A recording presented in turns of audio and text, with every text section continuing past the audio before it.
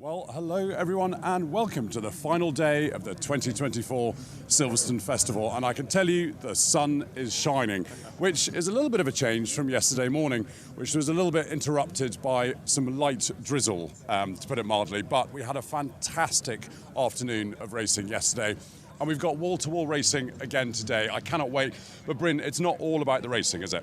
It certainly wasn't yesterday, was it? It was all about red flags yesterday morning. But as you say, lots of racing coming here today. No, it's not all about the racing, because on track there are some demonstrations. To start off with, there's the Ayrton Senna demonstration. Now, if you go to the wing and you go into the paddock at the wing, you'll find a whole array of Senna cars throughout the course of his career. From the one he made his debut into the car he made scored his first F1 points in. It's all there, and you can see some images right now.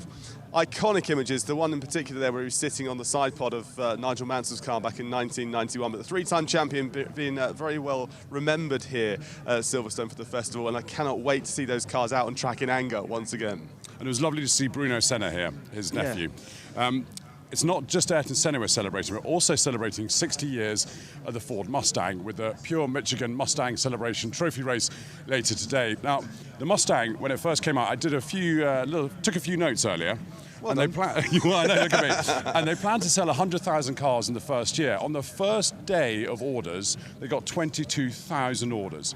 There was one car in Garland, Texas, where 15 people were bidding on it, and the guy that won it then slept in the car so that it wasn't sold from underneath him. That is how popular this car was back 60 years ago. They sold 417,000 cars in the first year, and within 2 years, there are 1 million of them on the roads. So don't go anywhere, because later this afternoon, we've got the Mustang Celebration race, and it will be absolutely fantastic. And on that, Pure Michigan and Visit Detroit have a stand here over in the centre part of the festival, and you can win a holiday for two people to Michigan. It's a fantastic thing. Go to the home of Motown, which I know you love. I can tell. Yeah, I think I'd go for the Mustangs. I know, and the home of the Mustang with the Henry Ford Museum. And on that as well, the first ever Mustang that rolled off the assembly line was sold by mistake to a pilot, and they had to somehow buy it back, and it does reside in that museum. So go and check out the Pure Michigan and Visit Detroit stand, because it is fantastic. But what else have we got? Well, let's have a quick look at the schedule here today, because it is action-packed from the off, kicking off at 9 o'clock this morning. Just a few minutes from now, we'll be underway with the historic Formula Junior.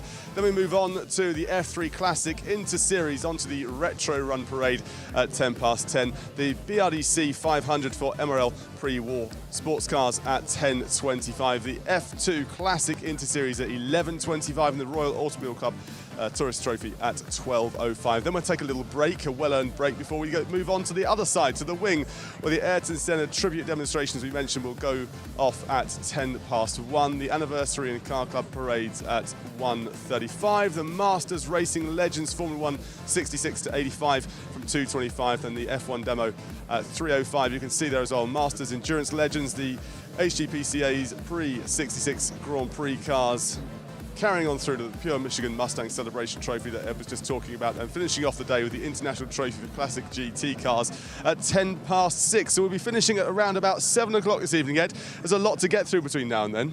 I can't wait. But look, we are surrounded by Formula Junior cars. They're first cars out on track, and they're all getting into their cars. So if you follow me, Henry. Thank you, Bryn. I'm going to go and find some people to talk to. So yesterday they got out on circuit, but just the visibility was so bad with so many of these cars in the pouring rain. We've got Andrew Hibbert up here. We've got Tim De Silva just getting strapped in. I haven't talked to Tim yet this weekend, so forgive me just for giving him 20 seconds to get strapped in, and we'll see if we can grab a word. So as you can see, it's quite a tight cockpit in there. These Formula Juniors were not known for their comfort. Really just miniature Grand Prix cars, and Formula Junior was the feeder series, launched in Italy, and it spread all over the world. It was so popular. It was across every continent. There were races every weekend, and some of the sport's biggest names came through Formula Junior. It did change to Formula 3, the 1 litre Formula 3 cars, and look at that, as if on cue. Tim, it's a very, very different day today. You must have looked out of the curtains this morning and had a wry smile. Yeah, very different day. Conditions are going to be a lot different, but that's part of what makes racing on this side of the world fun. You got different cars and very different conditions, so it keeps you on your toes. You're driving a lot of cars across the weekend, but surely the Formula Juniors must be some of the best handling.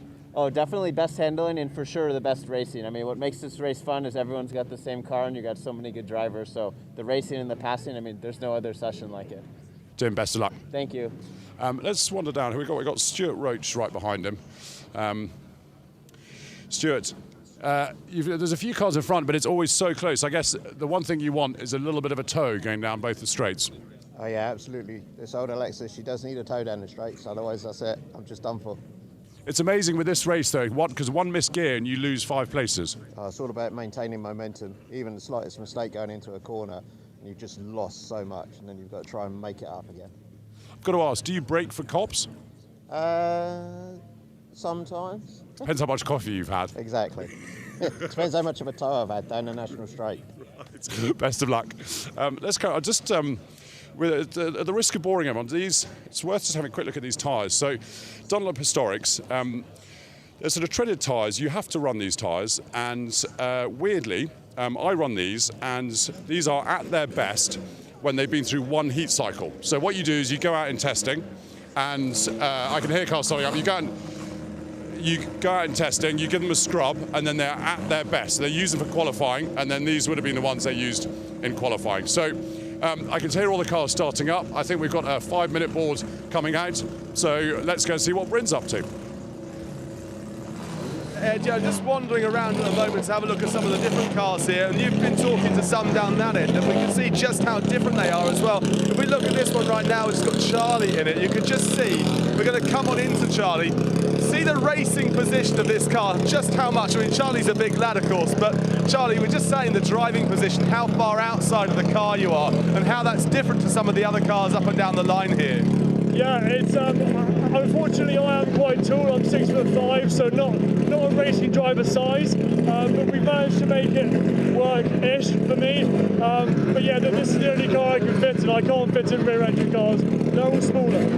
What is it like though? What's it like when you racing this thing around Silverstone? Because it feels like a precarious position to be in. I'm sorry, I missed that. I can't hear. Sorry. I didn't think you'd be able to. Start your engine up here. As you can hear, thanks, Johnny. It's very, very noisy here in the assembly area right now. So I have no idea where we're going to go. But let's find out. Maybe Ed's back with us, or maybe it's Ed's not.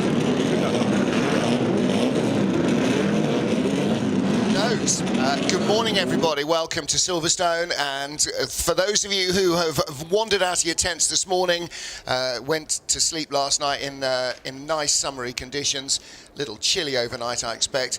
It is a chilly morning. It is mid-August here in Silverstone, the height of the British summer. It is at least dry as the Formula Juniors go out. And as we were just hearing from Ed and the drivers, these things, well, it's more than a morning coffee, it's more than a double espresso. This is a massive shot of adrenaline, and it really gets the blood pumping first thing in the morning. And we're only watching it. Martin Haven, Alistair Douglas up in the commentary booth for the rest of the weekend as well. And Alistair, we always look forward to these. These are the perfect cars to start any day's racing because they're always absolutely jumping. Yes, it's like a full English breakfast, isn't it? It's got all the bits you need, and Formula Junior has been, it was only around for 5 years, but in that 5 years there was a huge number of manufacturers, and we are seeing a lot of those out on track today. So Formula Junior, what was it all about? Historic Formula Junior celebrates the open-wheel category that became the launchpad for future Formula One stars like Jim Clark, who would go on to win 2 top-tier world championships after cutting his teeth in the juniors. Keep your eye out for the rear-engined Lotus 22s, a car Peter Arundel raced to the 1962 Formula Junior Championship. Also on show, you'll see the Brabham BT6, driven by the likes of future F1 world champion Denny Hulme in 1963. Time to enjoy the roar of the young lions.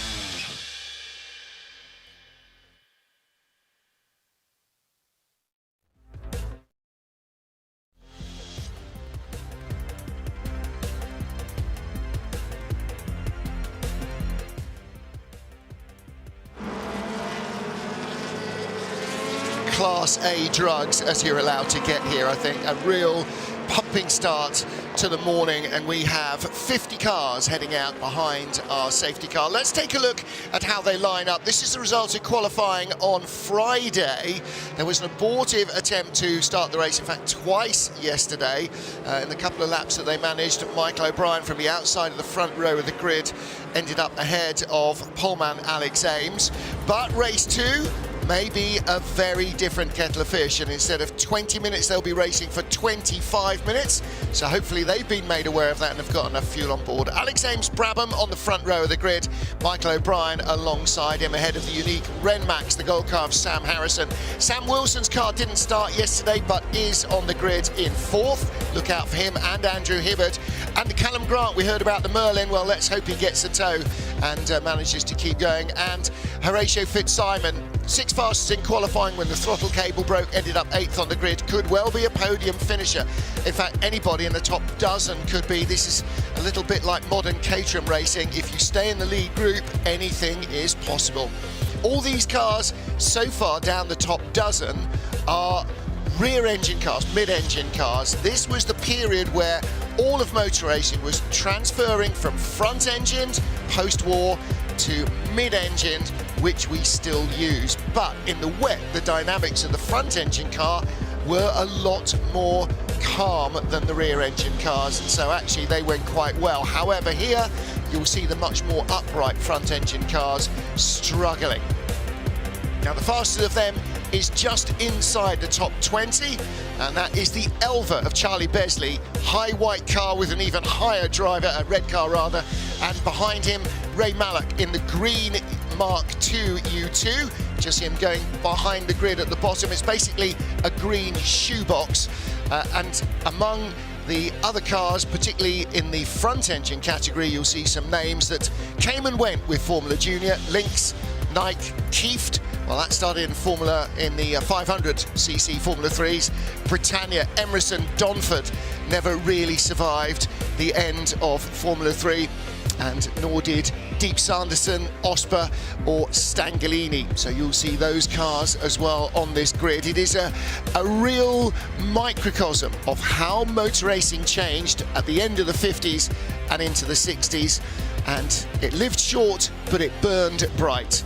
And it will burn bright once again this morning. Probably here at the festival, the biggest Formula Junior grids ever assembled, including in period. Don't think you'd ever have got 50 Formula Juniors at any racetrack anywhere, but it was a fairly widespread, not just British series, and it was very well taken up again on the continent. And in fact, you can see Michael O'Brien, the man on the outside the front row of the grid, his pale blue Lotus 27, one of the very newest cars, if you could call something from 1962 new, or the least elderly.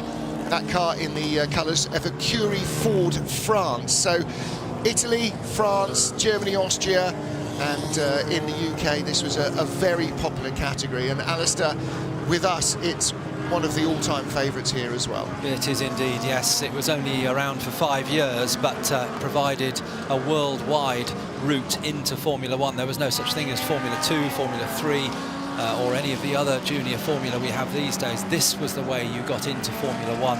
And in fact, some of the chassis we're seeing today had different engines added for Formula 1 racing. So the same chassis could have a smaller engine for juniors and the larger engine for Formula 1 Grand Prix racing. And that's why they do look like Formula 1 cars. At this time, Formula 1 was 1.5 litres, and so these cars 1.1 litre. It was the same chassis, bigger engine. You've got an F1 car. 400 kilos, the minimum weight for these cars. Not all of the front engine cars will make that, but it shows you how tiny they genuinely are. Lights are off on the RML SWB safety car. We are ready to send our Formula Juniors into battle. 25 minutes of frantic, rushing action. These tiny little devices rely on big slipstreams, minimum contact patch on the tyres. It is all action all the way.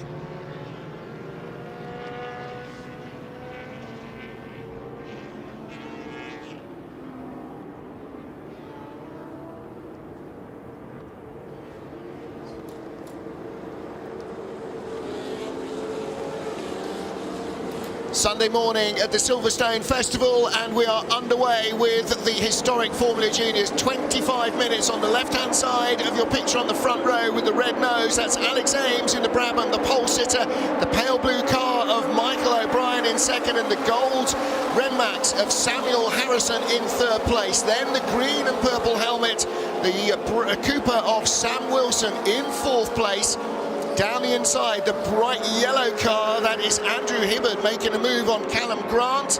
And there's a challenge for the lead, and already Michael O'Brien, one of the leading lights in this category, takes the lead, and the Renmax of Samuel Harrison on the inside as they come onto the Wellington straight, and look at them all trying to bunch up and grab the toe behind. And Sam Wilson coming up well. We didn't see him yesterday, fourth on the grid, and he's challenging for second place, almost four abreast into Brooklands. And Samuel Harrison, who is now in third place, Alex Ames in second, but slightly out of shot. There he is in the blue car. Michael O'Brien leads. The Merlin there of Callum Grant, the red and yellow car, in now fourth place. Fifth is Sam Wilson, and behind Sam Wilson, I think that might have been Horatio Fitzsimon. Yes, it is the yellow Lotus, Horatio Fitzsimon in sixth place. So all of our leading contenders in this lead group, and Sam Wilson loses another place. That's Horatio unusual. Fitzsimon moves up as they turn into Copse Corner. And you're right, unusual to see Sam Wilson go back, but he'll settle down, tuck in behind Horatio. Look at him, his nose is almost in the gearbox of the car in front. Horatio Fitzsimon had that broken throttle cable in qualifying, should have been challenging for the front row. And again, watch the yellow car, watch Horatio Fitzsimon's hands. Very, very busy. These cars with their tiny Dunlop CR65 treaded tyres. They don't have much weight, they don't have much power, they don't have much grip. What they do have is plenty of adrenaline pumping action, and three wide into Stowe, tucking up the inside, the red and yellow Merlin. Callum Grant making a really challenging move there, somehow finding room between his two rivals. He slots up into second place. That was an epic move. It was indeed, and we thought for a moment there was going to be a collision, but it wasn't there. All very respectful drivers. So now it's Michael O'Brien completing the end of the first lap. Callum Grant in second place in the Merlin. Third place is Alex Ames in third place as they've gone across the line, with Harrison, Fitzsimon and Wilson in there as well. Now, the timing screen, for some reason, not registering Michael O'Brien. He is the race leader. It's not Callum Grant in the red and yellow car, slotting through the inside, gaining one and going back down one again. That's Alex Ames. Car number 88, the dark blue car with that even darker purple noseband. Right behind the gold Renmax, Sam Harrison. That Renmax, not just a short-lived constructor, the number of cars made was exactly one. You're looking at it, that gold car. And down the inside, here comes the yellow car as well. And Horatio Fitzsimon slides through. This is motor racing snakes and ladders, isn't it? You can go up to or down to in the blink of an eye. And as they come through into Woodcote Corner onto the pit straight, as it was when these cars were current, it's of course the main pit straight now moved down to after Club Corner, and it's Michael O'Brien into Copse. Second place is the Merlin of Callum Grant. Third now Horatio Fitzsimon. Fourth Alex Ames. Sam Wilson manages to get back past Samuel Harrison as they go through Copse Corner and start the rise up to Maggots and then into the wonderful Beckett sweepers, and here they go now, and Sam Wilson just ahead of Samuel Harrison. He's looking for a way through. I suspect there'll be no challenge here at Beckett's, but maybe down into Stowe Corner where Samuel Harrison tries to outbrake Sam Wilson in the Renmax and the Cooper respectively. And as they're tussling here, the last car just about to make contact with the lead group. That's car number 4, Andrew Hibbard. A fraction behind him, Tim De Silva with the Tigger helmet. And they're just, as these guys tussle, 3 cars together and punching a bigger hole in the air than one car on its own. It actually allows the car behind just to get a little bit more of a slipstream. But the leaders are stretching their legs. Michael O'Brien now 1.47 seconds ahead of Callum Grant in the red and yellow machine. There's Michael O'Brien, there's Callum Grant behind, and he's got Alex Ames, Horatio Fitzsimon rather, in the yellow car closing in behind. So again, Horatio Fitzsimon for some reason not quite showing on the timing pile on the left-hand side, but The number Mark 1 human eyeball shows us the yellow car is battling in third place, looking to slot up into second, gets his nose through. These tiny little cars. Again, when we talked about that 3 wide going into Stowe, you thought, oh, this could all be very, very uncomfortable. Everybody's aware of how exposed you are in these cars. It's not just about the fact that if you bend it, you're going to have to pay to repair it because you're not a pro driver racing for a factory team. And that's why there's a really good degree of respect. It's self-preservation. This is more like motorcycle racing than modern car racing. And Sam Wilson makes up a place there, gets past Alex Ames coming into Brooklands. There's Samuel Harrison, and Samuel Harrison's going to spin. That is something you do not see very often. Samuel is an excellent driver and very careful, but he just nipped the corner a little bit too tight. The back came out and he couldn't save it. Meantime, at the front, Michael O'Brien is trying to make hay while the sun shines, literally here at Silverstone, with the battles going on behind, really helping Michael in the lead car open up a gap over Callum Grant, Horatio Fitzsimon and Alex Ames in the next group. Here, side by side, is Ames and Wilson as they go into Beckett's. Wilson gets ahead, so Sam Wilson just ahead of Alex Ames. Great stuff from Sam Wilson in that Cooper with the British Racing Green and the Cooper stripes. That's where they came from on the Mini Cooper that you're familiar with seeing. And there's been a change for second place. The yellow car of Horatio Fitzsimon ahead of Callum Grant and looking like he's just about breaking the toe. Sam Wilson with that Technicolor green and purple helmet now up into fourth place ahead of Alex Ames and Andrew Hibbard, car number 4. Hibbard right there and trying to find a way through. They haven't quite been joined by Tim De Silva, who's dropping a little bit back now as these lead 6 cars stretch their legs. Of course, all the way down the grid there will be similar battles fought out. We're looking at our leaders because that's what you do, but all the way down the order, lots and lots of different cars battling for position as well. Going to have a quick squeeze back and see where our leading front engine car is, and that might be Ray Mallock now in 20th place. So Ray Mallock now in his 7th decade and has handed over RML, the company he founded 40 years ago. They're celebrating their anniversary here to his son Michael Mallock, but Big Ray still racing one of the U2s that his father created back in the 1950s.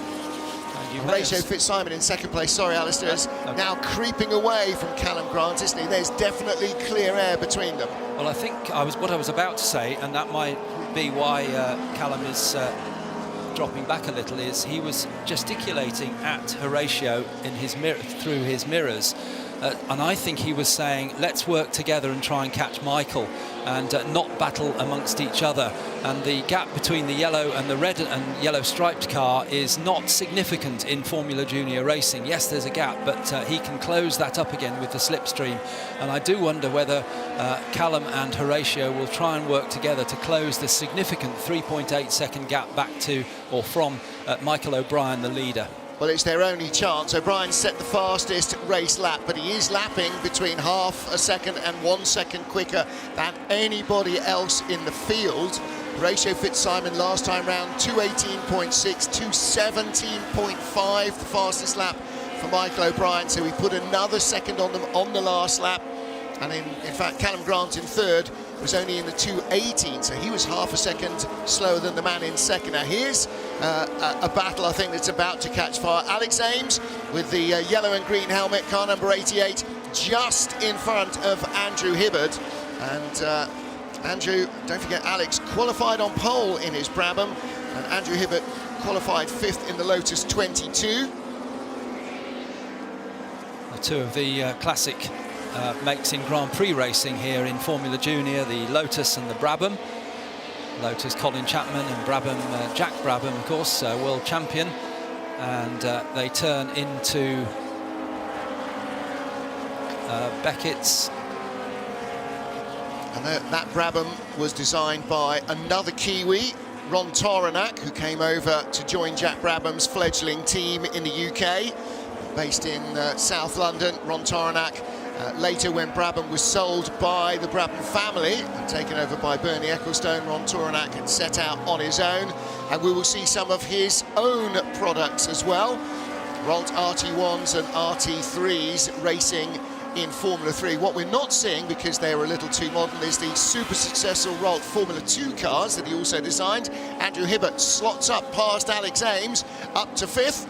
Carried a little too much speed in there, didn't he?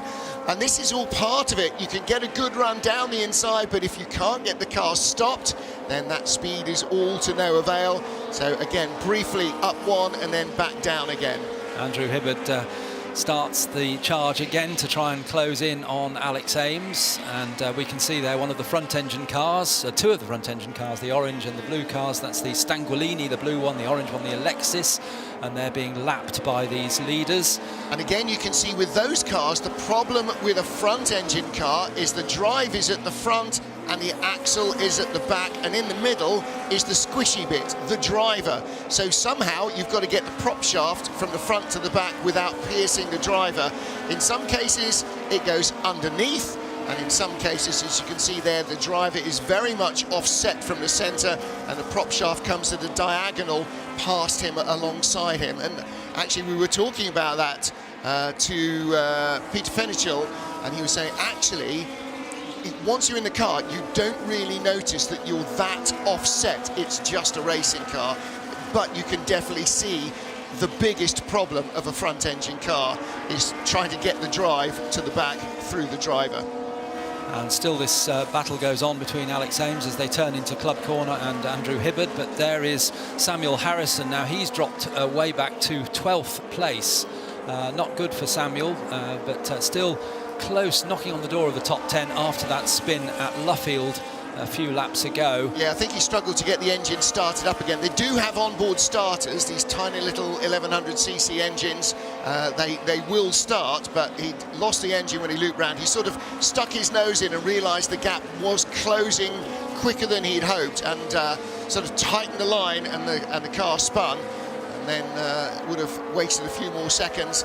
And of course, seconds here aren't just seconds, they're lifetimes when you're trying to get the engine to churn over and catch. And once it's hot, it's not very keen on doing that. He's right behind, he's behind the Stanguolini and Duncan Rabagliati in the Alexis, which is car number 7. There he is, Rabagliati, the leading light of making Historic Formula Junior what it is. He goes by them and was trying to catch the car in front of him, which was Nick Fennell in a little Lotus 22. Again, a slightly more modern car than those upright front engine cars. But he's going to have to close that gap again, isn't he? In fact, the reason that there was only one Renmax is that the builder of the car wanted really to build a Lotus 20. Couldn't get hold of one from the wanted a Lotus 20, couldn't get hold of one from the factory, so built the Renmax. But then he managed to buy a Lotus 22, which is the car that Samuel Harrison is now chasing. So he didn't build any more cars. Yeah. Why reinvent the wheel if Colin Chapman is doing it constantly for you? There is Horatio Fitzsimon, the bright yellow car, 114, and he is in second place, but already, pretty much 5 seconds behind Michael O'Brien in the Lotus 27. So Horatio Fitzsimon, his Brabham BT6. And again, I love the way that he's got, as you probably would have had in period, you know, the driver's name in big capital letters down the front of the car. He's got his name on there as well. And if you look at historic photos of Grand Prix racing in the 50s and the 60s, particularly in the 60s, you'll see Clark or Hill or Stewart very clearly written on the side of the car. And Horatio doing the same on his car. So there is the Brabham. These days you can hardly see the numbers on the Grand Prix cars, yeah. Never mind the names. Well, designers don't like that, do they? So he's gone out from 4.8 to 5.8 seconds behind on the last lap, so losing a further second to Michael O'Brien. You want to go that way, mate. Check your map. Little bit of a failure to proceed, I'm afraid. That is Ralph Carter. So Ralph, Lotus. Yeah. Lots of trouble, usually serious, of course, is the Lotus acronym. It's not actually what Lotus stands for, but became laughingly known as that. Samuel Harrison has got past Nick Fennell, and he's now challenging the Lucas Halusa, number 55, the white car there, and Samuel, I think, is going to get through on the inside. Yep. Lucas Halusa hand out of the cockpit in frustration. I don't know whether he's got an issue or not. It looks like, well, no, he's going. I thought he was slowing then, but he didn't, so he's not in trouble. Just going by the blue car of Sharon Edelman. Now, Sharon was on yesterday's grid but couldn't start, so her Brabham BT6 has been finished, or fixed, the same as Sam Wilson's Cooper. So luckily she didn't get into yesterday's aborted race, but she does get into this morning's sunny race. And they're right up behind 131, that's Dave Wall's Gemini. Mark II Gemini, so they lasted more than one series of cars. I think Lucas Halusa may well be in trouble, actually. We did suggest he might be. It looks like he is slow in the Lotus 22, maybe lost a gear, so he might be running in, say, third gear instead of being able to go up to top gear. Or maybe second to fourth, and that's a bit of a handicap as well. If you're missing that intermediate gear, particularly in the complex, you're probably over-revving it in second, then dying a death waiting for the revs to pick up in fourth. These cars not over-endowed with torque. And the next challenge for Samuel Harrison is Peter de la Roche, which is number 20, another of the Lotus cars, the white Lotus of Peter de la Roche. And the gap between them last time around was around 2 seconds, I think. So Samuel is there. We can see both cars now in screen. It is around about 2, maybe even 3 seconds between them as they come down into Stowe Corner. Yeah, Peter, the white car with the black noseband and stripe up the body. Car number 20, and as you said, the numbers here usually very easy to read, which fans and commentators alike are a big fan of, or are big fans of. Peter de la Roche in the club section of the track, coming round to complete another lap. We'll get then a readout on our timing screen of whether Samuel Harrison is closing in. And there he is, 6 seconds. Sorry, I thought it was nearer 2, but it's actually 6 seconds between them. So he's got a hard job on in the final 3 minutes of the race. Yeah, Peter only 0.4 of a second slower than Sam Harrison on that last lap. So he's definitely moving on. He's got a little bit of clear road in front of him. Sam Harrison had to get through some traffic, as we saw in the Beckett's S's. He will have clear road as well. So he's got this lap and one more. 2 minutes 40 on the clock. They're lapping in 2 minutes 19, but Michael O'Brien will get to the line before the clock counts down to 0. So there will be this one plus one more lap. Michael O'Brien leading by 6 seconds from Horatio Fitzsimon. Sam Wilson a further 4.5 seconds back in third place than Alex Ames. He's 5.6 seconds behind Wilson. And 5 seconds behind him is Andrew Hibbert, who's got Tim De Silva just 1 second behind. So the battle in the top 6 is really Tim De Silva trying to get on terms with Andrew Hibbert. And unusually for a Formula Junior, I mean, extraordinarily unusually, that normally there'd be a couple of seconds covering the top 6. But in the top 6, most of the gaps are not in single tenths or single seconds. They're in multiples of seconds, and that is unusual. It is indeed, and Michael O'Brien will, well, of course, he's a very experienced driver, even in modern GT racing, but also in historics, and he will know that if he could make the break at the start, when everybody else was challenging and battling amongst themselves, and make that break, he could probably pull away exactly as he's done. He's eased his pace a little now, 2:20.6 last time around. But he has crossed the line with 1 minute and 20 seconds to go, so it is the last lap. Battle for 9th place. Nick Fennell caught by... It's Lucas Halusa again, isn't it? It seems to have revived his whatever it was that was causing him problems. Well, they were sort of battling because Nick Fennell was behind him when we saw him throw his hand up in disgust. So on this quicker part of the circuit, if he is missing third gear, that may not be evident until here. Maybe he just missed a gear and was disgusted with himself and kind of threw his arms up. Right, okay, off you go, guys. But it does seem to be working okay. So I can't imagine that's all fourth gear from the Vale to Club. Of course, these cars with manual gearboxes, not a normal H-pattern gearbox, an H-pattern racing gearbox. But it will be a manual gearbox, little gear lever down by the driver's right-hand thigh.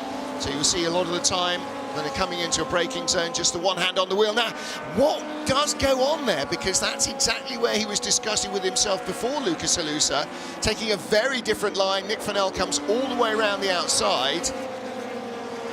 So are the brakes grabbing or something? I'm not quite sure what was going on. He went very dramatically over to the right. And that really didn't seem to work well. I don't think that was deliberate. Nick Fennell back up to 9th ahead of Lucas Halusa. But again, Lucas all over the back of him, seems to be stopping there. Not too many real problems. 47-degree car coming towards us, the familiar shape of a Lotus 18. And the leader going by, and he is now lapped up to 25th place. You think, oh, well, it's only 25th. That's half the field. There were 50 cars on the grid. He has passed 25 of the 50. Leader on the last lap. Time has run out for everybody in our Formula Junior opener for today, and it will be the checkered flag out for Michael O'Brien. He is a serial winner in this category, and he does it again. Claims victory here. He was in front when the red flags were thrown in driving rain yesterday. That race was abandoned, cancelled, and so the result does not stand, but he wins it here. Yesterday in second place at the red flags was Alex Ames, but on the road it's Horatio Fitzsimon in a yellow car who'll take second, and Sam Wilson some way back in the Cooper, waiting. He comes across the line in third ahead of Alex Ames, Andrew Hibbert and Tim De Silva. And this little battle, Nick Fennell and Lucas Halusa further back, but Peter Delaroche just gets ahead of Sam Harrison at the line. What was it going on to the final lap? 4 seconds or something? Yeah, he was 3 seconds a lap quicker. Yeah, came down to 0.3 at the line. That's an impressive recovery from Samuel Harrison, and Lucas Halusa out fumbling himself and or Nick Fennell to finish in 9th ahead of Fennell in 10th. So Rudiger Friedrichs coming across the line in 14th place and looking for our first front engine car. Let's see if we can find him. I think it is going to be Ray Mallock in 19th place in the square-rigged U2. So the fastest of the front engine cars, or the winner in the front engine category, coming to the line any minute now. As Michael O'Brien heads into the pit lane.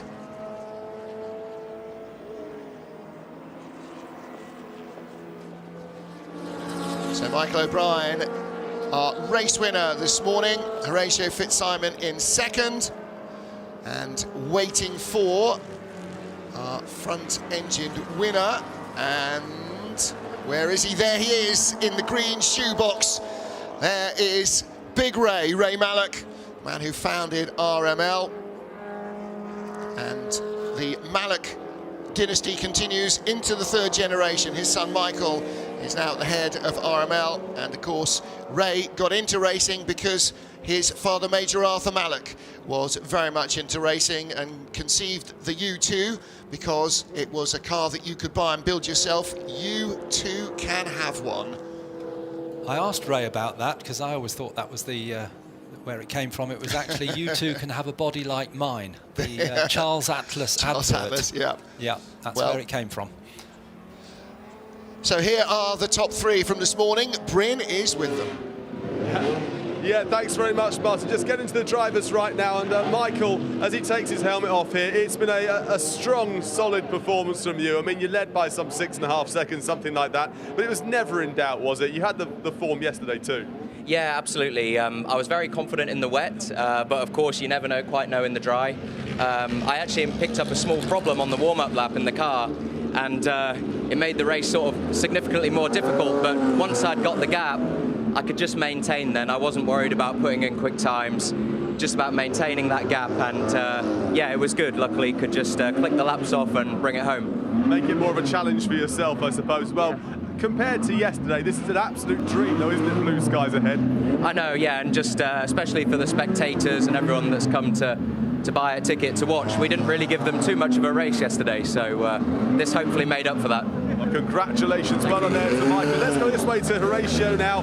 Horatio taking home the second place trophy, the second position. It was a hard-fought battle out there, a couple of spins ahead as well that maybe played into your hands a bit. Well, to be honest with you, I feel a bit cursed here. I keep having, every year I've done this, I've had a bit of bad luck. Didn't make it easy on myself coming from 8th, but I knew I had to get through the pack quickly. It's tricky first few laps, but once got into some clean air, we just couldn't match Michael's pace, I'm afraid. But still enjoyed it, good race, and yeah, glad we got to race today. You have the look of someone who's disappointed, though. Well, as I say, I feel cursed. We're always quick here when we're testing, and then last year the rocker broke in qualifying. This year the throttle cable snapped on my first lap. So I don't know. We'll maybe come back in the future and have unfinished business. If you're cursed and you finish second, it's not so bad. Look, well done. Thanks very much there to Horatio. Let's go now to our third place driver here, who's standing around just chatting to Michael here. What a great performance it was from you as well, that third place. It was around 6.5 seconds gap between first, second and third. Yeah, there was a big gap towards the end. I was being a bit more cautious through the traffic because poor old Callum got tripped up. I didn't want that to happen, so yeah, I hope he's okay. But yeah, just taking it cautiously on the last few laps because I wasn't being caught and I wasn't catching, so just brought it home. Must be lovely, though, to be out here at Silverstone with the sun shining down on you and the crowd as well. I mean, in this area there's not a huge crowd, but certainly in other areas there are. Yeah, it's fantastic. It's great atmosphere here, and you know, it's one of the best events in the world. So, no, it's fantastic. Podium time. Thanks, Sam. Thank you. Well, congratulations to our top three. Really interesting to see Horatio Fitzsimon, sort of like a Grand Prix driver, examining the tyres of Michael O'Brien's car at the end of the race. So Michael O'Brien, the clear winner, he made his break. Horatio Fitzsimon, yeah, it's starting to look like a man who wonders what he has to do to get some good luck here at Silverstone. Sam Wilson in third. We didn't see the incident he referred to with Callum Grant, but he did disappear in traffic. So he should have been in among our top 6, but did not finish the race. Alex Ames was 4th, ahead of Hibbert and De Silva. And our winning front engine driver, Ray Mallock, in 20th place. I'm sure Big Ray happy with that as well. RML, the firm, celebrating their 40th anniversary here. And some other names to country with: Keith, the Lynx, and the Britannia Domford, and the Elva of Charlie Besley. Didn't have the best of runs, unfortunately, Charlie. He was the top qualifying front engine car, but dropped down the order in the race. And as we said, just one car didn't start and 2 didn't finish, including, disappointingly for him, Callum Grant. We didn't see the incident, but clearly Sam Wilson did, because he was chasing Callum getting caught out in traffic. So hopefully the car is okay. It seems that the driver is.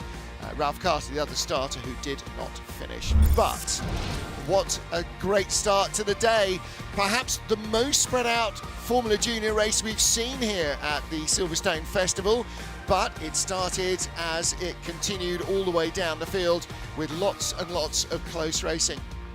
Alex Harrison catching himself out in the Renmax. Horatio Fitzsimon coming from 8th on the grid to 2nd. That was Harrison's moment where he just got pinched at the apex in Luffield. And Callum Grant in the red and yellow car with Horatio Fitzsimon.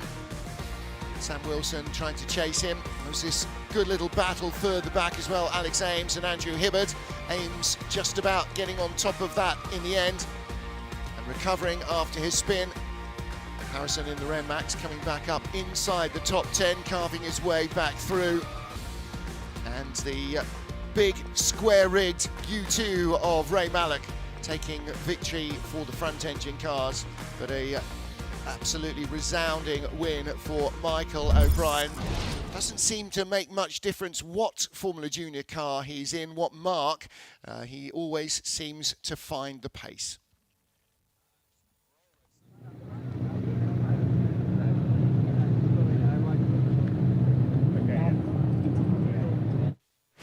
Welcome to the eBay Garage 2024. I'm just going to tell you a little bit about what you can experience when you visit us. See, I said when, not if, because I know you're going to come down. We've got 4 zones, okay, to explain to you, help you to understand that eBay should be your first consideration for car parts and accessories. So whether you've got a grand renovation planned or you're just replacing windscreen wipers, hubcaps, or something simple, here is where you want to come, or at least eBay is where you want to go. Okay, so what we're doing is we're bringing the website to life. The first thing you're going to do when you get here is you're going to enter your registration plate. You will do that so eBay can refine your search for car parts and accessories to those which will only work for your make and model, okay? Now, there are two main things we want you to understand when you come here. So come here with me, come here. When you put your license plate in, you will be part of something that is called eBay Assured Fit. This means that all the parts that come up will work for your make and model of car, okay? There will be no confusion, okay? That is eBay Assured Fit. What you can see here is people getting to understand what eBay Assured Fit is. It's a challenge by which you have to place car parts in the car, in the right place, in as quick a time as you can. The other message we want you to understand is it might be a bit daunting to put brand new car parts, new and expensive car parts, into your whip, your ride, your chariot. So they have something called certified recycled. This allows you to not only save the planet, but also save a bit of the money in your pocket, up to 70%. These are used car parts that are going to work in your car. And if you're not happy with the piece, you can send it back. Come down here if you're at home and not sure what to do, or call a friend and tell them, go visit the eBay garage and let us say hello to you.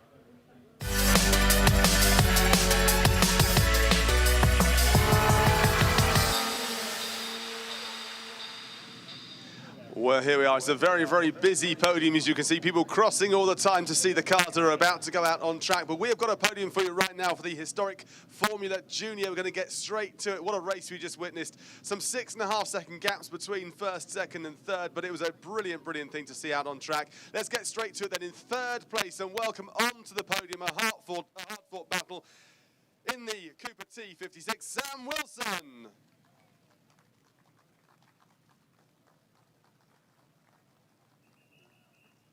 In second place in the Brabham BT6, Horatio Fitzsimon.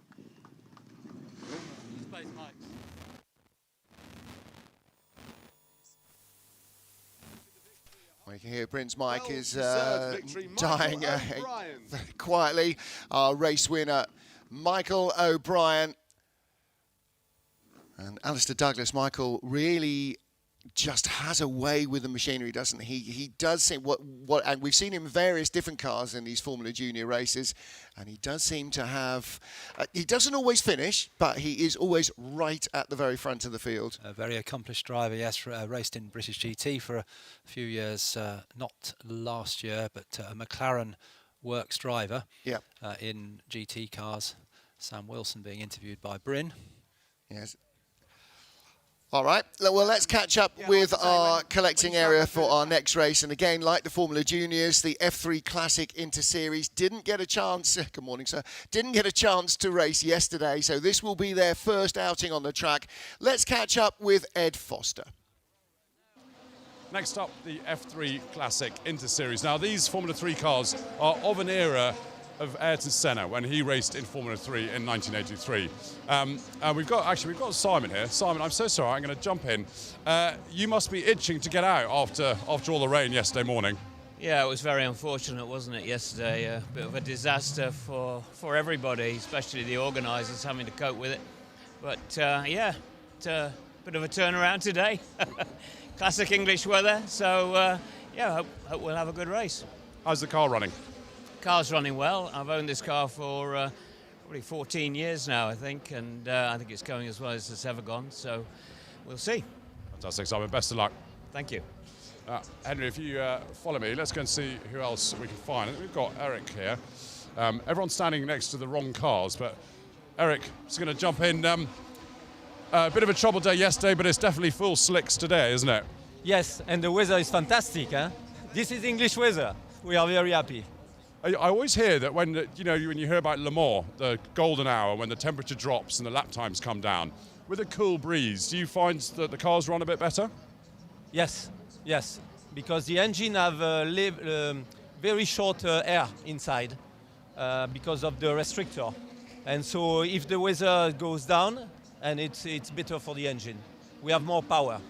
And how many hours do you get out of an engine? I think 2 seasons. I don't know, maybe, I don't know, I cannot say. We talk about kilometers, between 2,000 and 2,500 kilometers. Oh, it's pretty good. It makes an MGB look a bit rubbish. Well, look, I mean, you're up at the sharp end. What's the plan? The plan is to stay on the track, and I would like to finish, yes, and in front, if it's possible, yes. Eric, best of luck. Thank you. Thank you.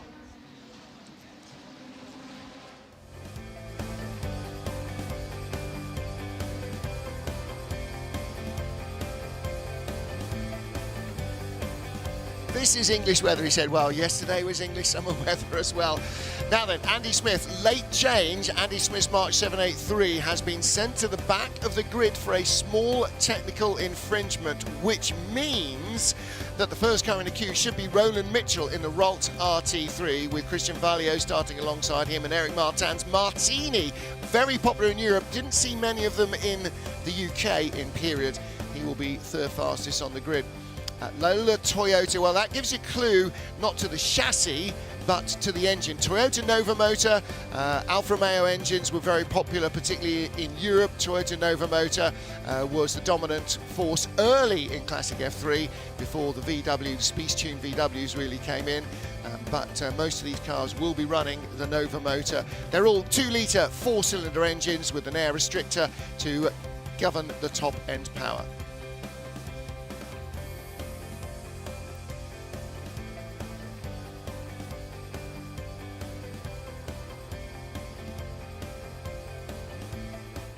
Cars heading around on their formation lap to just get a little look at the Silverstone circuit this morning.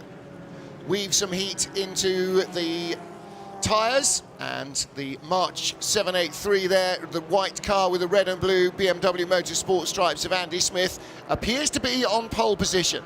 So either we were fed some duff information or he has not been fed the correct information. We were told that just now that he'd be sent to the back of the grid for a quote, small technical infringement, but it seems that maybe that has been appealed. So it will be Andy Smith's March and the Rolt of Richard Mitchell. And those pictures you see of Ayrton Senna and Martin Brundle in the classic British Formula 3 Championship squabbles that they had, then almost all the field was in Ron Taranak's Rolt RT3 until the advent of Dallara with the 382, one of which you will see at the back of the grid, Angelo Grasso's car number 93.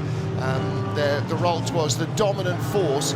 Yes, Martini and a few others. March had cars out in the early days of Formula 3, but once the RT3 came over, proper ground effect car, it absolutely ruled the roost.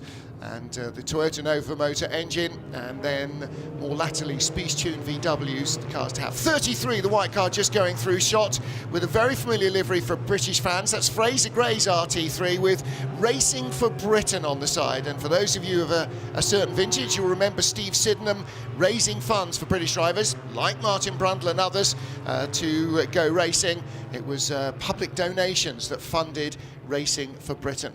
So we are ready now to unleash our Formula 3 cars.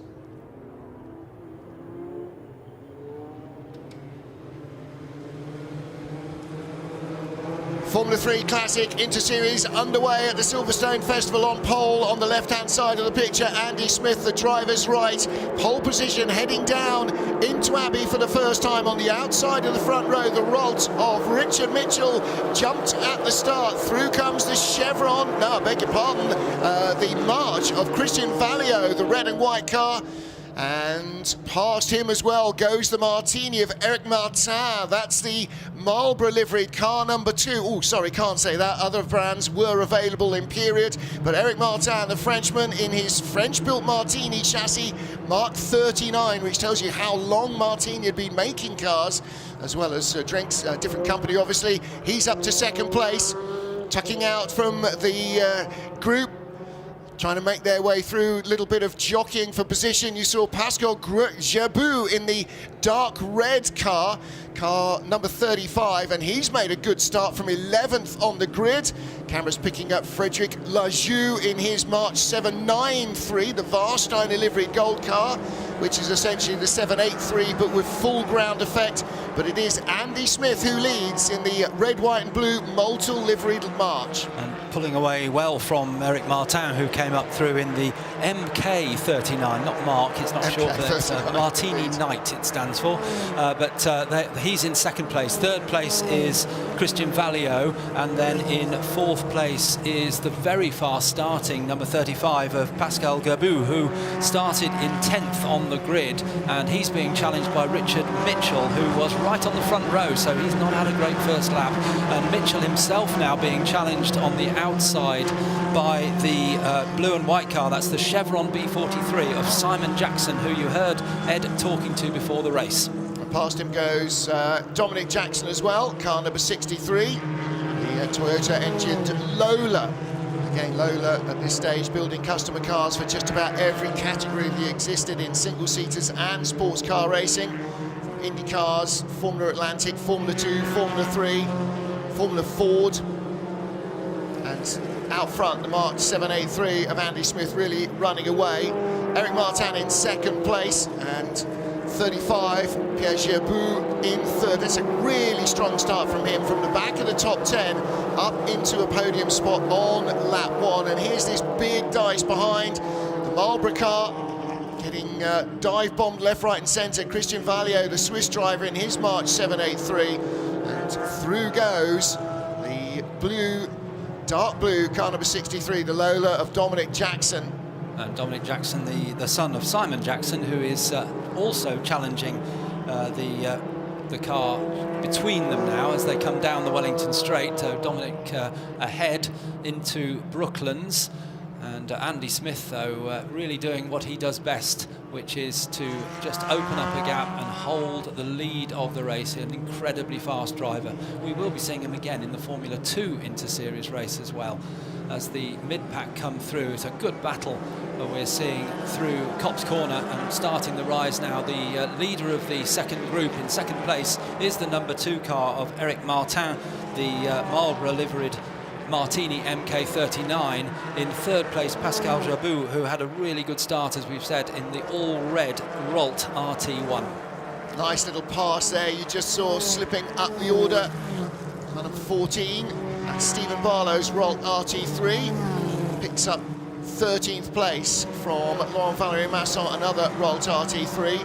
So those cars, early 80s, some of these cars, you can see the race leader, 1978 March. And the Martini, again, that is early 80s as well, really much on a par. The red car in third place is the first of Ron Toronac's own designs. That's a Rolt RT1, very different looking thing to the RT3, with a big shovel nose, which was so popular for generating downforce at the end of the 70s. And the car right behind him, very similar. But when you look at the RT3, it's got a much more modern look, a narrow pointed nose with individual front winglets. You can see that car looks to be from a whole different era. So you can see the Rolts, the red car, the Chevron right behind, rather, the blue car. Again, that very similar wide nose, but the Martini with a narrow nose. And of course, that means with that narrow nose and those little winglets, that means that was a ground effect car, because you want the air to go through, whereas with the wide noses, it was to generate downforce over the whole of the front bodywork. So you can see again the difference between the pre-downforce cars and then the downforce cars with the narrow noses and the little winglets at the front. And the battle coming down for third place is Dominic Jackson in the Lola, challenging the third placed car in the all-red car number 35 of Pascal Jabou. That's the Rout. So it's Eric Broadley versus Ron Toranak, two of the great race car designers of this era as they come through. And in fact, Dominic Jackson gets ahead at Luffield. So Dominic Jackson moves up into third place. Pascal Jabou, after that stunning start, drops to fourth place. but very much still in contention. Yeah, and just ran a little wide there in Luffield and left the door open on the inside, and Dominic Jackson wasn't going to say no to that, was he? It was an open invitation, but now Jabou is in the slipstream as they come through Maggots over the rise and dropping down into the Beckett's S's. Of course, now he's in the turbulent air behind the car in front, so his aerodynamics, as much as they are, will work a little less well. And he's just dropping a little behind. He had been holding off Dominic Jackson. Simon Jackson behind the white car with the blue car with the white superstructure ahead of the Warsteiner March behind him.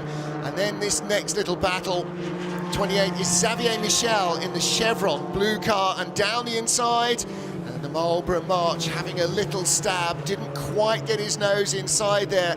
Christian Valliot, the Swiss driver, but having a look. The Warsteiner livery, very familiar for all sorts of fans of 70s and early 80s, mid-80s German racing. Warsteiner Beer Company sponsoring lots and lots of different cars and teams over the years. Very distinctive, and in fact, Warsteiner 0.0%. That's a slightly more modern. I don't think they went in for non-alcohol beer in the 70s. Perish the thought. And we need to keep an eye now on second and third places, because now Dominic Jackson has managed to get past the car of Pascal Jabou. He is now on the track immediately behind Eric Martin. It was 1.2 seconds at the line, and their lap time's very similar, but I wonder now whether Dominic will be able to go a little bit quicker and start to close that gap on the red and white car. Yeah, he should have some clear air in third place now that he didn't have before. Great view of the different rear ends of these cars as well. That sort of reflects whether they were pre-ground effect or ground effect. Again, here, look at the rake on these pre-ground effect cars. The rear end is up, the nose is down, and that's to use the bodywork to generate downforce as well and to get a little bit of rear roll into the car. But when you've got the ground effect cars, then a very much more level platform is required. And you can see the 33, the Racing for Britain Ralt, and car number 3 behind it, and car number 22. So 3 Ralt RT3s, 4 Ralt RT3s in a row. In fact, a very much lower ground clearance to the cars. Race leader halfway down the Hanger Straight, looking for the battle for second. Eric Martin in second place, and in third place is Dominic Jackson. Last time round, 2:10.14 for Martin in second, 2:10.12 for Jackson in third, but that was when he was struggling to get by Pascal Jabou. So having got clear, let's see what he produces. The race leader last time round, our pole sitter Andy Smith, did a 2:07.2. He's now down to a 2:06.7 at the end of this lap. So getting quicker and quicker and building a much bigger lead. But as the second place battle comes across the line, it's gone from 1.7 to 0.7 seconds, and both of them lapping very quickly. But in second place, the Marlborough liveried car number 2, Eric Martin, not as quick as Dominic Jackson behind him. The blue Lola is definitely reeling in the Martini in front. Well, the first chance now for Dominic Jackson, but I don't think he's close enough, will be at the end of the Wellington Straight into Brooklands. He's probably too far behind, so he'll stay in the slipstream as they come down the long Wellington Straight, just to maximise the aerodynamic effect that he can get. And they both squirrel under braking. They're both leaving their braking till the last possible moment into Brooklands. Now they go through the long double apex right-hander at Luffield, which takes them out onto Woodcote Corner and then the Heritage Pit Straight, and then out down towards Copse. There's been a spin for Pascal Jabou, who was in 4th place and has now plummeted down to 16th. And so he has disappeared. No, he hasn't. You can see him there. The eyeball does not lie. He's still in 4th place. The timing screen is playing games with us. So Pascal Jabou, the red car behind this battle for second, remains where he was. And Simon Jackson in 5th place, ahead of car number 21, Frederic Lejoux in the Warsteiner March, and then the slew of Ralts. So in fact, the older cars here going better than the more modern machinery, and that's not necessarily the way you might expect it to be. You would think something that's a bit more highly developed from the early to mid 1980s would be going better than a car nearly 10 years older. And then the Marchers and the older cars have got maybe another 10 more years development in them than the Rolls. Eric Martin and indeed Dominic Jackson having to make their way. In fact, I was about to say Eric Martin been slightly held up there, but the worst out of that went to Dominic Jackson. He got held up behind the slower car, not the fault of that slower car. That was Neil Jenkins. There's nowhere he could go in club corner, so Dominic Jackson loses a little time, and I think that's gone from 0.6 at the line, and it'll be more like 1.6 now. This is Christian Vallio, just ahead of 33, the Racing for Britain Rolt. And that is our class leader for the ground effect cars, which of course are not running ground effect any longer. They don't have the skirts that would have been hugging the ground, and a change of position, diving through on the inside, car number 3. So that is a change for the class lead. Fraser Gray in the white car was in front, and has just been dive bombed by Richard Mitchell, who started on the outside of the front row of the grid. So Richard Mitchell started in second place and has just taken and just loses 10th again. So great little battle going on there, and there is trouble, unfortunately. Car number 18, Bert Tinkler's Chevron B47 in the gravel, and that might mean that with just under 13 minutes remaining, we could be heading towards a safety car.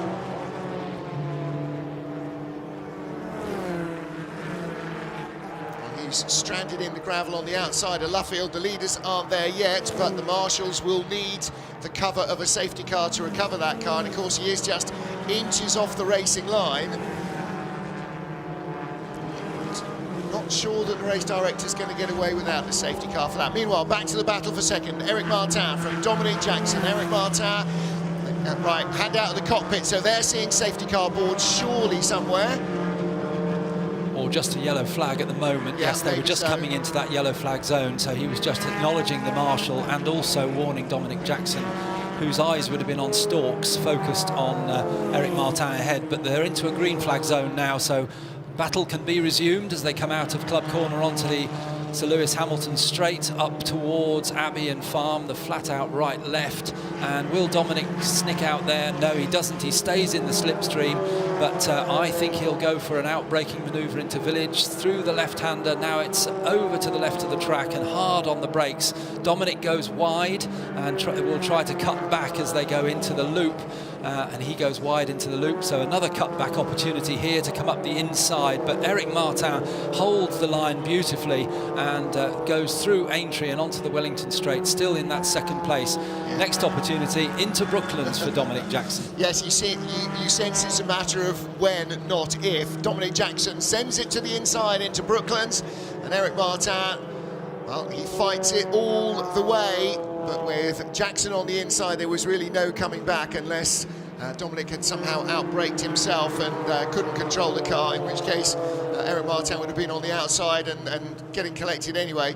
Martin's helmet, shades of Philippe Alliot, I think, in his helmet colours, and not quite the same, but certainly he's got the red, white and blue and that kind of very interesting looking helmet. Down to third place, Dominic Jackson up to second then. Will he be able to start to ease away?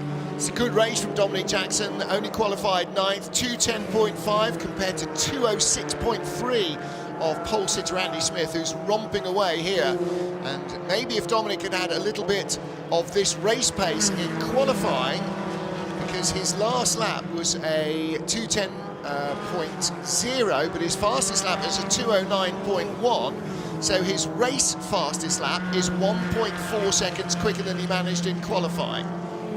Well, there you go. So didn't have the best of qualifying. If he'd started at the front, then I think quite possibly Andy Smith might be having a much tougher battle on his hands. Smith is quicker though. He's gone quicker. The only man below a 2:09. He's had a 2:06.7 as his fastest lap, the race leader, and is currently still lapping in the 2:08.0s.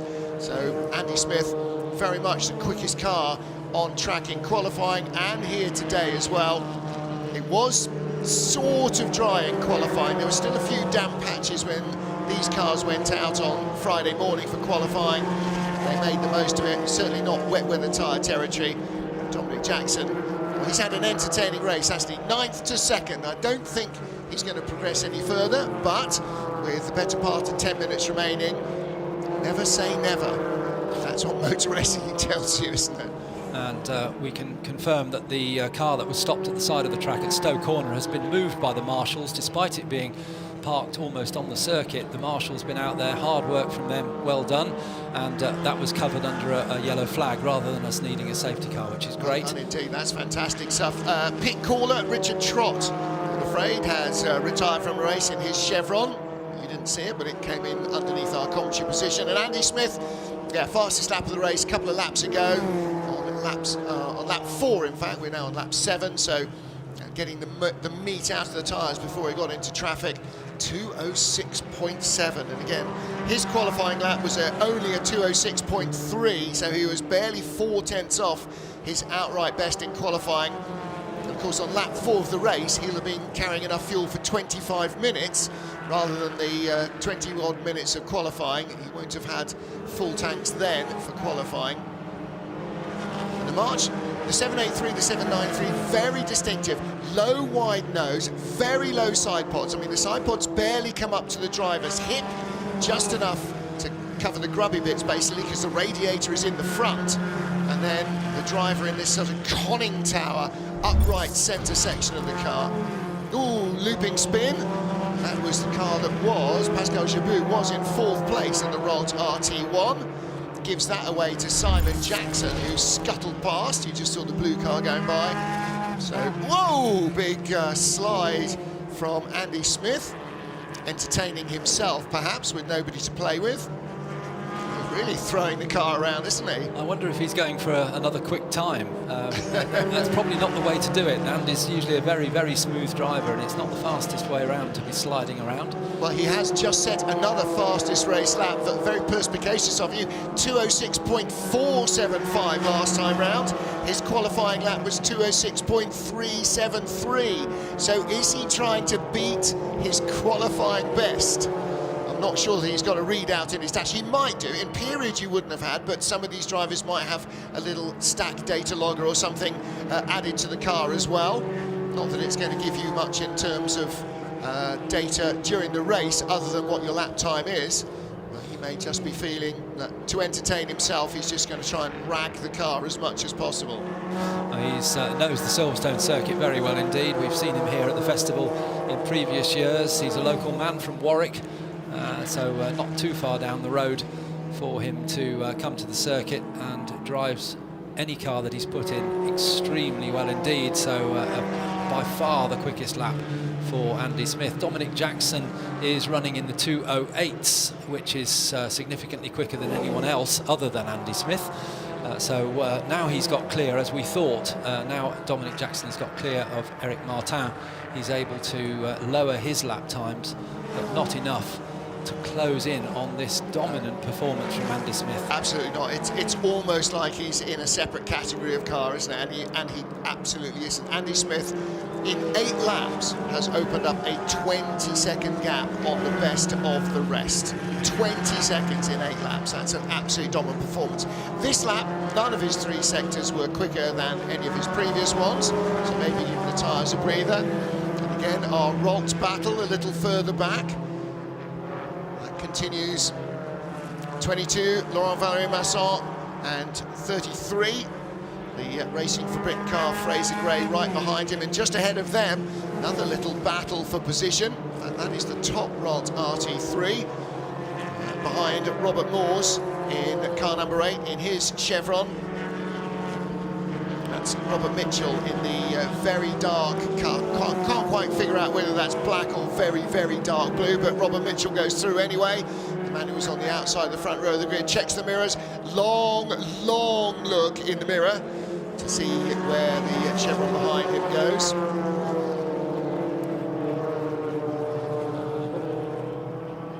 Through the to the tight right at Village, then up to the loop. Richard Mitchell, I think he must have had a problem off screen. We didn't spot that. He dropped back down the order, having qualified second. Well, he was just going backwards at the start, Yes, and I wonder whether he hadn't got heat in the tyres, or whether he hadn't got heat in the brakes, or whether the tyre pressures weren't quite set right for today's temperature. I mean, it's probably quite a lot colder track temperature and certainly air temperature than it was in qualifying on Friday. Friday was a bit more of a, in fact, yesterday was a warmer morning, although unbelievably wet. Today is really quite chilly, as I'm sure everybody who camped overnight will be very happy to give us chapter and verse on. You should think that was clothes on in the sleeping bag last night. Richard Mitchell easing his way a little further back up the order. Now up into 6th position, 7th position. Is he going to catch Xavier Michel? What's the gap? No, it's 7 seconds. He's really not, is he? I don't think. There's another Alfa Romeo logo on the nose of that run, so not a Toyota Nova motor, but the Alfa 4-cylinder engine. And, it sort of was swings and roundabouts. Alfa were very popular across Formula 3 racing in Europe, and the Toyota Nova motor really sort of held sway. Then Neil Brown Mugen, the Speed Tune VWs, and there were a few other.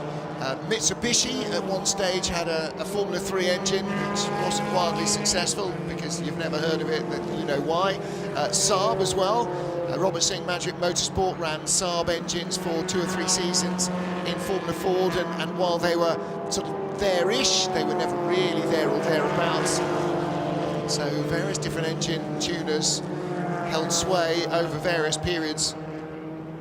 And certainly British Formula 3 Championship titles won by Toyota engines, won by Mugen engines, won by VW engines.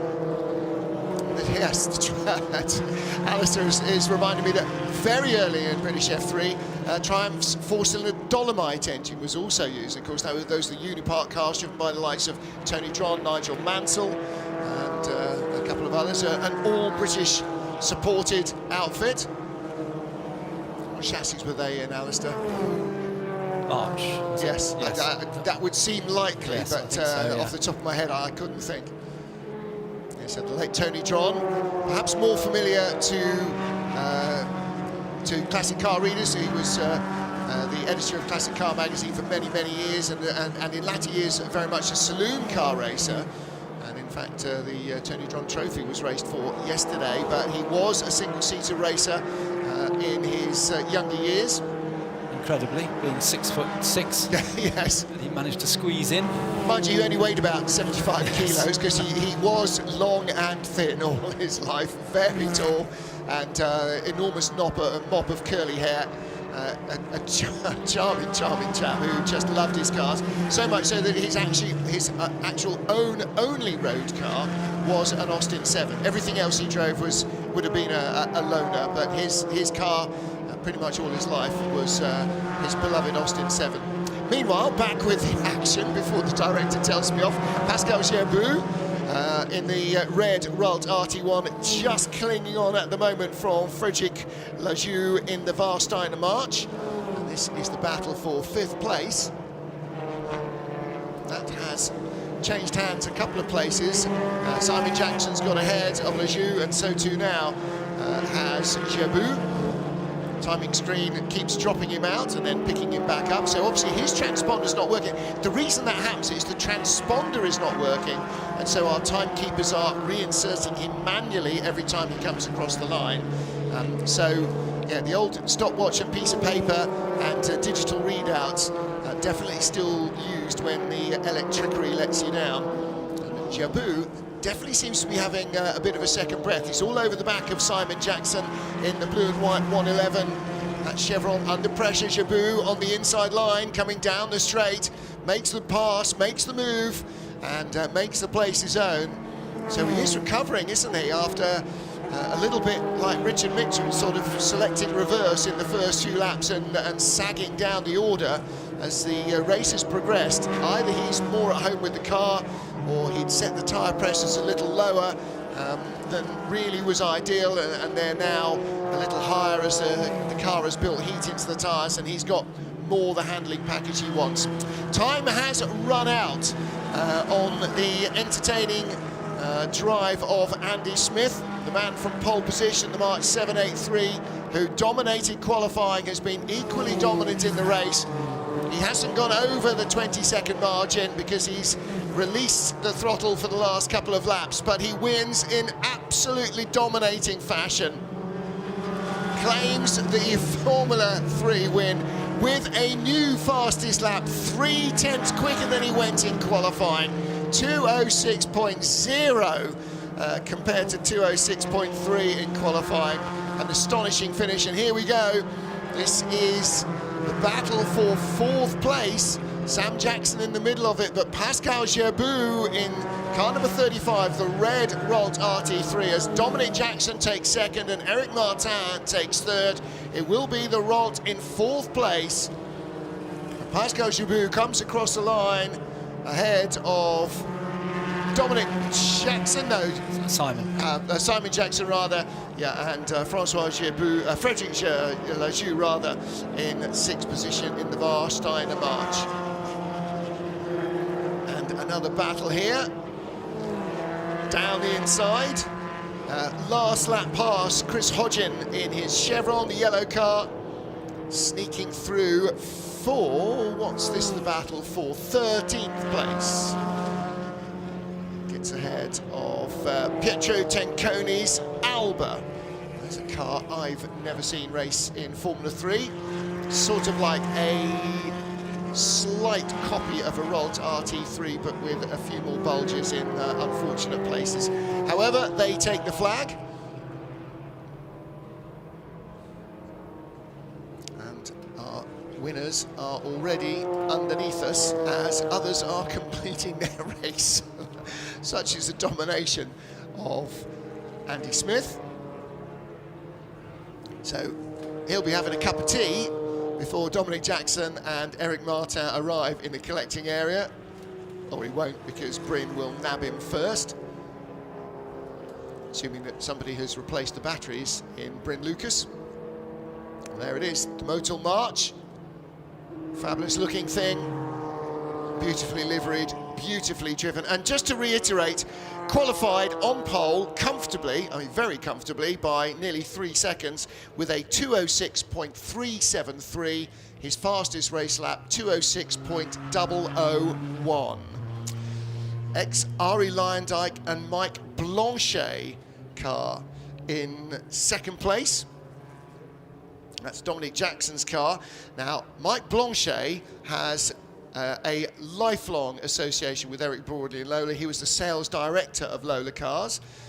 And Ari Lyondike, of course, the Flying Dutchman, went on to win the Indy 500, be an extremely successful IndyCar driver. And there, Eric Martin with the Martini MK39. And Mike Knight is the knight in Martini, isn't he? Who ran the Winfield Racing School in France as well for many, many years. Well, Bryn Lucas is there. Let's hope they've put him on recharge, and we'll hear, hopefully, from our top 3 drivers. Hey, I run on that unleaded. Thanks very much there, Martin. What a great victory that was for you, wasn't it? And the lap was extraordinary quick as well. It was quicker than your qualifying time. Was that the last lap? I don't know if it counts because I crossed the line off the track. So the last lap I thought I'll try and do a Max Verstappen and really, really push. And yeah, carried a bit too much speed out of the last corner and crossed the line off the track. But it was a good race. I did a bit of sort of conserving tyres and fuel mid-race, and then at the end I thought just, yeah, go for it. In commentary they described it as dominant, and I think that is how we have to describe it really. It was just looked completely all yours all the way through. The car was perfect. When you get a car that's set up like that does everything you want it to, it's a beautiful thing to drive, and it makes the driver's job quite easy. It's quite nice to watch as well. Well done. Thank you very much indeed. Let's move on to 2nd place then. Let's see, Dominic is just here. Come step round for us, Dominic. What a great performance from you as well. I mean, you had a bit of a battle there for a while, didn't you? But once you got past, that was it. Yeah, I thought we, myself and the 3rd place guy would have been a bit closer all the way through, but I managed to drop him. So I'm learning really as I go, so each lap was more useful. You had a couple of attempts to get past, you were nibbling away there, then you found a bit of clear air and you're able to gap him at the end there. But for yourself, it's nice to get this time out on track and maybe have no huge events to have to deal with. Yeah, after the first 4 or 5 laps, it was basically a test session, and Andy was miles ahead, so I just wanted to keep on a decent pace in case he had an issue and bring it home. Well done, well done. Let's go to third place then, just down here to Eric. Just mention that incident or that moment there where you were ahead and you were doing all you could to stop him getting past, but once he was alongside, there was nothing you could do. No, nothing I can do. They were too quick. Those 2 gentlemen, it was very difficult. And also the track is so quick, and it's very difficult for us because normally we race on tracks where the turns are shorter. So here you have to think that you can go, and it's always difficult. Fast and flowing, isn't it, around here? And also in the sunshine, these are very different conditions to yesterday. Yes, we were sad not to practice yesterday, but it was too dangerous anyway, so I think it was the right decision. Great stuff. It's podium time. Thank you. Well done. Thank you very much. Thank you. Well, yeah, Eric Martin, used to racing in the shorter European circuits, but made a very good fist of that. Pascal Jabou, by the way, in 4th place. The rule is that if you don't have a working transponder, you're given a 30-second penalty. So he crossed the line in 4th place, may not hold that, but it won't affect our podium. And Andy Smith, well, he may have crossed the line off the track, but a 2:06.001 is comfortably the quickest lap anybody has done in a Formula 3 car here. Probably for many years. That's an astonishing performance. And while Dominic Jackson is learning with every mile in the car, Andy Smith is just improving with every mile. Fantastic stuff. Well, some really entertaining stuff. And again, for those of you in the audience who were around to watch Formula 3 in the heydays of the 70s and the 80s, just a little bit of feel-good factor there as well.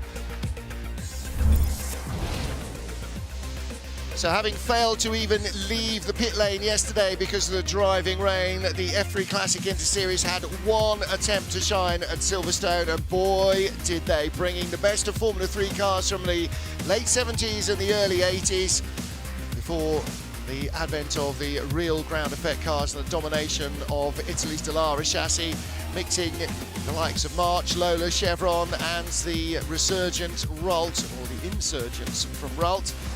Entertaining stuff on the full Silverstone Grand Prix circuit. These cars really stretching their legs.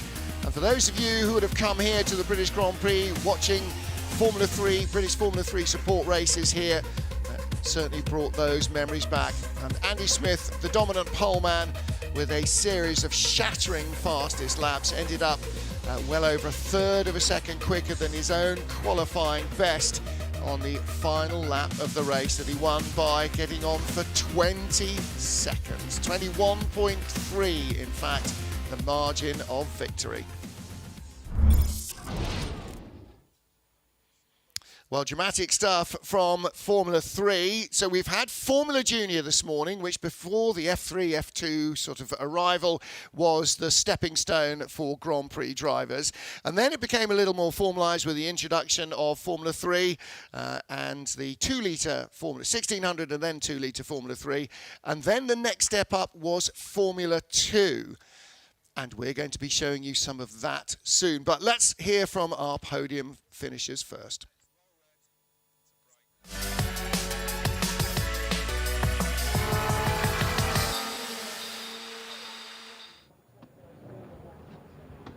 Oh, that wasn't very good, was it? Never mind, we're not here for my beanbag prowess. We're here to find out about pure Michigan and visit Detroit. When you think of Detroit, you think of Motor City and Motown, and Michigan itself, well, what a state it is too. And to tell us more, I'm delighted to have Yolanda Fletcher here. Great to see you. Oh, lovely to see you too. We're absolutely thrilled to be here. Why are you here then? Why have you come to the Silverstone Festival? Well, it's the 60th anniversary of the Ford Mustang. The Ford Mustang was built in Detroit. So we are here to celebrate that with all those Mustang owners and all the good people coming through the show over the next 3 days. And the big race as well, the icing on the very top of a very, very nice cake as well. Now, mention Detroit synonymous with Motor City, with Mustang, as you say, and what a beautiful Mustang you've got here on your stand, but also Motown too. What is it that is so amazing? It's very hard for you to answer this. So amazing about Michigan itself. Oh, there's really so much, and but we love the fact that we're the birthplace of Motown music. Everyone can go to the original recording studio and see where those big stars, you know, Diana Ross, Stevie Wonder, all recorded in that original place. So it's pretty cool to see that. but also going to the Henry Ford Museum. It will take you 2.5 days to go around the whole museum. You can also see where the Ford F-150 truck is made. So it's really, really a lot to do. And then you can go up the side of the lake of Lake Michigan and go up to Traverse City, sip some wine, and enjoy lots of cherries, that we are the biggest cherry supplier in the USA.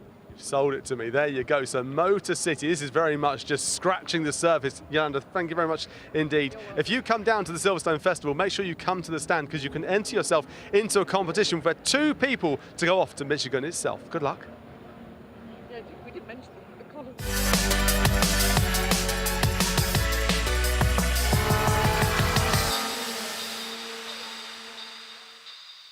Once again, it is podium time here. We've just witnessed a fantastic race in the F3 Classic Inter Series. 2 classes to get through for the podiums, but we're going to go to what we saw on track. So let's go straight to it, shall we, for the podium here. And in 3rd place, what a performance, Eric Martin. Well done to him. Congratulations. 2nd place on track then, Dominic Jackson. And our victor, Andy Smith. Driving the March 783. Dominant display there from Andy. Great drives throughout, though, I'm sure you'll agree. And let's have a quick pose, everyone. Give him a cheer as well. Your podium for the F3 Classic Inter Series.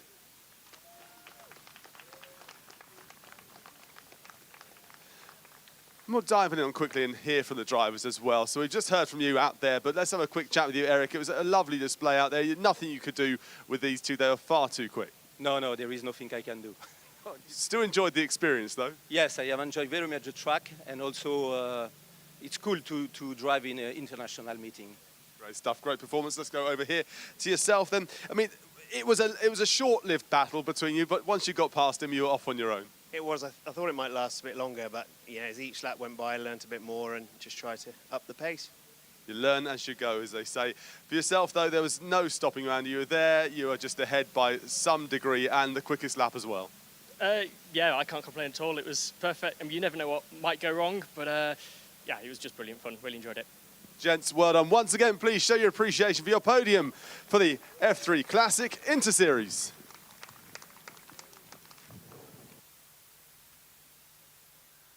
Well done, guys. And the cars on track at the moment are, yeah, not historic races. Well done for spotting that. These are the cars and drivers who have been on the 2024 Retro Run.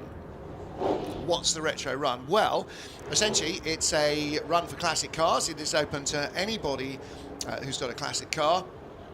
And you can take part in, sign up for and take part in the Retro Run. There's a glorious Bond bug.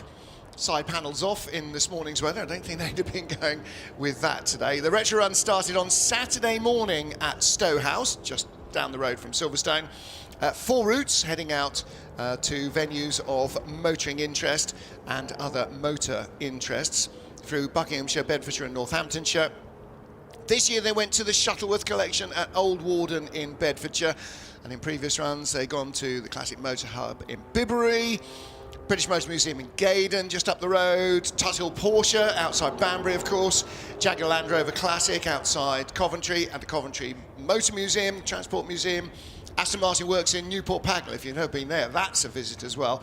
A lot of other motor-relating attractions have been visited as well. It's been running for about a decade, one of the oldest regular classic car runs in the country. And entrants have come from across Europe. This year, entrants from Ireland, Scotland, Germany, Belgium, France, and the Netherlands, as well as from England and Wales. Eligible vehicles got to be 20 years old or older, 110 cars in this year's Retro Run, and if you want to go into the 2025 Retro Run, look at the Silverstone website for when they open entries. 30 different marques this year, the oldest of which come from 1954. You can just see 1954 split screen Morris Minor, one of the 2 oldest cars there. A Morris Minor, the Jaguar XK140 you'll see in the queue. And for anybody who knows what it looks like, a 1954 Swallow Duretti as well, which is a Triumph engine special. You see things like the Hillman Imp there, behind a 412 Ferrari and ahead of some Porsches. So we have got Toyotas, Mazdas, Nissans, a couple of Mitsubishis, Corvette Stingrays, a couple of Dodge Challengers, 3 Ferraris, 3 Maseratis, an Alfa Romeo, which amazingly made it round, Alpine, BMW, Mercedes cars, as well as lots and lots of British classics, MGs, Triumphs, Jaguars, you saw a few of those, SD1 Rover, Volvo Estate 145 Estate, of course, an absolute all-time classic that everybody would be proud to own, Morris Minors, Hillman Imp, highly modified Hillman Imps as well, handsome looking thing, Austins, all sorts of classic cars. So loads and loads of different cars. So look out for the 2025 Retro Run entries opening. While you're here and while you're not hiding from slicing rain, why not head off down to the Foodie Fest? There is the tasting tent, masterclass with really good sausages. If you're late for breakfast, that's on in about 20 minutes. The Silverstone Kitchen Live will be out there as well. Il Cafe and Tosest Cheese will be in the tasting tent. And then some of our star chef, Chick Pagmar, will be the first on stage in the Silverstone Kitchen. Dean Edwards at lunchtime. And then Chiggs and Dean again reappearing later in the afternoon.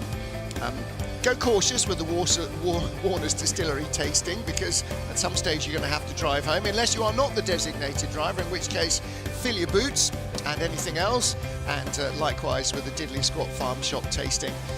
And then the stage will finish off at 16:30, our final appearances in the Kitchen Live. So we've had Formula Junior, we have had Formula 3.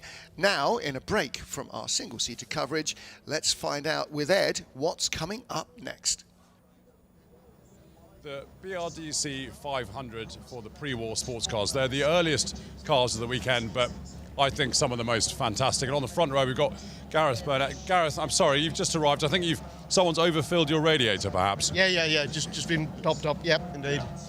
Now, I've just been speaking to Patrick, and he was saying that whilst he put in a very quick lap, he's worried you guys are going to tear past him on the straights. I don't think so. I think he's just spreading rumours unnecessarily. I don't think there's much chance of keeping up with an Ash. He's a couple of seconds a lap quicker. I'll try and hold on to him and see what happens, but yeah, I think he's got the legs. But your car's obviously running really well. Yeah, running well, running good. So we'll do the best we can and see if we can give him a bit of a fight at least. Cheers, Gareth. Enjoy it. All right, cheers. Right, speaking of Patrick, let's go and find him. His car's up here, but I can see him hovering back here. So Patrick, sort of Mr. Fraser Nash, he prepares a lot of the cars. A very, very quick driver who put his car on pole, and then also probably did the qualifying time in Vijay's car, Vijay Mallya. Patrick, I'm sorry. Patrick, I'll tell you what, can we wander up towards your car so we can put you in context, as it were? You were telling me that you think these cars are going to come past you on the straights. I've just been speaking to Gareth, and he says you're spreading vicious lies and rumours. Well, listen, I'm a racing driver, so I'm making my excuses already, before we've even started the race. But I think it is going to be interesting because the Alta and the Elvis, they've got more power. They're both really good drivers. And on a single lap, I can make the Nash put in a really good lap time. But most of that is corner speed. So all these guys have to do is to get past me and then screw my corner speed. But I think that means it's probably, certainly for the first half of the race, it ought to be quite a gritty race. And quite frankly, I'd prefer to have a gritty race and come second or third rather than win it by 10 seconds. So I'm definitely looking forward to it. Don't often get nervous, but I'm quite nervous about this race. It's going to be good. It's going to be great fun. Tell me, why is this car so quick in the corners? Fraser Nash's, they were giant killers in period, and the company themselves, they were really intuitive with chassis setup. And it's a very simple chassis with quarter elliptic springs, solid back axles, there's no diff, chain drive. And the whole package, once you get it right, it's like any other racing car. You've got to set it up and you've got to treat the setup seriously. But the whole setup works really nicely. The whole thing gels with the amount of power they have, the amount of brakes they have. and even things like the steering, 2/3 of a turn, lock to lock. So you can pitch it into a corner, and if it goes sideways, which Fraser-Nash's often do, you're not having to pile on loads of lock, you're just tweaking the steering wheel a little bit. And of course the gear change, being chain drive, it's dog change. So the gear change is as fast as you can move the stick.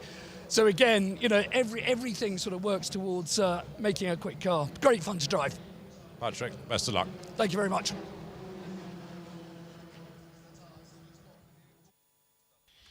So here we go. These cars qualified on Friday, sat out yesterday. They weren't due to race yesterday. They were only due to race today. But we're talking to some of the drivers of these between the wars sports cars, and they were actually quite disappointed. We were saying as we were heading past them, wouldn't they have been fabulous? Like huge angle of the dangle in the rain. And actually quite a lot of the drivers said, yes, really would have quite liked to have gone out there. However, we are getting a chance to see them now, and Ed is with a very familiar face from around the Silverstone area. Vijay Mallya, I think this is one of the most beautiful grids of the weekend, particularly your Fraser-Nash. Just tell us a little bit about the history of this car. This car was in single ownership for almost 50 years. Then it was fully restored by Thorny Kellum. And I bought it from DK Engineering from my very good friend David and James Cottingham. They, of course, bought a fully restored car. I don't think they intended to put it on the racetrack. But anyway, in the class that I want to race in, this seemed to be an excellent proposition. So after it was acquired, I sent it off to Patrick Blakeney Edwards, who are renowned for race preparation, and I said, well, I want to race it. So I think they've created a very competitive race car. And you're doing more and more historic racing. You're obviously enjoying yourself. Oh, I'm enjoying myself. Racing has been in my blood. Ever since I was a child, I used to race in the 70s in India and in Asia. And then, of course, I did a lot of VSCC events when I first moved to England in 1988, and then of course I had my 10 years in Formula One. So yeah, this is just a continuation of my journey, which I just say is love for motorsport. Vijay, thank you and the best of luck. Thank you.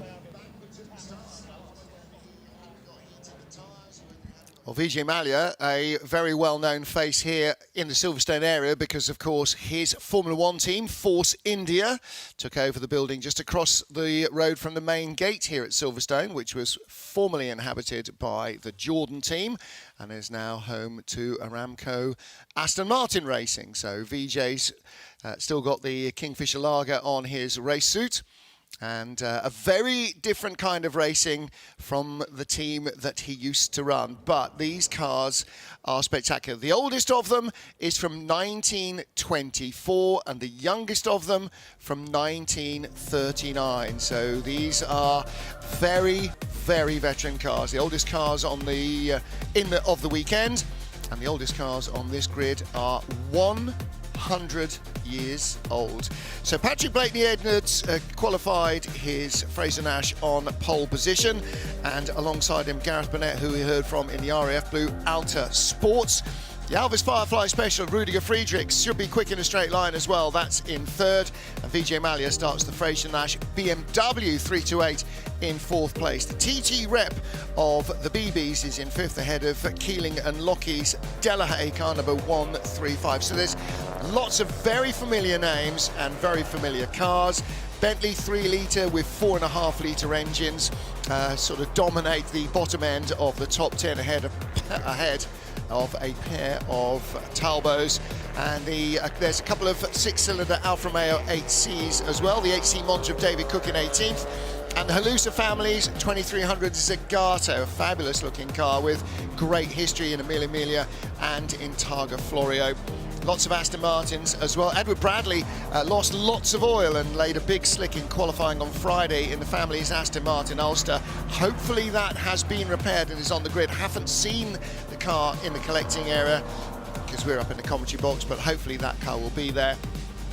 And among all of these four-wheel drive cars, some real behemoths, is the Morgan three-wheeler, which will be highly entertaining as well. Sue Derbyshire and Duncan Wood's Morgan Super Aero, very easy to spot. It's the only one that's not got the right number of wheels on, unless you come from the Morgan family, in which case it's got the perfect number of wheels. So what a variety of different pre-war or between the wars machinery, strictly speaking. The pre-World War II sports car race. Pat Blakeney-Edwards with the black Fraser-Nash on pole position at 1929 car, and a whole decade younger, the RAF blue car of Garrett Burnett on the outside of the front row, the Alta Sports. And a little further back you can see the Jaguar SS100, easy to spot because it's got twin rear wheels. Now that's normally a hill climbing tweak, but it seems to work well on that car here in circuit racing form as well. Of course, the very, very distinctive upright shape of the Bentleys and the Bentley Tourer. So, 40 minutes with near century-old machinery. Here we go. The BRDC 500 will get underway in a moment here at the Silverstone Festival. The lights go out and it's Patrick Blakeney-Edwards who on the driver's right in the front row has got a battle on his hands already with Gareth Burnett. The Alta Sport goes into the lead. That's exactly what Patrick Blakeney-Edwards did not want to do. The Alta and the black Alvis Firefly Special of Rudiger Friedrichs that started third, that is behind Blakeney-Edwards in car number one. Those are the cars that he reckons will be quicker on the straight but slower in the corner. He wanted to be ahead of them if he could, but he didn't manage it. 124 slotting up the inside, the Morley family, one of the Morley family Bentleys, and that is Clive Morley starting that 3-litre chassis with 4.5-litre engine. Vijay Mallya on the inside there, car number 135 of Clive Fidgen in his Fraser-Nash TT replica, and here comes Blakeney-Edwards down the inside looking to reclaim the lead. He'll have more corner speed, he reckons, than the quick cars, so he gets back in front of Gareth Burnett.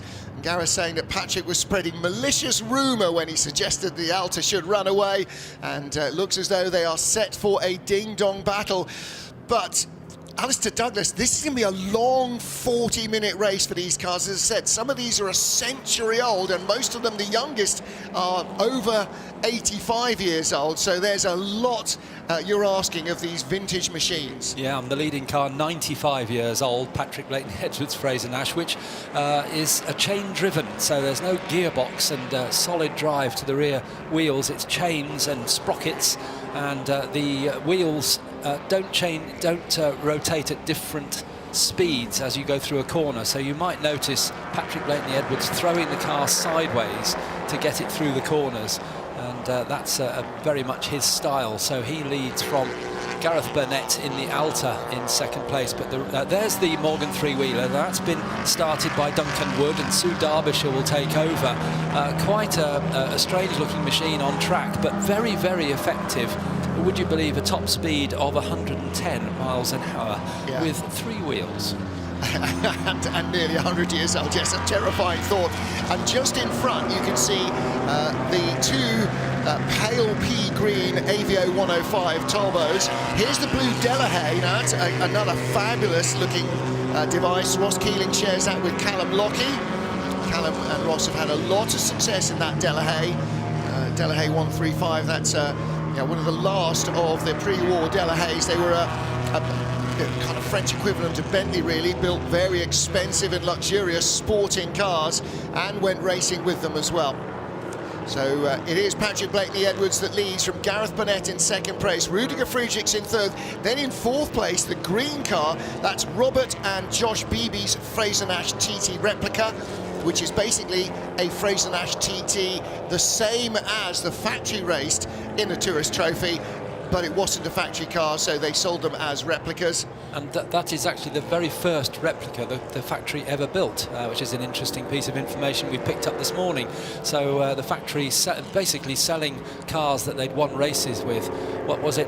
Race on Sunday, sell on Monday. Yes, win on Sunday, sell on Monday. 105 is the AV 105 team car. This is the Talbot of Dan Balfour, and Balfour picks up 10th place from the Getley and Fox machine, and two of those cars. In fact, I think almost all of those cars that raced in period at Le Mans have survived the team cars. There you can see another one just in front. That's Michael Birch with the Rubens Barrichello helmet. And again, look at the difference these cars. There's the Fraser-Nash in the middle, and the Talbot, you're sort of looking down almost like from the top deck of a bus at your rival, aren't you? I mean, it's the ridiculous difference between these cars of very, very similar ages. There were a lot of ways to skin a cat between the wars. And many, many years ago, 1933, that Fraser-Nash we're looking at in the middle of that group of 3 cars, Clive Fidgen's car, had 2 podiums at Brooklands in 1933, and here it is, what's that, 90 years later, still being thrashed around a race circuit. And under pressure from Nigel Armstrong, the low-slung black car behind is the Aston Martin Speed Special Red Dragon. Why is it called Red Dragon? It's not red, Alistair. It's because its second owner, I think, anyway, a long time ago, was Dudley Folland, who was a very proud Welshman. So he put the Red Dragon, the symbol of Wales, onto the car, and it's been known as Red Dragon ever since, even though, as you say, it retains its black paintwork. Yeah. It's a fabulous sight, these cars swinging through the Beckett's S's, which, of course, none of them would have raced on in period. Silverstone wasn't opened until post-World War II as a racing circuit, and the Beckett's S is a very much more modern iteration of the circuit. Nevertheless, cars cope with it pretty nicely. And the Aston Martin, the Red Dragon, was previously, before Dudley Folland owned it, was driven by Richard Seaman, who became a Grand Prix driver for Mercedes in pre-war periods, lost his life at Spa in the Grand Prix there whilst leading, but Dick Seaman in his early days drove this very car. You can see he's under pressure from the very square-rigged green Talbot, car number 105 of Dan Balfour. Balfour got around the outside, but just couldn't quite carry the pace there at Stowe. Loses a little bit of ground in the Vale, and here comes the Aston Martin challenging the Fraser-Nash. The Fraser-Nash giving away capacity.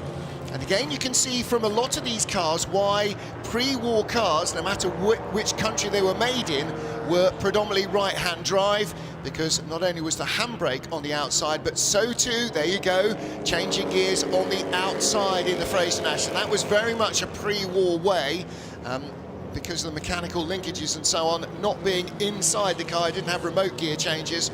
Lots of them were on the outside of the car, in the same way that a stagecoach in the Wild West would have had the big wooden brake on the outside.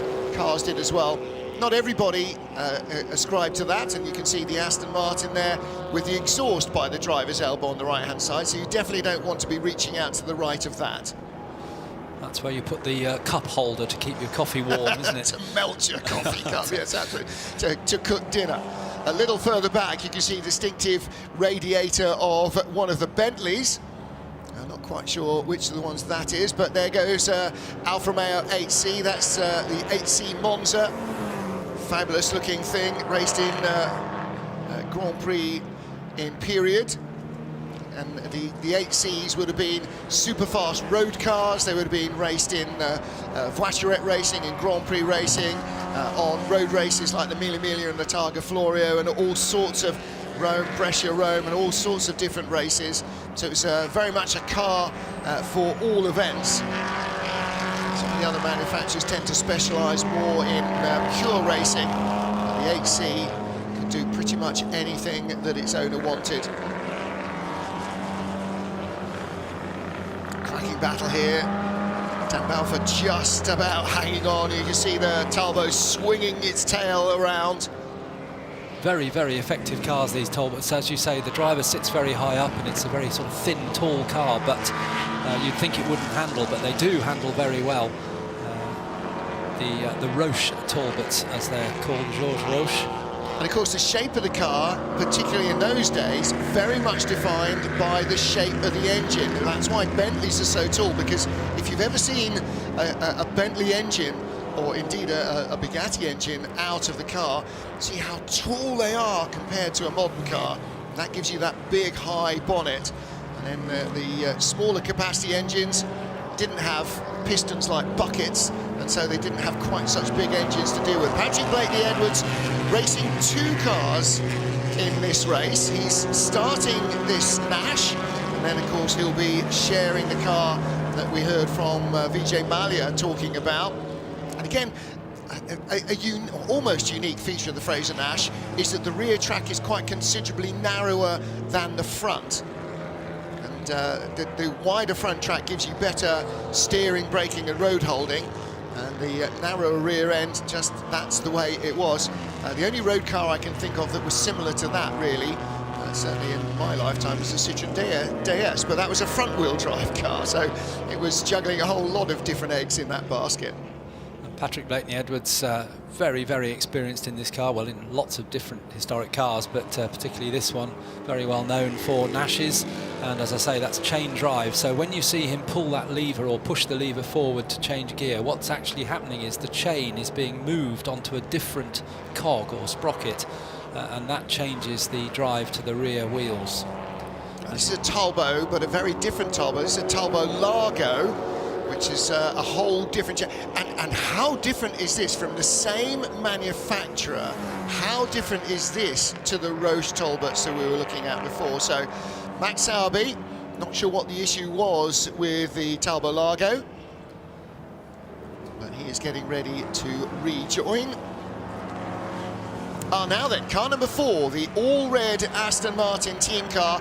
That is the car of Edward Bradley. That's the one that deposited litres of oil in qualifying. Wasn't sure whether that would be on the grid or not, but it is. So that's really good news.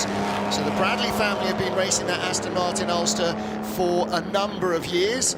Edward and particularly his son Richard Bradley often sharing the car with him.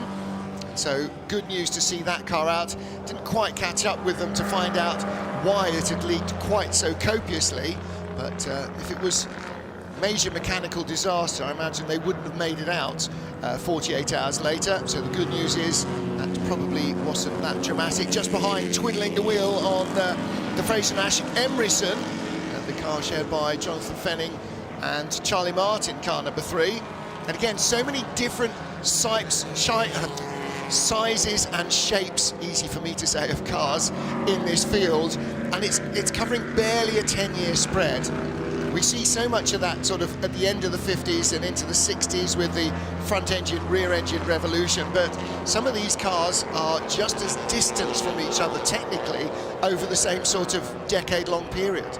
And with the drivers out there in the breeze, you can see very clearly in the number 35 three-wheel Morgan, the Super Aero, Duncan Wood crouching down in the very small cockpit, just trying to keep his head below that little aero screen to maximise the minimise the wind resistance over the car. Turns into club corner, very big steering wheel, the engine a V-twin, and you can see hanging out the front. It's not under the bonnet, it's actually hanging out at the front, and many of these Morgans have completely exposed valve gear, so you can see the valves going up and down, the springs working away, and the oil being thrown around on the engine. Sprayed liberally over the driver and passenger as well. And Sue Derbyshire will be taking that car over later in the race. But that car from 1929, it's chain driven as well, and into the pit lane. Have we got pit window open? No, not yet. No, I think he was just saying, you can pass me on the right, just keeping out of the way, or is he in trouble? No, I think the Talbot Largo was coming up. Oh no, maybe he is in trouble, and that would be a real shame because Sue Derbyshire is always hugely entertaining in this car.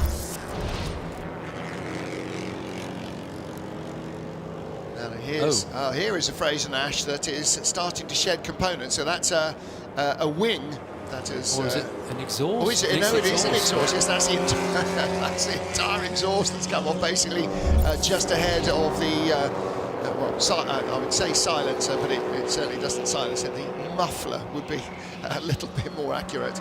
So it does look as though the Morgan has got an issue. Does that mean it has lapsed onto 1, in which case there won't be an awful lot of a point in proceeding, not much power to proceed with either. It's not very heavy to push though, that's one thing. But he's still a long way to push. He's still got some sort of forward power, hasn't he? So he's keeping going. I wonder if it's just lost ignition on one of the cylinders. It is a motorcycle engine, and so is air cooled, so it's not a water leak or anything else. So it's more likely to be either a fuel or an ignition issue than anything else. Now then, back with cars up at the front of the field, and this is this is Ross Feeling, isn't it, in the Delahaye, and he is currently in 5th position, and just ahead of the first Morley-driven Bentley. Now, the Morley families are deeply embedded. I think if you slice them open, it probably has the winged Bentley logo stamped through all of them. Fathers and sons racing in this race are the 3rd and 4th generation of Morley Bentley racers. At least 4 generations, we think, don't we? Who've been racing Bentleys and fixing Bentleys. Anna Getley and Lewis Fox about to do their driver change. You saw the Bentley 3.4.5.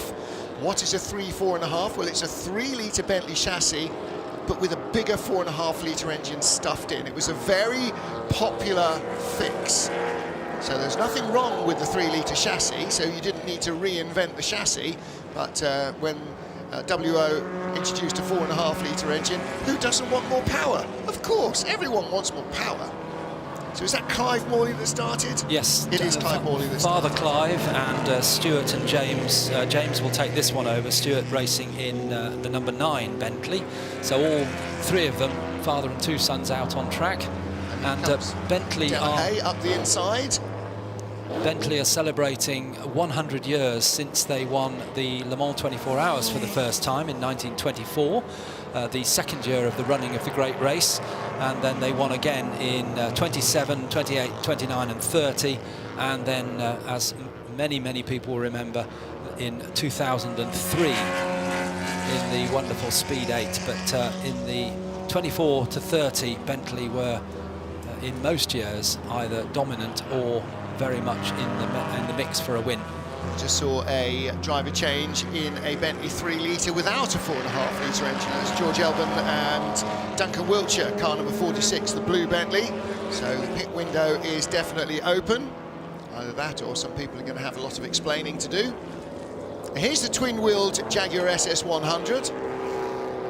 Twin rear wheels. It's very popular in hill climbing because there you need maximum grip for a very short period of time. And so twin rear wheels definitely worked, but that SS100 does seem to work pretty effectively here. Doesn't stop it getting sideways either. And it's the name of Jaguar pre-Second War was Swallow Sidecars, and shortened to SS, but for obvious reasons it wasn't a terribly popular name on the Jaguar board, so they changed the name to Jaguar, which was actually one of their cars that in their fleet, in their range of cars that they made was a Jaguar, so they changed the name to Jaguar. And but this is known as the SS100, Jaguar SS100, to keep things clear, but actually would have been SS at the time.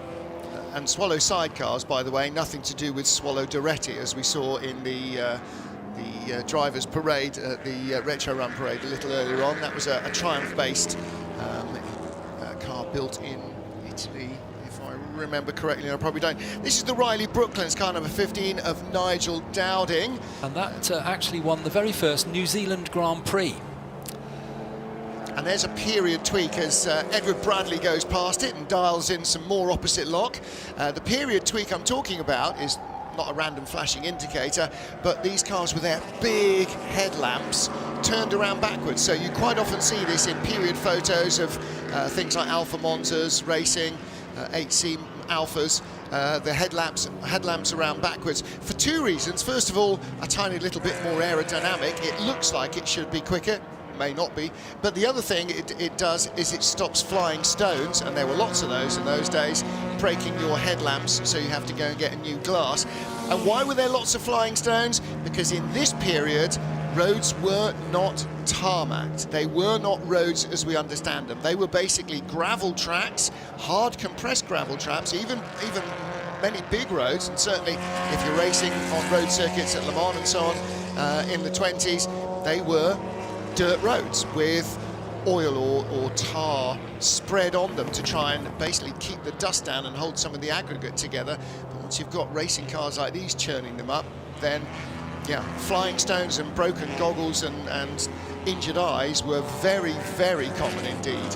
And we're looking here at the battle for second place. Patrick Blakeney-Edwards has built up a sizable lead, but Gareth Burnett still under challenge from Rudy Friedrichs. We saw this right at the start of the race, and still this battle goes on. Rudy, look, crouching down in the cockpit of the car.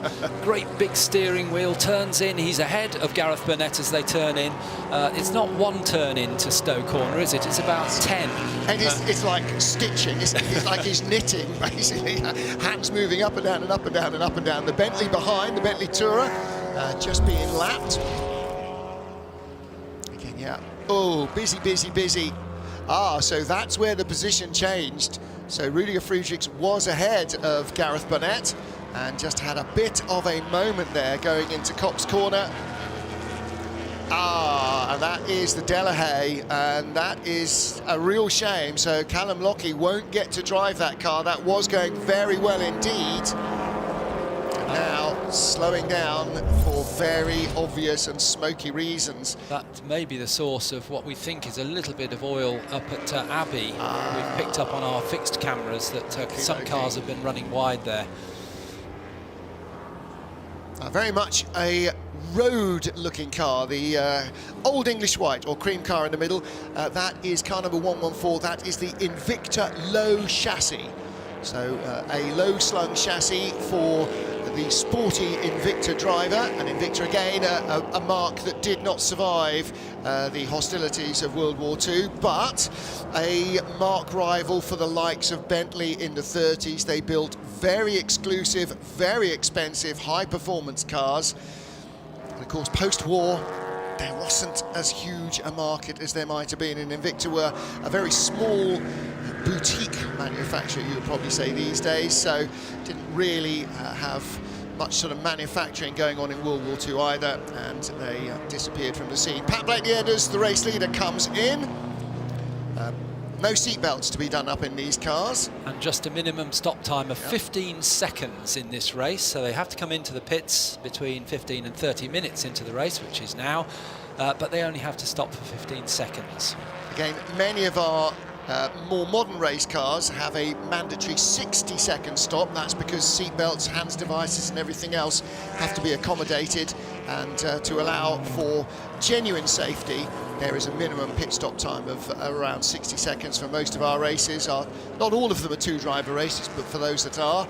But as, here, safety is in the eye of the beholder in the 1920s.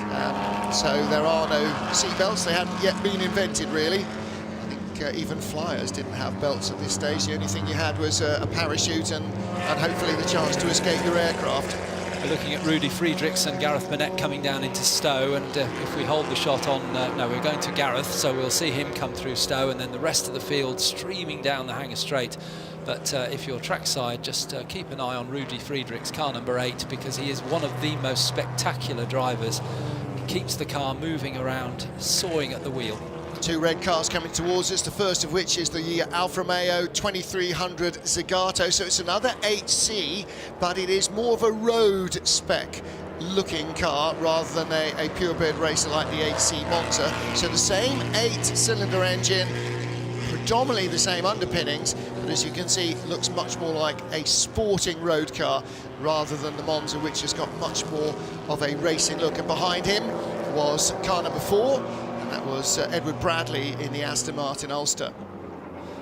Back to the Friedrichs-Burnett battle for second place. Coming into Village, and that big steering wheel, Rudy working away, turns into the left-hander at the loop, turns in once, turns in twice, opposite lock on the exit, and drifts the car out, as does Gareth Burnett in the Alta Sports, just behind in third place. More cars drifting in and out of the pit lane. I would imagine these two are likely to come in together. And having stopped and handed over car number 1 to Chris Ward, Pat Blakeney-Edwards having a rub down with a damp copy of the Telegraph and a cup of tea as he waits for Vijay Mallya to come in. Vijay down in 26th position in the Fraser-Nash BMW. BMW, the 327, 328 series, the Baroque angels of between the walls cars, not only providing the motive power for those Fraser-Nashes, but of course the engine, the 2-litre BMW engine that replaced the V8 in the 327, that became the inspiration, let's say, for the 2-litre post-war Bristol engine, which was used in road and race cars. Just checking. She's stopped the start watch and checking the time. Charlie is due in. Yep, there you go, handbrake on. Outside handbrake, outside gear lever. Quite a relaxed changeover there. Charlie Martin taking over from Jonathan Fenning in the Fraser-Nash. Jonathan giving some cogent words of advice. Handbrake released. There you can see the gear lever pulled out and jostled sideways to select first gear. So it's not the standard H-pattern gearbox. And of course, in this pre-war period, not everybody had entirely been convinced by what we now consider to be the natural arrangement of pedals.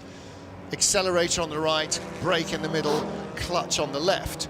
A number of these cars may well have the centre throttle, which was all the rage, don't you know, once upon a time. So Pat Blakeney-Edwards led in car number 1, the Fraser-Nash Supersports. Chris Ward has taken it over, and the Morley's Bentley has stopped, but Rudiger Friedrichs and Gareth Burnett continue. They have yet to make their pit stops. Both are driving solo, so that won't make their pit stop any shorter, but will make it less of a getting in and getting out affair and burning your legs on the red hot exhaust. Yep. Stepping over that into the Aston Martin. So again, Aston Martin, a company that has sort of teetered on the edge a number of times in its career. The name, a combination of the founder's name, that's where the Martin comes from, and one of his favourite events, the Aston Clinton Hill Climb, which has been revived in recent years. I believe is happening, did it happen last weekend or is it next weekend? Very, very soon anyway, this time of year, just outside Princess Risborough. And in shot now is the car number 37, which apart from being one of the original Aston Martin team cars, LM4, is being driven by none other than Darren Turner, who of course to many of you will be very, very familiar as a works Aston Martin driver in GT racing, and of course in what did we call it then, LMP1. Yep. Top class racing with Aston Martin a few years ago at Le Mans. This will definitely be the slowest and oldest Aston Martin he's ever driven around Silverstone. But if you ask Darren how he likes to drive this car, he just big smile across his face. He absolutely loves it. It's owned by Jonathan Lupton, who started it. Very, very original, with a beautiful rebuild about 3 years ago. One of the cars that was entered by Aston Martin for Le Mans in the LM4, so they were in pairs, LM1 and 2, and then a couple of years later LM3 and 4. And this is one of those original cars, and Darren Turner at the wheel, and I suspect it will start to move up through the order a little. He is one of the quicker drivers out there, but the car itself not competitive against some of the more sporty vehicles like this Alta that Gareth Burnett is driving. Well, again, it's giving away nearly a decade in terms of performance and development. The Aston Martin team car from 1930, Gareth Burnett's Alta from 1939. Oh, abandoned ship, bailing out of the Bentley. Oh, that's the Morley Bentley. That is Clive and James Morley's car, so that's James. That's very unusual to see a Morley car in technical problems. Yeah. Well, I can immediately see what the issue might be there, because that's not a Morgan, but it is definitely a three-wheeler. Yeah. So, are we looking out the window to see where the wheel has gone? No, we're not, but the car has come to a halt. That's where the wheel has gone. It's at Abbey, so right and left, fast corner. That must have been quite a worry. moment. Yes, absolutely. Where is my wheel? But yeah, well, I would imagine that he had a big old moment. He probably started coming down the straight. He probably felt something was a bit odd, because it will have, the spinner, which is that's the wheel nut basically that holds the entire thing on. It's a single hub in the middle, so it's like a modern single nut wheel nut you'll see on a Formula 1 car. So the same in racing for ease of changing. It will have worked itself loose, and he will have felt something's odd, and then turned into Abbey and whoa, something's very odd. So he may well have had a big warning just before the wheel parted company. I think if it had let go in Abbey, it would have had a very different result indeed. So good to see him able to control the car, bring it to a halt and leg it, but with 10 minutes on the clock, safety car will come out. So all of Patrick Blakeney-Edwards' hard work will be undone, and that 37-second advantage over the battle for second place will be compressed. Chris Ward now at the wheel of Patrick Blakeney-Edwards, Fraser Nash. Chris Ward, an extremely experienced historic driver, and he, I noticed a few laps ago we had a shot of him coming out of club corner, and he was lots and lots of opposite lock, just dialing himself in as that rather sad looking Bentley. That is a sorry sight, isn't it? Yeah. I mean, hopefully in the end, not actually that much damage. I think the hub will probably not see service again, but you never know. I mean, if it was just slightly cross-threaded, then the wheel and the spinner might have suffered more damage than the hub itself. 98 years old, that car. And I'm afraid, looking at it there with sort of saggy and slightly loose at the seams.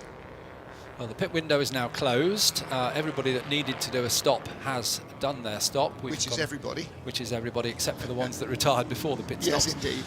So nobody missed their pit window as far as we know. Yes, even if you're driving solo, you still have to stop. So the stop is mandatory. Driver change is not necessarily mandatory. 144. Paul Potchgill, the Bentley Tourer from 1924, and the 99 shared car started by Anna Getley and now driven by Lewis Fox. That's the 3.4.5, so another one of those 3-litre chassis with the, why wouldn't you put a 4.5-litre engine in it? There's the car started by Vijay Mallya, so Patrick Blakeney-Edwards at the wheel of the Fraser Nash 328. Tucked the Telegraph into the side pocket in the car, after having had a read. 135, and Vijay actually appeared in that car, I think it was 2 years ago for the first time I saw him, and an extremely enthusiastic competitor in historic racing these days. Just extremely enthusiastic about life, isn't he? Yes, yes. I mean, after running the Force India team and all the well-documented issues there, it must be quite a relief to come out and race with like-minded individuals in historic racing. There's the safety car waiting now to pick up the leader, which is Chris Ward. Certainly not in the pool of piranhas here. So the field closes up. Yes, get on with it, says the Alfa Romeo driver. Come on. So the Aston in front is not entirely going as quick as some of those behind would like. Chris Ward actually second in the queue. Yes, but the race leader. Yes, so they and the twin wheel Jaguar SS100 immediately behind. Somewhere further down the queue will be the second and third placed cars, which were battling, but they won't be immediately behind Chris. So that Aston has been waved by. It's another Aston Martin Ulster. And there is Chris Ward in the Fraser Nash, the chain gang Nashes. And of course, this is not now in race order. This is just in the order that the cars were on track in. So, Gareth Burnett and Rudiger Friedrichs, although the gap will close down, there will be machinery in the way. I think the Aston Martin driver is actually having a little bit of a problem. This is the Marion Stock and Bartosz Belicki Aston Martin International 1930 car. not sure that the driver is quite sure what to do, and it being waved on vigorously by the safety car. What am I supposed to do? What are you trying to tell me? On the BRDC 500, a nod to the fabulous Brooklands-based 500-mile races. The race that took place in October in 1929. So a lot of these cars of absolutely the right period. It was actually the very first race run by the BRDC, which was at the time had different words for that shortened BRDC rather than the British Racing Drivers Club, but it was the Bentley Boys, and they decided they wanted to run a race meeting at Brooklands in 29 and called it and it was a 500-mile race, so it was called the BRDC 500.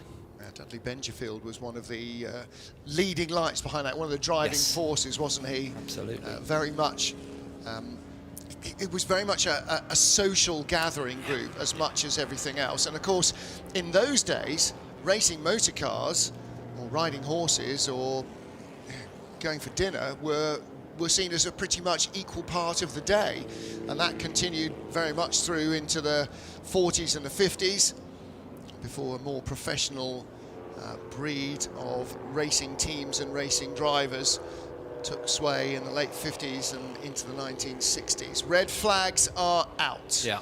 And that then, I'm afraid, is a curtail end to the race.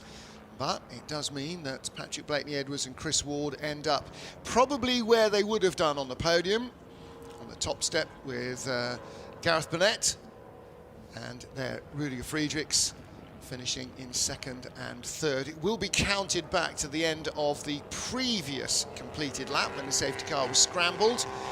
Not enough, I'm afraid, to reinsert the Morleys into their pre-calamity position. But I don't think we're going to see an awful lot of changes. A couple of cars have in fact toodled into the pit lane, because going slowly on a hot sunny day after they've been ragged for about 40 minutes is probably not doing the best of things for some of the cooling systems.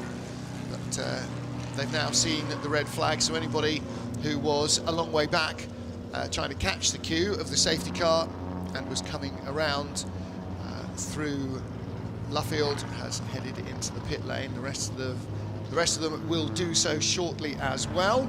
The safety car will lead them to the line.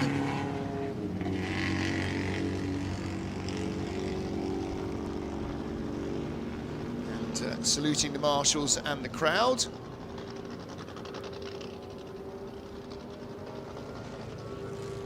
More and more cars returning to the Heritage pit lane here.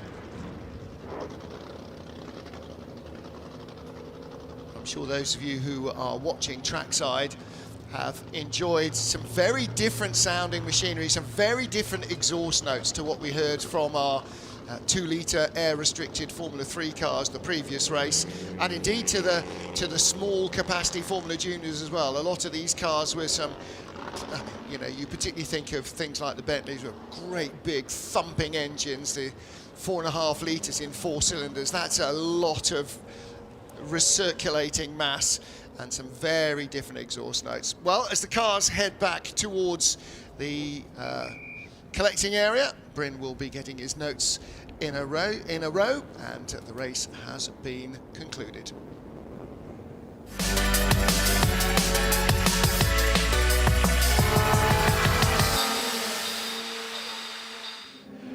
Iconic auctioneers are once again back here at the Silverstone Festival. They brought an amazing array of cars here, and to tell us more, I'm delighted to have Rob Hubbard here. Now, before we get into the cars, Rob, who comes here to buy cars at a festival like this? So the festival buyers here can be racers who are out on the track, enthusiasts as well who are here on the club stands, as well as some investors in the marketplace as well. So lots of people, lots of choice. An eclectic array of prospective buyers and an eclectic array of cars on display as well. Let's start here, shall we, at the Skylines. There's 2 Skylines side by side. Yeah, absolutely. The R34 Skylines, they really have taken off over the last few years. The JDM market has increased wildly, and rightly so. Absolutely rightly so. And then next to them, I quite love the contrast between the Skylines and the two Aston Martins, very different Aston Martins on display. Yeah, absolutely. You know, you've got the more modern V12 Screamers, the more modern Gaydon built cars, as well as the earlier V8s, the big bruisers, the love muscle, as they say on the bonnet, and the big air scoops. Great things. Screamers and bulky beasts there going around. And then when we think of the more classic cars, there's an E-Type here on display. Very popular E-Types, but I love this Bentley. This is absolutely stunning. Yeah, they really are. Yeah, this is a 1922 3-litre Bentley with a 4.5-litre engine, supercharged as well. And that's one of the original 50 blowers engines that were made famous by Tim Birkin and various others at Le Mans back in the late 20s, early 30s. This car is ready to go. Race it here with legends this weekend, or indeed the VSCC throughout the year, or fast road rallies and everything else like that. So lots you can do with it. It's an amazing, amazing looking car. I'll put you on the spot though. If you could take home only one car, which one's it going to be? For me, Maserati Vignale Spider, one of 6 right-hand drive cars. Just over there. It's beautiful. But I'll tell you what, this has got a guide price of £400,000 to £500,000. So Rob, I think I'll take this one.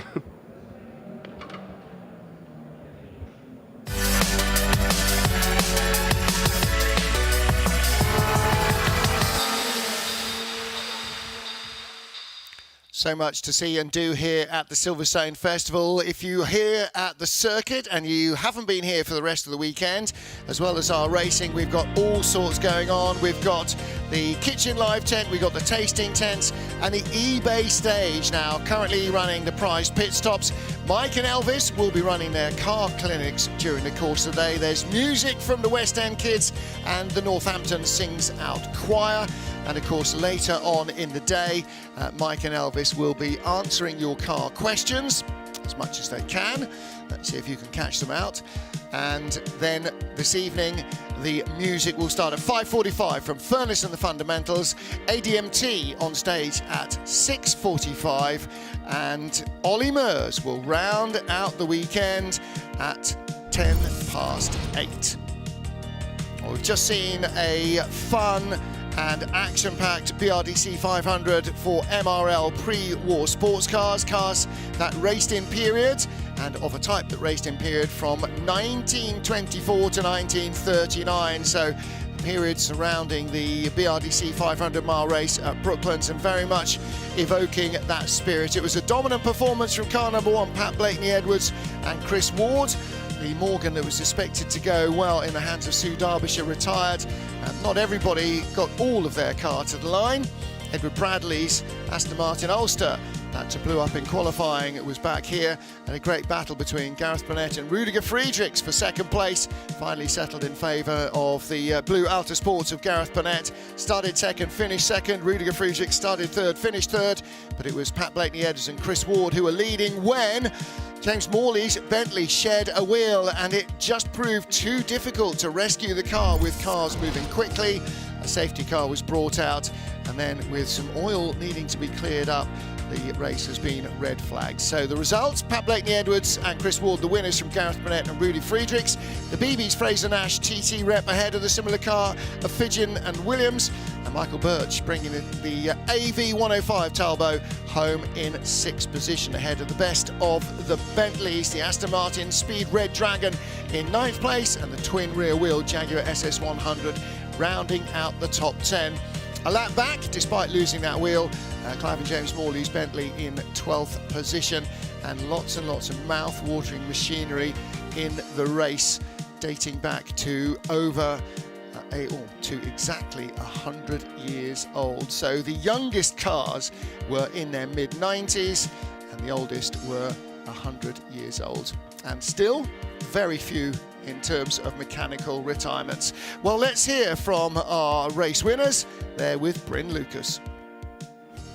Thanks very much there, Martin. Yeah, I am with the winners. The Pat just joined us. You had to jump out another car and come running down because you're both jumping between cars here. But first of all, Chris, great to win the race, but it's a shame you didn't go full race distance. It is. I was thoroughly enjoying it. It's the first time I've driven the Fraser Nash in any pre-war car, so it was a real experience for me. Gradually getting used to how the car works, and then unfortunately, the safety car, then the red lights. But most important thing, hopefully the driver's all right, because it looked quite a tricky and precarious situation there. But great race. Thank you very much for Patrick. track and the Blakeney Edwards team for letting me drive the car. I'm sure they're quite grateful as well. It was in very safe hands. What is it like to drive this car then, Pat? They're much quicker than they look, that's for sure. They may not be quick in a straight line, but their corner speed is just something else.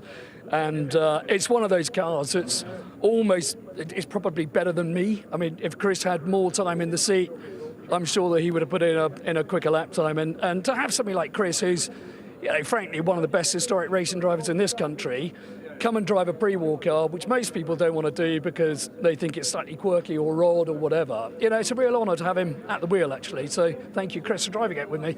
No, pleasure. I really enjoyed it. What a lovely loving this is. Well done, both of you. Let's go and find our second place. I'm going to chase after Gareth, and he's running away from it. But Gareth, can we get a quick word as it comes here? Deep in conversation with everyone. It's a lovely family around here, isn't it? Gareth, you've just taken second place. You're just saying it's a shame it didn't go full race distance, but it was a lovely race to watch for us lot. Yeah, it was good. Bit quiet for a few laps, etc.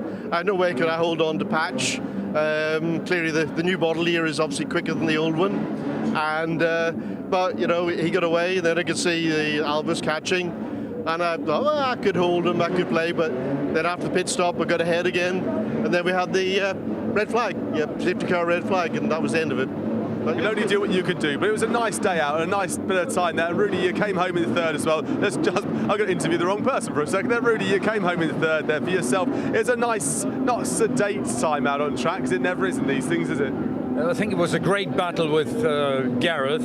I thought I had him, but then things happen, I mean, the Bentley over there, and I just got out of cups and things like that. But I think I enjoyed it very much. How many more laps do you think you'd have needed to take him? 3 or 4, yeah, it depends. It looked like I was a tiny bit quicker on the straights and over here in certain areas, but it's very well balanced. We're battling with each other for years now. Podium time. Thanks, Rudy. Thank you.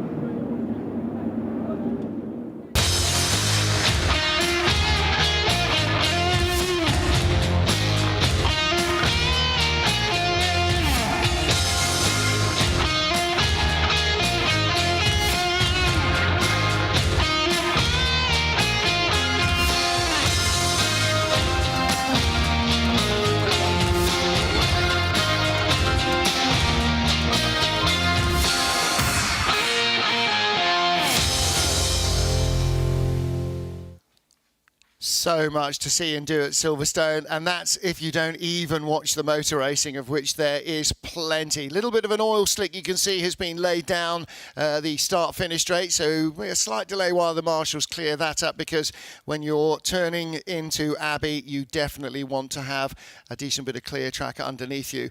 All sorts of demonstrations from local Formula One teams across the road. Aramco Aston Martin, BW Alpine, McLaren have got a display here. Mercedes-AMG Petronas. We saw, of course, the Esteban Gutierrez demonstrating one of their cars yesterday afternoon in streaming wet conditions.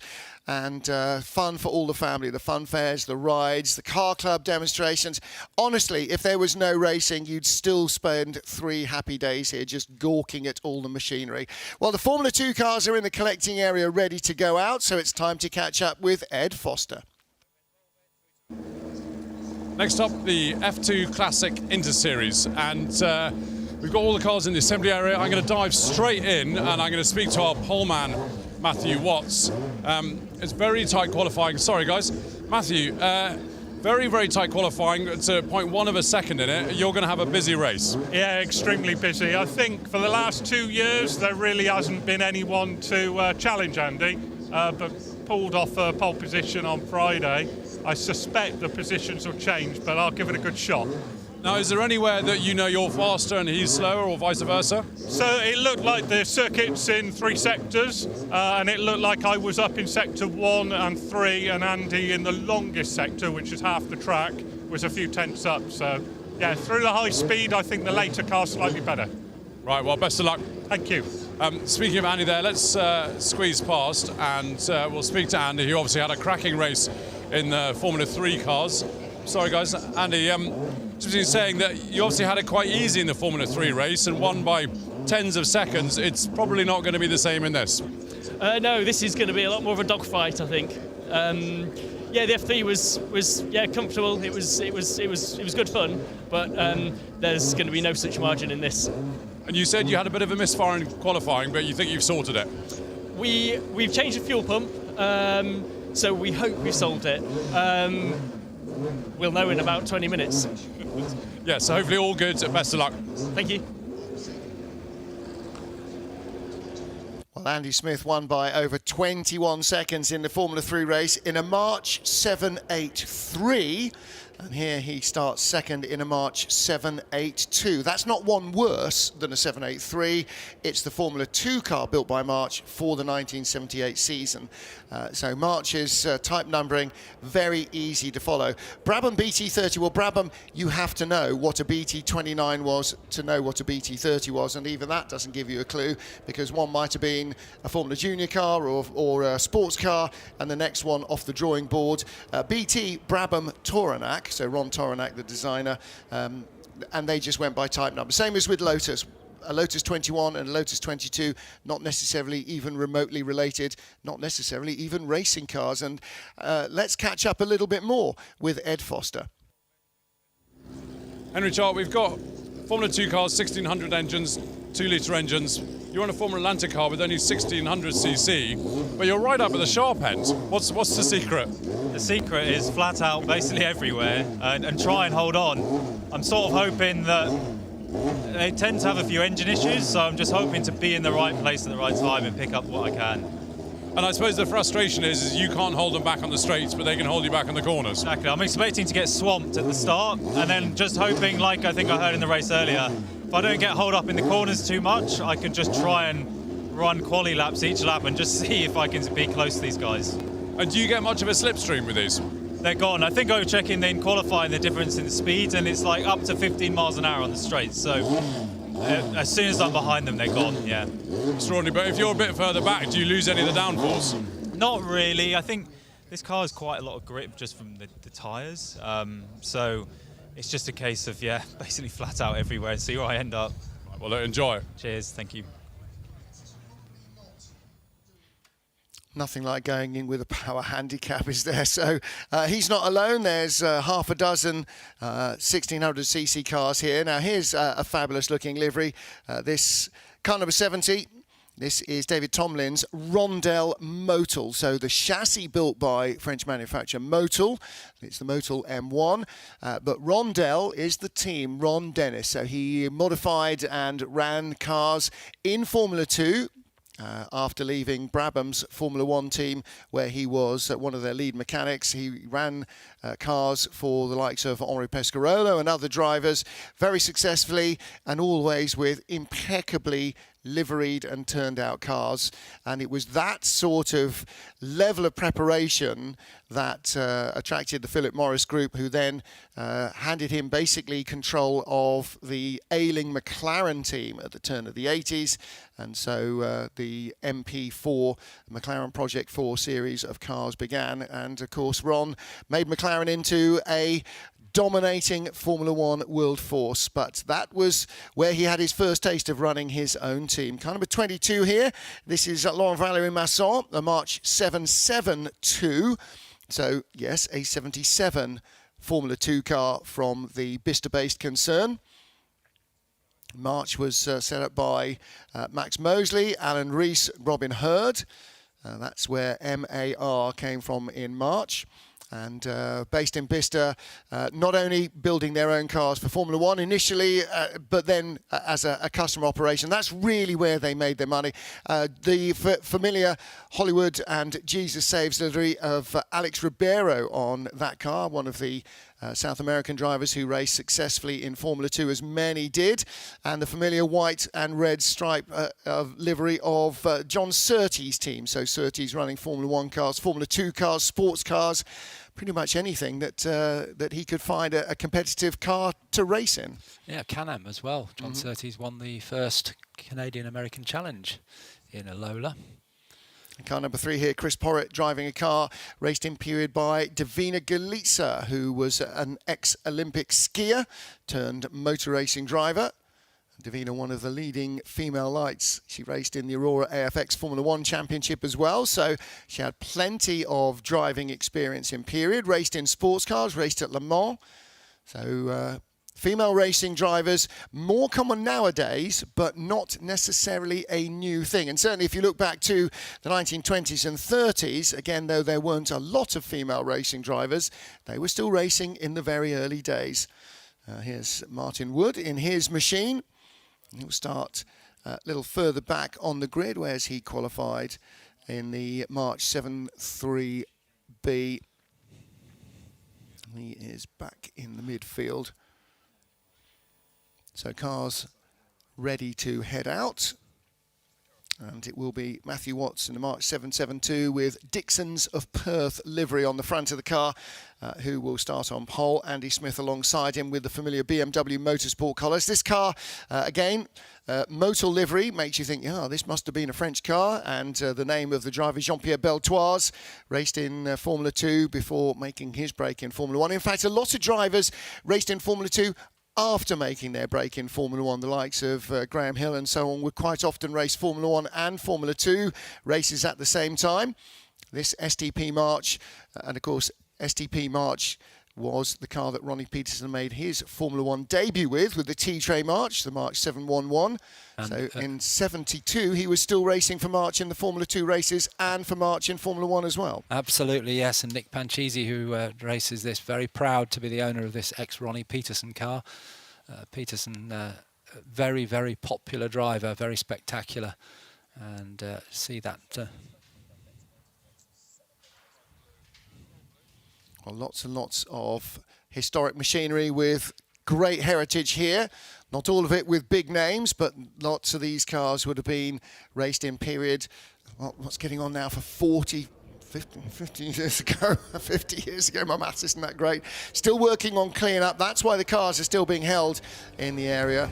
And of course, don't forget that the biggest collection ever of cars, karts and motorcycles related to Ayrton Senna is here at Silverstone, celebrating the great man 30 years after his passing. Raced here and won at Silverstone more than any other circuit, predominantly including 6 times in Formula 3. There he is, car number 1, the West Surrey Racing Rolt RT3, and his first Grand Prix winning chassis, Lotus 97T chassis number 2, is here. He won in Estoril in streaming rain, won the British Grand Prix just once. His most successful Grand Prix circuit in Formula 1 terms was Monaco, of course, where he won 6 times. But the great man was never the luckiest here at Silverstone. Mechanical frailty was predominantly the issue.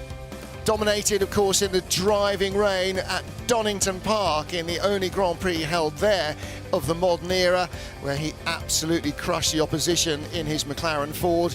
And again, another beautiful shot of the JPS Lotus. We're hoping to see that out at lunchtime.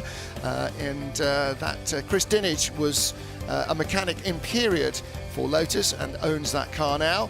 And this is the TG183B Tolman. Car number 5, chassis number 5, with which Ayrton made his Formula 1 debut. That was him in the garage at the season-opening Brazilian Grand Prix at Rio de Janeiro. His home circuit, Interlagos, of course, where they currently hold the Brazilian Grand Prix. And his nephew Bruno Senna was here yesterday to drive the cars, but unfortunately the weather conspired against us. They didn't have suitable wet weather tyres for the Tolman, so that didn't go out.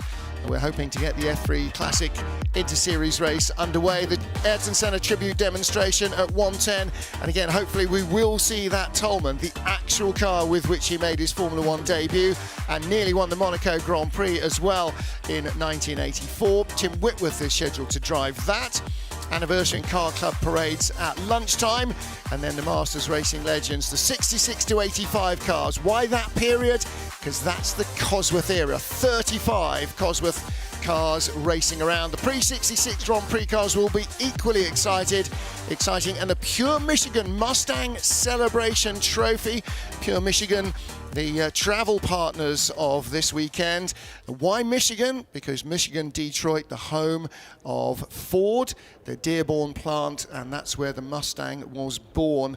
60th anniversary celebration of the Mustang, and that will be the penultimate race on the program with the International Trophy for Classic GT cars heading into the dusk. And if it's anything as a romantic an end to the day as yesterday when we saw the motor racing legends, Le Mans cars in action, that will be fabulous. We can see some Ayrton Senna t-shirts there around the collecting area. That Senna demonstration or Senna exhibition, 30 vehicles associated with the great man, cars he raced, cars he drove, road cars he owned, karts that he started his career in, motorcycles that he was involved with the development work with Bugatti, all sorts of stuff. The biggest collection of Senna vehicles ever assembled to celebrate 30 years since his passing in Imola. Well, his niece Lalani was here as well, or has been here as well over the weekend. If you've been to the Silverstone Museum this weekend, you'll see some of the busts that she has created of her late uncle, the largest of which was unveiled at Interlagos on the 1st of May this year, 30 feet high, and a fabulous resemblance to Senna as we remember him. So cars leaving the collecting area, gathering grey clouds overhead. That's not the forecast. I want it to remain lovely. Matthew Watts ahead of Andy Smith, Alex Capadia and Mark Charteris. Henry Chart in the first of the 1600cc cars, the former Atlantic Modus. He'll be clinging onto the coattails of the cars in front and desperately trying to hang on in the slipstream. First the Chevrons is Clive Wood. The Rondell Mosul of David Tomlin lines up 9th ahead of Mark Hazell's March 782, which is basically a 772 but with ground effect. Then the Surtees TS10 of Dean Forward. That's the red car with the white centre panels. More marches and chevrons. Ralt RT1 of Gregoire Audi, and that is the Formula 2 version of the Ralt RT1 that we saw in the Formula 3 race about 45 minutes ago. So it looks identical, just got a bigger lump in the back, that's all. Well, in fact, does it? Is it a 1600cc car? No, it's not. It is a 2-litre car. So predominantly the field are 2-litre cars, but there are half a dozen 1600cc cars, of which the best qualified is Henry Chart. Gianluigi Candiani, his car number 22, you'll spot that very easily with a yellow and white ICI livery, very similar to the cars that Derek Daly raced in his term in Formula 2 before he made it through into Grand Prix racing. So Formula 2, for many drivers, was the final port of call before an F1 career, but for many drivers was also a little bit of extra pocket money and more fun while they were Formula 1 drivers. So this will be a second formation lap now for the cars, because otherwise they'd have a rolling start straight into an oil slick, the location of which they were not aware of. So as well as a bit more time to warm their tyres, Alistair Douglas, it gives them a chance to see that there is oil down on the Formula 1 pit straight, and so they will need to know what to avoid and how to avoid it. Yes, and for a lap or two there'll be a little bit of dust coming off that, although the marshals these days give it a good old brush down to make sure there's minimum amount of dust thrown up at the other cars. And you mentioned that Formula 1 drivers often did Formula 2 races. Indeed they did, and it was to earn money, and they enjoyed racing. But in the early days of Formula 2 it was totally normal to see Graham Hill, Jackie Ickx, Jochen Rindt, Ronnie Peterson doing Formula 2 races. In the championship, the current Formula 1 drivers couldn't score points. So had Jochen Rindt scored points, he would have won the championship, but it actually went to Jackie Ickx. Well, can you imagine that now? Can you imagine now if F2 on a Grand Prix weekend also had half a dozen Grand Prix drivers racing in it? That would be the ultimate benchmark for all those young kids who are desperately trying to claw their way to the top of the ladder. And it was the same then. You know, if you were racing against Graham Hill or Ronnie Peterson or Jochen Rindt, then you knew where you were in the overall pecking order. If you're close to Graham Hill, you're close to that guy that's the world champion. That's a really a really significant boost that Formula 2 had, that it had that calibre of driver racing in it, as well as all the hopefuls. Yeah, absolutely right. And yeah, most of the Grand Prix drivers would have taken part in Formula 2 races, so that as you call it, a benchmark was there for all the other drivers to see.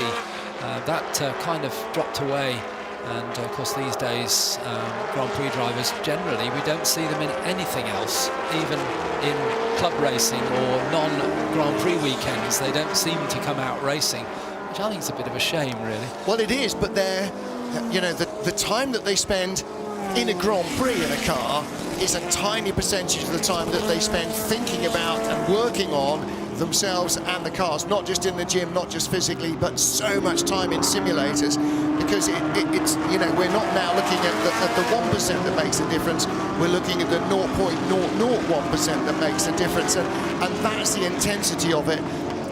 I'm sure some of them would love to have a distraction of doing something else, but it just doesn't happen. And then, because we've got such an enormous schedule, of course, you know, when drivers are racing in Formula 2, they're probably only doing 8 or 9 Grand Prix in a season, maybe 1 or 2 non-championship races as well. They'll probably be doing some sports car racing. So they had, you know, there were lots of non-earning weekends, and they weren't being paid millions at the time. They were being paid more than footballers probably, but not for very long.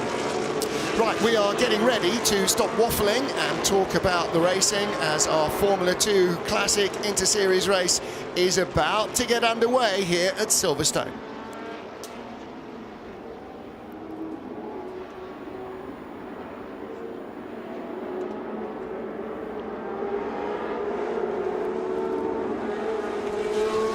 The field of 24 Formula 2 cars is unleashed at the Silverstone Festival. And Matthew Watts from pole position, the white car with Dixon's of Perth on the nose, takes the lead alongside with the M Sport colours. Andy Smith's BMW powered March 782 spears through into first place.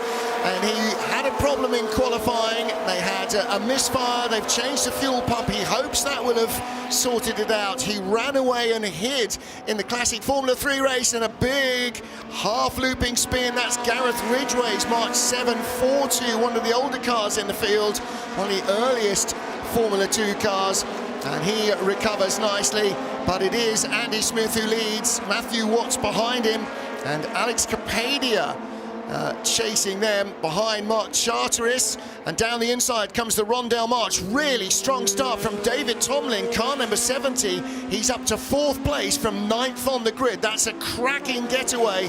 There is Alex Capadia in 3rd, behind car number 21, Matthew Watts in 2nd place. And the lead trio are long gone already. They are indeed. We almost, the whole length of the old Heritage Pit Straight is the lead for those top 3. And David Tomlin up into 4th place, and just taking 5th place, Laurent Valerie Masson in car number 22, the March 77 Formula Atlantic car. So that's a 1600cc.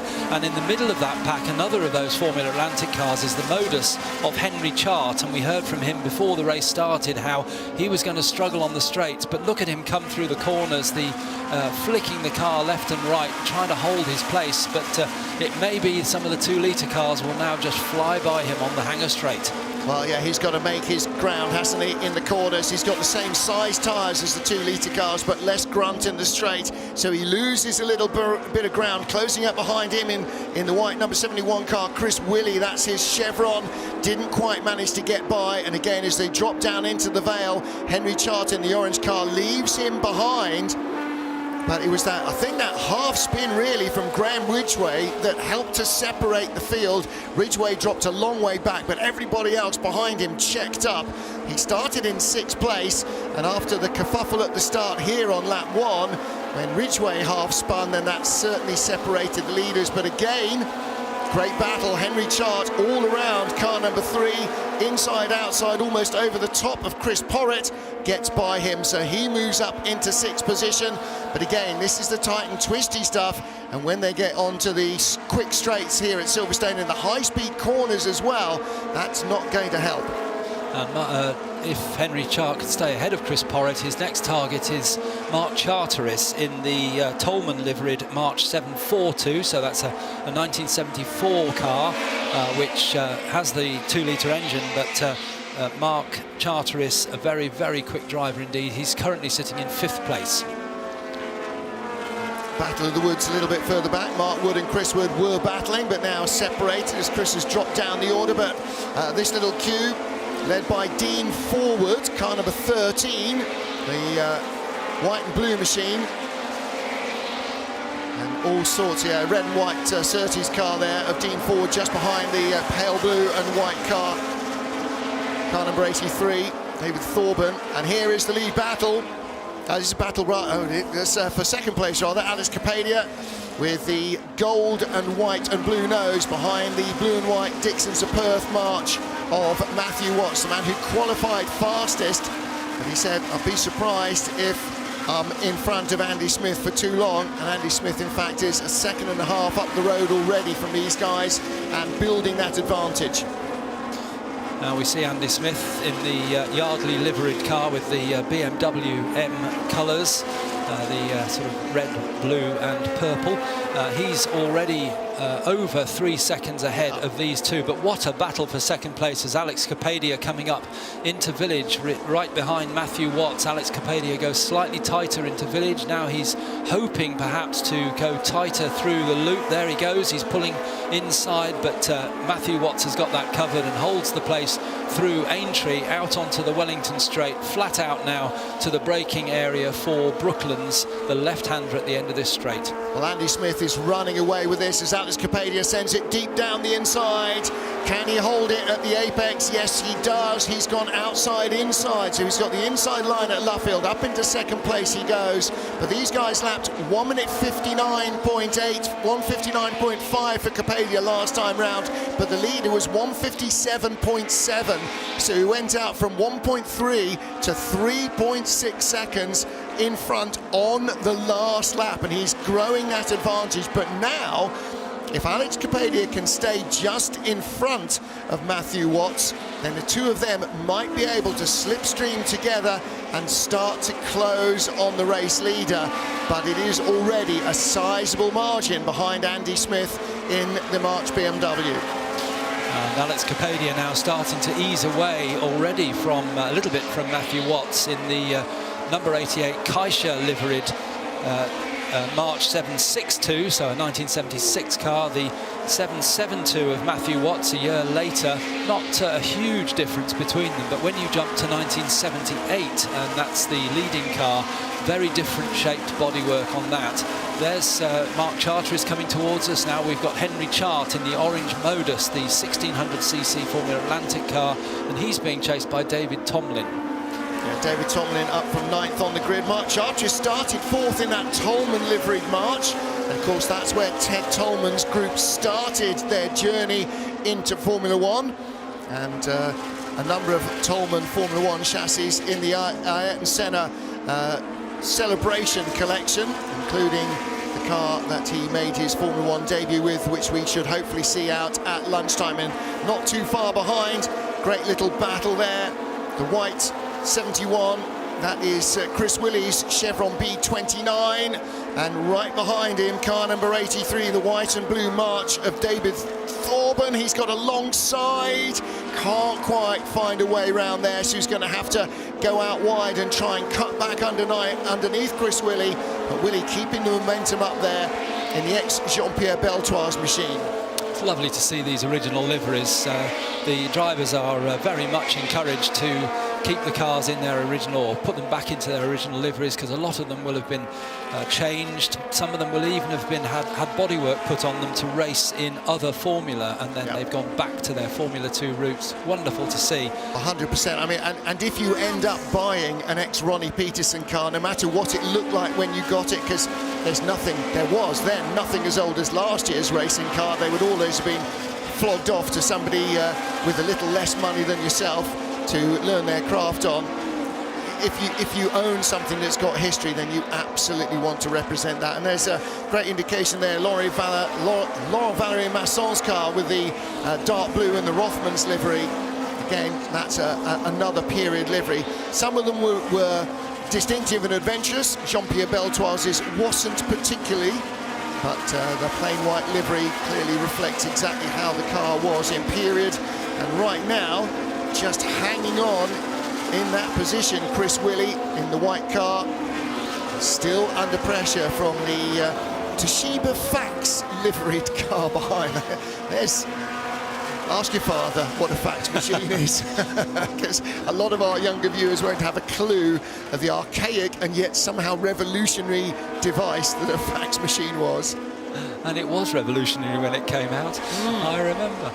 You could send pieces of paper from machine to machine. What a strange concept. Well, why didn't you just wireless print them? Okay, son, let's sit down and have a conversation about technology.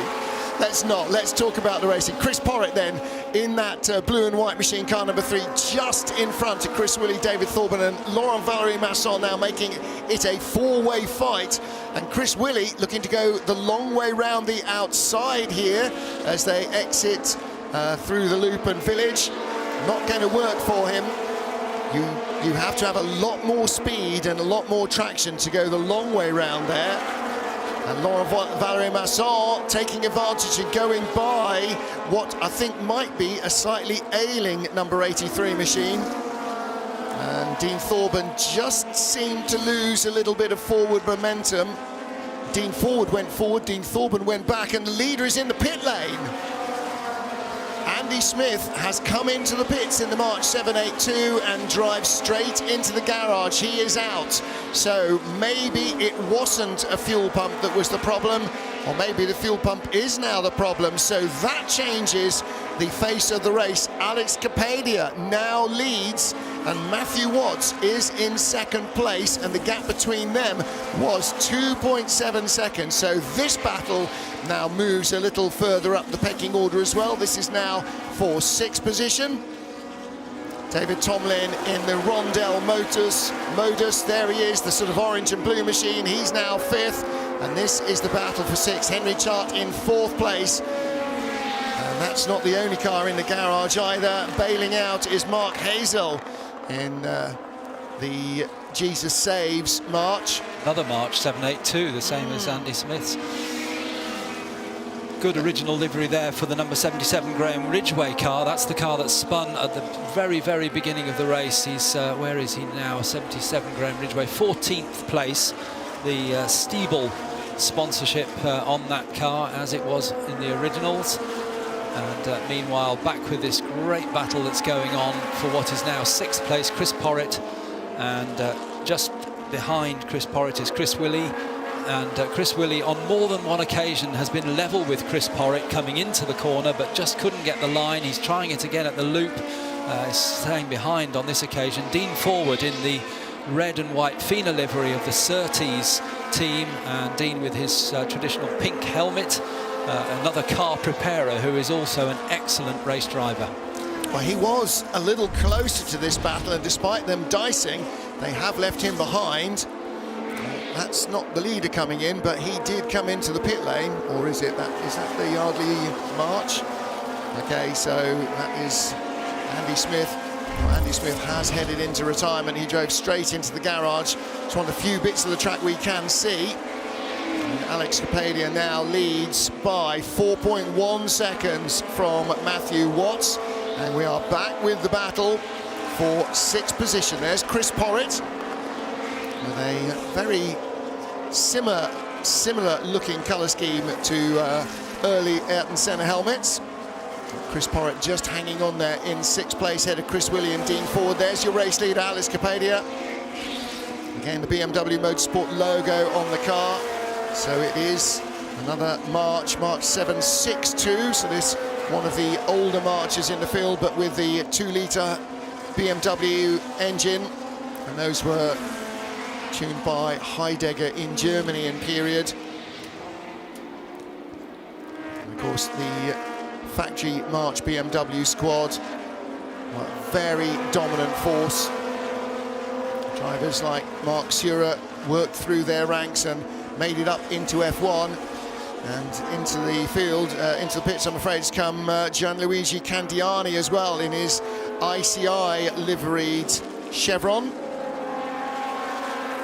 Derek Bennett's Chevron company, very successful in the 1970s and into the early 80s. Single-seaters, sports car racers, closed and open racers. We've seen a lot of Chevrons, a lot of Marches, a lot of Lolas racing here this weekend, because they were firms that made cars for customers to race, unlike predominantly companies like McLaren and Lotus, who focused more on racing their own products. Of course, Lotus, Colin Chapman was always very happy to sell cars, but McLaren much less so in later years. They just raced their own cars. And I think I spotted there in our long shot that Dean Forward has got past Chris Porritt, as well as getting past yes, he has. Chris Willey, so he's moved up 2 places. So Dean Forward now up to 6th in the Surtees. Yes, we didn't see where that happened, did we? If we did, if you did at home, we were busy looking at something else in our notes. But you're right, Dean Forward has gone forward up 2, so he's found a ladder. And the others are slipping down a snake. In fact, Chris Willey seems to be a little bit slipping down a snake. He's in the clutches now of Laurent Valery-Masson, who is the Lanterne Rouge in this little group.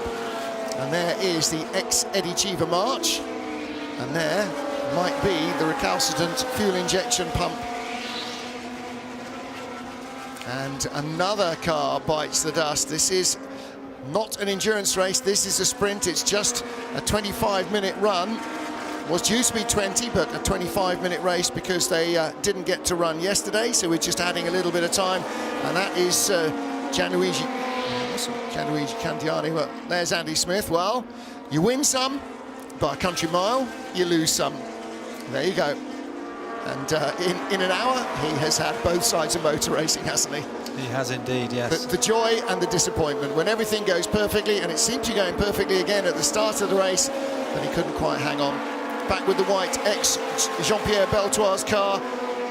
And this is Chris Willey trying to hang on to 8th place. Behind him, Laurent Valery-Masson. And Valery-Masson in the 1977 Formula 2 March. And one of the prime movers behind this and the F3 series is Laurent Valery-Masson.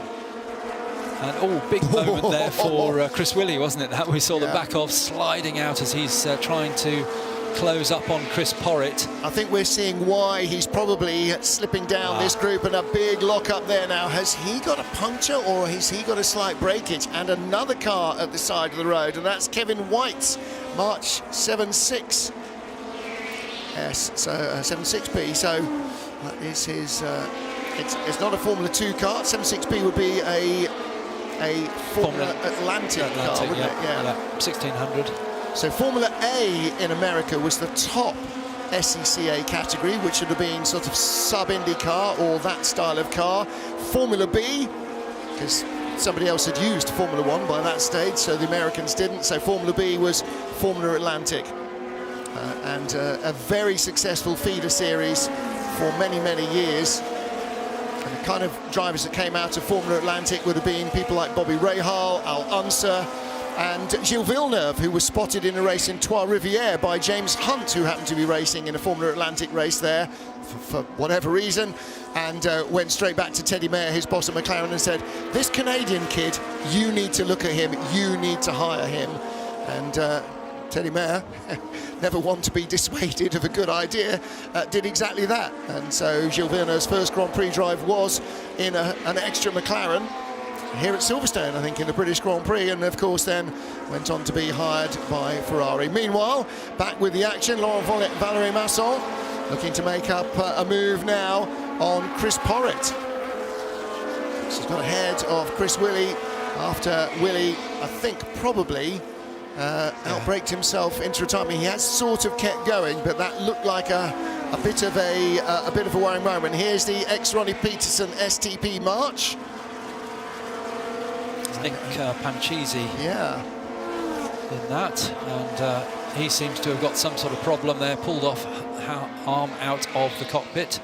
Meantime, this battle carries on with, this is the place where Chris Willey went off last time.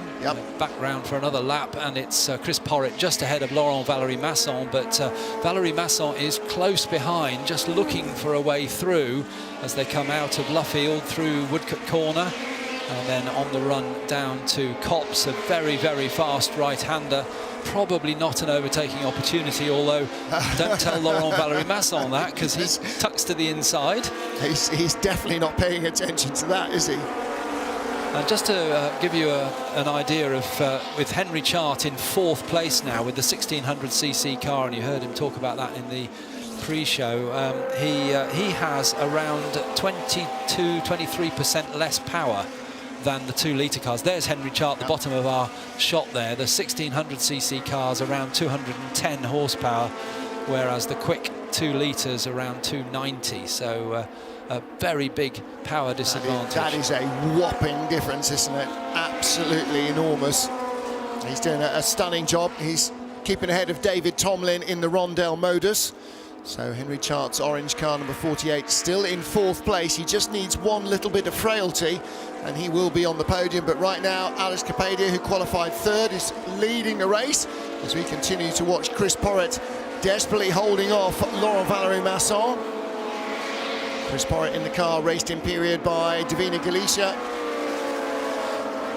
And just ahead of them, Dean Forward is closing in on David Tomlin. We did have a long shot on the Hanger Straight, and we could see the two of them quite close together. So we might be able to pick that up and see. That's for 5th place, David Tomlin in the blue Rondell, and Dean Forward in the red and white. There they are, and you can see he's closing in. And Graham Ridgway in the yellow car that spun earlier on, yeah, he was closing in. I think he sort of stalled a little bit, hasn't closed on those guys. He was lapping quicker, but is just about matching the pace. Even though these two are sort of thrusting and parrying with each other, they are still keeping up the pace of the cars in front. There's the Surtees. So Dean Forward just ahead of them. It's about a 3.5 second margin, but you're right, he's brought the gap down to David Tomlin to 1.5 seconds, and in fact, he lapped 2.4 seconds quicker than Tomlin on that last lap. So is the Rondell modus in trouble? Because Dean Forward is leaping forward in the red and white Surtees chevron. When he was born Dean Forward, he must have thought, I'm going to be a racing driver. And he's, yeah, there he is closing in on the blue and white Rondell Motul of David Tomlin. Laurent Valery-Masson having a long look in the mirrors there. He's getting flashes of yellow, and of course those mirrors aren't clear. They'll be vibrating and buzzing away on the very thin bodywork with every revolution of the engine. So he's having a long look in the mirrors to see exactly where the yellow car behind him is. The answer is not close enough for him to worry about it. I will correct myself before everybody else leaps to do so. The Surtees is not a Chevron chassis, of course. It is a Surtees TS10. And that's the car that is closing in on David Tomlin. What is Henry Chart doing there? Henry Chart's going backwards. Yeah, he should be staying there. offline. So David Tomlin in the Rondell Modus has gone by Henry Chart for 4th. There's Chart in car number 48, and he's being caught by the Surtees that go straight by him. I'm sensing that 1600cc car may have a bit of a misfire, because yeah, that does not have the body language of a car that is running sweetly. And now, suddenly, right with them and making a move up the order, Graham Ridgway goes by Laurent Valery-Masson. So the recovery drive of Graham Ridgway from that spin on the virtually the first corner, wasn't it? But he's just pulled in 1.5 seconds in one sector. And it's not like Laurent Valery-Masson dropped back. Well, he has dropped away a little bit from Chris Porritt, but not so much that suddenly he went behind Graham Ridgway. Ridgway has caught them and passed them, so yeah, he's found a new lease of life, Graham Ridgway. So he's got by Laurent Valery-Masson, so he is up now to 8th place and chasing down Chris Porritt for 7th, and right in front still is Henry Chart. So I think we'll find out now whether Henry Chart has a serious problem, and I think he has, because he is slower than the 2-litre cars, but not that much slower. He's just pulled over and let 2 or 3 of them by. So well, of course, on the Hanger Straight, if somebody's got 50, 60, 70 horsepower more than you, that's really where you've got a problem. But he had managed to keep his lap speeds up. He's still continuing, so if it is fluffing or misfiring a little bit or intermittently, then he's just plugging on to get as much value out of it, and why not? 2 minutes on the clock, so there will be 1 lap after this one for these guys. Alex Capadia, our race leader, in his penultimate lap now, 10.5 seconds away from Matthew Watts. So again, if Capadia had managed to find a little bit more pace in qualifying, he would definitely have given Andy Smith a stern challenge at the beginning of the race. Battle for 6th place between Chris Porritt and Graham Ridgway, and here's the leader, Alex Capadia, just lapping a slower car. And if you think back to our commentary for this race, Chris Porritt has never not been in a battle, has he? He's had a complete race with different drivers, but he's always been in the thick of it. And isn't that what you want when you go racing? You just want to race people. And, you know, we've heard it several times, had a real ding-dong battle, much more interesting. I'd rather finish 2nd or 3rd after a great scrap than win by 10 seconds. And that's exactly why they're in it. They want to be racing close, wheel-to-wheel, with similar drivers and similar machinery. And Ridgway goes by Porritt for 6th position now. Henry Chart slipping out of the top 10. He's down to 9th place, 10th place. No, still 9th place, or 8th place ahead of Laurent Valery-Masson, except they got by him on the last lap. He's come into the pits, Henry Chart. Has he? I'm not surprised. Paul Bacon in the March 712 rather, is the man there passing now. And just in front, car number 6, Frank Lyons in the Brabham BT35. Now, how much does a 60s car look different from a 70s car? That Brabham, a late 1960s Formula 2 car, but it looks very much like every Formula 1 car, sprouting little canard wings. And these big shovel-nosed F2 cars of the early and mid-70s, just pre-ground effect. Very different looking beasts indeed. Dean Forward has now caught David Tomlin. We spoke about this a couple of laps ago. He's finally got there. They're on their last lap, aren't they? Yes. Yep. So Dean Forward in 5th place, David Tomlin in 4th. Just really starting their last lap, and David Tomlin with a lot of understeer. Dean Forward just looks like he's got a slightly better balanced car underneath him. Here's our race leader, Alex Capadia, coming down the Hanger Straight. So Capadia a long way clear of Matthew Watts. And in 3rd place, man, we haven't really talked much about Mark Charteris in the Tolman liveried March. But here is our race leader. Capadia comes out of the Vale for the final time. He'll turn right once, twice, and 3 times in Club Corner. The checkered flag is there. It is victory for Alex Capadia. A rare weekend in non-modern motor racing machinery, and he claims victory. 2nd place will be Matthew Watts. And there is Mark Charteris, car number 11. That is the Tolman March. So the Tolman Group livery seen then in Formula 1. Ex-Brian Henton, Super Hen and Derek Warwick were the first Formula 1 drivers for the Tolman team. Both moving up from F2 with the team as they graduated to F1. And then, of course, Ayrton Senna was their first big international signing. But across the line he comes. Goes by the STP March, which got going again. So Mark Charteris takes 3rd place. And looking for the surtees of Dean Forward to come through in 4th.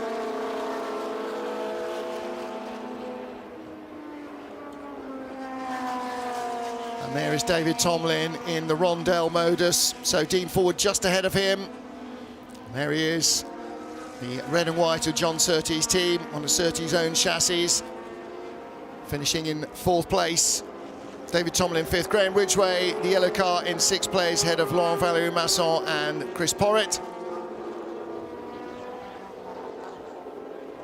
And in 9th place will be Mark Wood.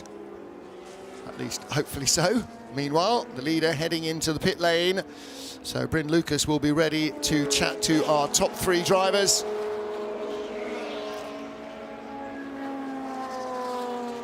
You can see that the August temperatures not exactly splitting the flags here at Silverstone. It was a chilly morning this morning.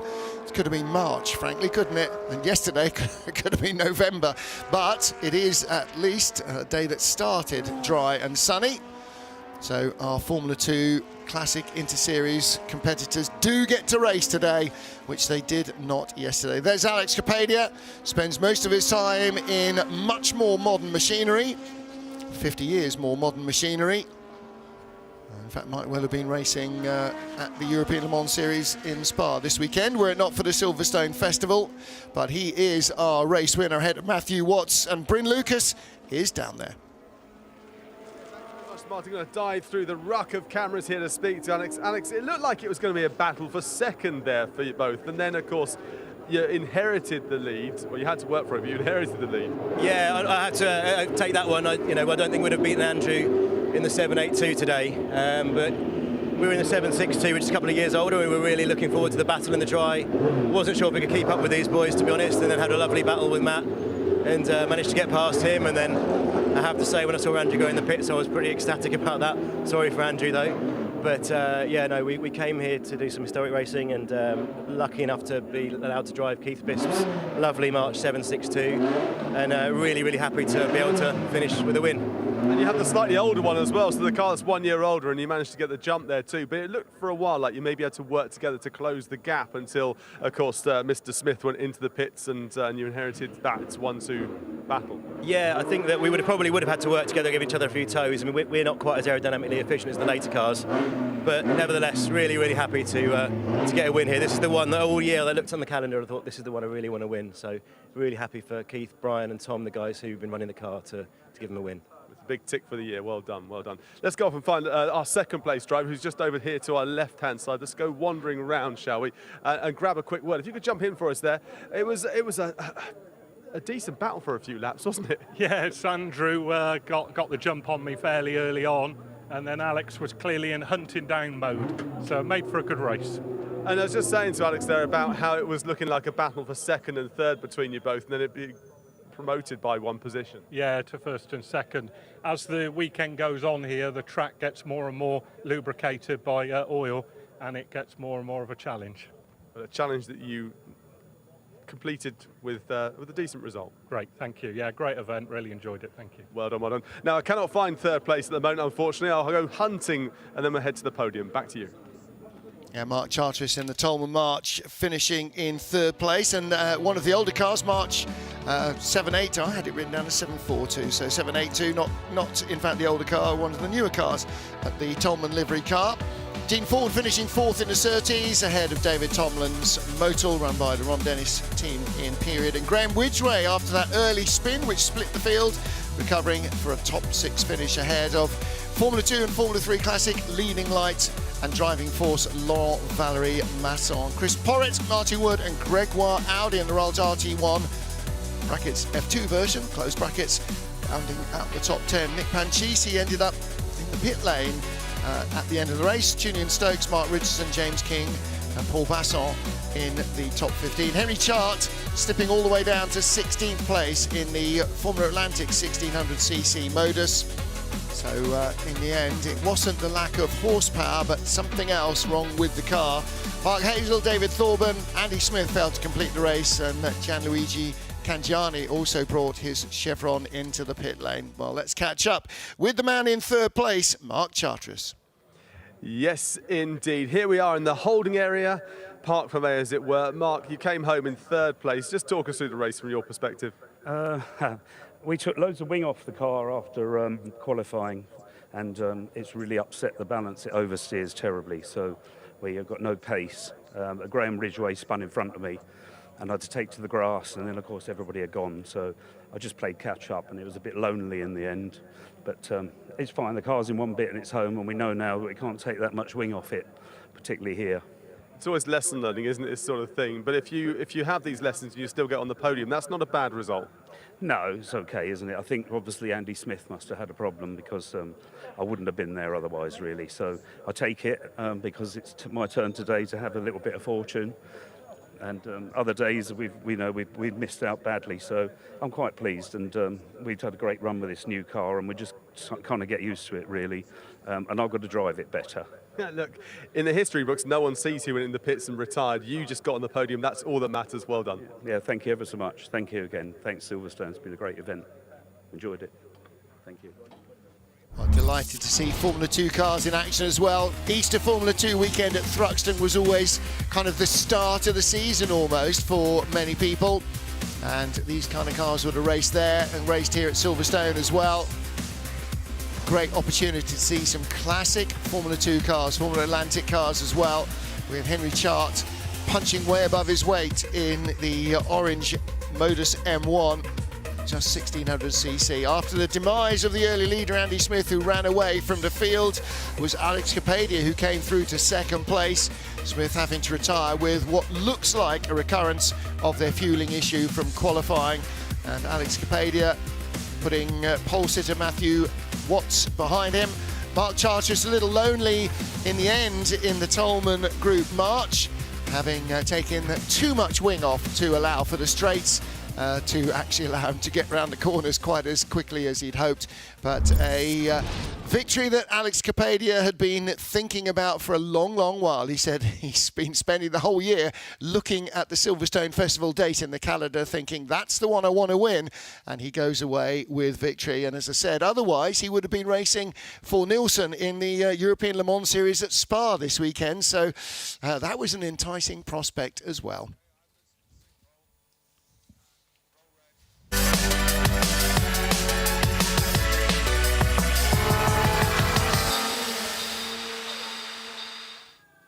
RML Group are celebrating their 40th anniversary here at the Silverstone Festival, and I'm delighted to have Paul Dickinson, the new COO, here with me to tell us a bit more. First of all, Paul, congratulations, 40th anniversary. Thank you very much. We're very excited to be here at Silverstone Festival, celebrating our 40 years of engineering excellence. Now, there are lots and lots of cars here we can talk about, but first of all, you've got cars out on track too. We have indeed. Ray, our founder, in fact, is driving in the Formula Juniors in one of the very early Mallock race cars.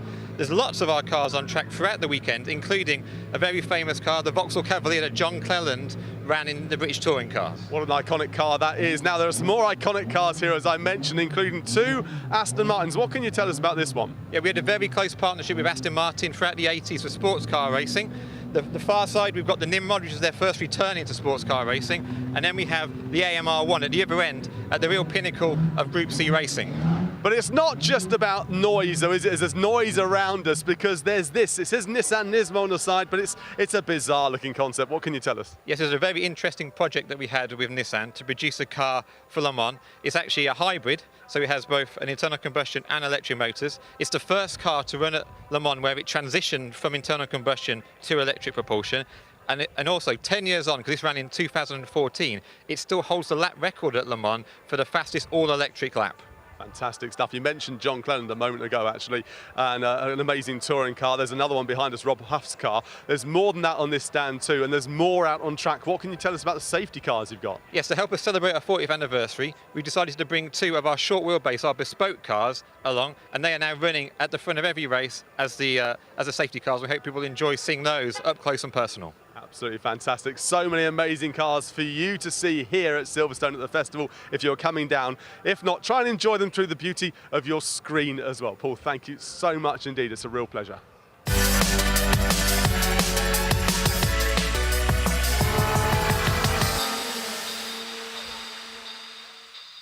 Sunday at the Silverstone Festival, we are getting ready to send cars out for the Royal Automobile Club's Historic Tourist Trophy. So these are sports racing and GT cars predominantly that would have raced in the 1960s. So you've got Shelby Cobras, Jaguar E-Types, Austin Healey's, and smaller Lotus Elites, Lotus Elans, and even the Turner. Well, let's catch up with Ed Foster down in the assembly area.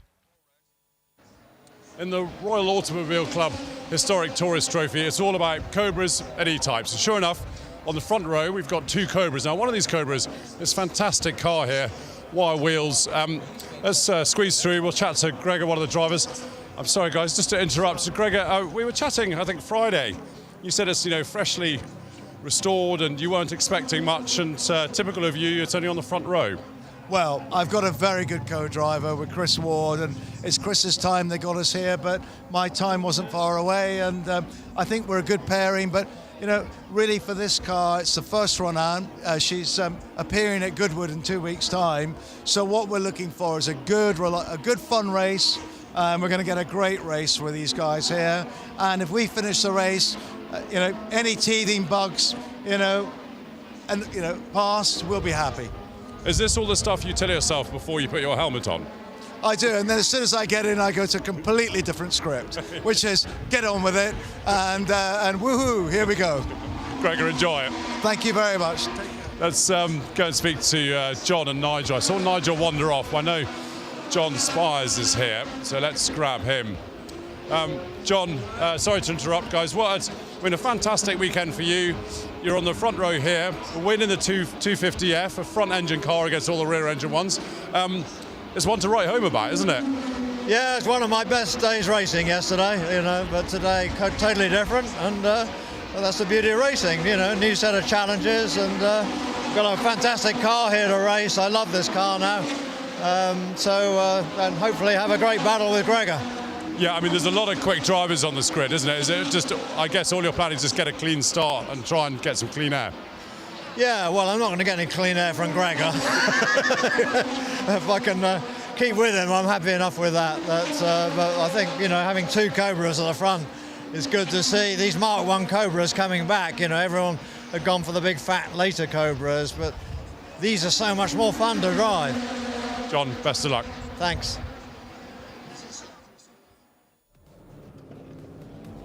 Cars ready for the start of the Royal Automobile Club Historic Tourist Trophy. 50-minute race for these fabulous 1966 GT racers. Cobras to the fore. Will the E-Types and the rest of them be able to snatch victory away?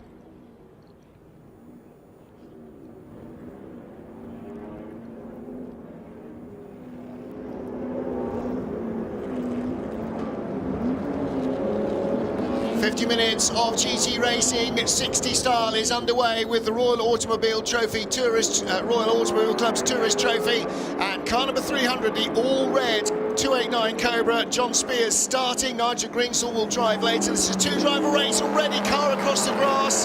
That's one of the E-Types. Manages to recover its composure there. I think that was wasn't the Pearson's car, was that Richard Cook? Jason Minshaw, I think Jason Minshaw, yeah. Okay, the Minshaw family car. And the pale E-Type's already got marks down the side, tyre marks on the side of car number 33. That's the Jack and Guy Minshaw car. So 59 is the third of our Cobras on the grid. That's the white car with the black roof, the car of Richard Cook. He's behind the Pearson's white Jaguar E-Type, that also with a black roof. But it is Cobras at the front, and it's Gregor Fiskin who has taken the lead. The red Cobra with the white roof and the enormous number 68. And right back in front of him has gone John Spears. So Fiskin went down the inside into Brooklands, and Spears came round the outside to retake it. Austin Healey, Big Healey's battling away there with the tail of the pack of E-Types and that white and black Cobra of Richard Cook. Beg your pardon, Richard Cook.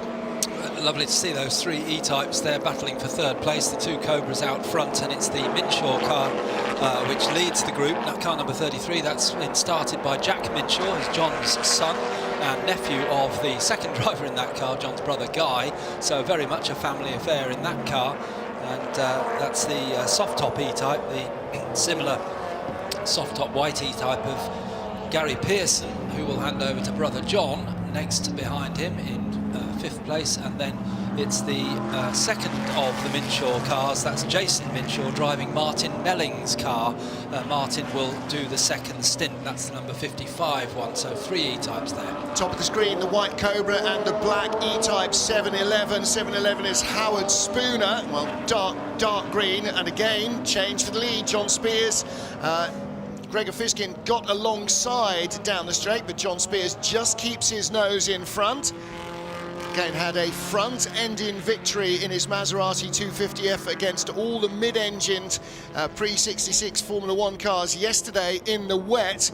But this is very much different conditions. Dry track here. And he's just keeping his nose in front of Gregor Fiskin.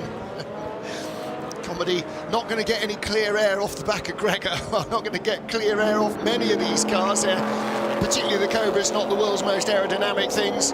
What they lacked in aerodynamics, they certainly made up for in brute force.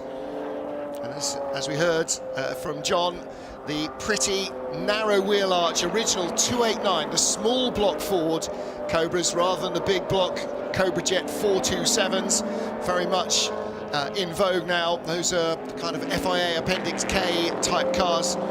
They're very much more period looking against these Jaguar E-types, but the E-types go well in the corners, but they do lose out in a straight, so it's going to be hard work for the Pearsons and the Minshaws and everybody else in the E's to try and match the pace of the front-running Cobras. And in fact, the third place has been taken over by the E-type of Gary Pearson, who starts in that team, and so into third place, fourth place therefore Jack Minshaw, and then still in fifth place is Jason Minshaw, who is Jack's other uncle. And for those of you close to the track or watching the big screens, Howard Spooner in 6th or 7th place, wherever he is now, in that dark 711 E-type, has got the advantage of white gloves, which really show the driver working hard. And again here, challenge for the lead. Gregor Fiskin just eases his way, creeps in front at Copse, but now they go over the brow, left into Beckett's, and he has got his nose in front. So it's Gregor Fiskin who leads from John Spears. The white E-type in third, Gary Pearson starting that. And he's closing in on the Cobras, isn't he? Suddenly, well, the more they fight, yes, the better chance the E-types have. But it does mean the E-types can't afford to squabble between themselves. You're absolutely right. Now he's in the tow, and a Cobra does give a sizable tow. Gregor Fiskin, though, historic car dealer and modern car racer, has raced for several seasons in British GT and Porsches and the like. He's galloping away. Here's the all Austin Healey battle behind, the big Healey 3000s. Joe Wilmot, Michael Russell. So Joe Wilmot in car number 81, 168 Michael Russell. They started nose to tail on the grid, but in the reverse order from how they are currently. And the white E-type, the Pearson family E-type, Gary all over the back of John Spears. And if he has ambitions to try and win this race ahead of the Cobras, he needs to get ahead of Spears now. He's looking to go the long way around the outside. Ooh, now can he get back down the inside? I think he will. John Spears daren't really slam the door because that's going to be expensive contact, and he will end up getting spun out. Gary Pearson didn't quite get out. Spears there chasing the throttle. You see the car rotating rapidly as he gets onto the gas, out of the loop and into Village, and then onto the Wellington straight. He's just got a car length or so over the third place E-type, and Gregor Fiskin continues to creep away in front. You have to remember, this is a 50-minute race for these cars, and they're not youngsters, are they? So between the 50s and early 60s. Bit rude. Oh, you mean the cars? Yes. Sorry, yes, sorry. And they've got to last for 50 minutes with a mandatory pit stop, which will let you know when the pit window opens in about 10 minutes, no, slightly less minutes time, 8 minutes time. And that will see the cars come in. One other rule that is in this series is that the owner of the car has to do at least 50% of the race, so that takes away the benefit of perhaps having a really quick driver in with you, and you put them in for the most part of the race. Can't do that in this one, which levels things up a little bit. Yeah. Well, and the other thing there is that as the owner of the car, you know that for half the race you'll be racing with your peers rather than against Le Mans winners or ex-Grand Prix drivers or professional racing drivers from wherever they come. So that's quite a handy rule for the drivers themselves. What you don't want is to be an owner driver swamped by dozens and dozens of pro drivers. Now, the owner doesn't have to start the car, so you might end up against some pros, but predominantly here you've got owner drivers at the front of the field. John Spears, for instance, just ahead here of Gary Pearson. Pearson still can't get through. Gregor Fiskin has got a margin, but it wasn't huge. At the end of the last lap, 0.8 seconds. And in fact, Gary Pearson with the fastest race lap. Fiskin is fastest in Sector 1, Spears fastest in Sector 2, Pearson fastest in Sector 3, but the gap is now out to 1.7 seconds. So this battle for second place, 300 John Spears, the all-red Cobra, and the white E-Type behind of Gary Pearson. Because they're battling each other, they're not going as quickly as they would do on their own. Gregor Fiskin, with no worries in his mirror, can concentrate on trying to take the perfect racing line and squeeze the most speed out of his Cobra, the one with the white roof. And Gary Pearson going for the tight line through the loop, and I think he may get through here because well, John Spears going for the very wide line. He headed off into Oxfordshire by mistake there. A mistake from John Spears. So up into second place goes Gary Pearson in the first of the E-Types. Right, now 1.724. Let's make a note of that and see what the margin is at the end of this lap. And we will see then whether Gary Pearson is going to close quickly or slowly on our race leader, Gregor Fiskin. Well, he's now zeroing in, is Gary Pearson, on the leading car, and indeed the second of the E-Types zeroing in on the third placed now Cobra of John Spears, and that second E-Type being driven by Jack Minshaw, number 33. Both these first two E-Types, the soft tops, but they do have the roofs up because it's more aerodynamic with the roof up than down.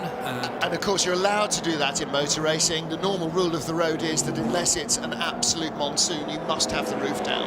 There's no point in having a soft top otherwise. A policeman will stop you if you've got your roof up, or should.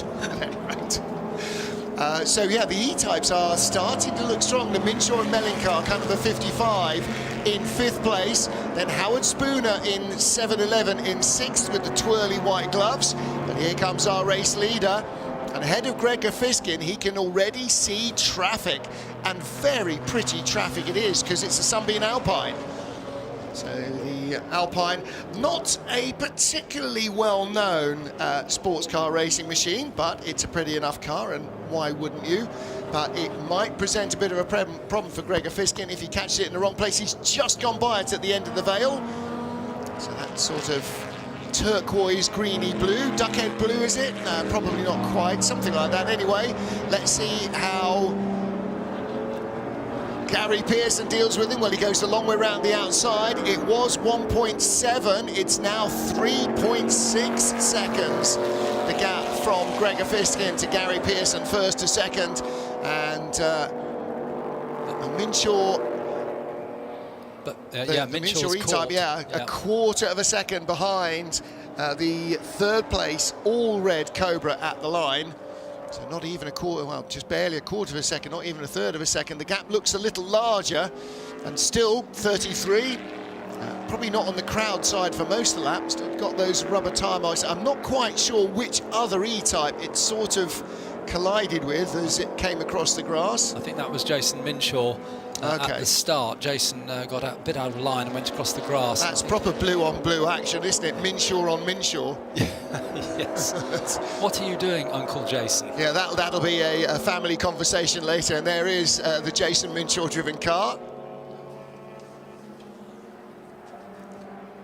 So Gary Pearson in second place. Last lap 231.4, but 231.0 for Gregor Fiskin, the race leader. I beg your pardon, 233.1 for Pearson, 231.5 for Fiskin. So is Pearson going to be able to close? Well, the quickest top speed at the moment at the end of the Formula One straight, 128 miles an hour, 128.5 from John Spears' Cobra. And here's the battle just behind. Patrick Blakeney-Edwards ahead now of Howard Spooner. Spooner dialing on the lock, dialing it off, dialing it on again in Cobb's corner. So car number 11 moving up the order. In fact, it wasn't Pat Blakeney-Edwards that started, it was Mike Grant-Peterkin that started car number 11. And that car coming up from 9th place to where it is now in 7th position. So had a conservative start, which in this field is probably not a bad idea. Avoid hitting anything in the opening couple of laps and you've got a lot more chance. And he is starting to close on the white Cobra in front of Richard Cook, the white car with the black roof, car number 59. And we did mention this yesterday, but it's great to see these cars coming down into Stowe Corner with the number plates still on the cars as they would have been in period. A lot of them would have been driven to the circuit. I don't think that happens at this meeting anymore, but certainly in the 50s and 60s, quite normal to drive your car to the circuit, take out the picnic hamper, put your numbers on the side and go racing. And of course, all of these now tax and MOT exempt, so you could drive it to the circuit as long as it had legal tyres on it and your indicators and your lights worked and your handbrake. So it is, I mean, they are certainly very road drivable cars. Perhaps a little more exciting in the rain of yesterday than some other vehicles, but yeah, definitely the case. So Jaguars from just up the road, Jaguars competition department based at the factory at Browns Lane in Coventry, and these two of course came from Cape Road in Warwick, right by the canal, Donald Healy's works, which is still in operation. The Cape Works at Warwick, the home of JME, the Healy specialists. John Everard's company took over Cape Works not long after he started working on Healy's, and they still work there. So if you're at the Cape of Good Hope in Warwick, right behind you are always serried ranks of big and small Healy's, predominantly 3000s, it has to be said. Don't see many Jensen Healy's there. But the Browns Lane, a former Browns Lane factory, is now largely a housing estate in Coventry. Jaguar moved to the JLR premises at Gaydon, next to where Aston Martin is now based, and still building cars in Warwickshire. And of course the Jaguar heritage operation on the site of the former Peugeot works at Brighton on Dunsmore. So very local car manufacture. Coventry and Birmingham, massive centre of industry and car manufacture in the UK right from the earliest days. Two of the big Healys there battling hard into Beckett's, and that's for 9th and 10th places. Yeah, Michael Russell was behind Joe Wilmot on the grid and his inches in front of him in the race. They battle for 9th and 10th, and here, oh, is there going to be more Minshaw on Minshaw action? It's a little cleaner this time. Jason Minshaw goes around the outside of Jack Minshaw, but carries a little too much speed into Stowe. So Jack's got his nose in front, but he's not going to close the door, is he? Jason throws it up the inside. What happened to the car in front? Did it just evaporate? No, it stayed out of the way.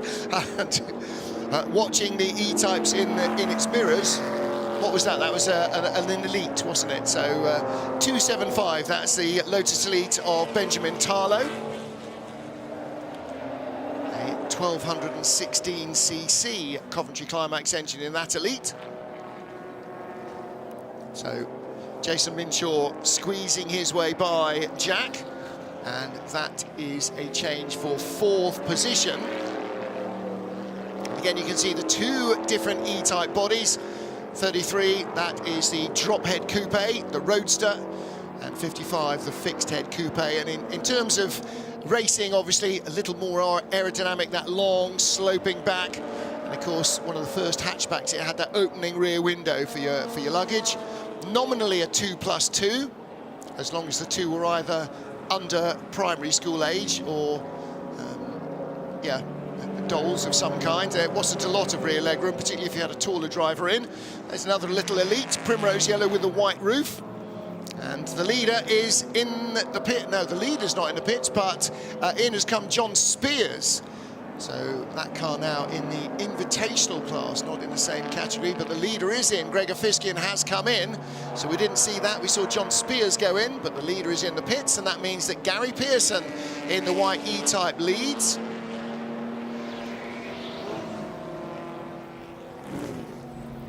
So here is our new race leader. Somebody with a better knowledge of registrations could probably tell me where that came from. Just in front, by the way, an Austin Healey Sprite. Not an average Austin Healey Sprite, but a genuine X-Works Austin Healey Sebring Sprite, as raced in the Sebring 12 Hours. And that particular car, we understand, driven in period at Sebring by Sir Sterling Moss. So, you know, it's not the quickest car in the race. It's not going to be on the top of the podium. But what a car to own and race. A car that was raced in period for the factory by Sterling Moss. What a great thing. And the Healey battle continues.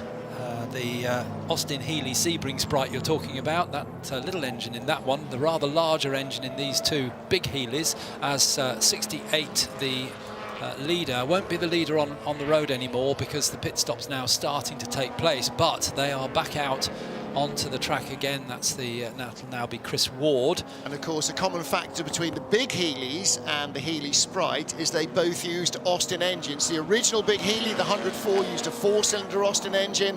The 3000s there, the 6-cylinder engine, which was also Austin derived. It would have been in the Austin Princess and so on. And the A-series engine, which was a BMC Austin Morris engine used in the Minis, in the Minors, and the Austin 1100s, 1300s. That was in the Healey Sprite and the MG Midget. And in fact, that Sebring Sprite, originally a 1275 engine, bored out now to 1380. So the only non-Siamese capacity you can get before you start to overlap the bores. And with his anorak firmly zipped up. Joe Wilmot finally found a way past Michael Russell, and if you were watching on the live stream, you could see Michael looking to his right, just checking where Joe was. He didn't want to come together. We've got that shot being replayed for us now. Both sideways almost came together, and then as they came up the Hamilton straight, the driver on the right of the screen just looking across, and now they're passing a very pretty Primrose and over white, or white over Primrose, Lotus Elite, in a completely different class, that with the 1.2 litre Coventry Climax engine up front.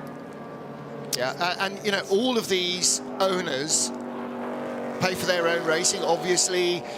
Some of them will work on their own cars, many of them will have professionals to help them prepare the cars, but it comes out of your own budget. And apart from anything else, apart from not wanting to damage your own car, over all of that, you don't want to damage somebody else's car, because this is a friendly racing paddock. Okay, it's, you know, all action on the grid and adrenaline pumping racing, but what you don't want is to be the guy that damages somebody else's pride and joy. You'd be more mortified about that than the damage to your own car. Again, look, there's a battle of types. We've seen a couple of elites on their own. There's a little battle between two elites. The leader is catching them. Driver change now from Gregor Fiskian to Chris Ward. Well, Chris Ward's already had one podium this morning. So is he going to get a chance of a top step this before lunch? It'll be a very successful morning here at Silverstone. And the other leading Cobra, that of John Spears, Nigel Greensall, also has done its pit stop, so that will now be our old friend Nigel Greensall on board, along with John Spears, probably the most prolific drivers in the Silverstone Festival. I think, what did we say yesterday? Nigel's doing 7 races in 6. So 7 cars in 6 races, because they shared a pair of cars. Each of them started one in one of the races yesterday afternoon and finished in the other, in a pair of Listers, a Lister Nobly and a Lister Costin. And in all the other races, they're sharing one each. But in fact, of course, John winning yesterday without the help of Nigel in his Maserati 250F. So Nigel's racing 7 cars in 6 races. John is racing 8 cars in 7 races and has won once already. So he's going to come away with at least one winner's garland from here. And Nigel has yet to have one. Oh, hang on, did they win in the Lister? They didn't switch drivers, did they? In the end? That's right. He stayed in, so he won. Yeah. So he did win. So he's had a win on his own, and so has John. So it's even Stevens. Oh, there's the modern stopwatch on the iPhone. Means you can do other things, because your average stopwatch won't take pictures or make phone calls or send WhatsApp messages. So the Pearson's Jag still leads from the Minshaw Jag, and then Richard Cook's Cobra. And even if you're driving on your own, you do have to stop, and you have to spend the same amount of time stationary. So it's not, I'm driving on my own, I don't have to make a pit stop. Yes, you flipping well do. That's the regs. So even if you are driving on, of course, you can time it when you want to. And if you're stuck behind somebody and can't get by, you might dive into the pits earlier. But if you've got clear track in front of you, you might capitalise it for as long as you can, like the leader is. And then, because you know when you make your pit stop, you're more likely to drop back or come back on track in traffic somewhere. So if the track's clear in front of you, then make hay while the sun shines. Go as quick as you can for as long as you can, and then before you hit traffic or before the pit window closes, more cogently, then you make your pit stop. But you've got to try and keep your speed up for as long as possible. And as we approach halfway through the race, 25 minutes, this is the point at which owner drivers can hop out. So after 25 minutes, they can come get out of the car. But equally, if the non-owner, and that's certainly true of Jason Minshaw in the number 55 car, that's owned by Martin Melling, he will have to get out of that car before the 25 minutes is up to give Martin the chance to do more than 50% of the race. Which of the Pearsons is the owner of this Jag? Well, it's probably owned by Pearson's Engineering. Yeah. I don't know, maybe it's personal to one of the Pearsons, but it's difficult to tell with... John is slightly, and I'm really cautiously saying slightly slower than Gary, but they are so evenly matched. Whoever owns the car needs to hand over, but the lap times won't change much. Fastest race lap, by the way, has just been set, a 2-minute 30.149. Only one car has lapped in the 30s, and it is car number 300, Nigel Greensall. And he's just set the fastest race lap, and who was that going off? That's the 55 E-Type. So that is Jason Minshaw. Having done all that hard work to get by Jack, he then chucked it in the kitty litter. So he has dropped back behind Jack Minshaw and into third place, and in has come the silver Healy that was in front of our race leader. So Gary Pearson continues with a clear road in front. In fact, he hasn't seen anybody for a while, has he? Nobody in his mirrors, nobody in front. Did they stop the race? Have I missed the checkered flag or something? And Nigel Greensall hopped into number 300 and immediately purple. Yep. He's got the fastest lap of the race. And in fact, another new fastest lap. It was a 2-minute 30.1. It's now a 2:29.8. The next quickest lap set by anybody is Gary Pearson's 2:31.4. So that Cobra, that was our second place car early on, is going very quickly indeed. 2:30.7 is the best lap. Gregor Fiskin and Chris Ward's car. Chris Ward just set that a lap ago. So 2:30.7 compared to 2:29.8. And don't forget, Fiskin was ahead of Spears early on. And so Nigel Greensall has a bit of catching up to do. 177, the classic factory Healy colours, classic BMC colours, tartan red and Old English white. And behind comes our race leader.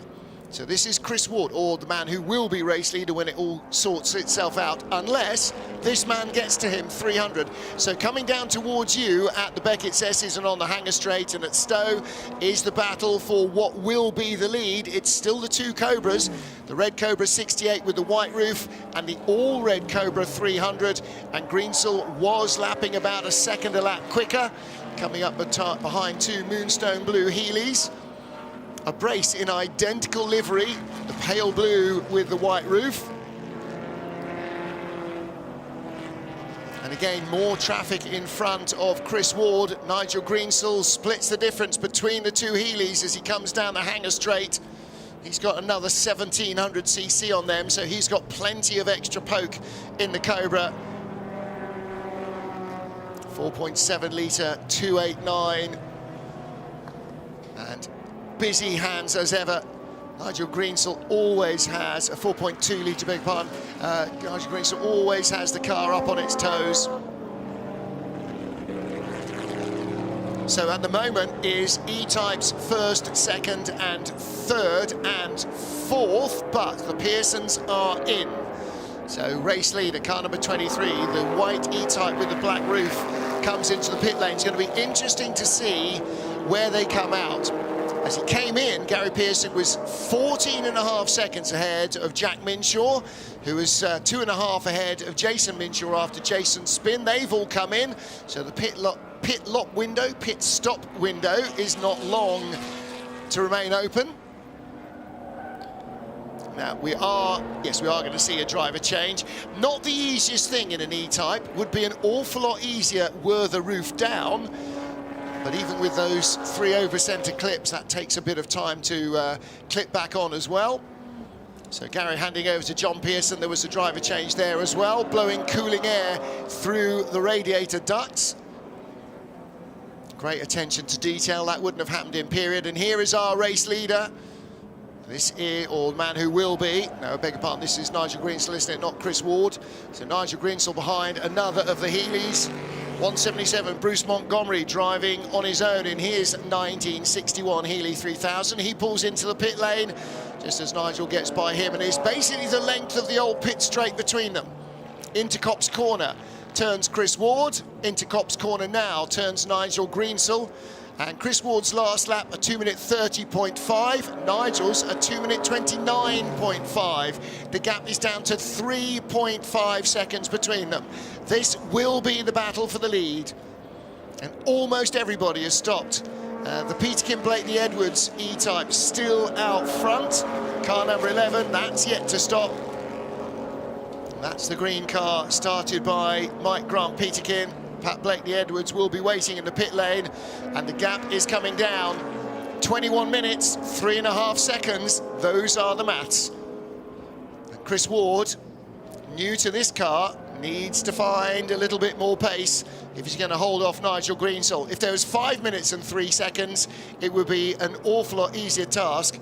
But Alistair Douglas, 21 minutes or 20 minutes or so, that's going to give them, what, another 7 or 8 laps probably, and Nigel is closing it at a second a lap, so he will be with him with plenty of time to try and get by. Yeah, Chris Ward, though, a very, very experienced driver. I think Patrick Blakeney Edwards described him as one of the best historic race drivers, and that's certainly true. He's very good indeed, as is Nigel Greensell, of course. So we've got two really top drivers here in these historic cars who know how to get the most out of them. Just make sure the brakes stay working, and also keep the tyres in the car, as Chris Ward sets the fastest lap of the race with a 2:29.3, and our final pit caller has come in. I think, no, we've got one more to go, but the leading car number 11, which took over the lead, has come into the pits. So that's to hand over to Patrick Blakeney Edwards.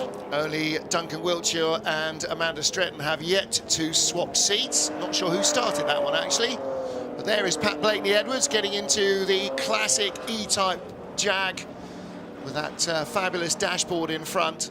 There's nothing not to like about an E-Type, particularly a fixed head coupe. I think we're in synchronicity there. That's the shape I like most, and I think you agree on that. But there's no E-Type that I think, oh no, I'd never give that house room. I'd definitely own any E-Type. And it's Freddie Wiltshire, actually, Duncan's son, who is sharing with Amanda Stretton, and it was Freddie that started. That's car number 25, the Triumph TR4.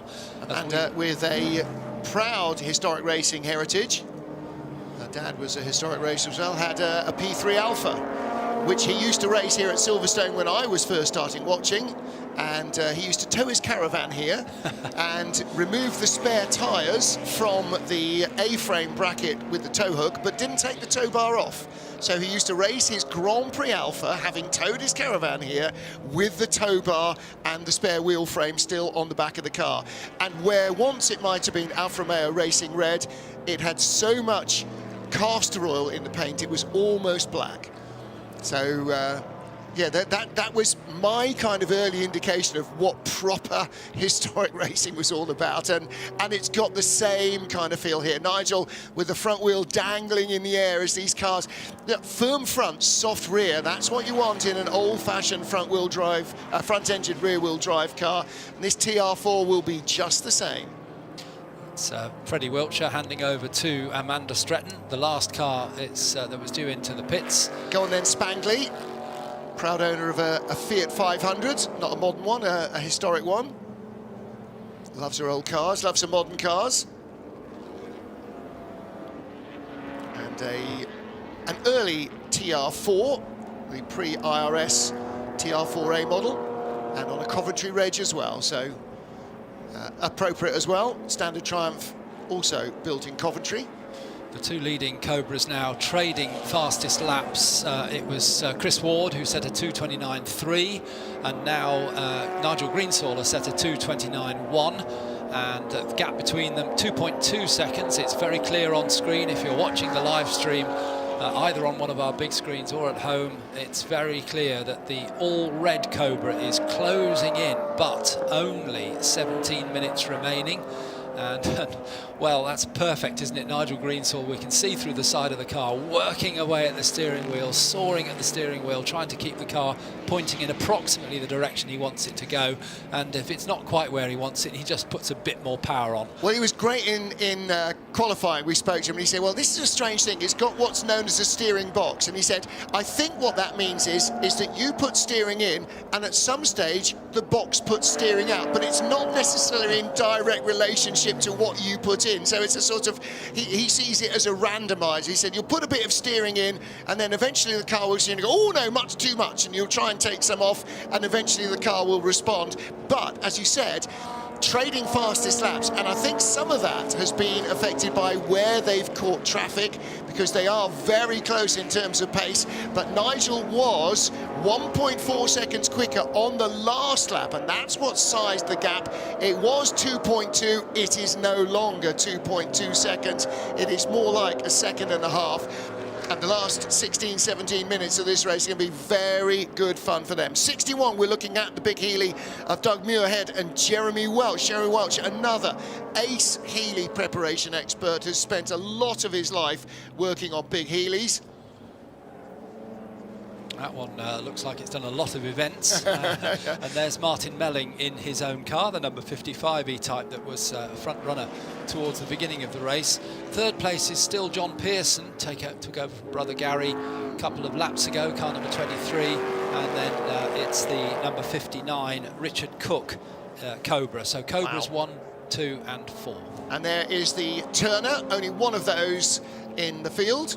Looks not unlike an early MG Midget Austin Healey Sprite, but built by Turner. Jan Magnussen in that now. Jan Magnussen is driving that, indeed, the Super Dane. Didn't get a chance to qualify it. It sort of decided to stop a little bit early in proceedings, so I'm not sure how many miles he's actually done in the Turner. This might be his total driving experience of the car, as far as we're aware. Nigel Greensaw, by the way, last time round, 2:29.0 compared to 2:30.8, so found another 1.8 seconds on Chris Ward. The car's owner, Morten, I'm going to say Morten Mortensen, I don't mean that, I mean Nikolai Mortensen. The car stopped just outside the wing, and he was under the bonnet trying to get it to go again. I don't think it wanted to. Meanwhile, back with our leaders, Greensaw now right with Ward. This is first and second. Nigel Greensaw catching with a big head of steam. And in historic racing, as in modern racing, if you're coming fast, you need to get by. Otherwise, you'll be slowed down to the speed of the car in front. And in equal machinery, and they are pretty equal, it's going to be hard to make a difference. The problem is, Chris Ward knows what he's about, and so does Nigel. You can see Nigel looking to the inside there, into the beginning of the Beckett's S's. That's not happening, so now he's got to keep the pressure on, try and force a mistake out of Chris Ward, out of the Chapel Curve, onto the Hanger Straight. He'll be in the tow, and boy, does a Cobra need an aerodynamic aid or two, because these things are fairly bluff, upright cars. Can't make it through. The body's originally built at AC Cars in Thames Ditton. It was the 6-cylinder Bristol-engined AC Ace. And then, when Carroll Shelby decided to shoehorn in a big Ford V8, it took on a whole new life, the evil twin, if you like. And now trouble for Chris Ward. They're catching the pretty little Sunbeam Alpine. He's trying to tighten the line and get on the gas. Managed to hold the slide. Greensall squeezes through as well. Poor Alpine driver can do nothing but run out wide and follow his own line as they get through. 13 minutes to go. Nigel Greensall is there with Chris Ward. But is he going to be able to get by? This should be an epic finish to the race. Yes, despite that lap previously from Nigel Greensall, close on 1.5 seconds lap, it's able to close in, but now Chris Ward is positioning his Cobra in exactly the right place to avoid a chance of Nigel Greensall slipping through. Chris Ward hitting every apex, a little bit wide there on the Aintree onto the Wellington Straight. Maybe half a chance now for Nigel Greensall as they go down into Brooklands. Will Nigel dive out? Yes, he does. Dives out on the brakes, goes to the inside. That doesn't mean he'll get the place, though, because Chris Ward now has the inside for Luffield, and that's exactly what happens. Chris Ward stays on that inside line, gets back into the lead as they go through Luffield. Now Nigel Greensall has to do it all over again on the run down to Cops Corner. Titanic battle for the lead here in the BRD, in the historic Tourist Trophy for the Royal Automobile Club. And Nigel Greensall and race leader Chris Ward in their pair of red Cobras at it hammer and tongs. Not sure how many times Chris Ward and Nigel Greensall have raced each other, but they recognise a well-driven car when they see one. Some great respect between the two. An absolutely full tilt, right on the limit of adhesion, and yet as clean as a whisker, giving each other survival room. If they try and make a move, they will try and make it cleanly, because neither of them want to damage the cars that they have been asked to drive. Here they come, traffic in front, the White Lotus Elite, the dark E-Type. Chris Ward looked to go around the outside onto the racing line into Stowe. Here's a chance for Greensall. Chris Ward offline as he gets onto the brakes, and Greensall can tighten the line on the exit. He's going to try and drive his way through into the lead, into the Vale. They're side by side. Greensall gets his nose in front for the first time, turns in at the exit of the Vale, and Chris Ward just couldn't hold the speed. And that might be the decisive move. Chris Ward's car seems to be sliding around a lot more than Nigel Greensall's, and whether that's the newness of the car or new to the team and maybe not as sharp a setup or not, hard to tell, but Nigel Greensall has grabbed the lead with 10 minutes to go. This is wonderful, wonderful racing from these two drivers in cars that they've been asked, as you mentioned, asked to drive, but they're showing such respect to the cars, the owners, and of course all the other racing drivers out there, giving them room. They're not just barging their way through, and in fact it was Chris Ward's move on a slower car that lost him the lead effectively, because he couldn't get around the outside on the racing line. And Chris getting wider and wider, isn't he? I wonder whether he just has a slight handling issue now. Perhaps the tyres starting to go off a little bit. I'm sure that the big power of the Cobras and the sideways motoring is affecting the tyres. They go by the Keith Lucas family XK150 Jag, and Nigel got through cleanly. Chris Ward is still with him.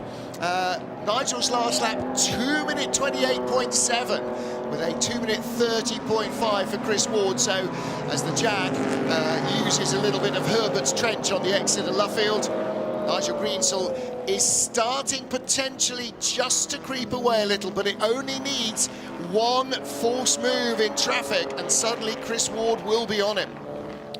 And through Copse they go. Chris a little bit wide again, working away hard at the wheel as they come up on a Lotus Elite in classic green and yellow striped colours of the Lotus team.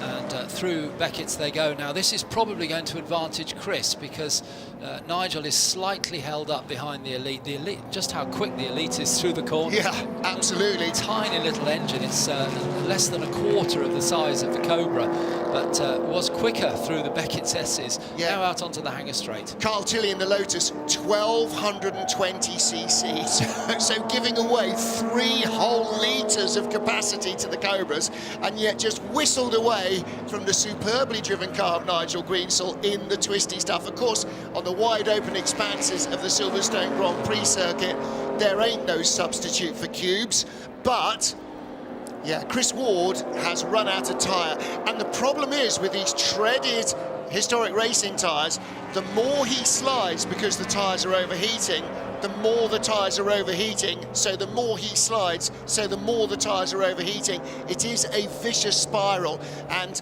unfortunately, to try and keep the pace up, he can't keep the car straight. It will get more and more sideways. Vigorously waved yellows. Somebody has gone off in front. And have they recovered?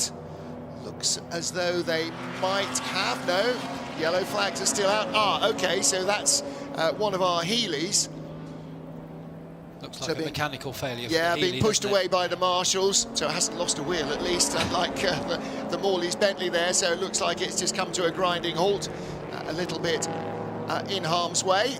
There it is, car number 3, and that is the car of Robert Jennings and Henry Chart, who was so impressive until his 1600 Motors Formula 2 car probably lapsed onto 3, I would think. But that 1959 Mark 1 Healey 3000 just being pushed away. Imagine Henry Chart's probably in the car at the moment, because having finished the Formula 2 race, it was probably always down to Robert Jennings to start it.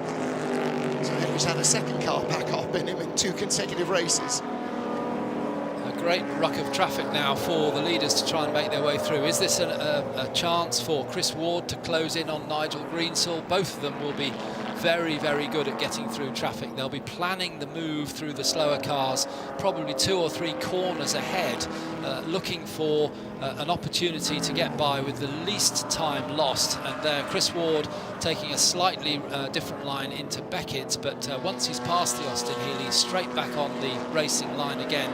But look at all these cars that they're catching up. There's the E-Type, number 7 E-Type of Richard Mines just ahead of them. And here come our leaders in the red Cobras. You're absolutely right, absolutely massive ruck of cars. Big Healey going by Lotus, and the Cobra going by that. Aston Martin DB4, Zagato behind, not DB4 GT, not quite able to keep up the pace of the little nimble Lotus in front of it either, despite all of its horsepower advantage. And catching another of the big Healeys.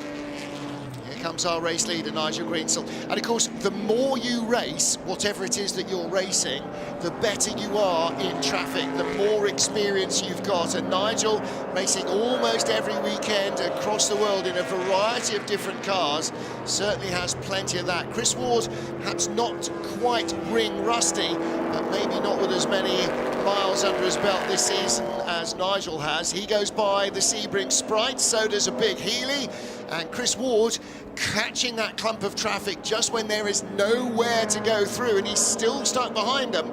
That traffic fell very well for Nigel Greensall. That was luck rather than judgment, but he still picked his way through them in the right place. If he'd hesitated, he too would have been lost, and Chris Ward would have been all over him. But that is going to open up the margin. It was 1.8 seconds, and Chris Ward is still not past that Healey. Here comes the Turner with the TR4 behind. So the Turner has moved up a spot. That is our husband and wife combination. Oh no, beg your pardon, the Turners, not Nikolai Mortensen and Jan Magnussen. It's the Dane train. I'd like to see Jan Magnussen in a Cobra. Well, that's trying to think now whether he's raced one in the Revival at Goodwood. He's had a few Revival outings. Remarkably, the pairing of Mortensen and Magnussen have got that up to 11th place. Wow. A Turner GT should not be in the top 11 of a big banger race like this at Silverstone. But good driving from these two, and they'd had hardly any qualifying time because the Mortensen actually broke at the very beginning. Into the pits comes Nigel Greensall. Ah. So a problem, a technical issue for the Red Cobra number 300 team walking towards the car. Well, that's a real shame for the end of the race. That means that Chris Ward inherits the lead, and he has 45 seconds over the Pearson's E-Type. Well, Nigel debriefing, but something fairly fundamental. You're absolutely right, by the way, about the Turner. Currently in, what did we say? Was 11th, now going to be 10th. And that car started just 26th in our field of 35 cars. Now, of course, if Jan Magnussen had a chance to qualify, and if in fact they'd had more than a couple of laps, it might have qualified a little higher, but nevertheless, having a great race. And again, it is only a 1400cc car, so it's not exactly matching on a par with the E-Types, the big Healey's, and everything else around it. But here is our race leader then, Chris Ward. The car started by Gregor Fiskin, the car that started on the outside of the front row of the grid. John Spears and Nigel Greensal's tilt for victory in the 300 Cobra has, I'm afraid, come to naught. There's Nigel's partner offering him a little bit of commiseratory hug. You can see how lovely and sunny it is here at Silverstone in mid-August. She's got a hood up on her parka. So, there you go. Sometimes you win, in Nigel's case, quite frequently, but such too is motor racing, sometimes you don't. He's recently bought a Radical, which he's using for training drivers at high speed. So it's not just about helping drivers and owners get quicker in their own race cars, using that as a race tool as well for driver tuition. It's one of the ways that drivers have a long and storied career in racing cars, either in modern or in historic racing, is by encouraging owner drivers to, well, who are already partaking, but by encouraging them and helping them get quicker and quicker. And we've got a good battle for second place, which we'll try and pick up on our screens for you, with the John Pearson car now only a second across the line last time, but they're further round the lap now, so it could even have closed, because the last lap for Richard Cook was considerably quicker than John Pearson. Yeah, so you're looking for the white E-Type with the black roof, chasing down, I beg your pardon, the white Cobra with the black roof, chasing down the white E-Type. So 23 is John Pearson, and 59 the white Cobra of Richard Cook. Well, 1 minute and 19 on the clock. This is going to be close-ish, but we should get one more out of this. Cut 7 coming down towards us. That's Richard Mine's grey E-Type with the blue nose. That car no longer carrying the Cut 7 registration. It's a car that has carried that number in the past. As we spoke about in qualifying, Cut 7, it's a number plate. It moved with the owner from car to car, so there are several Cut 7s. And it's not been unknown for more than one Cut 7 to appear in a single race. Seen that a couple of times at Goodwood, but there is Richard Mines. And here is our battle for second place. The two white cars now on the hanger straight. The white E with the black roof and the white Cobra with the black roof. John Pearson ahead of Richard Cook. And this will be the last lap for the leader. Chris Ward crosses the line with just under a quarter of a minute to go. Over a quarter of a minute to go, so these guys have one more lap, and as you said, Richard Cook reeling in John Pearson. 2:32.6 last time round to 2:34.5 of the E-Type, so the Cobra very nearly 2 seconds quicker on the last lap, and the gap has come down from a second to about just 9/10 of a second. I was going to say a little over half of that, but he's in striking distance. And again, it does depend where the E-Type and the Cobra catch the traffic, Alistair Douglas, as to who's going to come out on top of this. Very much so, yes, and it's E-Type on E-Type being lapped, but the number 18 E-Type, the hard top there, you can see keeping well out of the way, and actually that's advantage John Pearson. Richard Cook goes through on the inside. We've got well, that's one of our Healey's. Healey stopped just in front, just at the halfway down the hanger straight, in fact. It's not on the Wellington straight, is it? Or is it on the Wellington straight? No, there's no yellow flags there, so it's clean to go. They go by the E-Type of John Clark. They go by the Triumph TR4 as well. That's the Freddie Wiltshire and Amanda Stretton car. She stays on the racing line. She doesn't know if they're the leaders, but she knows they're coming quick. And that's a place change for second overall on the very last lap of the race, with Richard Cook going through, unless John Pearson can get back at him on the run to Cont, perhaps. And again, Richard Cook with the same tyre issues that we saw from Chris Ward in the red Cobra. He's used them all up, or they have, he's used them all up himself, so he's only got himself to blame. And John and Gary Pearson's E-Type now in third place. There is the race leader. Go ahead of me, go ahead of me. Okay, not quite sure why Chris Ward is waving everybody by. Maybe because he doesn't necessarily have to pass them, but I would have thought with the speed on the hanger straight that the Cobra has, he would have wanted to. Whatever, the checker flag awaits. Time has run out. Started by Gregor Fiskin from the outside of the front row of the grid. Chris Ward took the car over in the lead, and having lost the lead to Nigel Greensill, brings it back to take victory. It is a Cobra that wins. Cobra's dominated qualifying at 1-2, and it is a Cobra victory, and it will be very likely Cobra 1-2 in the race, because there is Richard Cook. He started in 5th place after qualifying in the white Cobra with the black hardtop. But Richard Cook, having passed the Pearson's Jag on the final lap, will complete that lap in 2nd place. The Pearsons qualified in 4th, just ahead of the Cobra. But that last lap pass, Richard Cook had just enough tyre left to get it done. And he takes 2nd, ahead of the E-Type in 3rd. So that is your podium. Gregor Fistin, Chris Ward, Richard Cook, and then Gary and John Pearson. Gary and John, there you are. Applause from the two drivers to each other. A big congratulatory round of applause from Gary Pearson there to Richard Cook for a clean pass, well made. And this is the 5th place car of John Spooner.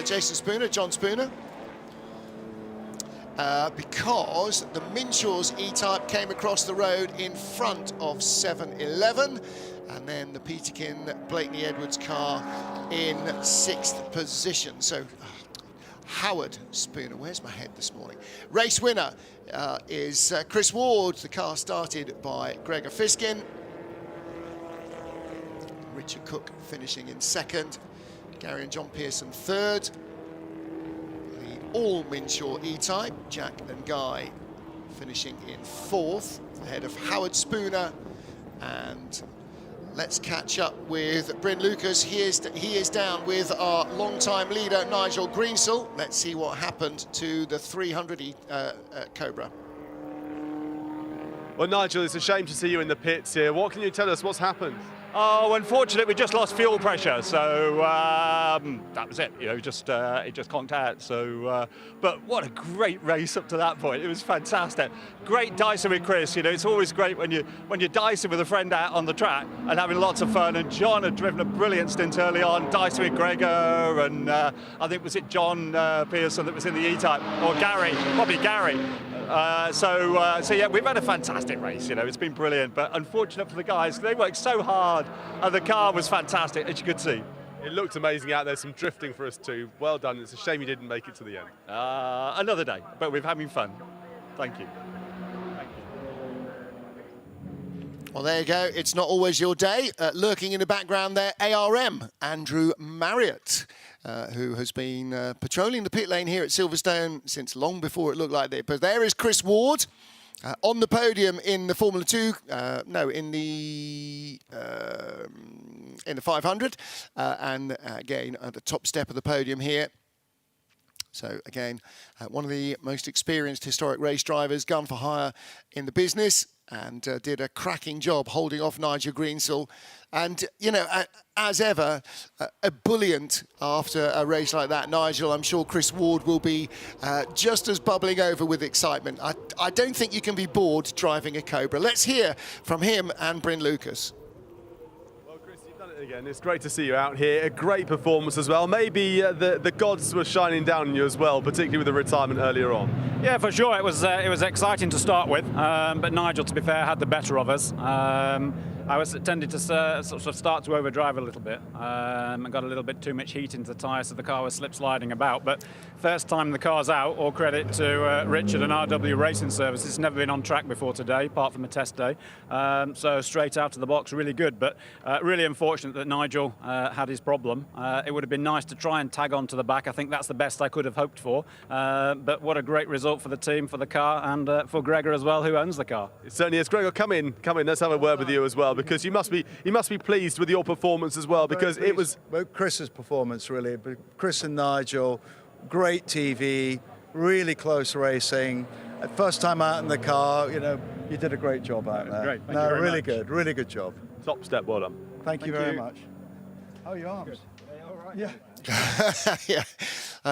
Not forearm pump from motocross, but bicep pump from AC Cobra Racing. Well, Gregor Fiskin always underplays his part in the pudding, but he did absolutely as well in his stint as Chris Ward did in his. Richard Cook took second, so it's a Cobra 1-2 with the Pearson family E-Type in third, ahead of the Minshaw family E-Type, the E-Type of Howard Spooner, the Peterkin Blakeney Edwards E-Type, and then the Austin Healeys ahead of the Morton and Magnuson Turner, which finished in 9th place, having got ahead of Bruce Montgomery's Big Healey.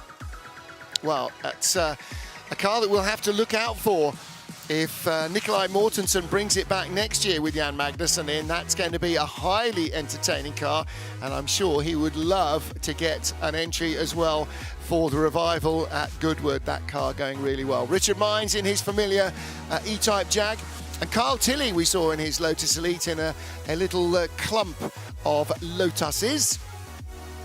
All going well here, but giving away so much capacity to the big cars. A couple of cars not quite making it through to the end of the race, but always good to see such glorious historic machines, and on a nice, clear, dry Silverstone track, all that they could have hoped for. Right from the start, the Cobras took up the front running ahead of a clutch of E-Types. Gregor Fiskin squeezing in front of John Spears and leaving John to have a little off-track moment and deal with Gary Pearson's fast starting E-Type. He broke away from the E-Type pack, leaving the battle behind to the Minshaw family. There was a lot of inter-Nissan rivalry among the big Healeys. Mistake from 55's Jason Minshaw allowed Jack back into the top 3, but it was still all about the Cobras up to the pit stops. Then post-pit stops, Chris Ward, as he said, just slightly overheating the rear tyres, losing out a long battle to Nigel Greensall, who in turn lost out to fuel pressure. Chris Ward back to the top of the pile, and on the very last lap, down the straight into Brooklands, the Cobra going by for second place. Richard Cook just snatching it away from John Pearson, who gave him a round of applause across the line for a move well made.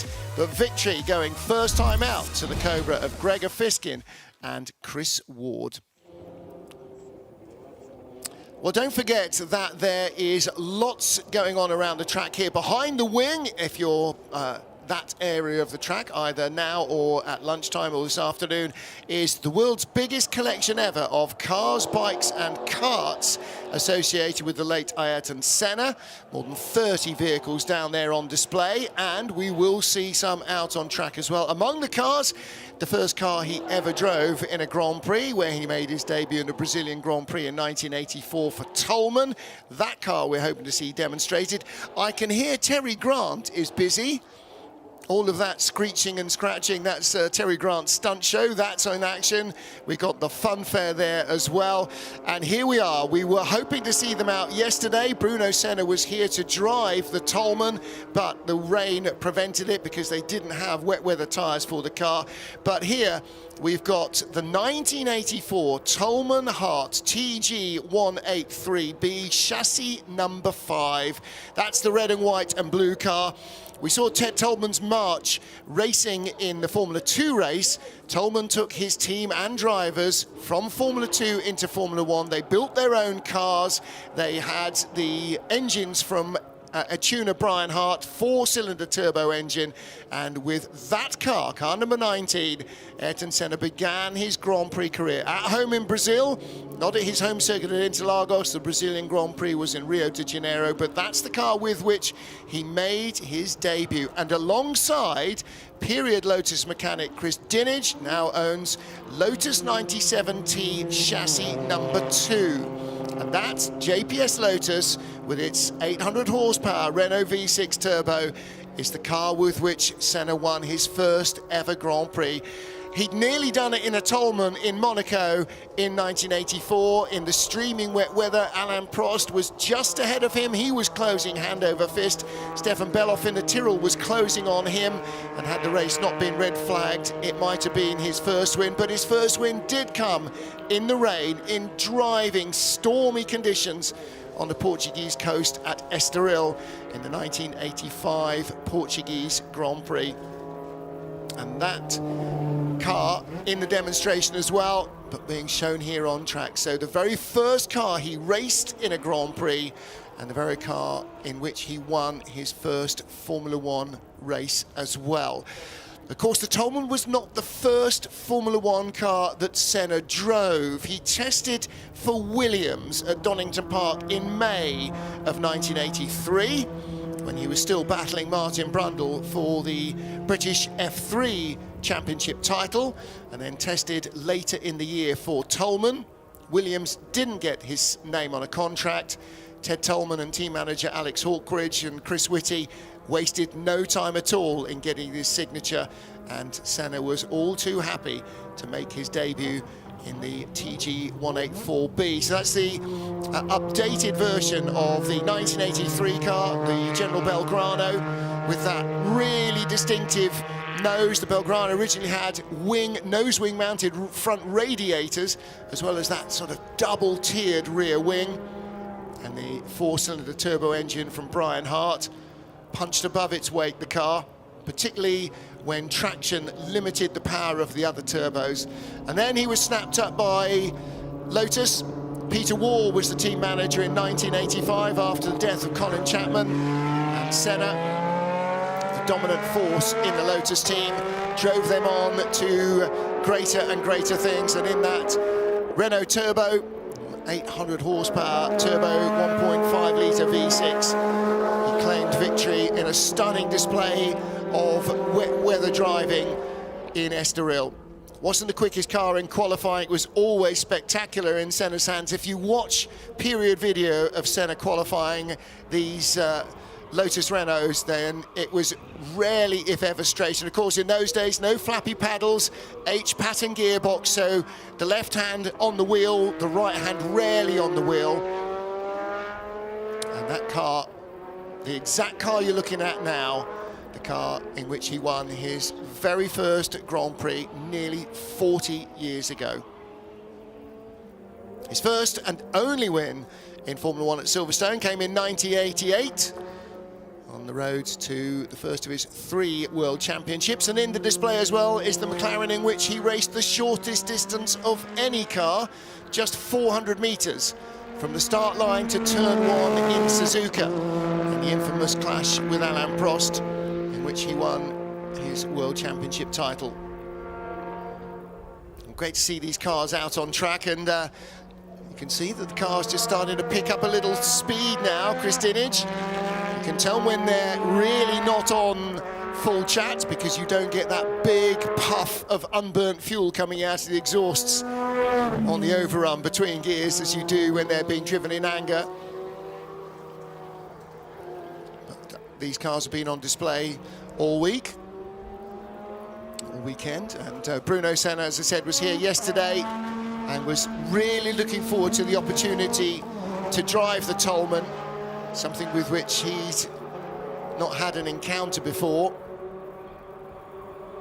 And those of you who watched the build-up to the British Grand Prix on Sky will have seen Pierre Gasly driving that Toleman and just smiling like a Cheshire cat in his day spent here at Silverstone with the car. And although he only won the British Grand Prix once, Senna did win more races in his career at Silverstone than at any other circuit. And that's predominantly because he won 6 Formula 3 encounters here. So 7 wins at Silverstone, 6 in Monaco. Didn't win in F3, didn't race in F3 in Monaco. He won all 6 Monaco races in F1 cars. And couldn't, should have been more, of course. Leading comfortably in the McLaren, binned it at Portier and walked off in a state of high dudgeon back to his apartment. Didn't talk to anybody for a couple of days until he'd talked himself around again after making a, for him, apocalyptic mistake. A home-built kart, started his motor racing career. There are 3 different karts here, including the kart that he raced as a works driver with Terry Fullerton. Terry Fullerton, the British driver, he raced in the DAP World Racing Team in 1979, and he often said that he learned more from Terry Fullerton than from any other driver, and he saw more of a challenge in Terry Fullerton than almost any other driver he ever came up against. The British driver was a bit of a demon in karts, and I'm sure he recognised something very special in the young Ayrton Senna da Silva. Raced in karts in Europe in 1979, and then came to England in single-seaters, racing in Formula Ford 1600 for Van Diemen, or in a Van Diemen, in 1981. At that stage, there were 2 British championships, the RAC Formula Ford 1600 Championship and the Townsend Torreson Formula Ford 1600 Championship. He won both titles with Van Diemen, but it was a close-run thing whether or not he came back to the UK, and it was Russian Green Racing, Dennis Russian rather, and Keith Green, but particularly Dennis Russian, who persuaded him to come back and race in Formula Ford 2000 Europe, won the British and European championships, and he took pole, fastest lap and victory in all 3 rounds at Silverstone in FF 2000 before moving up in 1983 to Formula 3 with Dick Bennett's in West Surrey Racing. He and Martin Brundle were absolutely the dominant forces, both mounted in Rolt RT3s with Toyota Nova motor power, and Ayrton won 12 of the 20 races. 6 of those wins coming here at Silverstone. Tested for Williams at Donington Park in July of that season, and in his 40-lap run went quicker than the benchmark set by the then world champion Keke Rosberg, and made his, after his test debut with Tolman in Silverstone here in 1983. So this, well, not actually this chassis, but a Tolman 183 rather than a 183B. It was a 183B chassis number 4 that he tested in 1983. And then made his debut in 1984 in Brazil in this car, chassis number 5. So the Lotus Renault that you just saw as well, that was 97T chassis number 2, the car with which he won in Estoril. There's a couple of rally cars in the display as well. Ford Sierra Cosworth, owned by Phil Collins, the Welsh rally school owner. Russ and Bulgin did a feature for Car and Car Conversions, took Senna to drive rally cars there, had a Vauxhall Nova, had the Peter Collins, right? Phil Price, the rally school. So took the Sierra Cosworth and an MG Metro 6R4 as well, which he absolutely loved to bits. More power, 4-wheel drive, of course he loved it to bits. Then went racing for McLaren. So his 1988 MP44 was there. The season, of course, in which McLaren won 15 of the 16 races. 1989 MP45. 2 Honda NSXs that he owned and drove here in Europe. Of course, he helped Honda with the development of those cars, and a whole host of McLaren Hondas. Ducati Sennas as well that he was involved with. He was a passionate Ducati fan. And 2 more recent McLaren Sennas, designed by McLaren Cars and named after the great man. So all of those cars, and if you go to the museum, you'll see his niece Leilani Senna's bust of Ayrton. in more manageable size than the 30-foot high one which has been installed in Interlagos. Well, it is time for a break in our racing on-track proceedings, but let's pick up our on-track parades now with Gary Champion. Yeah, thanks very much, Martin. We are here in our, actually, in a slightly different place today, to be honest. And, we are just over here at the Escapade today, to be honest.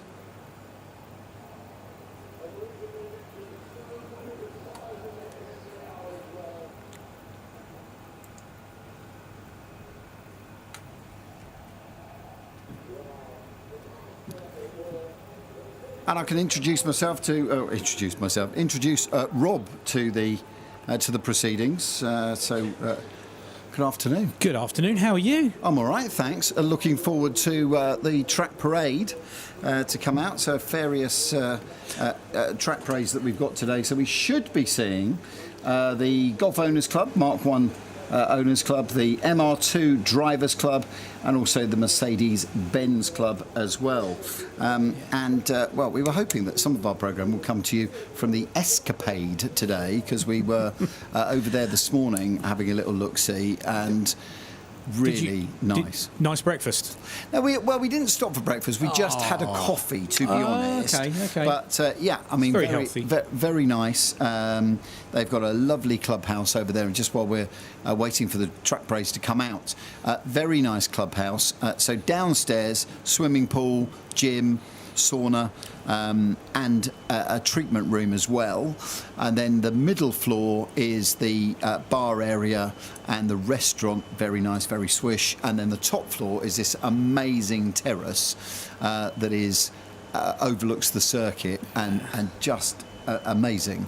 Yeah, so what is the view like? 'Cause it's Beckett's Maggots complex thing. Can you also see from the other side of the track there?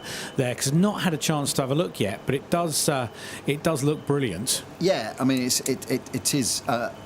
just amazing. And then we went into one of the houses. And that was pretty special, really. So the houses are sort of turned into apartments, and we were in this apartment which was 4 bedrooms. And it didn't occur to me that on one side of the wall was a television, on the other side of the wall was a television, there was a sofa and a rug in the middle. And then I looked at the kitchen and thought, that's symmetrical, it's weird. Am I like looking at a mirror and there was a microwave one side and a microwave the other? And then they explained, so Rupert Spurgeon, who's the general manager, then explained to us that down the middle there is a divider that they put in. And they put this divider in and it splits it. So you then end up with two bedroom apartments. That's brilliant, because then you can increase demand, increase the amount of people that can come and use it, and versatility, so you can use it for some of the big meetings. Yeah, so they're meetings. Talking about, for the Grand Prix, 800 people being accommodated. Wow. In the houses, with guests, etc. And, I mean, the view, honestly, Rob, the view from the clubhouse and so on is just amazing, and you see them come in and around the corners. And I think that view from Copse, going right the way through from Copse to Beckett's and things, you've got a and brilliant... straight down Hanger Straight, you see all of that as well. Yeah, it's one of the best views here at Silverstone, and obviously being an old airfield, it's very flat, so anything elevated really does enhance that. So it must be brilliant. So you would see plenty, of course, on track. We end up with the last race of the day, which is just after 6 o'clock tonight, the International Trophy for classic GT cars. We then move into the music, of course, on the stage. Ollie Murs being the big name tonight, who is on just after 8 o'clock. So make sure that you end up your weekend over at the big stage with Ollie Murs. And straight after the track parades, we get into the rest of the afternoon and some great racing that we've got for you this afternoon, including, and I know Rob is looking forward to this, the modern F1 demonstration, which is just after 3 o'clock. But 14.25 is race 16 of the weekend. That's the Masters Racing Legends. So these are the Formula One cars, the 66 to 85 F1 cars. We've got the Endurance Legends this afternoon. We'll have the pre-66 Grand Prix cars. And then we've got the pure Michigan, or is that Michigan, Mustang Celebration Trophy. And then, as I say, the International Trophy that ends up our day when we get to the end. But cars beginning to come out on track. And actually, Rob, this is the first time we've had any lunch demonstration, sadly, because we lost out on the first day because there was an oil slick. We lost out yesterday because there was a rain slick. And thankfully, we don't have trouble with a wind or a sun slick today, so we should be good. And if you're looking at a screen, let me just remind you of the Foodie Fest timetable as well. The tasting masterclass with Chili Bobs.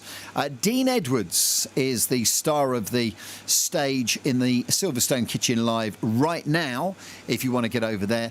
The testing tent, or the tasting tent, not the testing tent, the tasting tent, that's a masterclass with Warner's Distillery is at 2:30, and Dean will be back on the stage again in the kitchen doing his thing around about 3:30. Paul and Willow Lees are also on that stage in the Silverstone Kitchen Live, and they're there at 4:30. And where that is, it's a very large marquee right in the middle of the Silverstone village, the village as we call, rather than, you know, come out of the circuit, village turn right, turn left.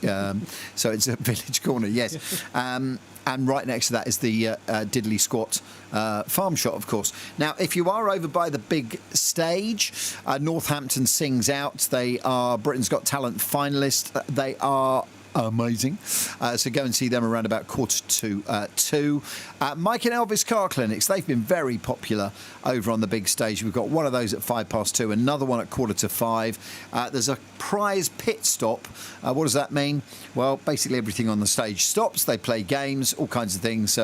There's a festival faces where you guess the face. So it starts with the eyes. The eyes have it, and then it opens up slowly, and you get kind of the longer it takes to open up, the clock, so to speak, the points clock ticks down, and then we lose out as it goes by.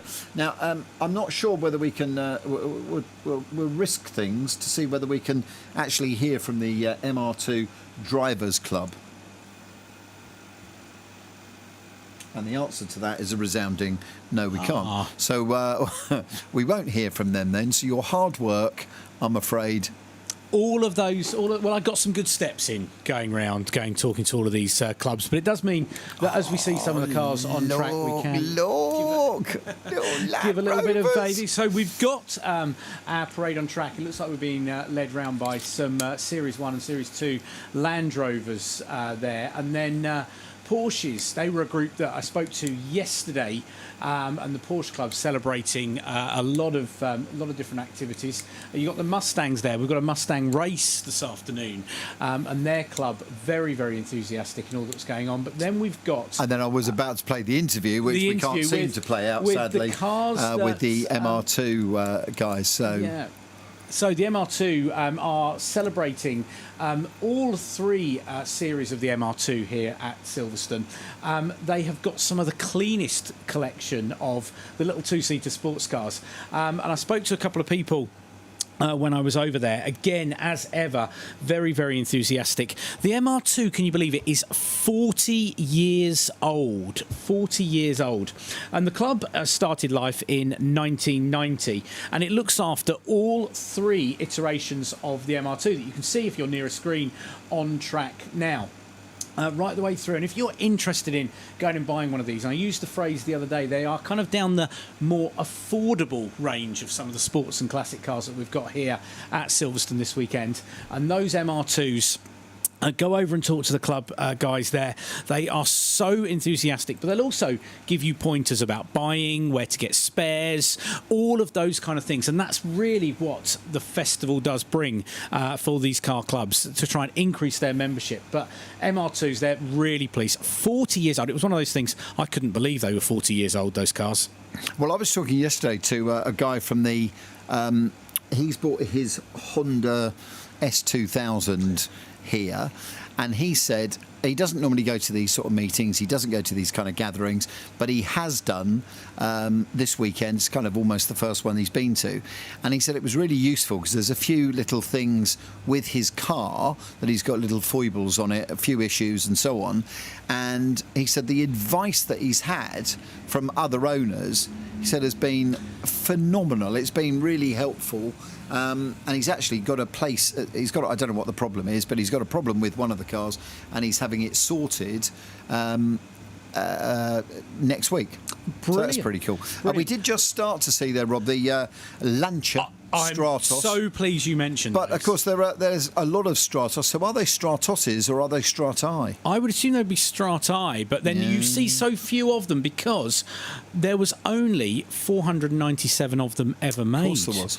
They were meant to make 500 for the run to make them homologated for rallying when it was at its most crazy in that Group B era. 50 years old, that car. Yeah, 50 years old.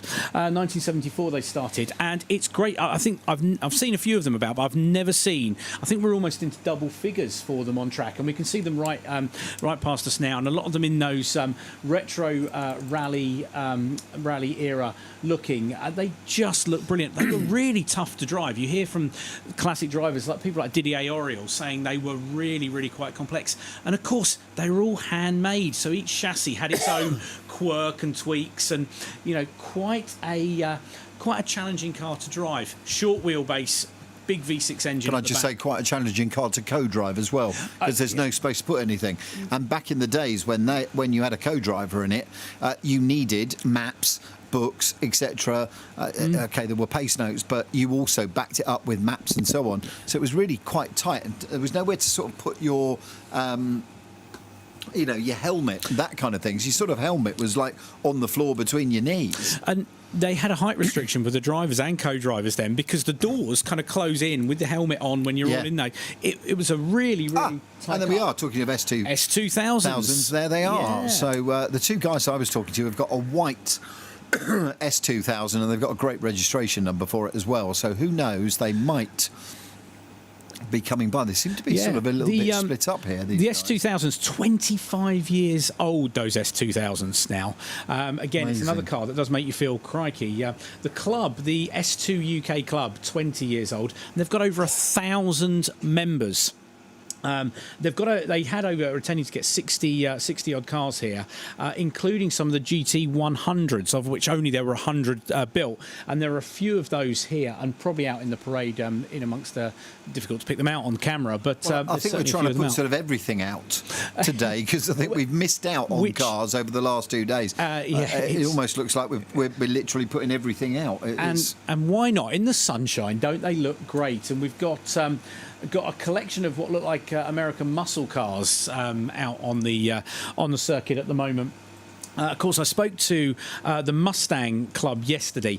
I couldn't believe how enthusiastic they were underneath the covers of the rain yesterday. And the Mustang Club had a great following. We had a conversation about the Bullet film, didn't we? And, we Steve did, yeah. McQueen. And again, I've just clocked a couple of those Mustangs out there at the moment. We can also see the Mercedes, and one of those SLs is, I think, one of the most beautiful cars I've ever seen. It's a dark blue, as I was corrected in an interview today, with a chap called Malcolm from the Owners Club, he had a lot to say about the cars.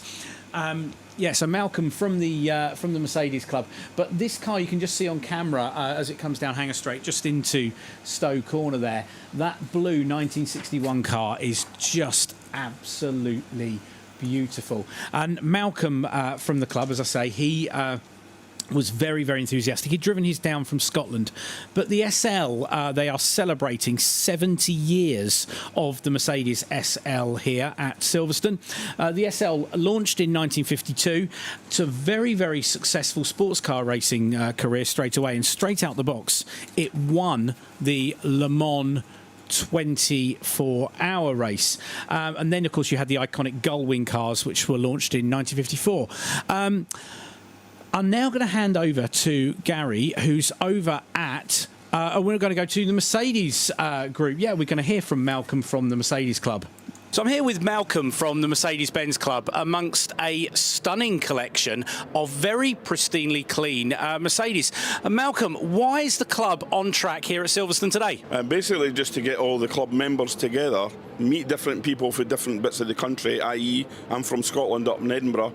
I've been here about 5-6 years now on the trot with different cars that I've had, and just see basically everybody with their cars and how well they're looked after. You can see a Mercedes anywhere in the street, but it's a bit of a different atmosphere here, and a lot of nice people, you know. And you talk about the atmosphere and you talk about the pristine cars. I notice yours is a glorious white one just over there, and you say you've owned a few. Tell me a bit about your car that you've got here. Well, I went to South Wales for it, believe it or not, from Edinburgh, because it had 15,000 miles on it when I bought it. It's 10 years old now. It's got 27,000 just turned on it. It is a second car. I've got an E300 as well, coupe, in white. So the car basically is a 3.5 V6, really nice to drive, but it's £84,000 new. I never paid £84,000 and nowhere near it for the car. I traded a car in for it. But it is a nice motor and it's beautiful to drive. Lovely with the roof down, got a glass roof on it, and the oxblood leather inside against the white bodywork. So it stands out quite nicely. It's a bit of a poser machine, you might call it. I love that. Now, the SL's got a lot of sporting pedigree, the original one, of course, winning Le Mans in its first iteration. And I noticed there's a stunning black 1961 car over there. You talk about a posing car. That must be a lovely one if you were out on the French Riviera or somewhere like that. Well, I'll correct you on that. It's not black. It's actually very dark blue. Oh, I apologise. It's a really nice car. Personally, I prefer the Pagoda, which is the next one after that. But these cars are worth a lot of money now. They're about 150,000 quid or thereabouts if they're in that condition. It's lovely that the club's brought these down here, and it is a beautiful collection of Mercedes, and like you say, very different to the kind of things that you might see out on the street. Malcolm, enjoy your time out on track today, and thank you for bringing such a great collection of cars to us at Silverstone. So that was Malcolm from the Mercedes-Benz Club, and he's got his SL, and they're out on track at the moment. Now, while Malcolm's been talking, we've managed to send Gary over to Escapade that he was talking about earlier on. I hope he's made it over there in time, and we're just going to check our technology and see if we can get hold of him. Gary, are you over there? With the car clubs this morning. We'll hear from him again shortly, and one of the other car clubs as well, and those that are coming out on track. It's not been a very successful time, to be honest, for the track parades this weekend so far, but today we certainly will see cars out on track, and you'll see those on the screens shortly. But I want to say a very good afternoon to Rupert, who is the General Manager here at Escapade. So good afternoon. Good afternoon, Gary. You are very busy here. There's a lot of people about.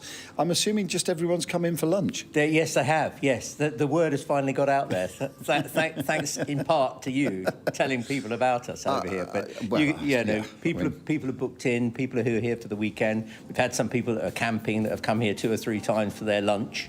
So yeah, we're delighted to be open and going in the clubhouse here. And rather than standing on the other side of here, on the bank over there, and looking longingly, dribbling and thinking, oh, I wish, actually, it's not just a wish. It can very easily become reality. You can, yes. I mean, as I say, we're open here in the clubhouse, and you can come in here for lunch and dinner. We're actually open 365 days of the year, but beyond this, we've got 60 residences, and those 60 residences can either be taken sharing, friends and family taking a 3 or 4 bedroom residence and staying for the weekend, or you can stay longer. You can stay as long as you like, actually, or you can just stay for one night. Right. And they can be split down into apartments. And we've got a growing book of people that want to come and stay with us, not only just around the main events here. Formula One, of course, that's going to be very, very busy, and we're letting those residents for hospitality guests over Formula One. But actually, you can stay here any day of the year. How do I book? Do I ring? Do I just turn up and come in? Or can I book in advance? You can. Yes, you do need to book in advance. I mean, residentially, yes, go onto the website, go onto our socials, Escapade Silverstone, and you can click on the links, and that will take you through to our reservations. Website is the best way. We have what we call a booking engine on there, so you can go in and make your reservation at any time. But actually, you can just ring us and book in for lunch or dinner. Okay. We'll send you the reservation. No hassle at security. You can come straight through and park up in our lovely car park in front of Escapade. Okay. Can we go and look at a house? Is that of course, yeah, possible? If I hand back to Rob, Rob, can you take over again, so to speak, talk about one of the other car clubs, and then maybe do a link to one of the interviews you did with perhaps a secretary or whatever, membership secretary of one of the clubs, and hopefully by the time you join us back here at Escapade, we'll have hot-footed to a house not far from the clubhouse. Do you know what? I'm really jealous of you being over there. It just sounds lovely, and I can't wait to get over and have a look myself. So, on track, we've been having various cars going through, but one of the ones that I think will be very, very popular here, because it's a car that's been a mainstay on the UK roads, is the Mark I Golf, which they're celebrating the 50th anniversary of the Mark I Golf this year here at Silverstone. It's the first time the club's ever been here, and I had a chance to talk to one of their club members earlier on today. So we're here on a lovely morning with Anna from the Mark I Golf Club. Anna, good morning, and how come you guys are here today and going to be on track with us? Hi, yeah, I'm here. I'm the events manager for the club, and it's 20 years of the Mark I Golf Owners Club, and it is also 50 years of the Mark I Golf this year. Yeah, so 50 years of this car. I imagine there's a lot of people here that won't believe that it's the club's, or the car is 50 years old. Yeah, I think everyone sees it as the modern classic, really, not realising that, we started off in 1974, but they were still going a lot later on with the cabriolets.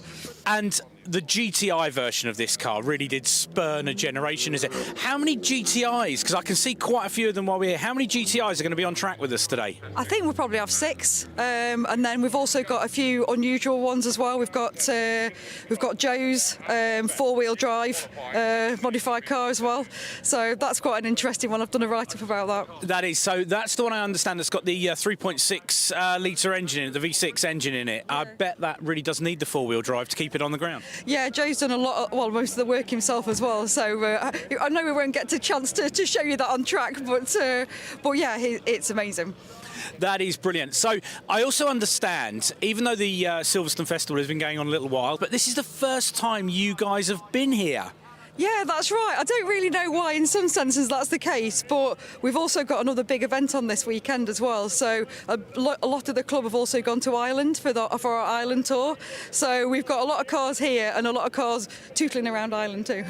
It's absolutely brilliant to see what do look, in the sunshine here this morning, some of the best looking cars at the festival. Really hope you guys have a good time out on track.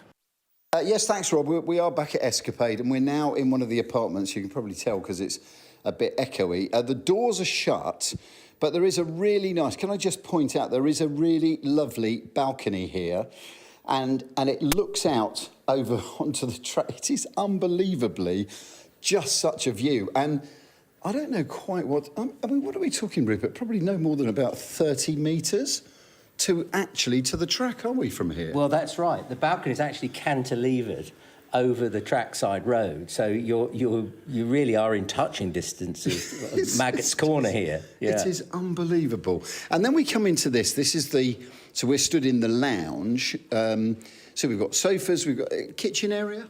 Yes, this is a kitchen area. So this is a residence for 3-bedroom residence. So you've got your own private kitchen, fridge and microwaves and, cooking facilities, and a lovely sitting room, with TVs, your private balcony. And as I say, this is 3 bedrooms. So if you take this, you can sleep 6 people, or you can sleep 2, or you can just have it for yourself.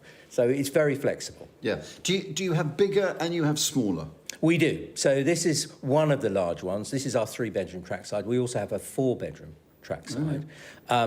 And then we have a multitude of two-bedroom countryside residences. Okay.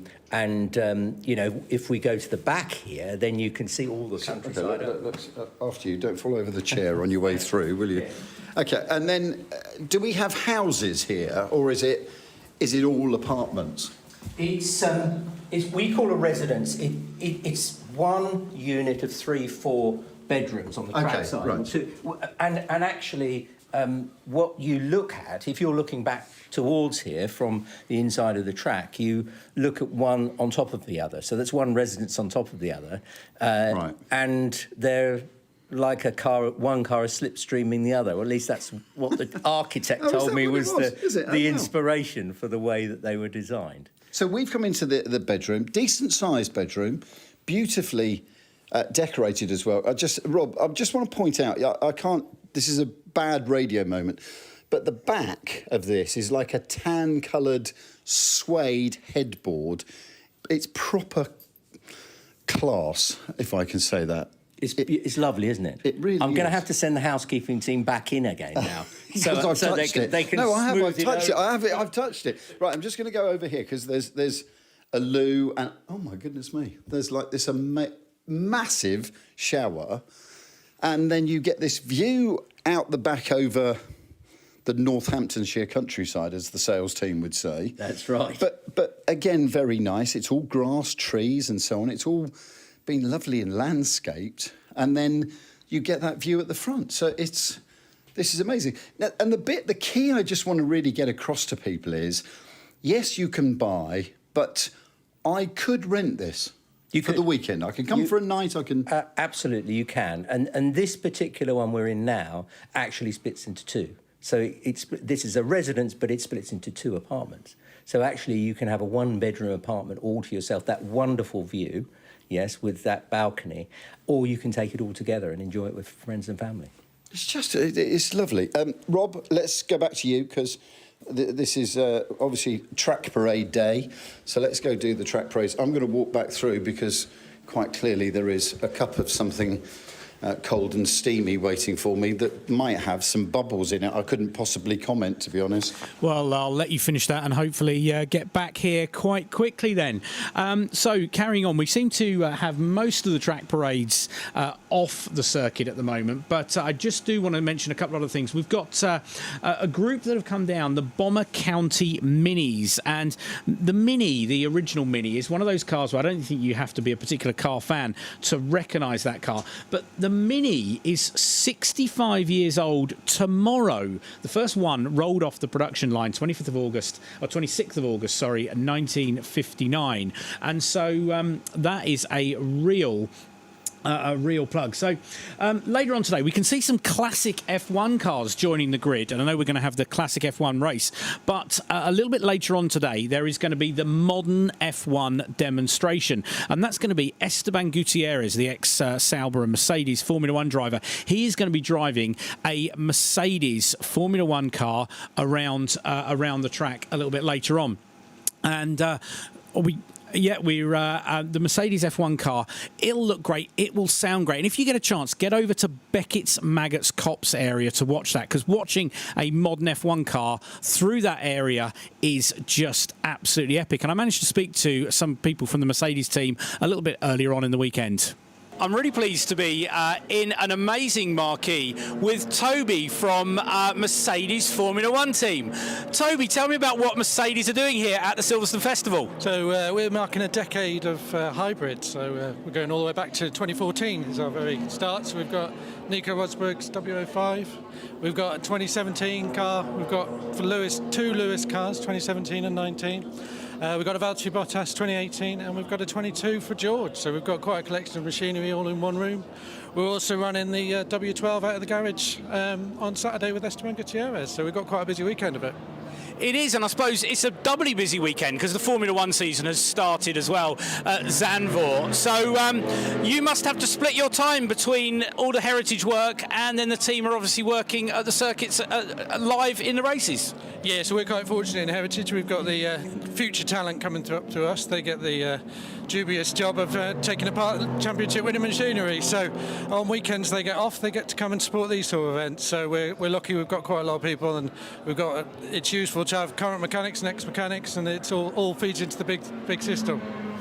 It sounds fantastic. Now, one of the other things I've noticed here, we've got a collection of helmets from different drivers.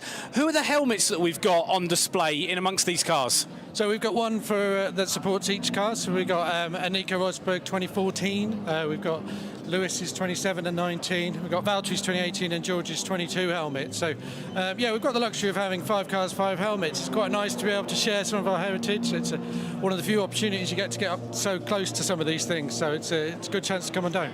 And it is great to see. This marquee is full up with people seeing this. Are you going to be here meeting and greeting all these people across all 3 days? Yeah, so we'll always be here to support these sort of events. To feel free to come and say hello, because we'll always happy to talk, happy to show you the cars, and happy to answer any questions. So pop on down. It's super to be able to have a mix of both the classic F1s and the modern F1, and we can see on the screen now the classic F1s are all lining up, the DFV powered, so they're going to sound really throaty and really rumbly when they're out, and the modern Formula One cars will sound very different. And look at this, must have had the champagne very quickly and has sprinted. I didn't stop for it. You didn't stop for the champagne. I'm professional that I am. I knew you needed my support here, so why? Thank you for rushing back and foregoing your champagne for the afternoon. Maybe you can partake in literally run out of an Escapade house into a car, whiz round, Marshall going. You can't. By the time he didn't manage to get out the words, you can't come past here. By the time he said past here, we were gone. We were anyway dropped outside. So here we are. Yes, thank you. Good. It's good over there. It's nice, is it? Yeah, you've had. It's really nice. I am jealous, genuinely. I haven't not had a chance to have a look round yet. The bit that's stunning with Escapade is the view of the track. You just see so much of it. And I was going to say, people would pay to be there. Well, of course they would pay to be there. But yeah, and these cars that are on track. And I'm hoping that we'll be able to, our cameras will be able to get in and out and in around the cars. I know Ed Foster is down there, Bryn's down there as well. So hopefully we'll be able to speak to them or hear from them shortly in amongst those cars, because they really evoke amazing memories, don't they? They are. They do. The thing for me is they look great, but it's the noise. Yes. It's the sound. And, been lucky enough to spend a lot of time around modern Formula One machinery, which are, phenomenal and the absolute height of technical excellence. But these cars, all of them are Ford DFV powered. And the noise, the rumble of a Ford DFV, there is just nothing else. I think that's also, Rob, because, the Ford DFV, I was going to say almost runs itself. It's essentially it's a very simple engine. Yeah. Whereas you start talking about like a Fernando Alonso mild 7 Renault.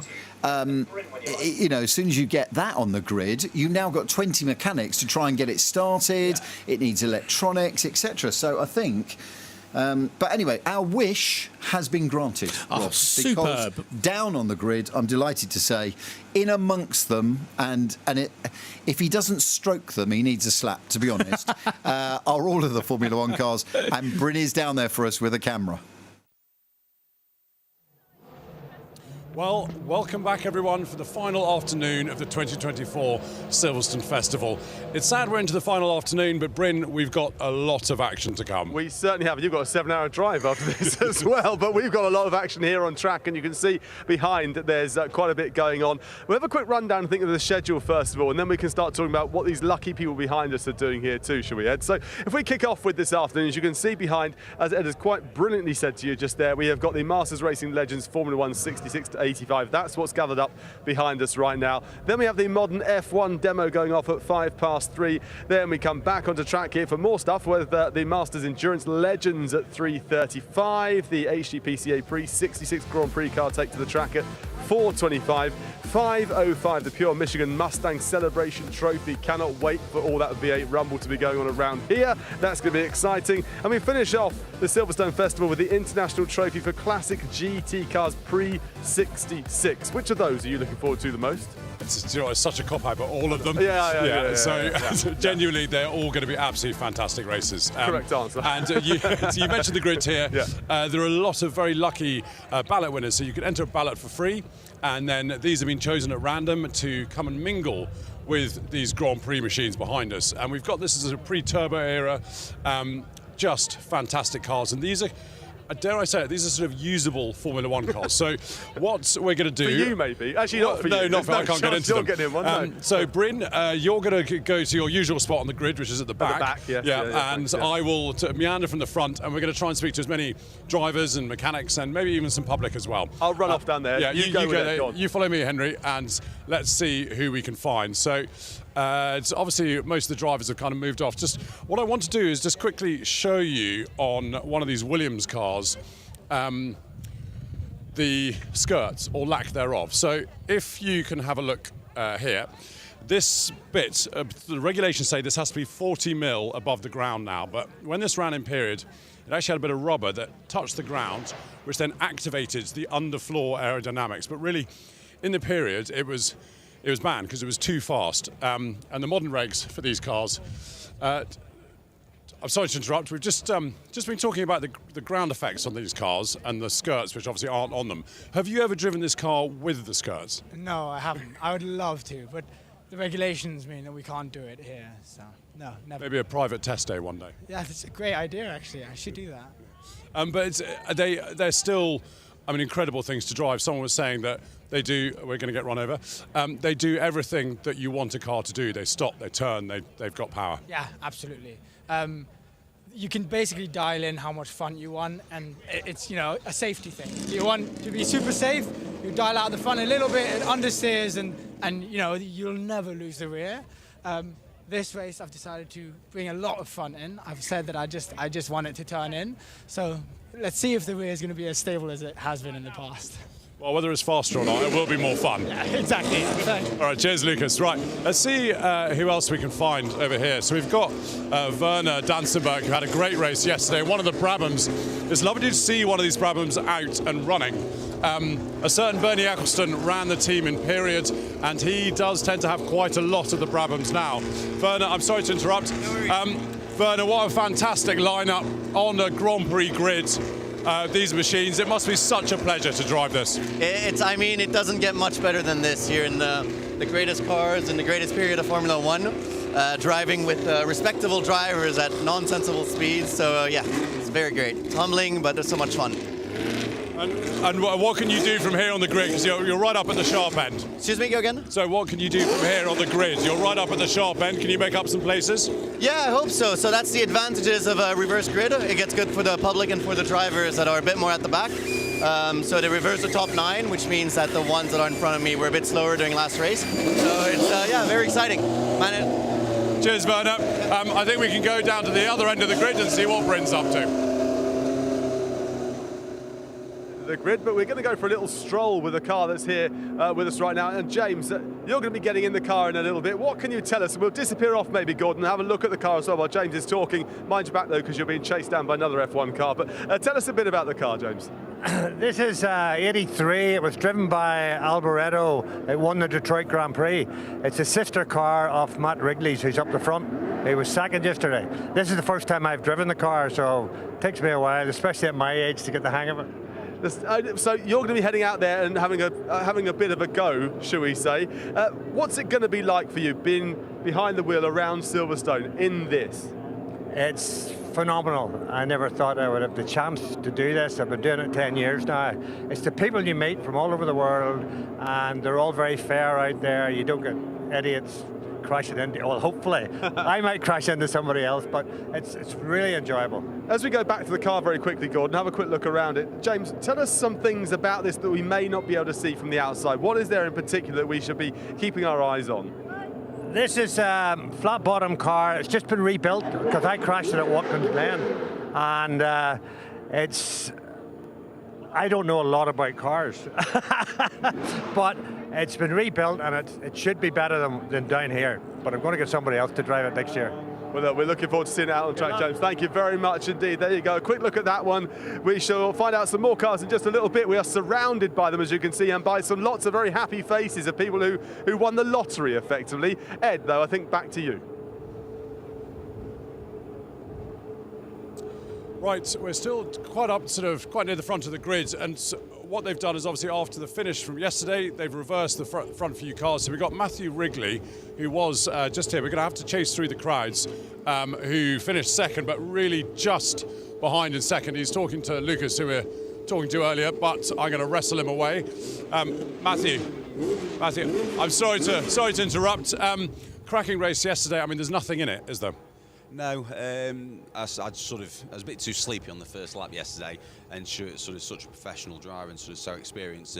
He took position when he could get it, and so today with it being dry, the reverse grid starting 8th on the grid makes it harder again. So yeah, sort of try and get through the traffic cleanly if we can get through them, and try and keep Stuart behind. And there's some quick guys in front who are certainly not going to make life easy.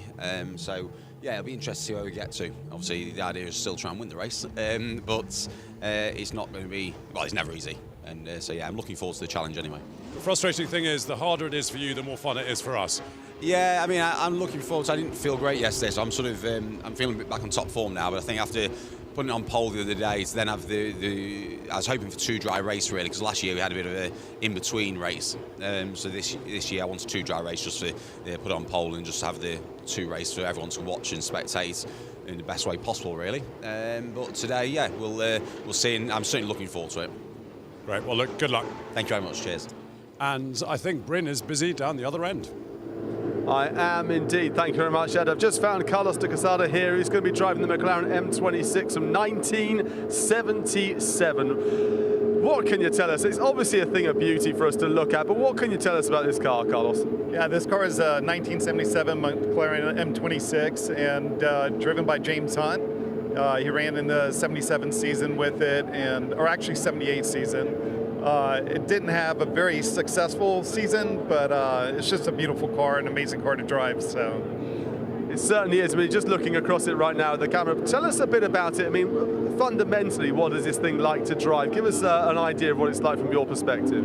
Well, I come from sports cars. I've raced professionally sports cars for many years in the U.S., and jumping into this car, it talks to you. It really, every input you give it, you feel what it's doing, and it's just very, very responsive. So it's an amazing looking thing. I love the screen as well that goes all the way around. It must feel very enclosed in there. But having a look as well at the rear wing, if we just pop back here, Gordon, just thank you very much there, by the way. Let's just pop back here and have a look at the rear wing, by the way, because it's a single mount rear wing as well. You can see just here where sometimes you see ahead, they've got these different mountings on, but this position just here is fantastic, and that is hopefully the position you don't really want to be in. You want to be ahead of it, but it's a fantastic looking car. As he says, not hugely successful, but a brilliant, brilliant car nonetheless, and we look forward to seeing it out on track. Back to you, Ed.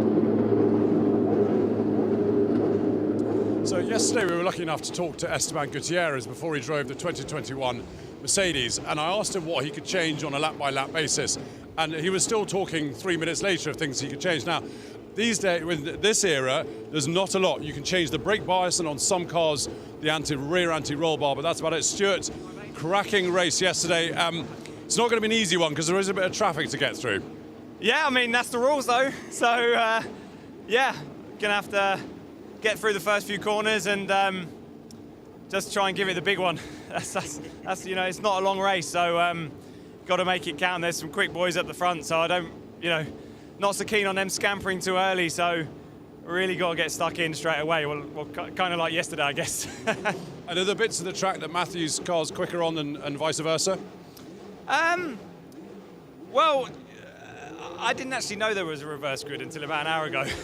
So I've been busy planning my turn 1, and then suddenly It's my own fault for not reading the regs, but we just cranked a load of rear wing off to try and give us a bit of straight line speed, to try and help pass, because otherwise, you know, these ground effect cars are quite draggy.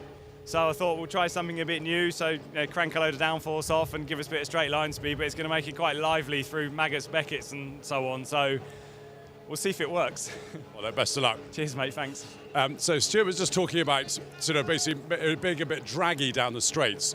So you can see here there's holes. So the rear wing, you can, depending on what circuit you're at, whether you want more downforce, more grip in the corners, you can move it up or move it down. And by and large, the more downforce you have, the more drag you have on the straight. So they're constantly playing this game where they want grip in the corners, but if they go onto the straight with loads of downforce, all the cars with less downforce, everyone's going to disappear past them.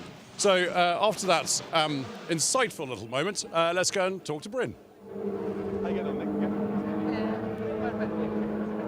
Thanks very much, Ed. You caught me by surprise. I was just deep in conversation with Nick Padmore, who's standing in front of his Lotus 88B. Nick, it's great to see you out here, starting quite a long way back, but tell us what you can about this Lotus behind. Well, it's an amazing piece of history. Obviously, it's a twin chassis car owned by Chrome Cars and run by Brightech, and we had it at Monaco in May, and it's just a privilege to drive it. I'm a really lucky lad. We've had a few problems, electrical issues, a fuel issues, so you know, yesterday I was like, I think we're there. But let's just go. I'm going to go through the first lap, see how we are, and just want to get it going, because you can see how unusual the car looks, and the bodywork moves up and down all the time. Yeah, let's get the camera on it. They don't want to look at us. Let's have a look at the car. The car's much more exciting than you and I. As you say, the bodywork moves up and down, and I know that's something that Martin will be talking about. When I leave here and just go over sort of 50, 60 mile an hour, it's moving all the time. So through the complex, it gets quite high, so I have to almost lift up to look for the apex. And then as soon as I'm back on the throttle, it drops down and off I go. So it's amazing. It was here at 81 and it got sent home. It wasn't allowed to race. So. Well, that's incredible, isn't it? So when you're driving, of course, what you want as a driver is fairly much a constant, don't you? And you have no constant here, apart from constantly inconsistent. Yeah, it just can't make its mind up, really. But it's great fun. Yeah, it's a privilege to drive it. So I better get ready. So. Yeah, sorry, I'm holding up. Nick, get in the car.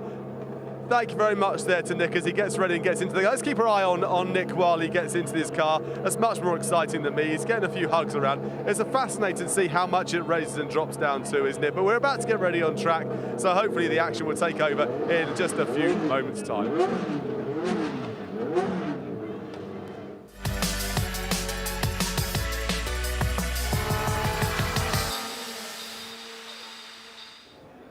Silverstone Festival, well, where would we be without Formula One? Here at the festival, there's a real presence from Formula One, as here in a marquee, there are 5 Mercedes Formula One cars as we battle the noise out on track. I'm delighted to have Alex Toulouse here to tell us all about it. 5 amazing cars. How come they are here? So what we've done here, we've bought a decade of hybrid power. We've got the 2014 car in front of you here, and we've also got the race on this weekend in Zandvoort. So the 2024 car is there. So. The 2014 car, as you say. Now, this is a test bed car to start with. Lewis and Nico both drove this in 2014. Exactly that. So this was the very start of the hybrid era. And as you mentioned, this was driven by Lewis and Nico, and then eventually ended up as Nico's race car. Fantastic. We carry on our little whistle-stop tour, shall we? And turn our attention to the 2017 car, a title-winning car, Lewis Hamilton's car. What can you tell us about this one? So this was a regulation change. So as you can see, it's a lot longer, it's a lot wider. We've got the bigger tyres, and it was also the development year for the Halo. It's great to see the development of the cars, and you see the sheer scale of them as well as they develop over time. And if you whip around on the camera there, you'll see at the far end, 2018, Valtteri Bottas's car. First time we saw the Halo in Formula One. Exactly, and as you say, that was Valtteri's race car. Still got all the damage from the races, and still got all the FIA stickers from when it raced. And then we turn our attention to the one almost nearest to us here, 2019 Lewis's title-winning car with a very famous signature on the nose. Yeah, so that's Niki Lauda's signature. That was sort of in homage to his passing just before the Monaco Grand Prix. One more car for us to take a quick look at, and that's the one directly behind us. Another car that is absolutely filthy, and that means one thing, doesn't it, Alex? Exactly. So this was George Russell's car from the Brazilian Grand Prix, the race winner. What a fantastic array of cars you brought here. It's really good to see, and thank you so much for giving us a whistle-stop tour. And if you are coming to the festival this weekend, make sure you check it all out for yourselves.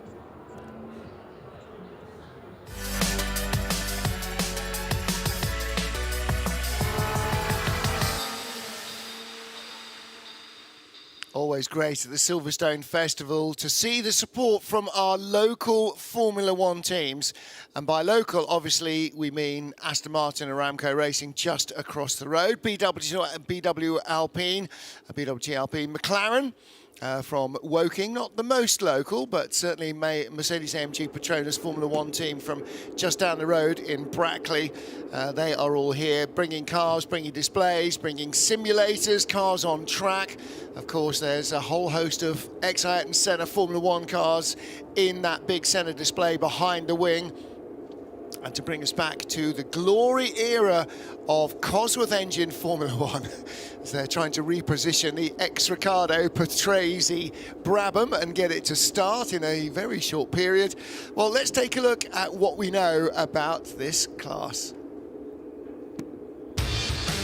Masters Racing Legends showcases the Cosworth DFV Formula One era, when heroes like two-time world champion Emerson Fittipaldi were in their prime.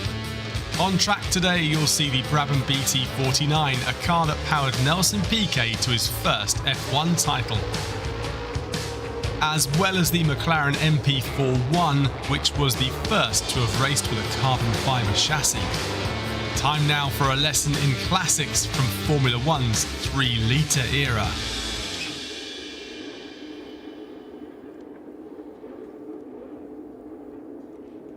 (1966), the return to power. The Masters Racing Legends Formula One category runs from 1966, when Formula One stopped being for 1.5 litre cars, and 3 litres or 1.5 supercharged was the power formula. Werner Dansenburg's Brabham refusing to start. Everybody else has got engine running, but Werner Dansenburg looks like they've got a problem with that Brabham. Both hands out of the cockpit, and that was the universal signal on the grid for I've got a major problem. Of course, 3 litres normally aspirated, or 1.5 litre forced induction, which in those days meant supercharged, like blower Bentleys or supercharged Mercedes and auto unions and so forth. What it actually led to, of course, was the turbo revolution, because Renault, having pioneered turbocharged road cars, started to bring in turbocharged racing engines. But to the end of 1985, it was the Cosworth era of Formula One, and all these cars are powered by Cosworth's double 4-valve, the DFV V8. So this race is based on the results of race 1. The top third of the grid is reversed, so there were 28 cars. A third of 28 is just a bit over 9, so the winner starts in 9th. 9th place car starts in 1st. Beyond 9th, they start where they finish. So Christoph Dansenburg and Steve Brooks in the Williams and the Lotus are on row 1. Steve Hartley's McLaren, Lucas Halusa on row 2. Werner Dansenburg in the Brabham will hopefully rejoin from the back, and then Simon Fisher's Arrows.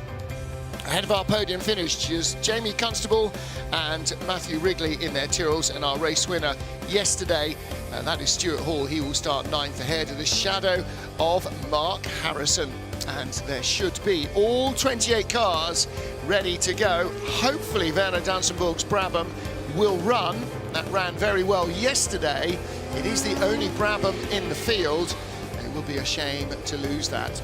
So most of the cars are from the sort of 1981 to 3 seasons, the end of the era, and one of them never raced before. That's the Lotus 88B, the twin chassis Lotus that you saw with Nick Padmore, car number 1. Fantastic sight and sound of a Cosworth engined Formula One field lapping around Silverstone. Most of the cars from the Just Prix and ground effect era of the early 1980s, but you just saw a quick shot of the ex-Clay Regazzoni Shadow that Ewan Surgison is driving. There are a few high airbox 1970s cars here as well.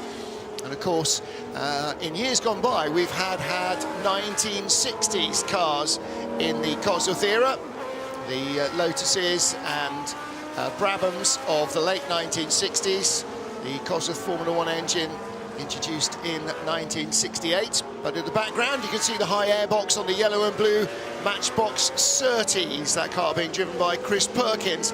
And Alistair Douglas always an aural delight as well as a visual delight, these cars. The Cosworth DFV sounds like nothing else. Indeed, it's a unique sound, and it's not really, yes, it's been developed over the years and a little bit more high-pitched, higher revving in the latter years of the DFV, but essentially the sound has never changed, and it really warms the cockles of your heart when you hear these cars.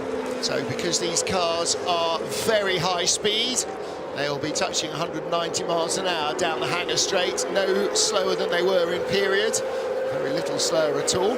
It's a bit of a wave there from Mark Hickson. Quite sure why he was waving to our Lec driver, Peter Williams. They are starting side by side, so the final formation lap, and then it will be a 20-minute sprint. So this is a real Formula Ford length race, but for Formula One cars, it is going to be very busy indeed. And as Stuart Hall was telling Ed earlier, hadn't really realised that as yesterday's race winner, he'd start almost at the back of the top 10, but that is the case. So he will have to try and go from 9th to 1st in 20 minutes, which will be not much over 10 laps. So that's the task. He's only got to pass 8 cars. He's only got about 10 laps in which to do it. There he is in the, we're just going to have a shot in the Ram March. All sorts of Marlboro McLarens. You can see the orange and white colours, very familiar of the early 1980s Arrows. Did you see the Brabham at the back of the field? Just pointing that out, yes. Werner Darsenberg seems to have got to the back of the field. Now, if the car is running, you would sort of hope that he might try and resume his position in 6th place, but I think that might be a little bit of an ambitious ask. There goes the Rothmans March of Stuart Hall. Again, that car in period, in the same livery, was not as successful as it has been here. A whole slew of Tyrrells, 2 team cars, as we heard from James Hagan from the 1982 season, the Tyrrell 011. Michele Alboreto winning the Detroit Grand Prix, and that, unless I'm incorrect, and I often am, that was the last Formula One win for a Cosworth DFV engine, I think. Yes, Detroit 83. Oh, 83, okay, so the following year. So that wouldn't have been Alboreto, was that? It was Alboreto. So 83 was whom in 83? Alboreto. It was Alboreto, 83, okay. yeah. All right, so he may. So it's a 1982 car, but won the Detroit Grand Prix in 1983. They did always replace the cars every single year. So those are the 2 Benetton livery cars. We've also got denim liveried Tyrrell with dark green, and the blue candy liveried Tyrrell as well. That's the car of Matthew Wrigley, who finished 3rd yesterday, starting on pole position. So they're closing the field up a little bit. Monun's Shadows, designed by Maurice Nunn. The blue and yellow matchbox liveried Surtees of John Surtees' team. The TS06. But at the front of the field, it is Williams and Lotus who lead us to the line.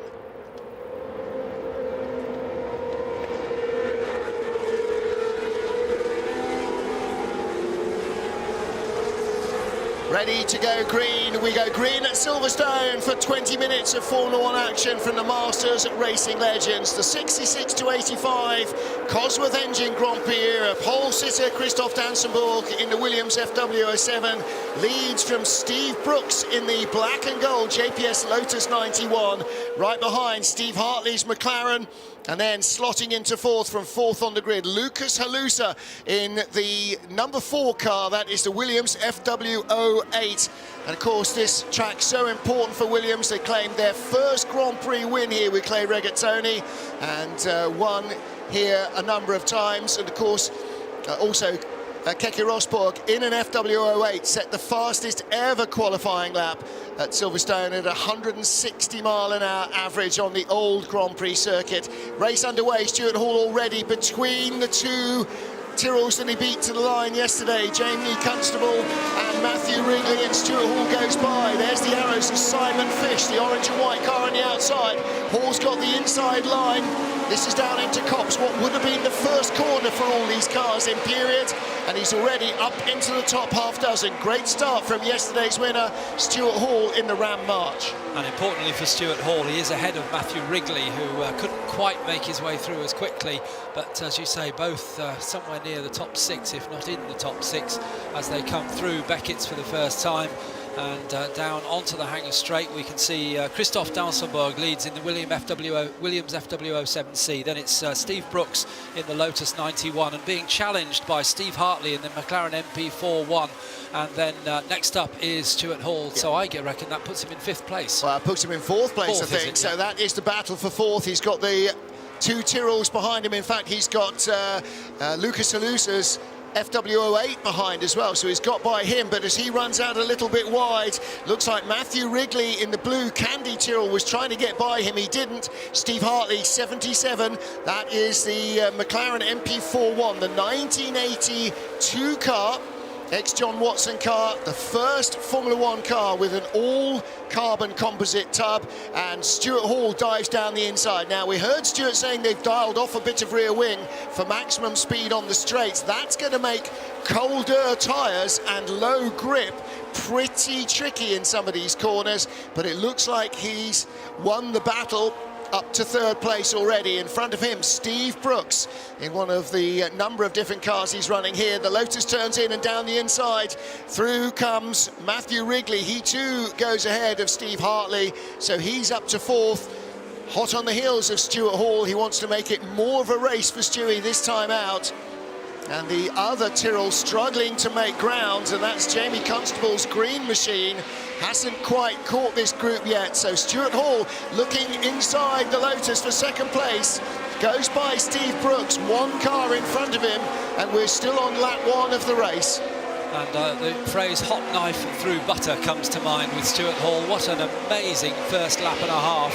He's already up to 2nd place. Matt Wrigley now challenging the Lotus of Steve Brooks, going all the way around the outside of Beckett's. Very close indeed, has to take 2 wheels onto the edge on the curbing, but he does get through. So 2nd place is Stuart Hall. Stuart's got a problem. He's got a visor problem, and he takes a tear off. So somewhere in that first lap and a half, he's had oil onto his visor, I would suspect, or water maybe, and he's just doing a tear off there to give himself clear vision. But that seems to be all sorted, and they're into Club Corner with now Matt Wrigley right behind him in 3rd place. Yeah, the tear off didn't tear off, it actually pulled his visor open, which was not what you want at 170 plus miles an hour going down into Stowe, because that sort of wind really doesn't help your vision. It is still Christophe Dansenberg's Lotus Williams that leads. Stuart Hall in 2nd place, though, is right with him, and Matt Wrigley is right with him. Then the battle of Steve Brooks and Steve Hartley for 4th place. The JPS Lotus just ahead of the Marlboro McLaren, and Hartley gets a nice clean exit. And look at the difference it makes. A little snap of the tail for Steve Brooks in the Lotus 91, and Hartley is straight by. And those cars are period rivals, both raced in 1982 by McLaren and Lotus, and through goes the 1982 FW08. So Lucas Halusa putting his way up the grid as well with absolute direct rivals. And we've got 3 for the lead now as they come down into Copse Corner, one of the most famous corners at the Silverstone circuit, where they turn right at huge speed, and not an overtaking position, but certainly set the car up ready for the Beckett sweepers, and then perhaps challenge down the Hanger Straight. And Christophe Dansenberg now is coming under huge pressure from Stuart Hall and from Matt Wrigley. Matt Wrigley going a little wider into Beckett's, perhaps cut back and take a different line through Chapel. No room for him to do that there, but they come down now as one, a 12-wheel Formula 1 car. But Christophe Dansenberg going very, very defensive into Stowe. Is that going to stop Stuart Hall going through? Will he cut back on the inside here, take the outside line into Club Corner? No, he has to drop in, but Matt Wrigley comes up alongside. What a move from Matt Wrigley. Fantastic lunge on Stuart Hall, who had to open the steering a little and give him room as he saw Wrigley coming. The March and the Candy Tyrrell, both from 1982. Our race leader, Christoph Danzenborg, in a 1981 Williams FW07. But don't forget, that was a car that was very much a dominant force at the front of the field. Tyrrell and certainly Ram were usually qualifying further back, but Matt Wrigley goes around the outside, inside, makes the pass for the lead. So he's gone from third to first in 3 or 4 corners. And Stuart Hall in third place in the Ram March. And he may be starting to struggle a little bit with grip in the slower stuff.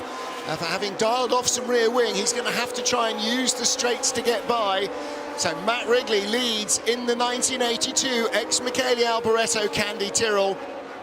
And that's not a car, I think, that led the British Grand Prix in 1982 here at Silverstone. Quite possibly not anywhere else in 82 either.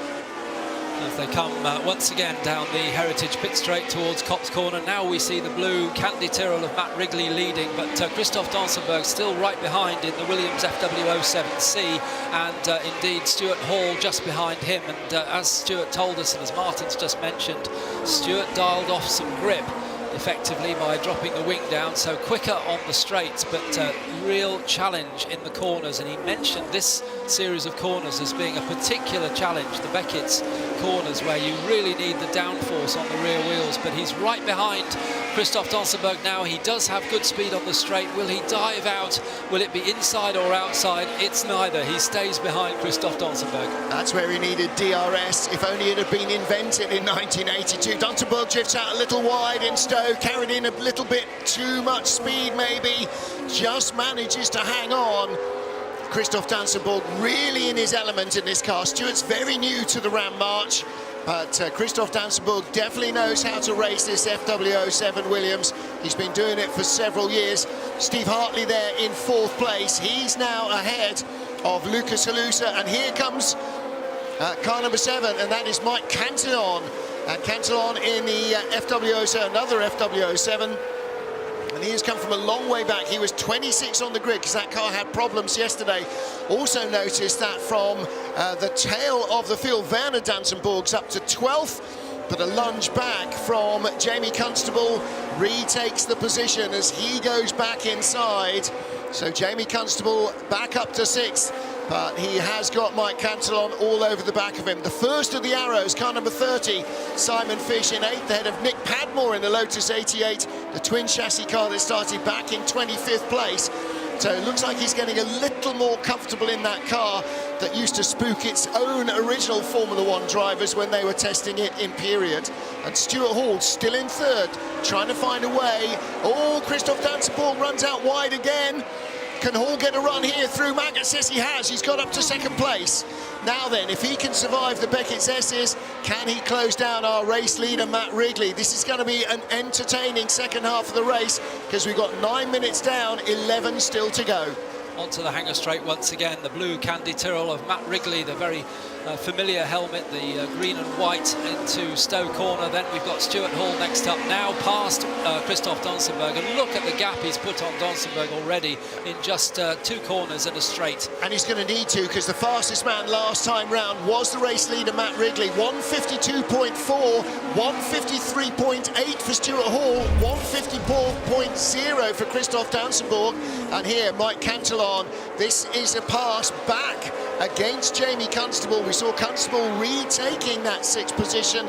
Mike Cantillon snatching it away again once more into Brooklands. Well, so Stuart Hall now released from behind. Christoph Danzenberg has now just set a new fastest race lap, a 152.2 compared to 152.5 on the last lap of the race leader.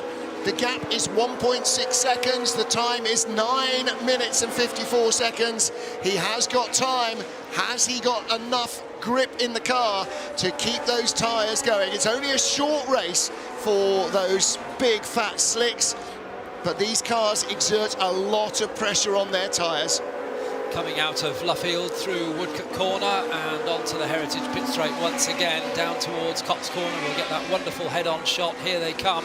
Matt Wrigley turning into Copse with Stuart Hall closing all the time now. So Matt will be well aware of that. He'll be keeping a good eye out, and his team will be giving him pit signals to that effect. So into Beckett's they go. This is where Stuart Hall told us himself he will struggle because he's got less grip than is ideal. Through into the final element, the left-hander at Chapel, onto the hanger straight once again, and out they come onto the hanger down towards Stowe Corner. And with Matt Wrigley leading, it was 1.6 at the line. Very shortly we will see whether Stuart has managed to close up. I get the feeling he has. I think that's nearer a second, isn't it? It does look like it. So the Candy Tyrrell of Matt Wrigley leading, driven in period by Michele Alboreto, and in the same season it was the Brazilian Raul Baisel who was in the Ram March. And that car often struggled to qualify, make it onto the back of the grid. Of course, in the early 80s, we were into pre-qualifying. Here is a unique Formula One car, David Purley's Lek. The Lek Refrigeration Company sponsored David Purley and designed and built their own team car.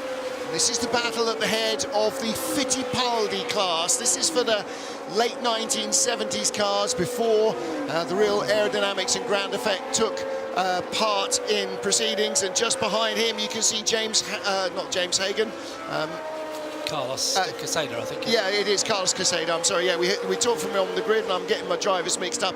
In the McLaren M26, the ex-James Hunt car.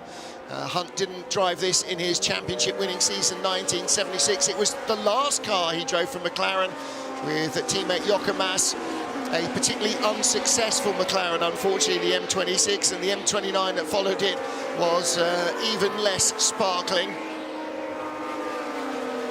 But at the moment, Carlos de Quesada enjoying every moment of driving this Formula One car. Right behind the category leader. So the Lek just keeping its nose in front. And that is Peter Williams. Williams in 14th place. Carlos Casada with a good running going down the straight. Ewan Surgison behind has the prime view. And here is the battle for the lead overall as Casada gets to the inside and just hangs on in front of the Lek. So Peter Williams will have to try again. Behind him, Ewan Surgison.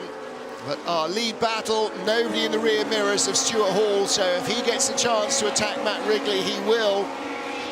Wrigley's just checking the mirrors periodically to see what the distance is back to Stuart Hall. And Stewie, 152.3, 152.5 on the last lap for Matt Wrigley, and Stuart Hall a 151.777, fastest race lap this time round. The gap is down to 7 tenths at the line, but in the twisty stuff here, Matt Wrigley's going to stretch away a little. The good news for Stuart is that the last part of the last lap will be the bit where he has got the car dialed in for the hanger straight and Stowe, and there speed will be key. Into Brooklands and Luffield once again, and the slower corners, probably Stuart Hall is okay through there. It's the fast sweeping corners where he'll really struggle, but on the straights, conversely, he'll be a little bit quicker perhaps than Matt Wrigley. And as they're coming down into Copse Corner now, you turn the wheel and the corner's almost blind with the barriers there, and there's a slight rise in the road, so it's all about faith that the car will turn into the left of Maggotts, then the right of Beckett's, through the centre section there, right again, and then left at Chapel, very much as it was when these cars were racing in Grand Prix. The hanger straight, a little bit shorter than it was. Stowe Corner been moved a little bit, but pretty much the same. This is where Nigel Mansell did the double shuffle on Nelson Piquet all those years ago. Yeah, feint to the inside, go round the outside. And a classic McLaren-Williams battle. Mike Cantillon getting by Steve Hartley, and that is a change for 4th place. So Cantillon getting by. Hartley was just in front at the line.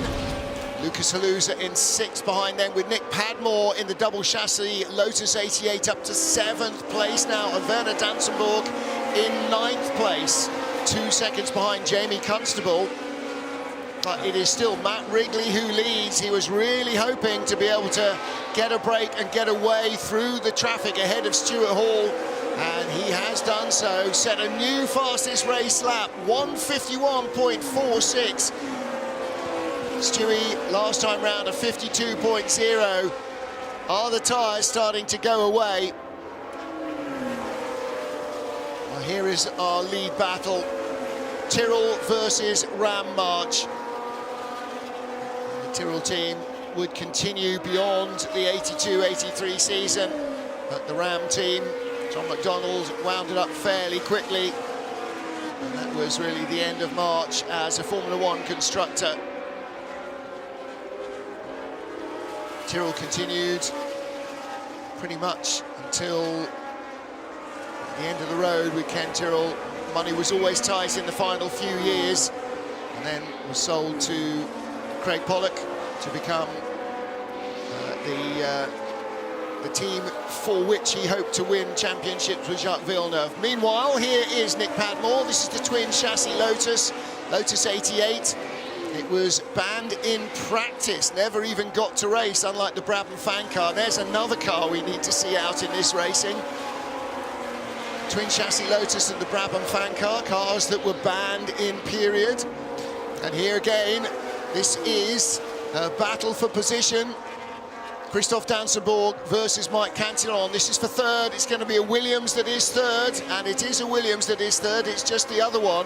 So two FW07Cs, Mike Cantillon ahead of Christophe Dansenborg. From 26th on the grid after problems yesterday, 26th to third for Mike Cantillon. Brilliant drive.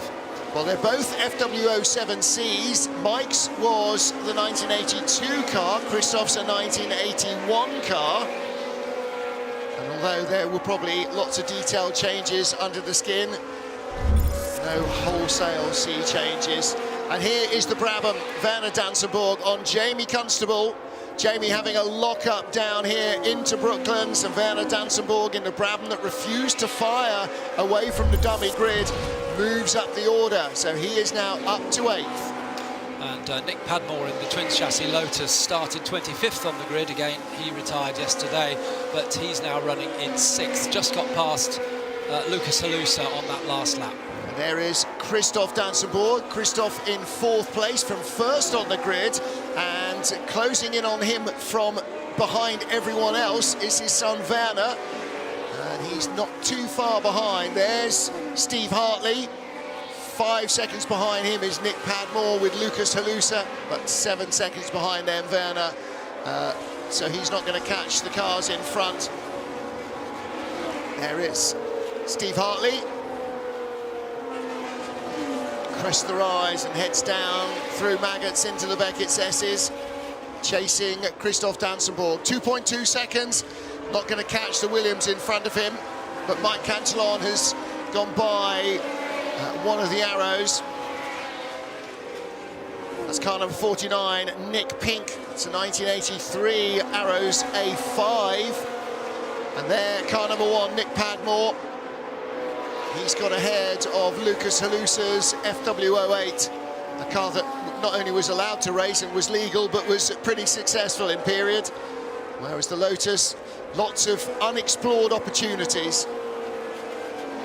And the deal with the Lotus, the twin chassis, basically it's got a chassis that the driver sits in, the engine and gearbox are in, and the suspension's hung off, but the body is not attached to it. You can see there's a clear gap between the top of the bodywork and the driver's cockpit, so the entire body, as one, moves up and down with the aerodynamic force. It's basically not an unsprung part of the car, like the rest of the body, the engine and transmission is. It's a sprung weight, which means it's much more controlled and much less effect on the car. It's a bizarre concept that Colin Chapman dreamed up, and clearly the authorities were worried that it was going to spark yet another arms race financially, and so it was banned on the spot. I think it spooked the drivers a little bit in testing, and Nick Padmore certainly says it is a hard thing to get to grips with. Lucas Halusa in a much more straightforward car, the FW08, and Padmore's got a problem as he's struggling to select a gear there. Looked like the car was sort of bucking around underneath him. Or is it that electrical issue once again? Sure. Was it cutting out, perhaps? Yeah, could be. Well, here's our race leader. Time has run out. Next time at the line, it will be the checkered flag. And Matt Wrigley has held off the challenge of Stuart Hall. The Ram March, yesterday's race winner, got close, but not close enough. They're just catching up the lucky strike shadow of Kurt Bennett, but it is the checkered flag and victory for Matt Wrigley. Stuart Hall in second place, and it will be Mike Cantillon in third in the FW07C, car number 7. And Cantillon comes out to claim the final spot on the podium. Behind him, the similar Williams of Christoph Dansenborg, ahead of the top McLaren of Steve Hartley. There is car number 4, Lucas Halusa. Nick Padmore weaves across the line in the Lotus 88, and that might be the Lotus 88's first race finish. Werner Dansenborg in 8th place in the Brabham. Jamie Constable 9th, and then Simon Fish. No, Jamie Constable has come into the pit lane, I think, or has slowed down somewhere. So Werner Dansenborg 8th, Simon Fish 9th. Jamie Constable did come across the line in the end. In the pit lane, I think. Ahead of Steve Brooks in the Lotus, yeah. There is Jamie Constable in the 99 Tyrrell. Not 1999, car number 99. So success for Matt Wrigley. And post-race, I wonder if Stuart will say we should have taken off more wing or maybe a bit less. Interesting, when Ed was showing us those wing adjustments, there were just 4 different holes on the wing, only 4 levels of wing adjustment. Whereas now, modern, even the smallest single-seaters will have umpteen different adjustments for the wings. Ewan Surgeson there in the red and white shadow. So that shadow driven in period by Clay Regazzoni.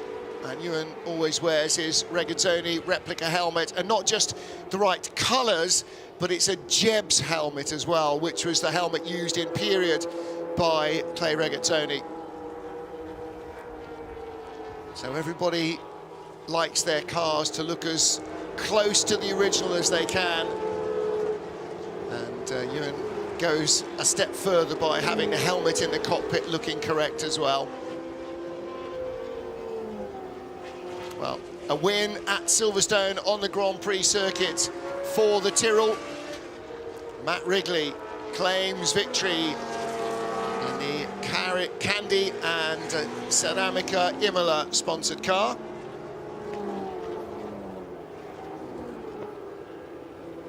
And as those of you who are at the track will be very much aware, today it is at least dry, but it is pretty chilly and blustery, and unfortunately higher winds forecast for this afternoon. Well, that may not affect those of us on ground level, but it would affect you if you're throwing yourself out of a perfectly serviceable aeroplane.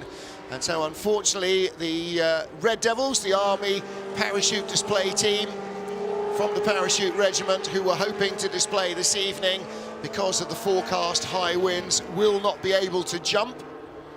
So there will unfortunately be no Red Devils. Have been a little bit plagued by weather this weekend, but wind, rain or sun, the Silverstone Festival has again produced some absolutely spectacular racing. Not just mouth-watering cars, not just fantastic displays, but some brilliant racing. And Matt Wrigley there claims victory in the Tyrrell. Gets welcomed back by team, friends and family. And a congratulatory handshake as well from Stuart Hall.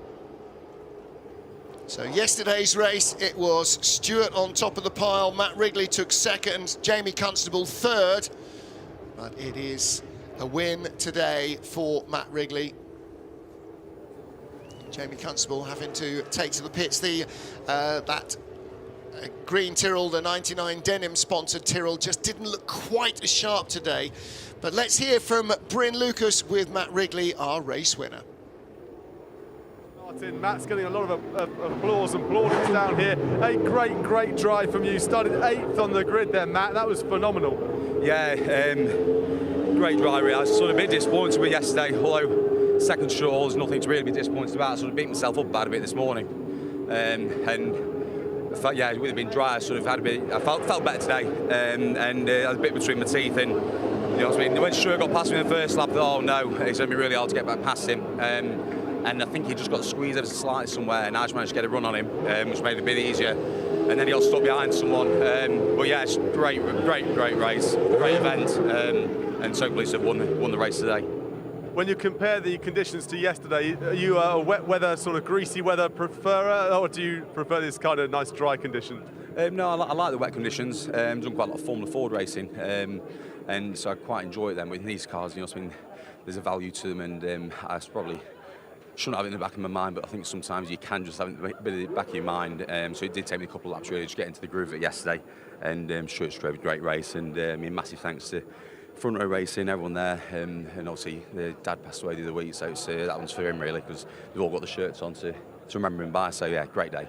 Well done, well done. A bit more grip than a Formula Ford as well with the downforce you get from these cars here. Let's just go to our second place finisher, Stuart. Let's just dive into Stuart. Stuart, can we get a quick word with you? Couldn't quite do it this time, as you did yesterday, but it was a good race for us to watch. I bet it was. Yeah. Difficult with, I don't know who was in the Williams. I think it's another front row car. Made it quite difficult, and then, yeah, Wrigley escaped, and that was that. Yeah, we'll be back. We'll get them next time. You seem like you got a bigger smile on your face today coming second than you did yesterday. It's false. Yeah, it's just we made a good start, got through some traffic, managed to do Matt. The car was good today. The boys made some big changes, you know. Yeah,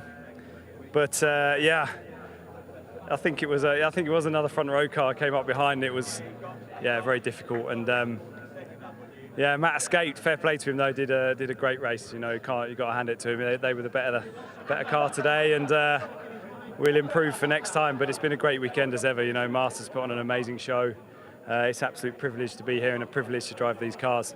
It's been a privilege for us to witness you drive the cars as well, so thank you very much indeed. Well, let's go off and find our third place finisher then. Third place, let me just dive into Mike, because I mean, I had to check your starting position, Mike, before I came to you, because like, I've got 26th. He couldn't have started 26th. He started 26th. That's what I've been told. That's what happened, and yet you're on the podium. Talk us through it. Yeah, I started 26th. We had a difficult weekend with the car. The team been amazing. We got it sorted in the end, and I was so delighted. We knew we had pace around here. You know, we knew we were fast around here, and it was such fun in the car. I can't wait to see the in-car footage of it was pretty close overtaking. But fair play to all the drivers. They were so respectful, and you know, no accidents. So I'm over the moon. There were some fantastic performances from yourself, from Nick Padmore as well. He climbed up to 7th or 8th, I think, as well. Brilliant stuff. Well done to you. Fantastic. A great show for us all. There we go. Back to commentators. We've got the podium coming up in just a few, but right now back to you, Martin. There you go, Mike Cantillon doing a lot of justice to that ex-Keke Rosberg Williams FW07 drive from 26th to 3rd, of which the Flying Finn would have been very happy. And the car that Stuart Hall had so much trouble getting by was the race leader, Christoph Dansenborg. He ended up in 4th ahead of the McLaren of Steve Hartley and Lucas Halusa, but it was Matt Wrigley who topped the podium, having started in 8th place, 2nd yesterday. Werner Dansenborg from last when the Brabham wouldn't fire came through to 8th, and Nick Padmore 7th in a twin chassis Lotus ahead of Simon Fish. Jamie Constable finishing 10th in the pit lane.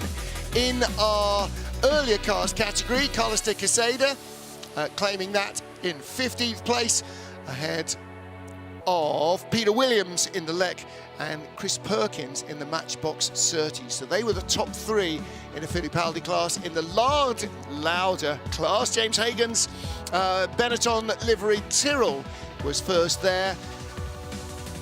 And our other category, named after Patrick Head, that was won by car number 59, Michael Fitzgerald in the Arrows A4. Well, Stuart Hall and Matt Wrigley had to work their way through from 9th and 8th on the grid respectively, and they did so very quickly indeed. Once Matt Wrigley and Stuart Hall were in front, as Matt said, Stuart got held up a little bit behind car number 37, and that was Christoph Dansenborg, the early race leader from the front of the grid. With cars that are so closely matched, and actually the Williams was a quicker car in periods than the Ram March, it was hard to get by. Mike Cantillon, Jamie Constable coming through.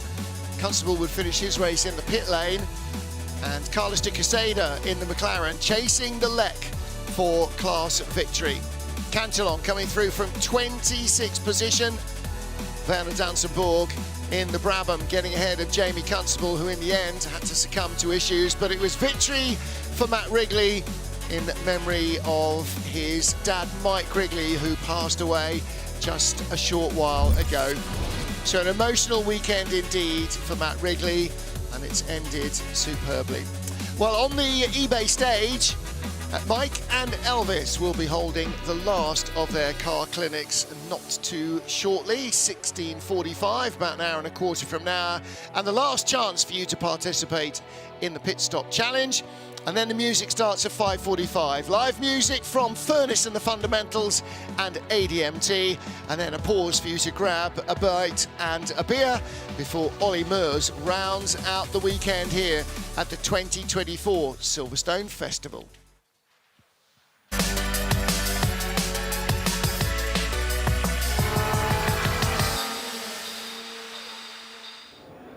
Silverstone Festival, well, where would we be without Formula One? Here at the festival, there's a real presence from Formula One, as here in a marquee, there are 5 Mercedes Formula One cars as we battle the noise out on track. I'm delighted to have Alex Toulouse here to tell us all about it. 5 amazing cars. How come they're here? So what we've done here, we bought a decade of hybrid power. We've got the 2014 car in front of you here, and we've also got the race on this weekend in Zandvoort. So the 2024 car is there. So.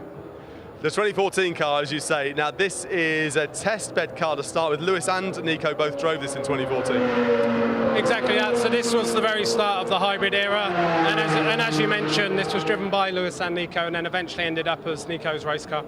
Fantastic. We carry on a little whistle-stop tour, shall we? And turn our attention to the 2017 car, a title-winning car, Lewis Hamilton's car. What can you tell us about this one? So this was a regulation change. So as you can see, it's a lot longer, it's a lot wider. We've got the bigger tyres, and it was also the development year for the Halo. It's great to see the development of the cars, and you see the sheer scale of them as well as they develop over time. And if you whip around on the camera there, you'll see at the far end, 2018, Valtteri Bottas's car. First time we saw the Halo in Formula One. Exactly, and as you say, that was Valtteri's race car. Still got all the damage from the races, and still got all the FIA stickers from when it raced. And then we turn our attention to the one almost nearest to us here, 2019 Lewis's title-winning car with a very famous signature on the nose. Yeah, so that's Niki Lauda's signature. That was sort of in homage to his passing just before the Monaco Grand Prix. One more car for us to take a quick look at, and that's the one directly behind us. Another car that is absolutely filthy, and that means one thing, doesn't it, Alex? Exactly. So this was George Russell's car from the Brazilian Grand Prix, the race winner. What a fantastic array of cars you brought here. It's really good to see, and thank you so much for giving us a whistle-stop tour. And if you are coming to the festival this weekend, make sure you check it all out for yourselves.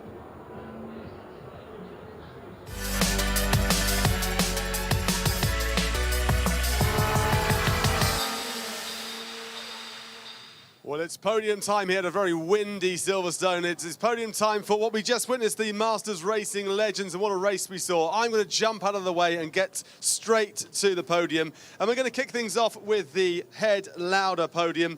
And we'll go in reverse order, 3, 2, 1. In third place, what a performance. Started 26th on the grid, came home third, Mike Cantillon. In second place, another great performance from him in the March 821, it's Stuart Hall. Now I think Stuart might have, oh no, he is here, he's just crept his way through. Thank you, Stuart, well done. But the victor, starting 8th on the grid, Matt Wrigley.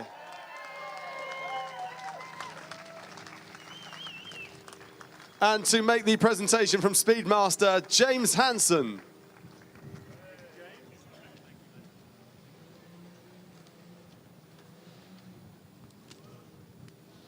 So as these guys celebrate, we'll head back to the commentators for more track action as Matt gets the big trophy and takes the applause from this rather large crowd around us here. Back to you, Martin.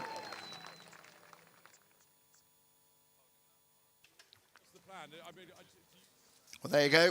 There are your podium finishers from our Cosworth era Formula One race.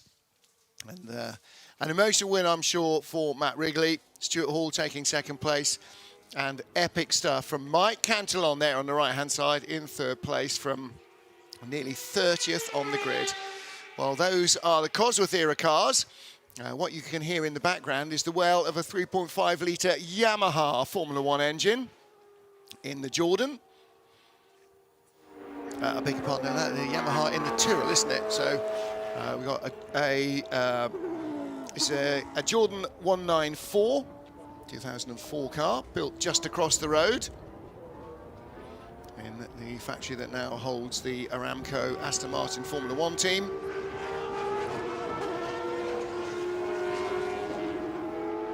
This has the hallmarks of being Eddie Irvine, Rubens Barrichello period car. Two other cars out on circuit at the moment. We have got a Tyrrell 021, and that is the Yamaha powered car.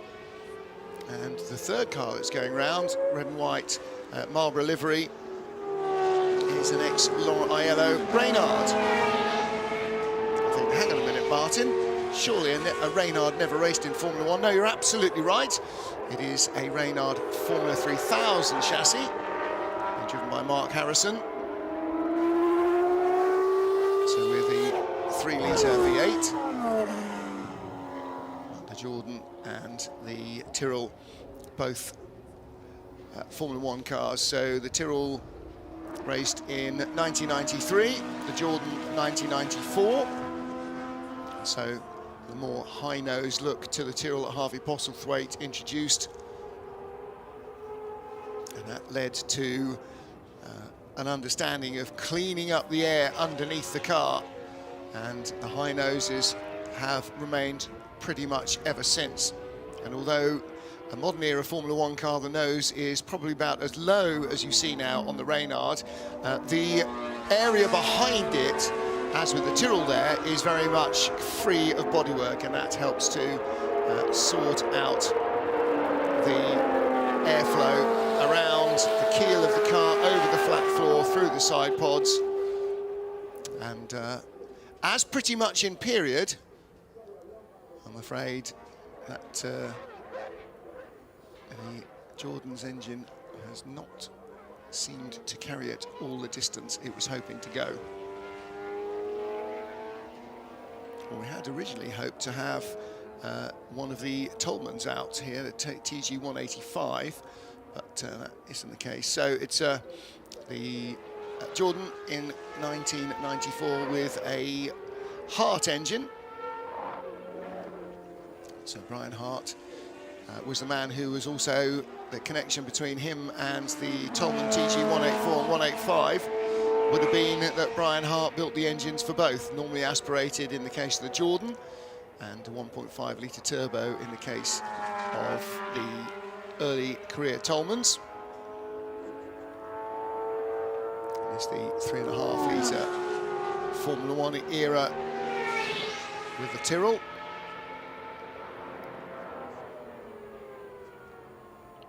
A little earlier we saw one of those Brian Hart engined Tolmans, the TG 183B, chassis number 5, with which Senna made his Formula One debut and raced the first part of the 1984 season in that chassis. That's back on display behind the wing. So if you are a fan of Ayrton Senna, if you saw him race in period, and especially if you didn't, if you haven't seen the cars up close, got 3 Benettons that he drove, a whole host of McLarens, a couple of rally cars that he drove in a one-off test, not because he decided he might go rallying, but because journalist Russell Bulgin, who'd befriended him in his early career, said, how do you fancy coming to Wales and thrashing around for a day in some rally cars? Well, of course, nobody's going to say no to that, and Senna was no different.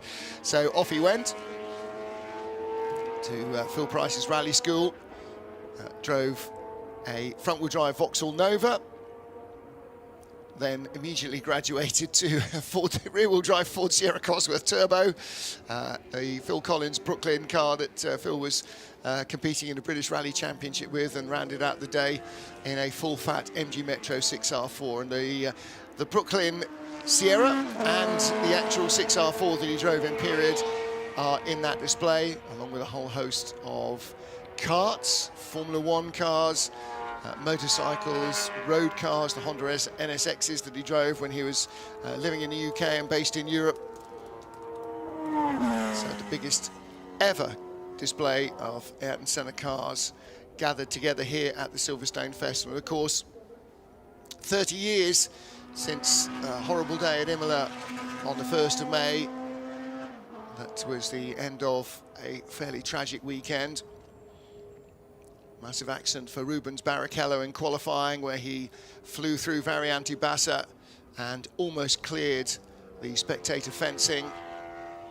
On Saturday, Roland Ratzenberger was killed in qualifying in his Simtek. And on Sunday, in the race after a brief safety car period at the start, a fatal crash too for Ayrton Senna. And for that generation of fans, you immediately knew what an earlier generation must have felt when they heard that Jim Clark had been killed in a Formula 2 race at Hockenheim. The sense that the man who seemed impervious to any damage or injury had been taken away. There was a big celebration and commemoration of Senna at Imola to mark the 30th anniversary of his passing. And similarly at Interlagos, and Senna's niece, Lalani, who knew him when she was young, has created a range of busts of the great man. And most of those are of a sort of manageable size, about a foot 18 inches tall. The one that was unveiled in Interlagos is 30 feet tall and will be a permanent feature of the circuit. And a new mural on the race control building, as there is at Imola as well.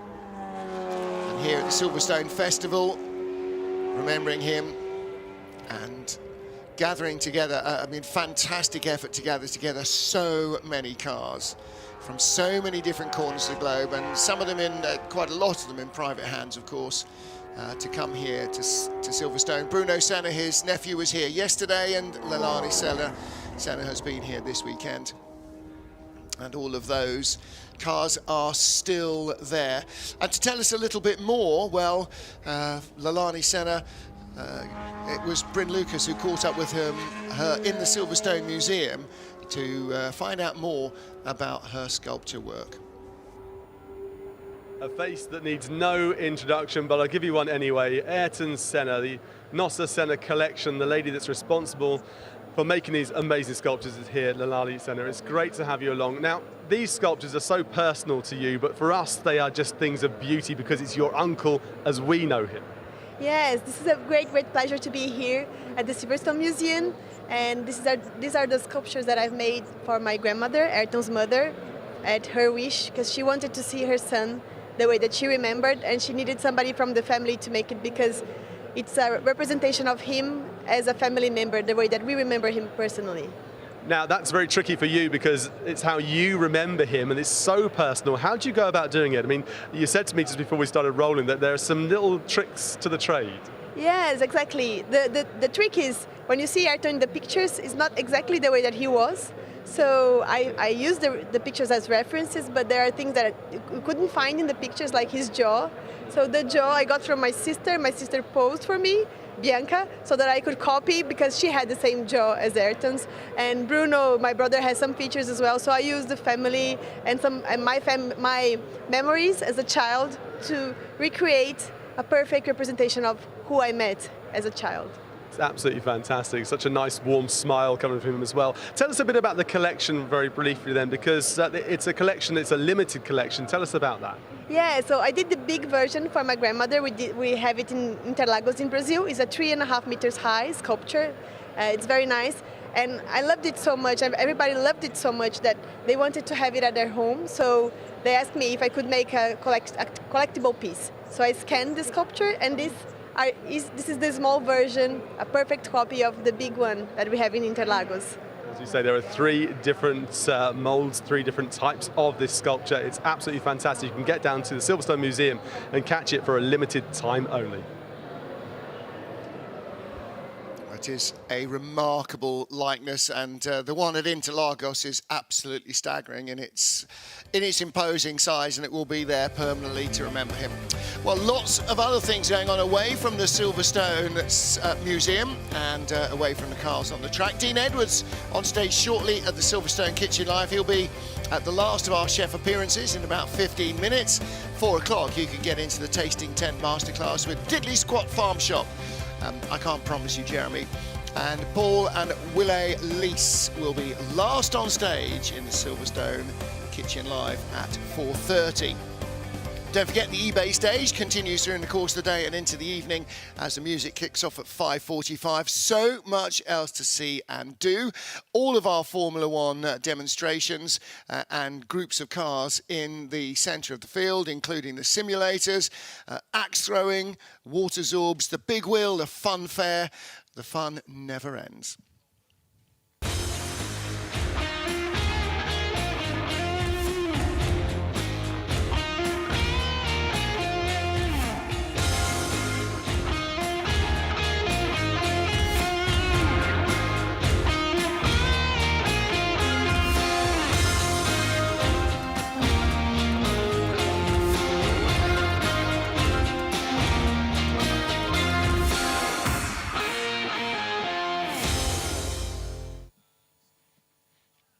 Lots of fun for all the family, and hopefully it will remain dry for the rest of the evening, although the breeze does seem to be picking up quite stiffly across the Silverstone circuit.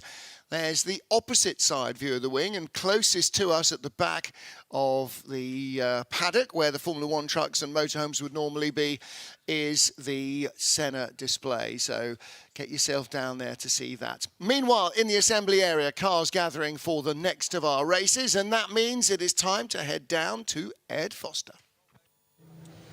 In motor racing, there are a lot of father-son racing drivers. Here we have Sean and Max Lynn that are sharing these two cars between them. And they're both 2015 BR01s. Max was a bit quicker yesterday, but Sean ended up just in front. Guys, you're basically running a team. I do hope you're sharing data. Absolutely, absolutely. No. So, well, I was saying, Sean, that Max was a bit quicker, but you ended up in front. What happened? He got an extra penalty because of, for some reason, but which we won't go into. But yeah, also I think I was very lucky with the weather and the pit stop and everything, and but I think it's going to be a very different race this time in the dry. Yes, I guess you're going to have your wing mirrors full of this guy. What's the plan? I mean, do you give your father a wider berth than other drivers, or do you just treat him the same as everyone else? Yeah, well, I've got more pressure on me than he does on him because he's the one paying the bill no matter what happens. So if he goes into me, that's not a problem. But if it's vice versa, that's a real big problem. So yeah, I'll give him a nice wide berth when we're going down the straight. Sure, how does that make you feel? I'm not going to give any room whatsoever. I mean, so as I'm paying both bills, at least you can do is let me try and beat him. Fantastic, guys. Look, well, best of luck. Enjoy it. Thank you, thank you. Competitive dad. Excellent. Well, Sean and Max Lynn, father and son combination, and almost actually this is as well Mike Newton with the car that he raced in period a quarter of a century ago, the MG Lola, one of the 3 MG Le Mans cars that he owns, and still being run by Phil Barker and the crew who ran it in period. Ed has more. Hugo Cook, just saying, I'm used to seeing you in GTs, but you've stepped into the LMP machine just for this weekend. You must be loving all the grip. Yeah, I mean, it's definitely very different, you know, the way you drive the car, but it's been a really good experience for me. It's tough, but the grip's amazing, yeah. And, I mean, obviously, you've got a lot of things to play with in your GT car, but jumping into a new car like this, you know, it's not like some of these historic cars. There's a lot to learn. How do you get your head around it? Well, to be fair, GTs now are very technical, you know, so there's nothing in the car really that I haven't had already. But it's more, you know, the extra power, the extra grip, just the aero balance and, you know, keeping the car stable. And there's a lot to learn, but it's good. And what can you change on a lap-by-lap basis? Are you fiddling with much, or are you just driving it at the moment? At the minute, I'm just driving. But yeah, you've got anti-lag settings, you've got traction control settings, brake balance, all different things like that to help you. And because, I mean, you professional drivers seem to be on the pace within a lap, but I guess you're still learning it. Are you hoping to climb a few more places? Yeah, for sure. I mean, that's definitely the aim. See, I think, you know, we've got some new tyres now, so I think we'll make our way forward. Best of luck. Thank you. New tyres, can't beat them. Well, we've got a combination here of LMP1 cars, LMP2 cars, and slightly more modern LMP3 cars, plus a variety of GT cars, GT3s, GT4s, and the like. And a lot of these have got some pretty prestigious history. I think there is only... No, I think there are only 2 cars in the field being driven by their original drivers. We've seen one, Mike Newton. The other one is the multicoloured Marcos of Coroiza.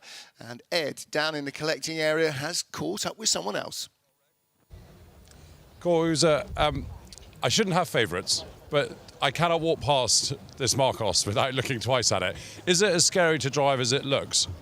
Well, it's a handful, that's the thing for sure, but I got used to it after the last 25 years, so for me it's normal to be in a difficult position sometimes. But it's obviously very quick. I mean, you're up here with the prototypes, but it looks as though you're sat, you know, almost on the rear axle. It is, you know, the balance, the weight balance is 50-50, and I'm sitting very low, like we have like 5 centimeter clearance or so. So it looks a little bit like a Formula car, but it isn't, but it's too heavy. But on the other hand, you know, I'm in the wet. I was pretty good between all the sports cars, and we see what happens in the dry. Yeah, in the dry, I guess your biggest weakness is the straights. Correct. Yeah. Well, we go pretty quick on the straight. You know, I must say, yesterday the LMP3s couldn't overtake me on the straight. You know, mainly they have more downforce. So I was playing a lot with them. It was nice. Cool. I love seeing it. Thank you. Welcome. I love to see that car as well. Coroiza, and he was joined yesterday by Callum Lockie, with whom he won the British GT Championship in that Marcus LM600 Evo. So that has had a lot of history. And I wouldn't like to guess how many of Cor's 1,000+ race starts he's had in Marcus's, but it's well up into the 700s. So I think he's been married to that car longer than most people have been married to their partners. So a remarkable history. So he and Mike Newton here in cars that they raced in period. Well, this car, you can see, I saw one of the names there on the rollover hoop was Michele Leschin, who raced in IndyCars very successfully and raced in IMSA WeatherTech Series as well. Who's the other driver? Go on. No, it's scrolled by, didn't catch that. But Alistair Douglas, a great opportunity to see Le Mans machinery. And this was the last race yesterday evening. The skies had sort of cleared, the sun had come out, the track was dry, and they were driving into the low sun, the evening light. It proper gave you Le Mans feels. It did indeed, yes. We just needed the heat. Really, but it's great to see these cars out on the Silverstone circuit. Freddie Tomlinson aboard the family Ginetta. His father won't be sharing the car with Freddie today. He did yesterday, but Freddie on his own today. And 2 Tomlinsons and Mansell on the rollover hoop, because as you correctly remembered yesterday, that car in period was shared by Nigel Mansell and Lawrence Tomlinson. It is, of course, a Ginetta. Ian Stinton in the Roll Centre Racing TVR Cerberus, raced in the British GT Championship in period by Martin Short, who is here, and Rob Bath, who lives just up the road.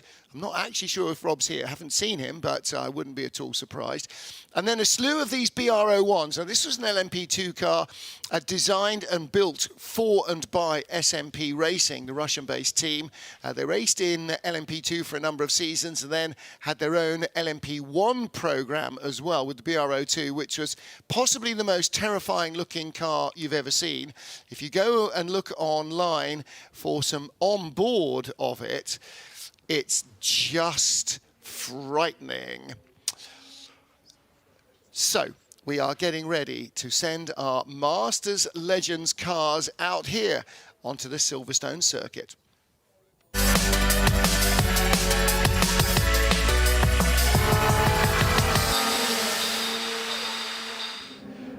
Iconic auctioneers are once again back here at the Silverstone Festival. They brought an amazing array of cars here, and to tell us more, I'm delighted to have Rob Hubbard here. Now, before we get into the cars, Rob, who comes here to buy cars at a festival like this? So the festival buyers here can be racers who are out on the track, enthusiasts as well who are here on the club stands, as well as some investors in the marketplace as well. So lots of people, lots of choice. An eclectic array of prospective buyers and an eclectic array of cars on display as well. Let's start here, shall we, at the Skylines. There's two Skylines side by side. Yeah, absolutely. The R34 Skylines, they really have taken off over the last few years. The JDM market has increased wildly, and rightly so. Absolutely rightly so. And then next to them, I quite love the contrast between the Skylines and the two Aston Martins, very different Aston Martins on display. Yeah, absolutely. You've got the more modern V12 Screamers, the more modern Gaydon built cars, as well as the earlier V8s, the big bruisers, the love muscle, as they say on the bonnet, and the big air scoops. Great things. Screamers and bulky beasts there going around. And then when we think of the more classic cars, there's an E-Type here on display. Very popular E-Types, but I love this Bentley. This is absolutely stunning. Yeah, they really are. Yeah, this is a 1922 3-litre Bentley with a 4.5-litre engine, supercharged as well. And that's one of the original 50 blowers engines that were made famous by Tim Birkin and various others at Le Mans back in the late 20s, early 30s. This car's ready to go. Race it here with legends this weekend, or indeed the VSCC throughout the year, or fast road rallies and everything else like that. So lots you can do with it. It's an amazing, amazing looking car. I'll put you on the spot though. If you could take home only one car, which one's it going to be? For me, Maserati Vignale Spider, one of 6 right-hand drive cars. Just over there, it's beautiful. But I'll tell you what, this has got a guide price of £400,000 to £500,000. So Rob, I think I'll take this one.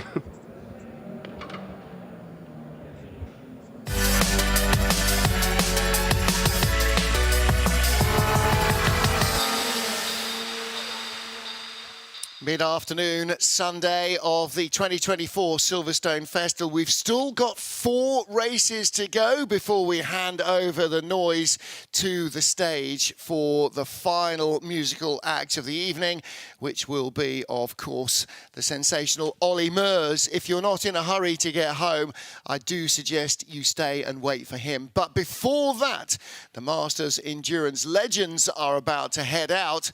So what is that all about? Masters Endurance Legends hails a golden era in endurance history and a span of time when Mr. Le Mans Tom Christensen became the most successful driver ever at the Circuit de la Sarthe.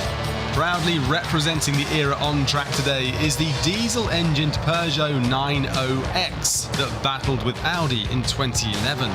Another highlight will be the 007 Lola Aston, a car which sealed the Le Mans Series Championship here at Silverstone in 2009.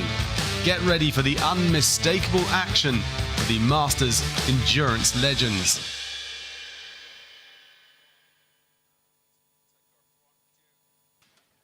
So the rear view of one of our cars, and this from the rear lights, I can tell you, is a Mosler MT900R.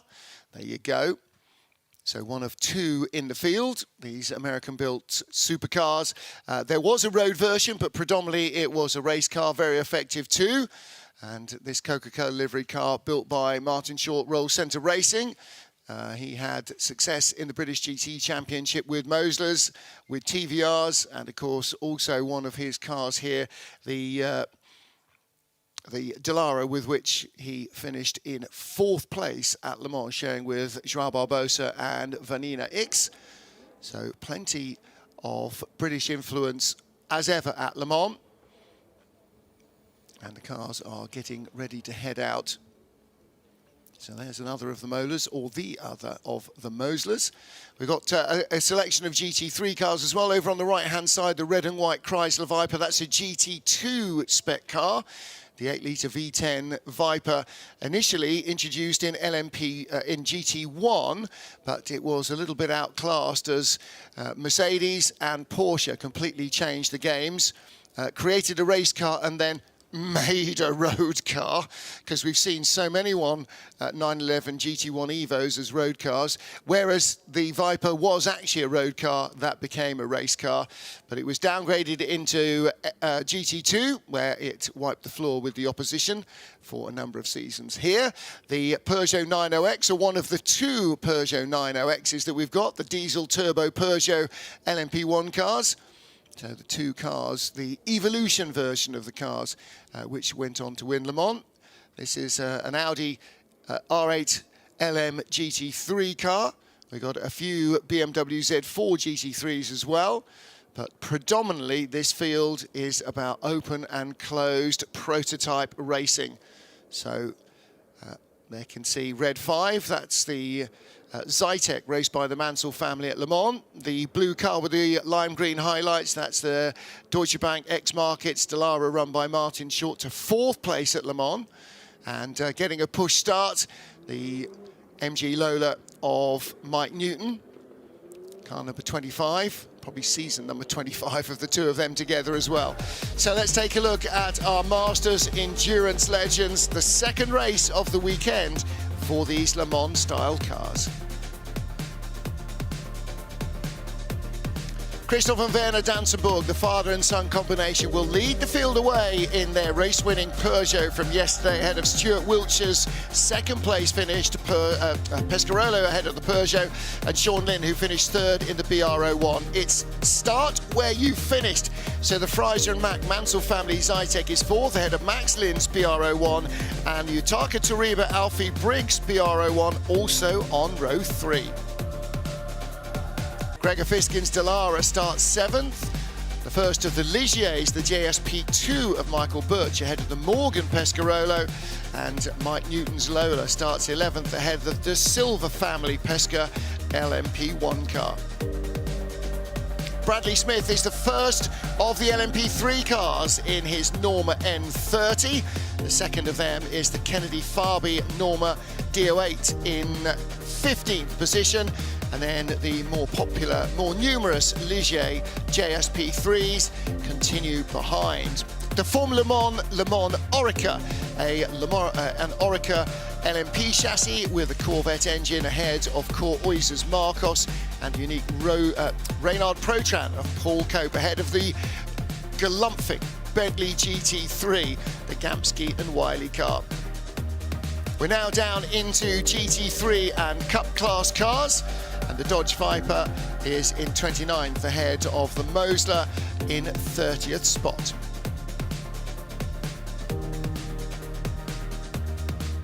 Getting towards the tail of the field, Jamie Constable had issues with his Pescarolo LMP1 car in race 1. He starts down with Richard Guy, the Purbrick Bryce Lola, and the Acura on the final spot on the grid. That car in the Patron colours in which it raced in the IMSA WeatherTech series. Most of these cars raced in the Le Mans series in Europe and at Le Mans.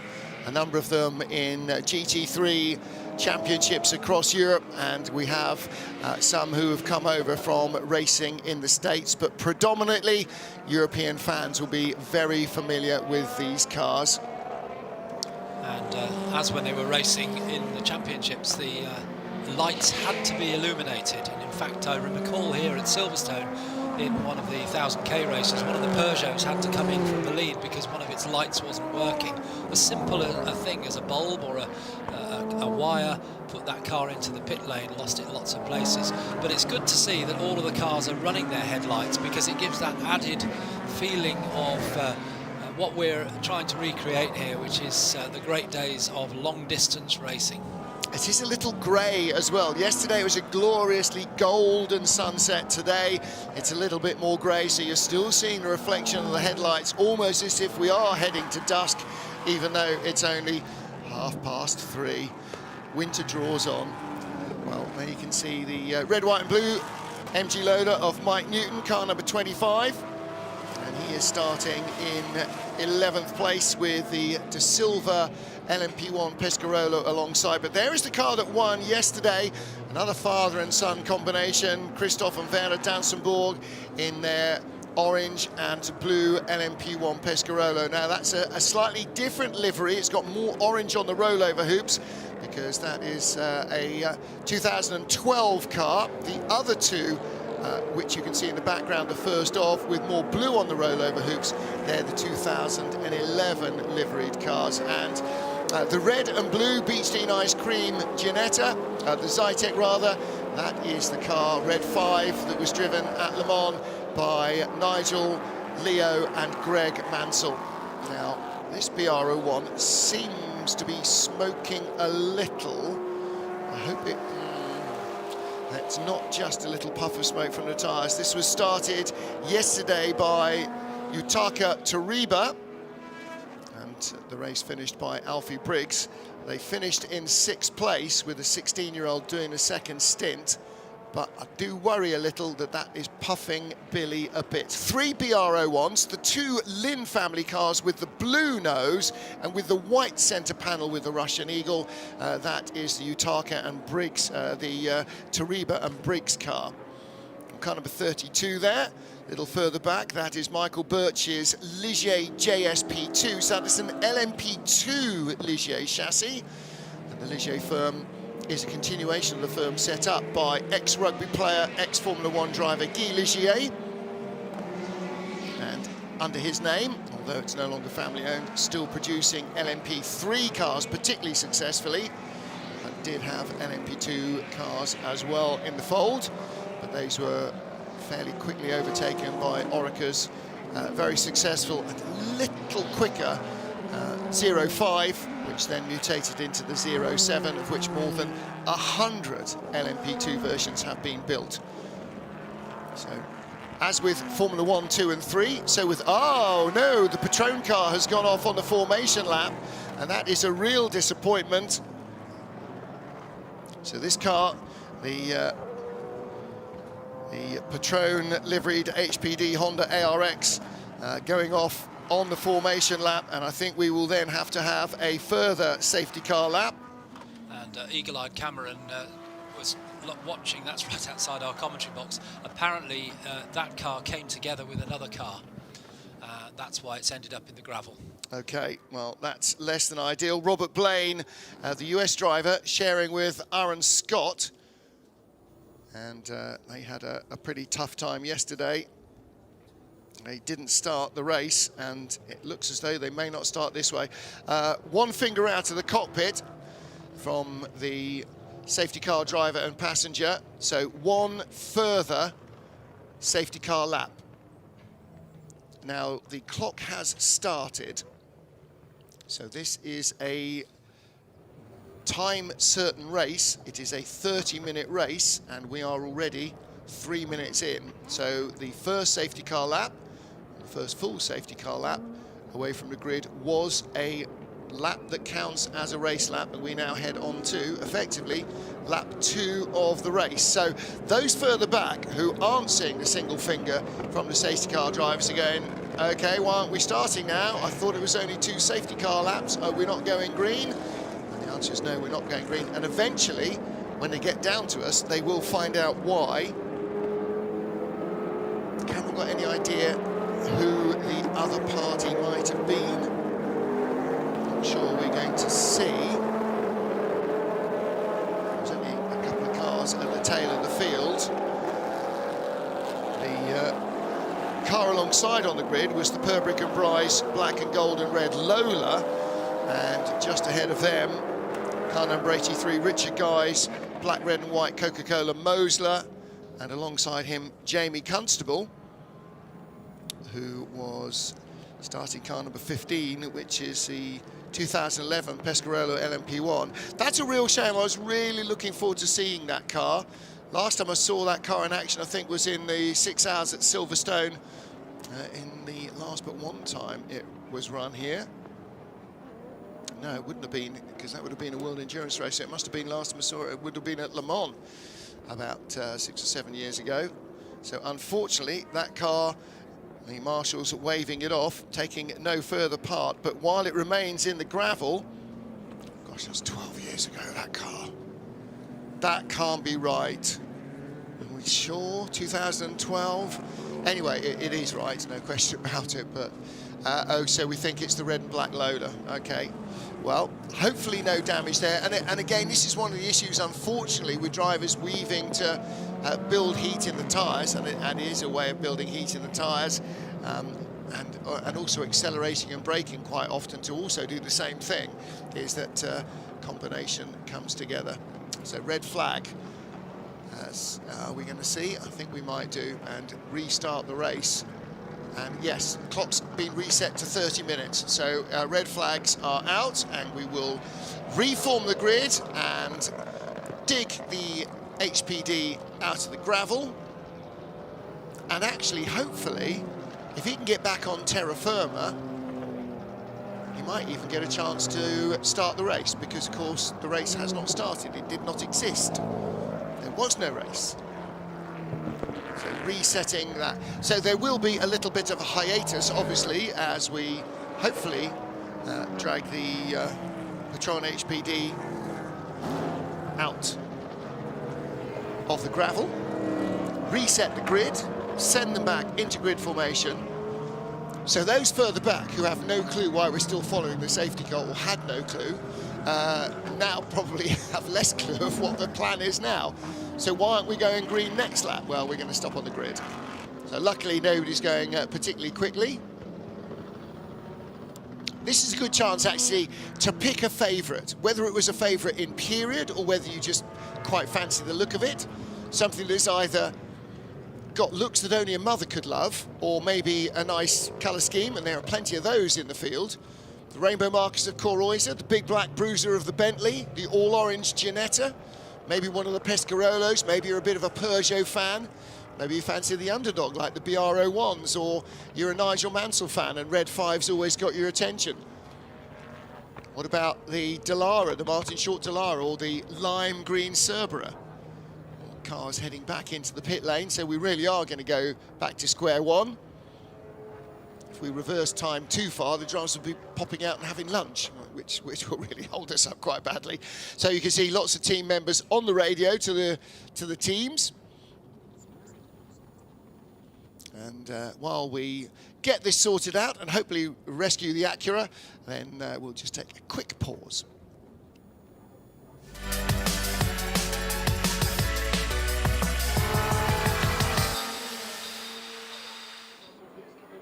The Ferris wheel isn't the only thing here at Silverstone, the Silverstone Festival, that Michelin have got something to do with. Now, when you think of motorsport, of course you think Silverstone, and of course you think Michelin. They are synonymous, and I'm delighted to find out a little bit more by talking to the UK marketing manager for Michelin. Here, it's Martin Thompson. It's great to see you here.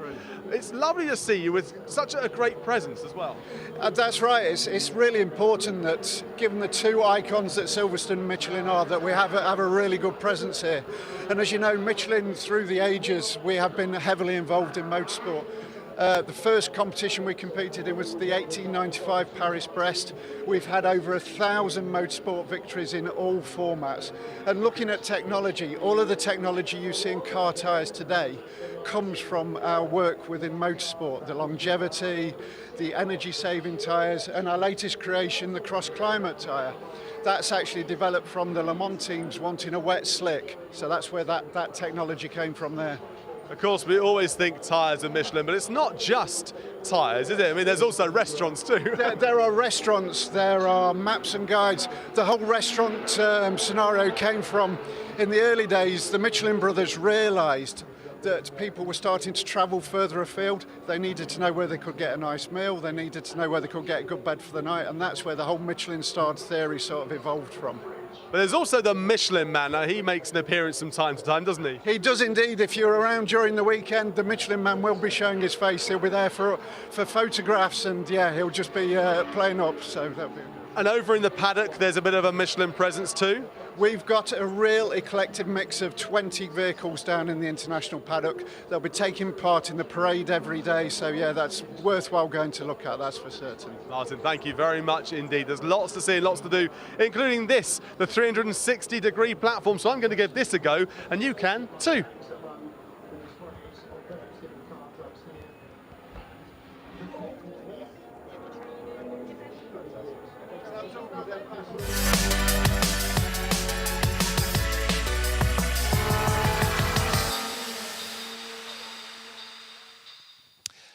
Well, we should be into the early stages of our Masters Endurance Legends race, but after a slight faux pas during tyre warming behind the safety car, our HPD Acura has gone into the gravel and we are under red flag. So essentially the first attempted race start has been cancelled. Cars are back in the pit lane waiting to go. Once we get this race underway, we'll head into the Historic Grand Prix Car Association's Pre-66 Grand Prix race. And then the Pure Michigan Mustang Challenge is our penultimate encounter on track. At the eBay stage, final Mike and Elvis car clinic. We better hurry, it's in 2 or 3 minutes. But you don't want to miss the Le Mans cars. Oh, well, never mind. Prize pit stops at 4:55, and then we will set up ready for music to start at 5:45. Furnace and the Fundamentals, 6:45 ADMT. And at 8 tonight, Ollie Murs brings the curtain down on the 2024 Silverstone Festival. Well, the HPD back in the pit lane, that's very good. Well, fun for all the family. If you're watching online and thinking, you know what, that looks good fun, but I'm not sure I can persuade the rest of the family to come with me, there is a lot to do other than watching the racing, even though the racing is pretty epic. Whether you are 8 or 80, younger or older, there is fun for children of all ages.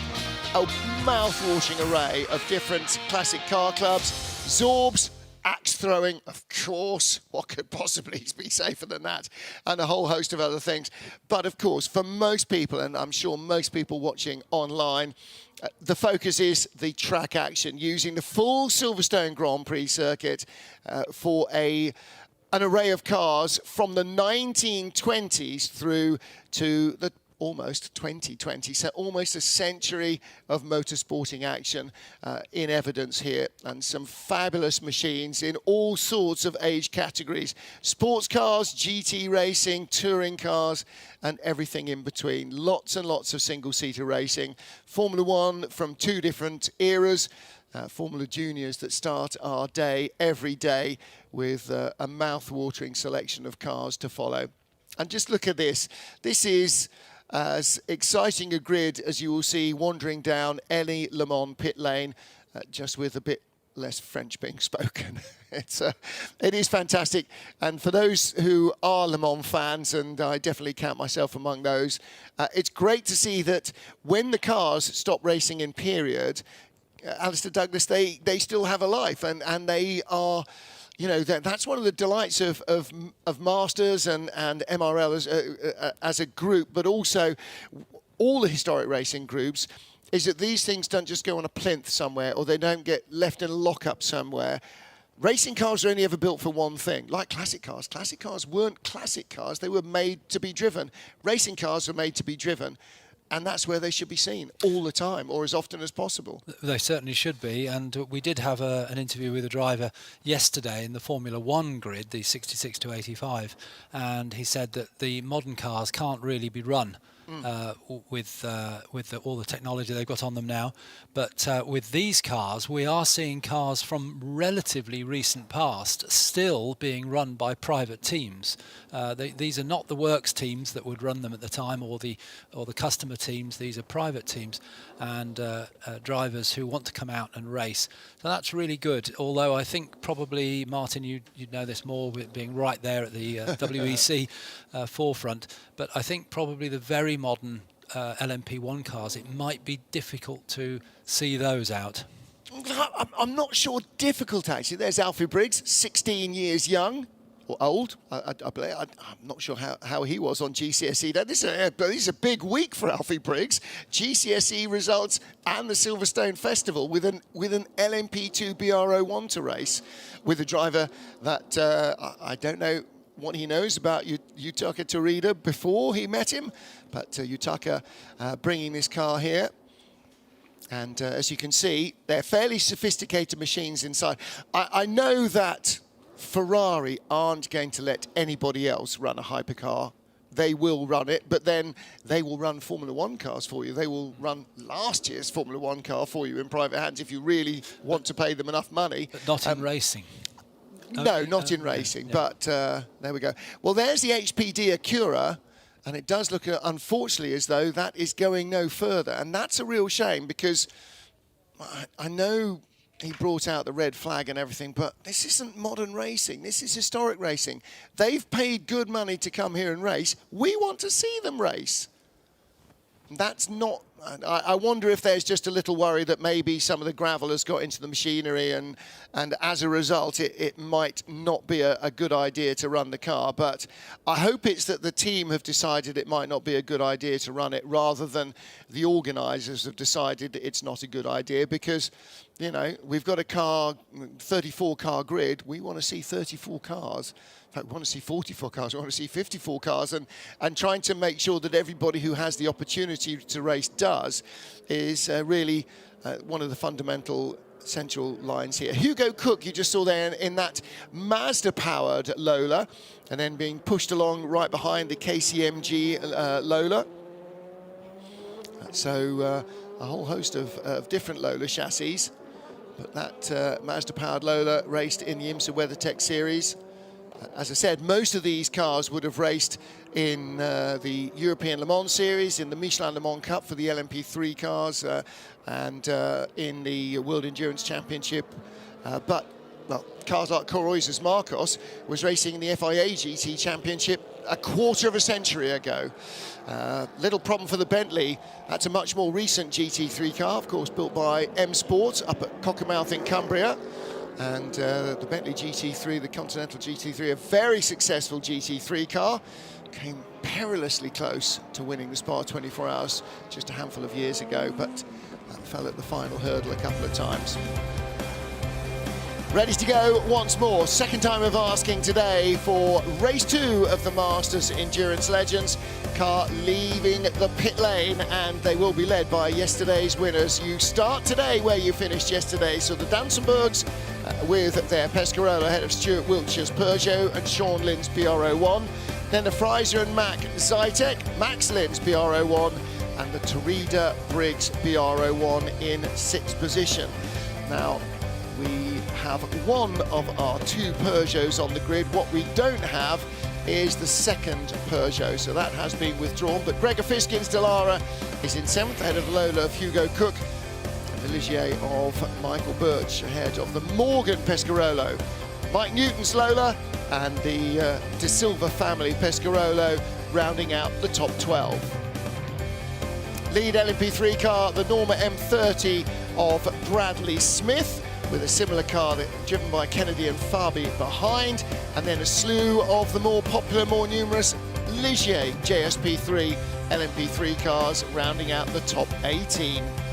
The single Formula Le Mans car of Chris Atkinson giving plenty of V8 vibes, with a similarly V8 powered Marcus LM600 of Coroiza alongside a former British GT championship winning chassis.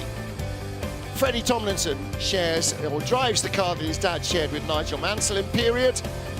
The second Nigel Mansell car on the grid. And among the GT3 cars, Vipers, Moslers, Ferraris, Porsches and Audis as well there. Lots of these with prestigious race history. And unfortunately, the Blaine and Scott HPD Honda not making it onto the grid after that trip into the gravel. So the first time out, we had 2 safety car laps. Race distance has been reduced to 25 minutes.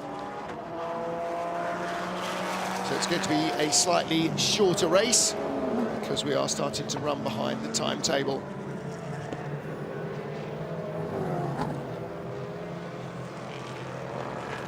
Well, the field might need to close up a little bit because the safety car has pulled in. We are going green straight away.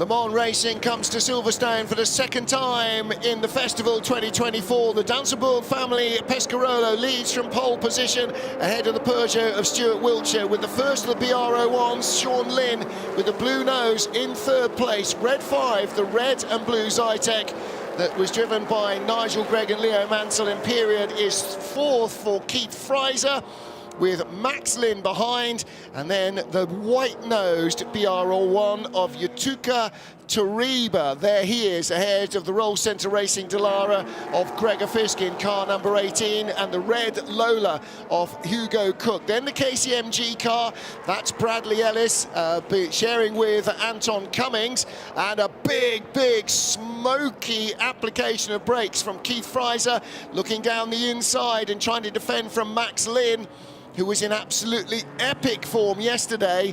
Yutaka Tariba is all over the back of him. Look, 3 BR01s, but here comes Red 5. Keith Fraser gets a good drive out of Luffield and onto the old pit straight. He is up ahead of all the BR01s. Yes, a good run out of Luffield there for Keith Fraser, so he is up 2 places, I think, from the grid, or 1 place certainly, but the BR01's all running together now. The 2 Lynn cars ahead of the Tariba car, but in amongst them, actually, just got past on the run into Beckett's there, was the X-Markets car, that, isn't it? Yeah, that's Gregor Fiskin in car number 18, the blue car with the green highlights. So he's made a very good start, Gregor, from 7th on the grid.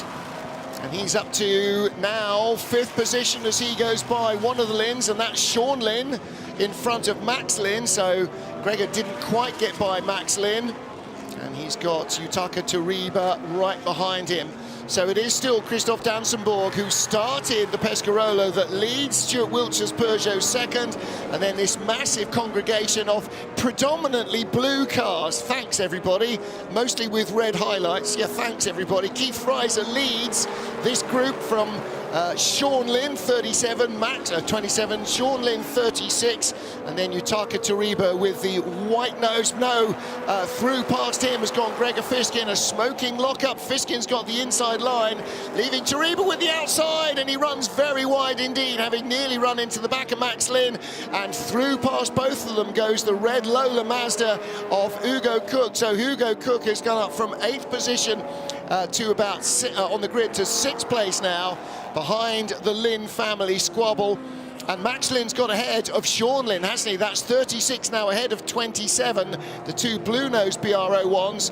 And Mike Newton from 11th on the grid now trying to latch onto the back of this as Tariba gets a big sideways moment behind Gregor Fiskin, and another move on. Hugo Cook looking to go by Sean Lynn as well on the inside into Copse. Yeah, Hugo Cook read that position up at Aintree very well indeed and picked up 2 places. He's now taken another one as they go up towards Beckett's into the sweepers. So Hugo Cook is the man on the move at the moment. We spoke to him before the start, didn't we, on the grid? So through the right-handed element of Beckett's and out onto the hangar straight. Meantime, ahead we've got Keith Fraser and the first of the BR01s, which is Max Lynn, son of Sean, in the 36 car, and down into Stowe they come. Here comes Gregor Fiskin. He's going well, isn't he? Yeah. Gregor really driving well in the number 18 car. Well, the last time we saw him, he was starting in our Masters GT Legends in a Cobra and did a great opening stint, and then handed all the praise to his co-driver for winning the race. But he certainly laid the foundations. He's having a good run here. And this Lola Mazda, the Mazda power plant, never really raced in Europe. It was Mazda USA that brought it through. They started their program powering Lola chassis. Then they developed their own Daytona prototype, an entire squad run by the guys that used to run the Audis. And so it's an unfamiliar car here, although an unfamiliar powertrain at least, although the Lola chassis is relatively familiar. And this looks like it is the race. It's not. This is the race for 3rd place, because you can see from the timing pylon, Christoph Dansenburg and Stuart Wiltshire have cleared off. And this is the battle for 3rd. Max Lynn ahead of Hugo Cook by not very much. And in fact, that is Max Lynn. So Red 5, Keith Fraser, just still in front of them. He's about a second clear. And Hugo Cook goes straight through on the inside. Blimey, he's having a good race, isn't he? And the good news for Hugo is that he gets to do all 25 minutes. He will have to still make a pit stop, but he doesn't have to hand over to anybody. That's a great move there. He ran side by side with Max Lynn for about 4 corners in succession, both of them giving each other racing room. We've got the leader almost, well, in fact, he is on his own. He's gone into Stowe Corner before we get this fabulous battle. 4 cars for second place, is it now? No, that was Wiltshire in second. Because that wasn't the leader, that was the second place Peugeot. Here is Red 5, Keith Fraser, but he's left the door open on the inside. He couldn't get it closed enough, and Hugo Cook goes through. That is third place for Hugo Cook. That's impressive stuff in 2 laps from 8th on the grid. This may be the best race a Lola prototype has had at Silverstone. It's excellent stuff from Hugo Cook. Little look in the mirrors from Keith Fraser. The mirrors are a long way over there on the outside of the wheel arch, and right behind him, Max Lynn and Yutoka Tariba. So Tariba with the white nose on his BR01. It is, as you can see, a different livery, but when they come towards you, the Lynn family have got a blue nose section, Tariba, and later on in the race, Alfie Briggs with the more white nose section. But it is the same LMP2 chassis, just run with different liveries in 2 different seasons. So Gregor Fiskin now up to 7th place. Well, he started in 7th, but that X-Markets Dallara is still there, and behind him is the orange Dallara of Freddie Tomlinson. Now, where did that start on the grid? That 23rd. Was way on back, 23rd place. That is epic stuff. Absolutely epic. So the Ginetta, not widely raced in Le Mans Series or in the World Endurance Championship or at Le Mans. Ginetta did produce an LMP1 car as well, at sort of at the end of the LMP1 era. And Freddie Tomlinson is the 2nd fastest car in the race after the leader, who is Christoph Dansenberg, is doing sort of 148s, Freddie doing 149s, everybody else 150s and 151s. So we should expect this rather obvious orange car to start making its way even further forward. His next target is Gregor Fiskin in the number 18 X-Market sponsored Dallara SP1. But ahead of them is this 3-way battle now with the number 5, the Mansell car, ahead of the 2 BR01s with Max Lynn and then Tariba just behind. And these have been racing now since the start of the race. We've not been able to separate them, and still they're battling. Oh, mistake there from Keith Fraser. Ran a little deep, and that leaves him open to attack. But also, so does Max Lynn find himself under attack from Yutaka Tariba. By the way, the car that just went by them that has now disappeared from sight, Hugo Cook, fastest race lap for him, 147.5. That's quicker than the race leader, and that is nearly 3 seconds quicker than the 2nd placed Peugeot, and he's 7 seconds behind. So in a couple of laps, Hugo Cook's Lola Mazda will be right with Stuart Wiltshire's Peugeot diesel turbo. And both of those drivers going solo, so no driver change, but still have to do their mandatory stop as they come into Cops Corner. This wonderful battle between Fraser, Lynn and Tariba goes up towards Beckett's, but they're being caught, I think, now, aren't they, by Fiskin and Tomlinson. And they will be if Tomlinson gets by, and he has. He's just dived by into the Beckett's S's. He went inside Gregor Fiskin, and that will release Freddie Tomlinson to leap away from Gregor Fiskin, as he does immediately, and start to chase these guys. Well, Gregor in that Dallara with the Judd engine, just being beaten for pace by Freddie Tomlinson coming into the Beckett's S's, and let's see how long it takes. There was a 1 second gap between Fiskin and Tariba in the BR01 in front. I don't think it's going to take Freddie Tomlinson long to close that. It hasn't. He's already with them. Look at the progress of the orange Ginetta. This is sensational driving from Freddie Tomlinson. No wonder Lawrence didn't want to drive. He wants to watch Freddie doing this. The GT4 Aston stays out of the way. We're going 2 wide, 2x2 formation. Max Lynn having a look at the inside of Keith Fraser. Can't quite get there. doesn't. And right behind is Yutaka Toriba. Well, this is going to be a little tough for Freddie Tomlinson. He's closing with so much speed. This is where he needed to catch them on a straight, so there's room to get by. Is he going to get both of them? He was looking, really eyeballing Max Lynn. When is he going to turn in? When is he going to turn in? Couldn't get to them. They go by one of the Moslers.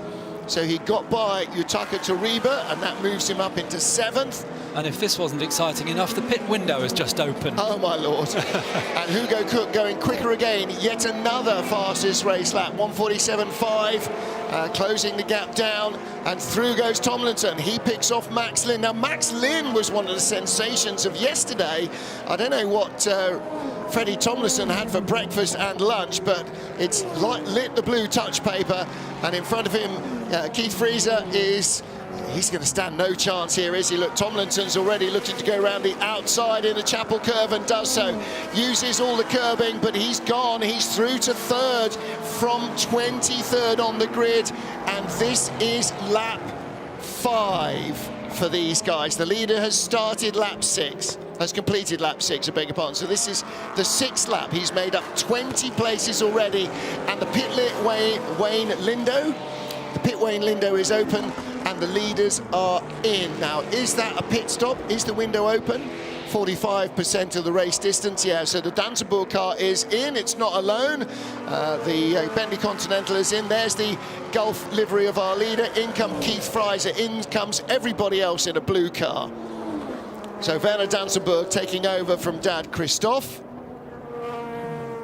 Just checking the brake temperatures there with a temperature probe. And driver changes going on. Alfie Briggs there, opening the door of the number 23 BR01. Sean and Max Lynn won't be doing driver changes. They stay in. The Danzenburgs swap. Stuart Wiltshire stays in, and he stays out, in fact, but he will stay in. Has Keith Freezer handed over to Mikkel Mack? I don't think he has. Or did Mikkel Mack start that? Maybe Keith Freezer didn't start it at all. In comes another of the Pescarolos. 3 Pescas in the field, and a Morgan Pescarolo as well, which is an LMP2 car, just for good value. Well, there was a driver change between Christoph and Werner Danzenburg. I thought Werner had a sort of green band on his helmet. Did he start the race? It's a busy pit lane, isn't it? And out comes Gregor Fiskin with his black helmet. Where's the tartan gone on his helmet? He used to have a tartan band on his helmet, didn't he? Driver change here as well. And some of the gaps will have changed without going into the details. Peugeot's in, so too Hugo Cook. So Cook came in as the leader, so he'd caught and passed Stuart Wiltshire's Peugeot on their in-lap. So that's chrome red car number 70, the Lola Mazda, came in as the race leader. And Freddie Tomlinson is in as well. Danzenburgs have come and gone. Sean Lynn is in. Max Lynn has been in. So who has yet to stop? Mike Newton's yet to stop. So here's our race leader. No, he's in as well. Oh, brief moment of glory there. 88, the Felbermeyer Porsche.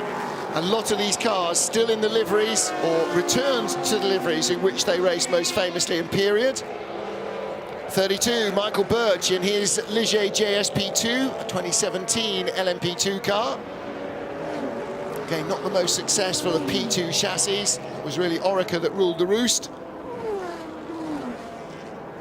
Behind him, that's 15, which is Jamie Constable's Pescarolo LMP1. He's driving that solo. And that is the sister car of the 2011 car driven by Tim and Harinder da Silva. So those two are 2011 cars. The Danzenburgs driving a 2012 Pescarolo LMP1 car. And they raced in the Le Mans European Series, as well as at Le Mans in 2011 and 2012. 2012, the first season of the FIA World Endurance Championship. And Peugeot was due to take its diesel cars there. Oh, huge looping spin. And that is the car, incidentally, that came together with the HPD Acura a little earlier on. That's the Alan Purbrick, David Bryce Lola B1280.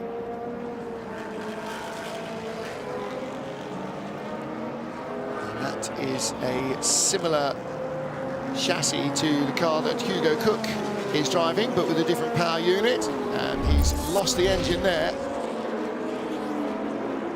Aha, I think he lost the engine before there.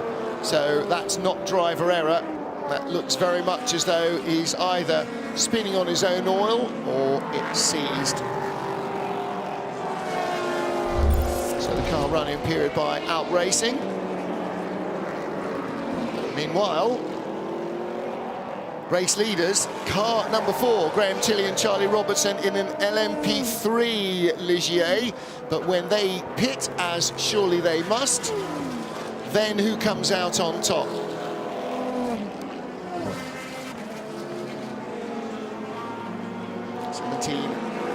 Yeah, 17 has pitted, but Robertson and Tilley have not yet. So now we are shown, it was originally Hugo Cook that was shown ahead of the Dansenburgs, but the Dansenburg car now back in front.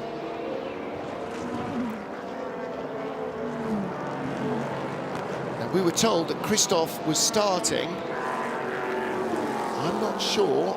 No, that's not Christoph Dansenburg's helmet. Waved yellows as we head down the Wellington Straight. And so the marshals can hopefully safely retrieve that Lola. It's going to need to be rolled backwards. Quite a long way to a place of safety. And I sense that with just under 8 minutes remaining, we might be going safety car. And a lot of work to do for Hugo Cook, Max Lynn. They had extra time in the pits. Freddie Tomlinson as well, quite a lot of extra time. So they've dropped back in the running order. And I think you mentioned you didn't think Keith Reeser had got out of the red 5. I think you're right, because we were given an update that that car wouldn't have a pit penalty, and that would have been to do with Mikkel Mack driving it, and if he's not, then it wouldn't have had that penalty, obviously. So he has remained at the front of the field, whereas the other drivers we were watching in that enthralling battle have all dropped back in the running order. Here's Ian Stinton in the ex-Martin Short Roll Centre Racing TVR Cerbera. Raced in the British GT Championship by Shorty and Barfy. Martin Short and Rob Barth. Mole Valley, one of the long-term sponsors and partners of Martin Short. I know that he will be missing Moley and thinking of him whenever he sees that car particularly. Now then, we still are showing car number 4 as our race leader. So Graham Tilley, Charlie Robertson, but I'm not sure that that can be correct. The Dansenburg Pescarolo, car that started on pole, yesterday's winners. This is a sure-footed performance again, isn't it? They are lapping very quickly, and with some of the quicker pedal cars having to spend a lot longer in the pits with a shorter race distance, and that's going to work well from there. There's Korreuser, as ever in the Marcos. He even has his name on the number plate on the back. The LM600 Evo, built by Wim Norman's Eurotech concern. Went from the LM400, 500, 600. Big, basically Corvette motor in front. These things, the LM500 raced in the British GT Championship, and the LM600 as well. Robertson Tilley finally make their pit stop, so that reverts back then to this car being the on-road race leader. Stuart Wiltshire in second place, and it looks like Alfie Briggs in third place in the best of the BR01s. Keith Freezer should be fourth in red 5. This is Koroiser battling the Kennedy and Farby LMP3 Ligier. And Gregor Fiskin just behind Keith Frieser and going faster and only 0.4 behind at the line. So when we see that on camera or past our commentary box, it may be that Gregor has got up into 4th place it'll be. Yeah, and then not alone either, as they have company from behind. So Steve Tandy in the Lola Judd, car number 116 is right behind them, but full course yellow, and this will be to retrieve that stranded car. It's taken a little while to go to full course yellow. Sort of thought that might have happened a couple of laps ago. There is Gregor Fiskin right behind. Oh, is it moving under its own steam now? Well, there is Murphy's Law.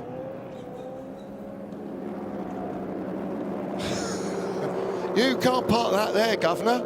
I don't know if we need Breakdown Bob or Recovery Reg. Yes, that's Recovery Reg, yes. Yeah, it seems to have, he seems to have Control-Alt-deleted the car back into life. Come on, don't embarrass me. Don't embarrass me. Come on, start. Well, there is the car that came in as the race leader. I wonder where that's going to end up when everything is shaken out. And of course, for them, this is an absolutely gift from the gods, manna from heaven, because while they're stationary, everybody else is only doing 80 kilometers an hour. So they basically lose far less time in the pit lane than anybody else.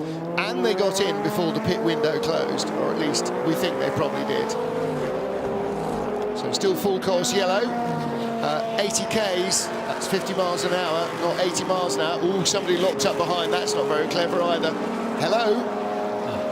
Have we rescinded the full course yet? Yes, just went looks in. like we have, Yeah, okay. yeah. Yes, that's been withdrawn very quickly.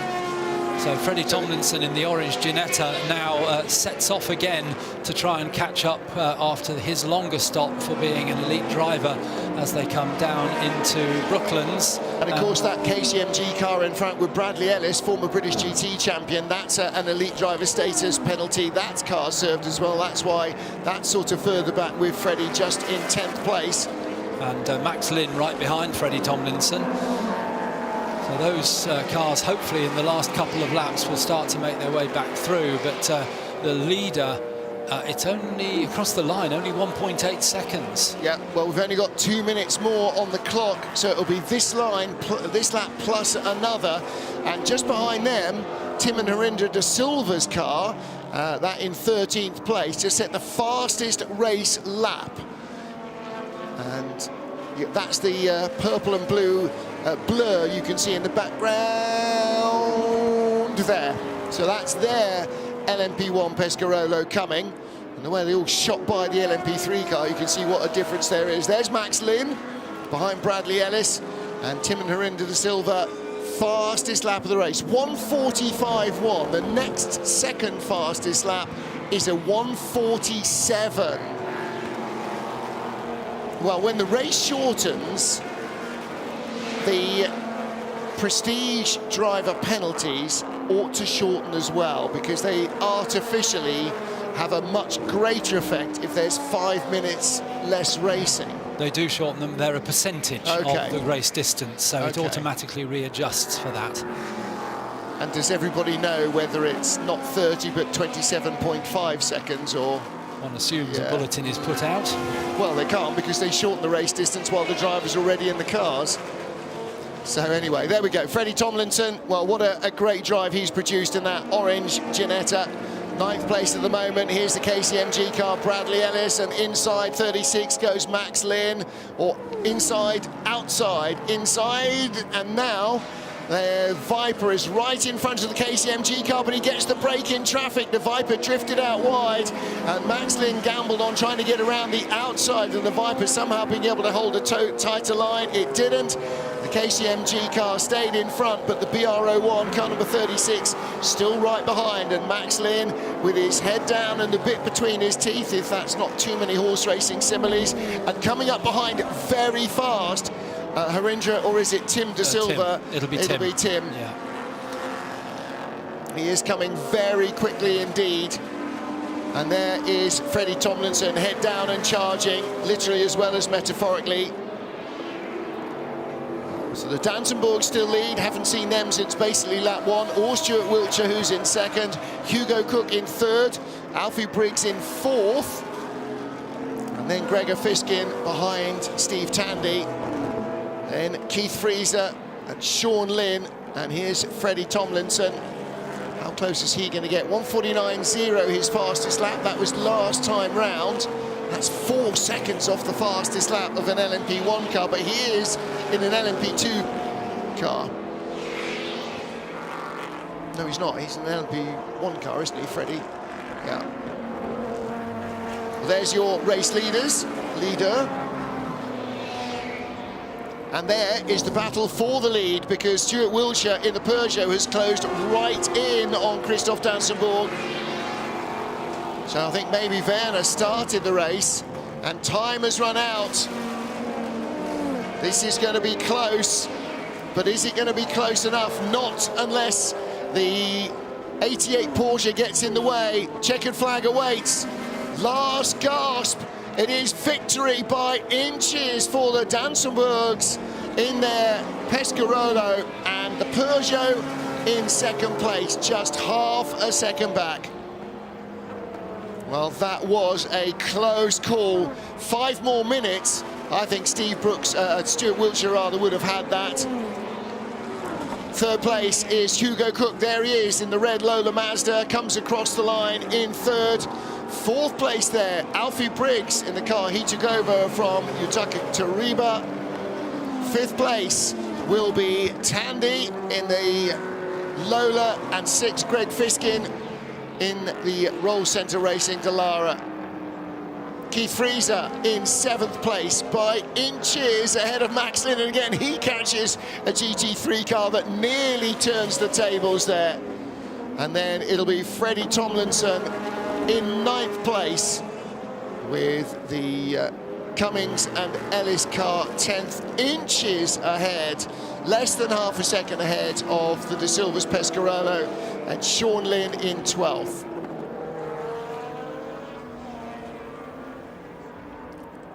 Well, some pretty dramatic racing in a slightly curtailed Masters Endurance Legends encounter. 2nd race of the weekend for them.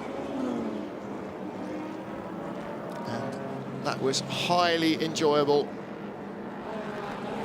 And although largely unseen by the cameras because they're on their own and there was so much else going on, Werner and Christoph Dansenburg put in an absolutely sterling performance to win that one.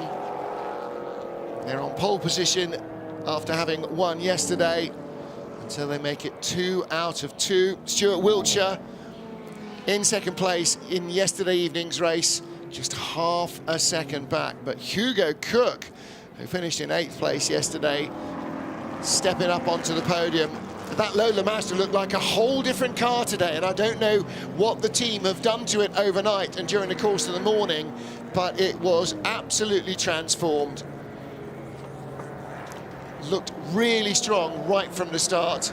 Yutaka Toriba and Alfie Briggs finish 2 spots higher than yesterday in 4th. And in 5th position, Steve Tandy and his Lola Judd, coming from a 14th place result yesterday and hence 14th on the grid, to finish in 5th place, with Gregor Fiskin in the Roll Centre Racing Dallara finishing in 6th, having started in 7th. Well, there you go. There is Werner Dansenburg. So didn't really, because we barely saw the car at the beginning, didn't really identify that the driver that we thought was starting, Dad Christoph, was not. When I saw that helmet, I thought in the second half, that's not Werner. And sure enough, there we go. So Christoph Dansenburg does the anchor leg. And Bryn is down there in the collecting area. So let's hear from our happy drivers. Martin Stewart here. What a close fought battle that was at the very, very end. You weren't far off, were you?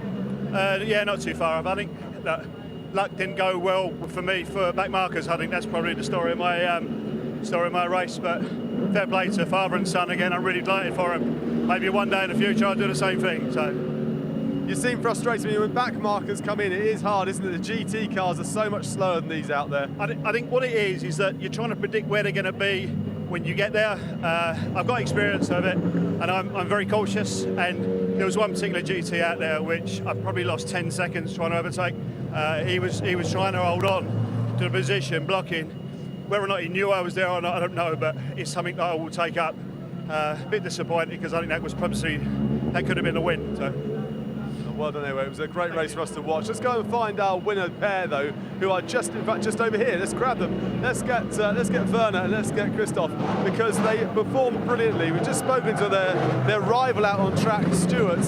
You two were pushed all the way to the end. It wasn't simple at the end, was it? You were being pushed behind. Yeah. Sorry. It's always noisy. I saw that Peugeot behind, so I really had to push until the end. Don't know if they got a penalty or not, but yeah, it was until the end I had to push, that's for sure. No, it was not an easy job.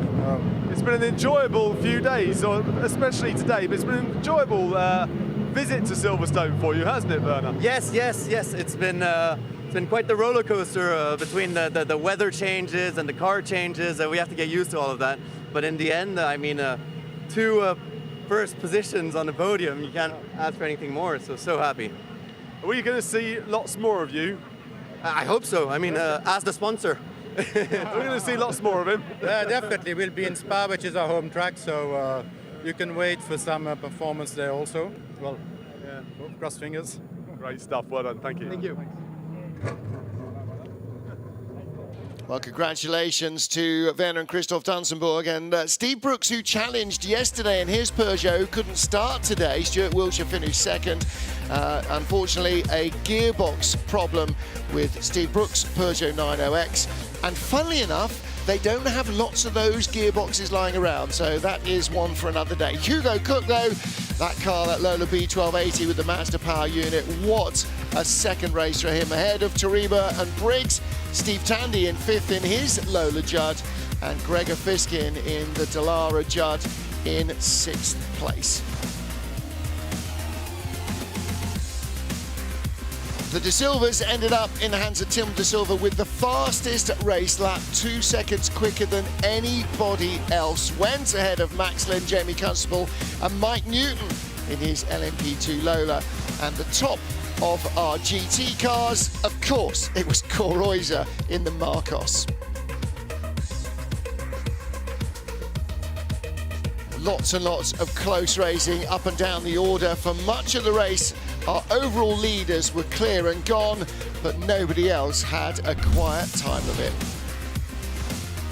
And right from the start, Werner Dansenburg in the LMP1 Pescarolo jumped away with Stuart Wiltshire following him, leaving a multi-car tussle for third position on down. All the BR01s, Gregor Fiskin's Dallara, the Lola Judd of Lola Mazda of Hugo Cook, and Red 5, Keith Freezer driving solo today in the Mansell family Zytek.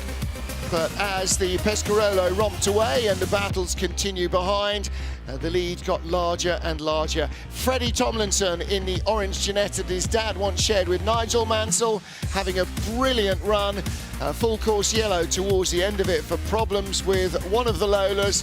And then when Christoph Dansenburg got into the leading car, he was being caught all the way by Stuart Wiltshire, who got held up in traffic and had to be content with a close second spot as the Dansenburgs claimed their second Legends win. One of the most colourful stands at the Silverstone Festival has to be Pop Bang Colour, and I love catching up with Ian Cook, who is here right now. One of the most colourful individuals there happens to be. Tell us about your unique brand of art. Well, I do two things. I paint with radio control cars, and then I do something called continuous car drawing in the studio car. So I work in here or if we're not in there, I'm on my knees painting, creating artworks. So let's go for a little wander. I remember during lockdown you were doing these fantastic interviews where you interviewed the likes of, well, I was interviewed, but that wasn't one of your highlights. No, that was my favourite. That was your favourite, of course it was. Yeah. But these continuous drawings are a thing of beauty, but also painting cars with cars is also pretty remarkable. If we head around here as well, if you were to pick your favourite, which one would it be? My favourite, oh, let's have a look. They're all my favourites because I enjoy creating them all, but you've got McRae, that is always a classic. I mean, when you're at Silverstone, you've got to create the iconic lift with the Mansell Senna. But then, I've done the Senna movie stuff. Obviously, my artwork's down on the wing as well, which is always exciting. But yeah, I just enjoy painting and creating and do different things, a bit like painting an actual radical. Let's go and have a look at this, because we are at Silverstone, the home of racing, really, and here is a rad and cool that I like it. That won a race. It's a race-winning radical. So Ian Aguilera raced this a couple of weeks ago here, and he actually, he won the second race. And seeing as he'd never raced it before, and the car has never been raced before as well, it was great to do. And this has actually been painted with radio control cars. So this took 3 months to create, and then it was revealed at Goodwood for the Festival of Speed. And then Radical were like, look, we're going to go and race it. And I was like, absolutely, I want it to have some battle scars. So you've got like the front nose cone's got some dings and some dings just behind the rear wheel. And it's great that I've now had a car that's raced. It's a fantastic thing, Ian, thank you so much. Do check out Pop Bang Colour, and if anybody ever says to you that surfaces of race cars have to be nice and slippy, they're lying. Look at that.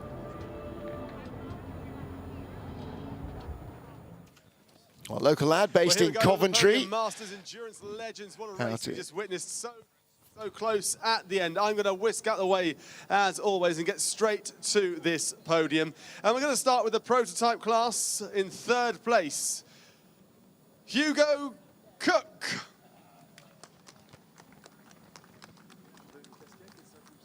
Well done to Hugo into third for us, please. Thank you.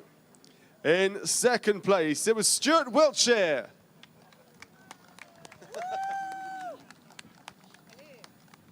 And taking the victory, the father-son pairing once again, Christoph and Werner Dansenborg. And making the presentation, the owner of Masters, Fred Fatien.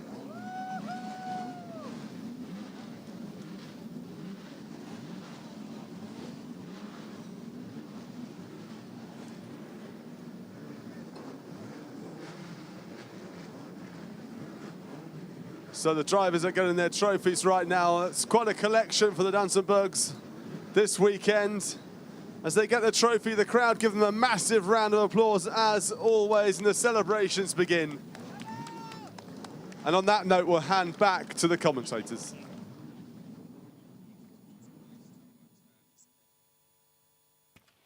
Well, congratulations once more to Werner and Christoph Dansenborg. Stuart Wiltshire getting very close indeed, but Hugo Cook, what a great second race Hugo had.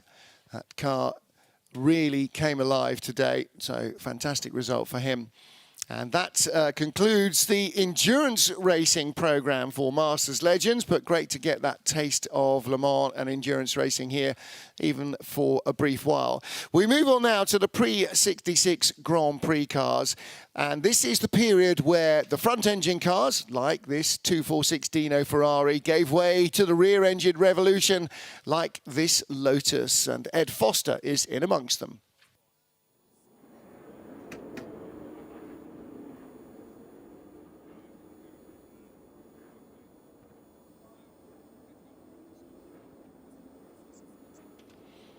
So cars heading out in the order in which they finished yesterday's race. Now, we all know, Alistair Douglas and the history books tell us, and everything tells us, that rear-engine, mid-engine cars were faster, and that's why they took over from front-engine cars. Yesterday, John Spears, in his Maserati 250F, reversed that tide in a way that King Canute could barely have hoped to do. The rear-engine revolution was put on hold yesterday. John Spears, in very greasy conditions, still managed to win the race in his front-engine Maserati. Somehow I don't think Adrian Newey is going to be immediately changing his plans into a front-engine car for the next Grand Prix rather than he designs. I don't know. Yeah, I'd like to see him work the aero around the front engine. That might be difficult. So the HE PCA pre-66 Grand Prix cars, it is start as you finished. So John Spears starts at the front of the field in the Maserati, but behind him, mid-engine cars, Sam Wilson's Lola, the Coopers of Charlie Martin and Rod Jolly, the Brammer Tim Child, the front-engine Curtis of Geraint Owen. That Indy 500 Roadster actually was very nearly third, but Nick Fennell, or one of the other Lotuses, I think it was James Dentiacci, understeered wide in the complex and nudged him off track when he was going for third. He ended up down in sixth, but there was 4 front-engine cars in the top 12 in those greasy conditions, 5 in the top 14, and then the Cooper Bristols were probably further up the order as well than they would have expected to be had it been dry. So what we're likely to see today is the rise of the mid-engine cars, with the driver in front of the engine. The balance, the dynamics of the car is better. They are a bit more twitchy in the wet, which is why the front engine cars went so well. And there are some oddities here, the unique Assegai and the Netuar Peugeot. The Talbot is sort of a little bit of a fish out of water here of Luke Brandt's as well. You'll spot that pale French blue car, but predominantly these machines are mid-engined Grand Prix racers, and they should eat the front engine cars alive in the dry. They're giving away capacity. They're 1.5 litres compared to the 2.5 litre Grand Prix front engine cars, but even so, they should really come back to the front. So this could be a very topsy-turvy race for quite a number of people, and some of those very upright Cooper Bristols are going to have an awful lot of very low-slung cars that are probably almost low enough to sneak underneath their sumps, never mind try and go around the outside. So okay, we're going to have to keep our eyes peeled here, Alistair Douglas, and really try and work out who's going where. But on the front row, it is the 2 absolute classic winning Grand Prix cars in the hands of Stirling Moss. Maserati 250F, with which he made his name. He's got his dad to buy him one. And then the Lotus 18, the sort of car with which he won the Monaco Grand Prix. And then behind, a row of Coopers, the Brabhams, the Curtis, the great big square sort of deep plum and white Indy Roadster, designed to turn left for 500 miles on bricks. Seemed to have turned left and right pretty well in greasy conditions here at Silverstone, but I think although Geraint Owen, starting in 6th position, will enjoy his race, I don't suppose he's expecting to go far forward from where he's starting. And one car to watch almost at the back is number 10, Will Nuttall, in one of the very quick Cooper T53s. He had a coil failure yesterday. He's, I think, 1 row from the back. Tony Smith in the 246 Dino Ferrari front engine car, also at the back, but particularly look out for number 10. And Katsu Kubota just ahead of him in that pale green Bowmaker Finance livery car as well. They both had problems. Will Nuttall with the sort of, it looks like he's got a crown on his head. It's not, it's a band with a W, but he will be easy to spot. We are ready to go, pre-66 Grand Prix racing. Is it time for the rear-engined revolution to strike back? John Spears in the Maserati 250F leads them to the line. There's a couple being very ambitious with their starts. It's the front engine car that leads Sam Wilson's Lotus 18. And coming for row 2, Rod Jolly in the green Cooper with the red noseband sweeps around the front row starters. Rod Jolly does not quite get the lead. Sam Wilson's third, down to 4th already, down to 5th already, down to 6th already is poleman John Spears in the Maserati. And it is the Brabham of Cooper, Charlie Martin, who's got the lead from third on the grid. So the rear engine revolution has happened immediately. Rod Jolly up to second, Sam Wilson third in the Lotus 18. He's got problems, he does not go backwards like that. Past him goes the red car of Tim Childs, that's a Brabham as well. So with the psychedelic helmet, the number 118 Lotus 18 going backwards, but so too are the front engine cars. You're going to have 3 of them in a row in a minute. There's the big Curtis Roadster, car number 77. And right behind is the first of the Ferrari 246 Dinos, car number 38. And they are just catching up with the Maserati that started on pole. John Spears took a well-judged win yesterday in very greasy conditions. But in the bone dry here on the Silverstone Grand Prix circuit, it is all about the mid-engine cars. And Charlie Martin, excellent start there from 3rd on the grid, and he's already got a bit of a gap to the second-placed car. But I noticed John Spears and Geraint Owen taking a very wide line. I think they knew that they were going to be passed at the start, but now they've kind of settled into a decent position. They'll be a little bit more aggressive, I think, with defending their positions as we go into the second lap of the race. Pale blue car with the red noseband that looks like number 10, but is in fact number 101. That's Tom Dark in his T51 Cooper, the Beetleback Cooper, one of the earliest of the mid-engine cars. And that high rear back very soon displaced as Cooper lowered the engine a fraction to give them more top speed. Here, car number 29, moving up through the field quickly as well. That's Nick Fennell in the Lotus 25, one of the most successful of the early Lotus brands, and of course forever associated with Jim Clark. And about halfway around the track on the first lap where we are, we counted Will Nuttall, his 26th place from 39th on the grid, so already taken 13 places. Probably going to be a few minutes before we see him starting to close on the front runners. Of course, his pace will be pretty much what theirs is, but he's got an awful lot of real estate to cover. And the top 4 going away, Charlie Martin, Rod Jolly in 3rd place is Tim Child, and 4th place with them goes Sam Wilson, and here comes Sam Wilson up to 3rd, gets by the red car of Tim Child.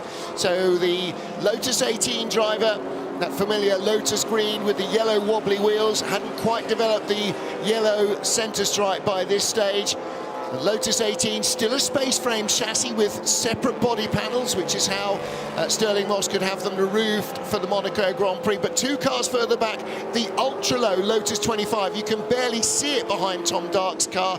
That is the first of the real successful monocoque Lotuses. There's another 18 in strife, facing the wrong way and now getting going. That's James Hagan.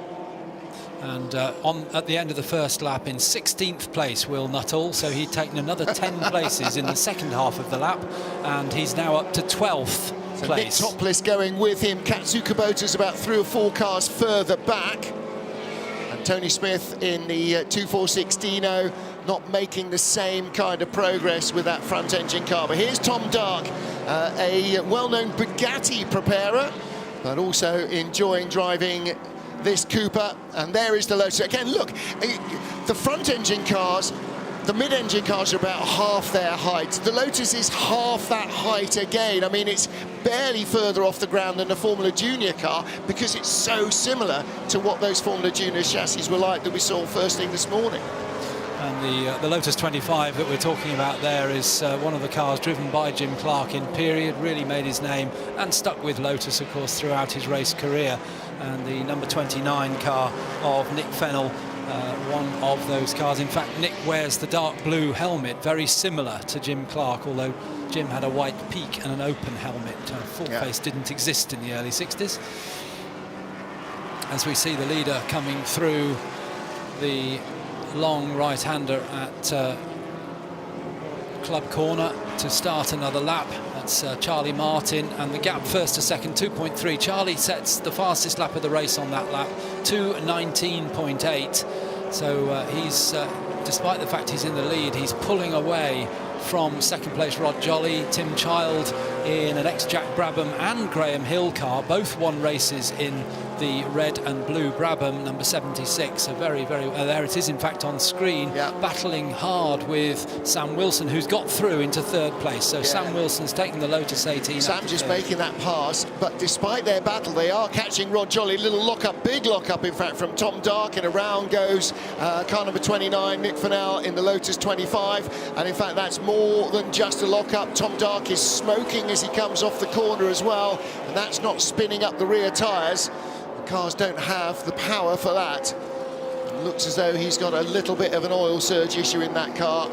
Yeah, smoking in the corners. I sense that he might be in all sorts of trouble at the moment. And as a car preparer himself, I'm sure he's got some fairly finely tuned spidey senses that are picking up that all is not well. The car is definitely not behaving as it was. The leader's gone through, Charlie Martin. There's Rod Jolly and Sam Wilson with his head down and charging, but still Tim Child goes by him again. Squabble for third place is closing though on Rod Jolly. Rod was barely 2 seconds in front of them. What they actually need to do, this pair, is just settle down, even for one lap. That would make a big difference. They'd close. Fastest race lap no longer with race leader Charlie Martin. It's now with Will Nuttall, who is in 9th place and lapping quicker than anybody, including the race leader on that last lap. And Sam Wilson got past Tim Child in the middle of Beckett's, but Tim got back on the exit through Chapel onto the Hanger Straight. So the Brabham ahead of the Lotus once again. What a great battle they're having. Yeah, absolutely. And I do think if they settle down, they will catch Rod Jolly for second. You know, neither of them wants to concede because they don't want to be not third. But if they concentrate on catching Rod Jolly, these two could both finish on the podium. But they've got to get to him first. The gap was 2.1 seconds at the end of the last lap, and both of them actually lapped 2 seconds slower than Rod Jolly, or nearly 2 seconds slower on the last lap. And as they have stopped dicing a fraction, the gap has eased out to just 2.6 seconds. So they need to just settle down, go together, and the two cars together, they sort of help each other in the airstream. They will go quicker than Rod Jolly does on his own, and then they can start to have another scrap, but it'll be a three-way battle for second place, and who knows, if something happens to Charlie Martin, potentially more. Will Nuttall coming across the line in 8th. He's 5 seconds behind the Nick Fennell and Tom Dark battle, and that is coming down the straight. There's Tom Dark. Now he's dropped away from Nick Fennell, and there in the background, just coming into shot, that is Will Nuttall. And so from all but last on the grid, 39th position. And he was about 5 seconds quicker than the cars in front that last lap. So that is just barking. Absolutely barking. And Tom Dark, I don't know how this car is continuing without flashing big lights up at him. It could be a transmission smoke there as he came through. Well, boy, you'll smell that, won't you? Because that is the most disgusting smell, hot transmission oil. And here, Rod Jolly being caught by Tim Child. He's not taken Sam Wilson with him, and Wilson's now got problems of his own because Nick Fennell's caught them. And here comes Nuttall, 7th place at the moment. He'll be by Tom Dark. Yeah, he was 4.9 seconds quicker than Tom Dark on the last lap with another fastest race lap. And through the Beckett sweepers, Nick Fennell has got ahead now of Sam Wilson, and I mentioned Jim Clark drove that particular chassis to 3 Formula One wins, but he also raced in the Lotus 18, the Sam Wilson car, number 118. Jim Clark in the early stages of his Lotus career, and took his first Formula One win in a car like that, so very much Clark history there. And there's Will Nuttall, number 10, with the yellow W on the front of his mainly blue helmet. And Will Nuttall still with the fastest lap of the race. Last time around a 2:18.5, and as we predicted, he's about 5 seconds a lap quicker than Tom Dark. So what a surprise, he's caught him. All over the back of Tom Dark now, and the Cooper behind its older cousin. And it's in that very familiar, really dark British Racing Green Cooper livery with the white stripes, the twin white stripes that everybody is so used to seeing on Mini Coopers. Well, this is where those stripes originated, all over the back of Tom Dark. Now going to scythe up the inside. I think whatever's leaking out of Tom Dark's car doesn't seem to be getting onto his rear wheel, but it's just that the newer car is lighter, nimbler, and a little bit more dynamic, but that does not look good for the longevity of Tom Dark's car. Only 10 minutes remaining, and now look, he's right behind the Lotus 18.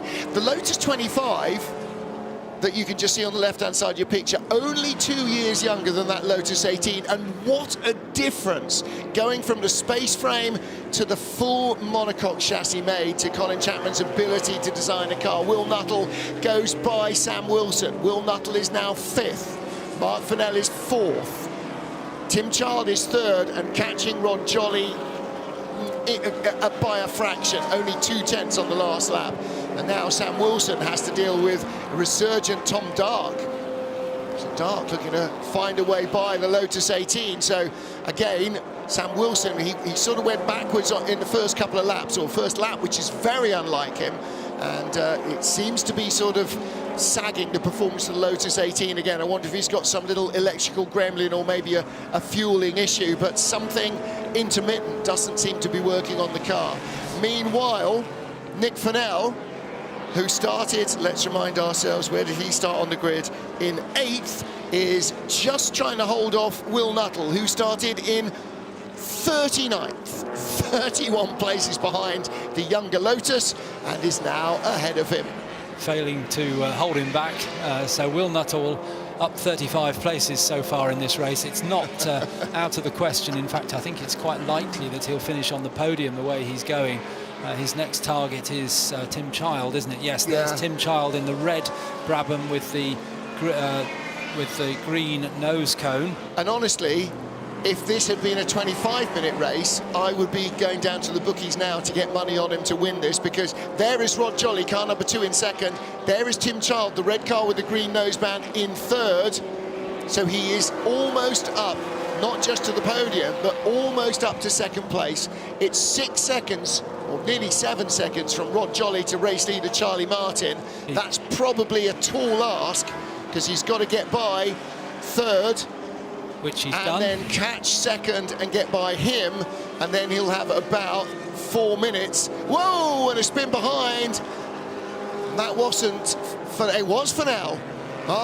He loops the Lotus 25 around, and that will cost him 3 or 4 places potentially. So there's Rod Jolly, car number 2, in 2nd. There's Will Nuttall, car number 10, in 3rd.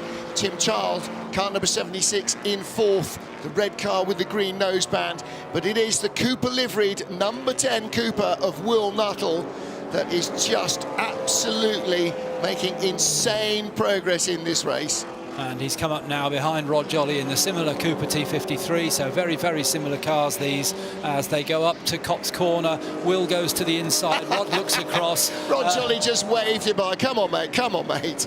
If you're quicker, and you are, off you go. And you know, they're racing for fun, they're racing for enjoyment. This is not trying to win a Grand Prix or trying to earn themselves a drive for next season. That was a proper hands up in the air. Yeah, bang to rights, off you go. You are driving absolutely insanely quickly. I'll just try and hang on to the podium here, whatever happens in front of me. And there at the bottom of the shot, going out of shot, was Charlie Martin, the race leader. And here comes the man who might just win this from 39th on the grid. Wow. Well, this is the 9th place Lotus 18, just having a bit of an unexpected rally crossing moment. Not what the Lotus 18 was designed to do. Now, the Lotus Mark 6 of Colin Chapman was both a race and trials car, so it was expected to go off-road. There's the Assegai coming towards us, the slightly odd-looking device there. And here is the slightly quick-looking device, the Lotus T53 of Will Nuttall. The lead over Rod Jolly was 7.6 seconds. It remains 7.6 seconds between Charlie Martin and Rod Jolly, who's now in 3rd, but nearly halfway up that gap is Will Nuttall. And you can see in the last lap how much he's closed on Charlie Martin. 3.2 seconds just on that last lap. And the next car that you see in shot, 59, that's the race leader. So there you go, 38 spots apart on the grid, and they are going to come together in the final 5 minutes. It will be a 2-horse race.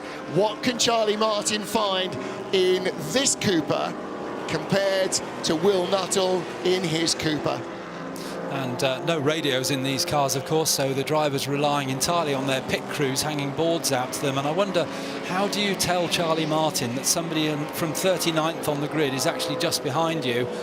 Smoke from Martin. Oh dear. As he came in. That wasn't tyre smoke, was it? Because it happened before he braked. He was still lapping quickly, 2:22.7 on the last lap, which was about the 3rd or 4th fastest lap in the race. More smoke. But a lot of smoke. Mind you, Tom Darks made a race race out of going around trailing smoke like the battleship Potemkin, but he has not been at the front of the field. Well, this... Oh, that doesn't sound good, does it? Is that my ears, or is that something else going past another camera? Either way, as they come onto the hangar straight, and I don't know how Charlie Martin might know what is going on behind it. I'm sure there's no way he can know, but if he sees something closing up behind, then he'll know that's not good news, especially if he's struggling with an issue. 3 3/4 minutes remaining, so it will be this plus 2 more laps. That's a tall ask for Charlie Martin, isn't it? Especially with the speed that Will Nuttall is approaching, and especially if Charlie Martin's got a problem. 2.3, Will Nuttall, another new fastest lap. 2:18.02. Wow. He's going to be in the 17s next time round, because we thought he had the bit between his teeth before. Now he's got clear track and a car. Well, again, I don't know. Does he know this is the leader, or is he just driving like a man possessed until there are no more cars to pass? I have no idea if Will Nuttall's pit boards are reflecting his position or not. I suspect his pit have told him that Martin is in the lead. He'll recognise the car very clearly in front of him, so he may well know that more smoke from Charlie Martin as he hits the brakes. In fact, that's a bigger trail of smoke than we've seen before in this race, and I do hope that the car lasts to the end, because we want to see a race. We don't want to see Charlie retire. Real trouble here, though, for Charlie Martin, because the Cooper Bristol in front is not as quick in any way. Eric Stace is Cooper Bristol, and suddenly Will Nuttall is almost within touching distance. And there's a second Cooper Bristol right in front. They are both going to go by him down into Copse. That's probably just valve guides, isn't it? It's only on the overrun. There's no smoke coming out when he picks up the throttle, so it might be a little fluffy and soft on the pickup, but I'm not sure it's going to do massive damage. He's staying right in the middle of the road. This is going to be blocking, defensive driving from Charlie Martin. But Will Nuttall is so much quicker as they go through traffic. They're going by Tanya Pilkington's earlier T43 Cooper, and there's the change for the lead. He goes by. Will Nuttall takes the lead. He's checking both mirrors. Long looks to see where Charlie Martin is. The cars are all but identical. Charlie Martin, it's still going well, isn't it? Even though it's smoking on the overrun. Charlie Martin fighting hard for this. Well, whatever else happens, they are 8 seconds clear of Tim Child in third, who's got ahead of Rod Jolly, and Tom Dark still ahead of Sam Wilson. So Tom Dark's smoking car is still going. But Will Nuttall, has he peaked now? 2:18.0 last time round, 2:18.9 this time round. Well, there's quite a lot of traffic in one of the quicker places on the track. And he's still dialing in the opposite lock, isn't it, as he turns into Abbey. Up to the tight right-hander at Village, Will Nuttall has already put a gap on Charlie Martin. Just 3 corners later, now they're turning into the loop. He's got one slower car that he'll have to pass. Just there he goes, actually right straight through on the inside, so he doesn't lose any time at all. Well, Charlie Martin, I think, ran out very wide as they came out of the loop up to Aintree. And Will Nuttall having a long look in the mirrors. Where's he gone? Where's he gone?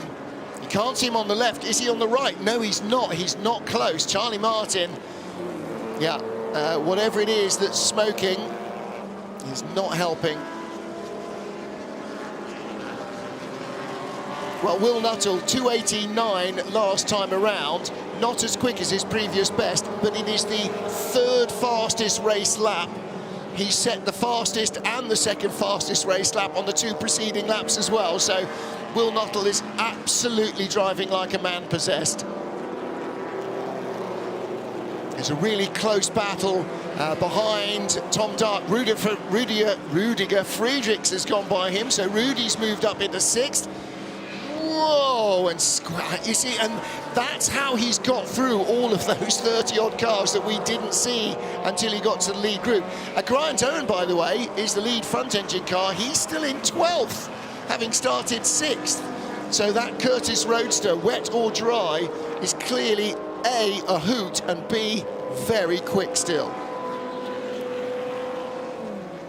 catching Harvey Sykes in the Cooper car number 20 as they come down into Stowe. They'll go the long way around the outside and hope that Sykes doesn't drift out too wide. And there's still traffic in front. Ooh, going around the outside. Here comes Will Nuttall from 39th place on the grid. The checker flag is out. It is an insane victory for Will Nuttall. Is that the drive of the weekend? I want to see a better one. I would love to see suggestions. Charlie Martin, in the end, helpless to resist. Not just the pace of Nuttall, but something not quite up to par with Charlie Martin's car. Tim Child takes third, Rod Jolly fourth, and Rudy Friedrichs will be fifth ahead of Nick Fennell. There he is across the line, car number 12, Rudy, ahead of Nick Fennell's Lotus 25. And it looked like the Assegai, its spear may well have been broken on the final lap. In amongst the mid-engine cars, Geraint Owen, 11th place. It will be, I think, possibly at the line. But in the top 12, well, it depends what happens. Here's 18, Clinton McCarthy. James Denty right behind, 121 right at the line.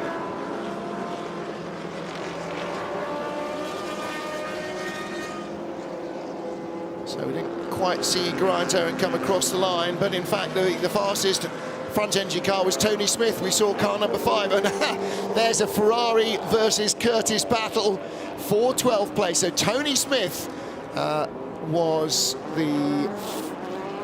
Oh no, so had he been lapped? No, Tony Smith was not, car number 5 was not, his Ferrari was not the top front engine car.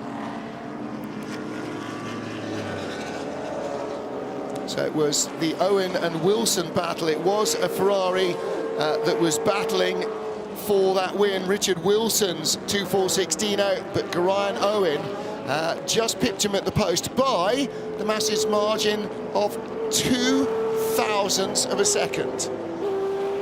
So Geraint Owen in the Curtis Roadster, the top front-engined car. He must have had a hoot in these two races, but boy oh boy, tough race yesterday for Will Nuttall. Ended up at the tail of the field and came from 39th to win it. Again, I will take nominations for drive of the weekend. Not sure you're going to get many better than that, though.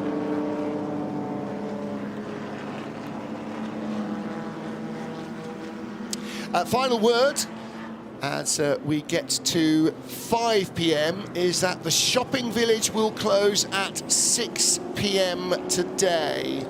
Don't forget, there will still be food and drinks available, but shopping village closes at 6.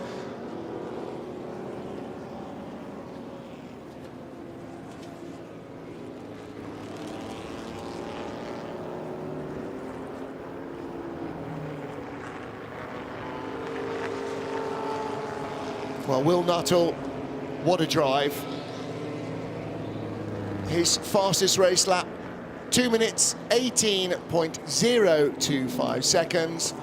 Only one other driver in below 2 minutes 20, and that was Charlie Martin, 2 minutes 19.8 on lap 2. By the end of the race, Charlie Martin was very nearly 3 seconds a lap slower, and that wasn't traffic, that was whatever ailed the car. But you sort of think, even with a healthy car, Charlie Martin would have struggled. There was something very special going on with Will Nuttall today. That was absolutely epic stuff.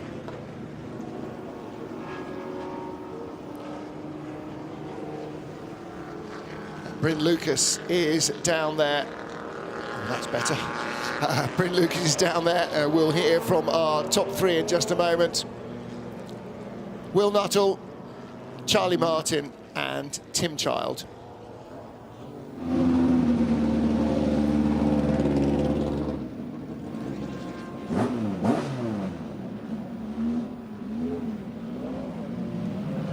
Will, that was, well, I'm not sure. Phenomenal, I think is the word we use. What did you have for breakfast this morning? My frustration from yesterday. It was remarkable. You started 39th on the grid. With 7 minutes to go, you're up to third. Yeah, well, it was only one way to go, and I just kept my head down, keep going. It looked a little bit like from the outside looking in that maybe Charlie Martin had a little bit of a problem there with the car, but you just you didn't seem to want to take any prisoners, did you? Yeah, I don't think he had a problem. He's had a bit of oil coming out the back when he brakes for the last couple of races, and he still won them, so I don't think there's any excuse. But you finished on a high. Yeah, thank you very much, and thanks to everybody here. We had a great day. Well done, well. Let's see if I can just go and find, let's do this way, let's quickly see if I can find Charlie. Charlie, how you doing? You can just come in for us. Well done, well done, well done. That was a great race for us to watch. We were wondering whether you had a little problem with your car, though. Yeah, I wouldn't like to blame that. That was amazing from Will. So, no, not really. No, he did really well. For yourself out there in this sort of car, it's iconic to see these cars out on the Silverstone track. What's it like to race? I don't think there's anything better. It's being sat in those cars here on this circuit. When you flick it into a great big slide, it's just amazing. Yeah, it's mega. Well done, well done. It's very noisy here, as you can hear, but it was an amazing race, so well done. Thank you very much.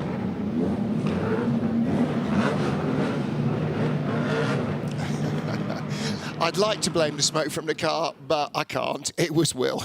Will was definitely the car. And actually, that's sort of the answer I was expecting to hear. What gave you the motivation? The frustration of yesterday. Will Nuttall, 39th to first. Charlie Martin made it all the way up from third to second. And Tim Child took the third place header. Rod Jolly, Rudy Frugic, who had a great drive through the field. And Nick Fennell, despite a spin in the Lotus 25 R5, the ex-Jim Clark chassis. Grant Owen, the top front-engine car by 0.02 of a second from Richard Wilson's Ferrari 2416. And Katsu Kubota, remember I told you to watch for him coming through the field, didn't quite get onto the podium, but his Lotus 24 ended up in 13th place ahead of Nick Topless. So some fantastic racing, a mixture of classic front-engine and rear-engine cars. The pre-66 Grand Prix cars, well, this is a kind of late 50s, early 60s transition, and we did see that this time the mid-engine cars reigned supreme.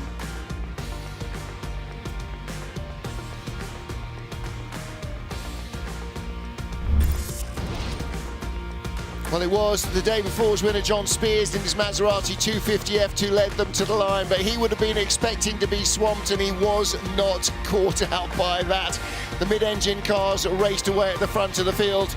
Sam Wilson didn't get a great start. Charlie Martin jumped away very quickly. Wilson in the Lotus 18 in the middle of a squabble for the top six all the way through, as the front-engine Ferraris and Maseratis and the Curtis Roadster all struggled a little bit for pace. Tom Dark leaving lots of smoke and battling for the top half dozen. Tim Childs and Sam Wilson swapped third place several times. Then Will Nuttall coming through from almost 40th spot, carving his way into the top half dozen, passing older and younger cars as he did so, keeping it clean and just incisive in traffic. Long-time leader Charlie Martin had no answer to the speed of Will Nuttall, and in the end, a lap from home, Nuttall got by to take victory in the second race of the weekend.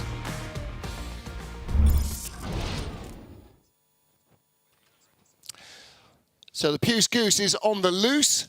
Well, at least this Ford is. There will be plenty of big American muscle in our next race. Let's join Ed to find out a little bit more. Jimmy, Jan, it's a cracking effort in qualifying to be up on the front row of this grid. Some seasoned racers in here. I've got to ask, who set the pole time? I'd like to say me, but it wasn't. It was Jan over here. Now, both of you have a great career in gaming and then going into modern racing, but is there any way you can prepare yourself for a Ford Mustang? I guess driving like a road car.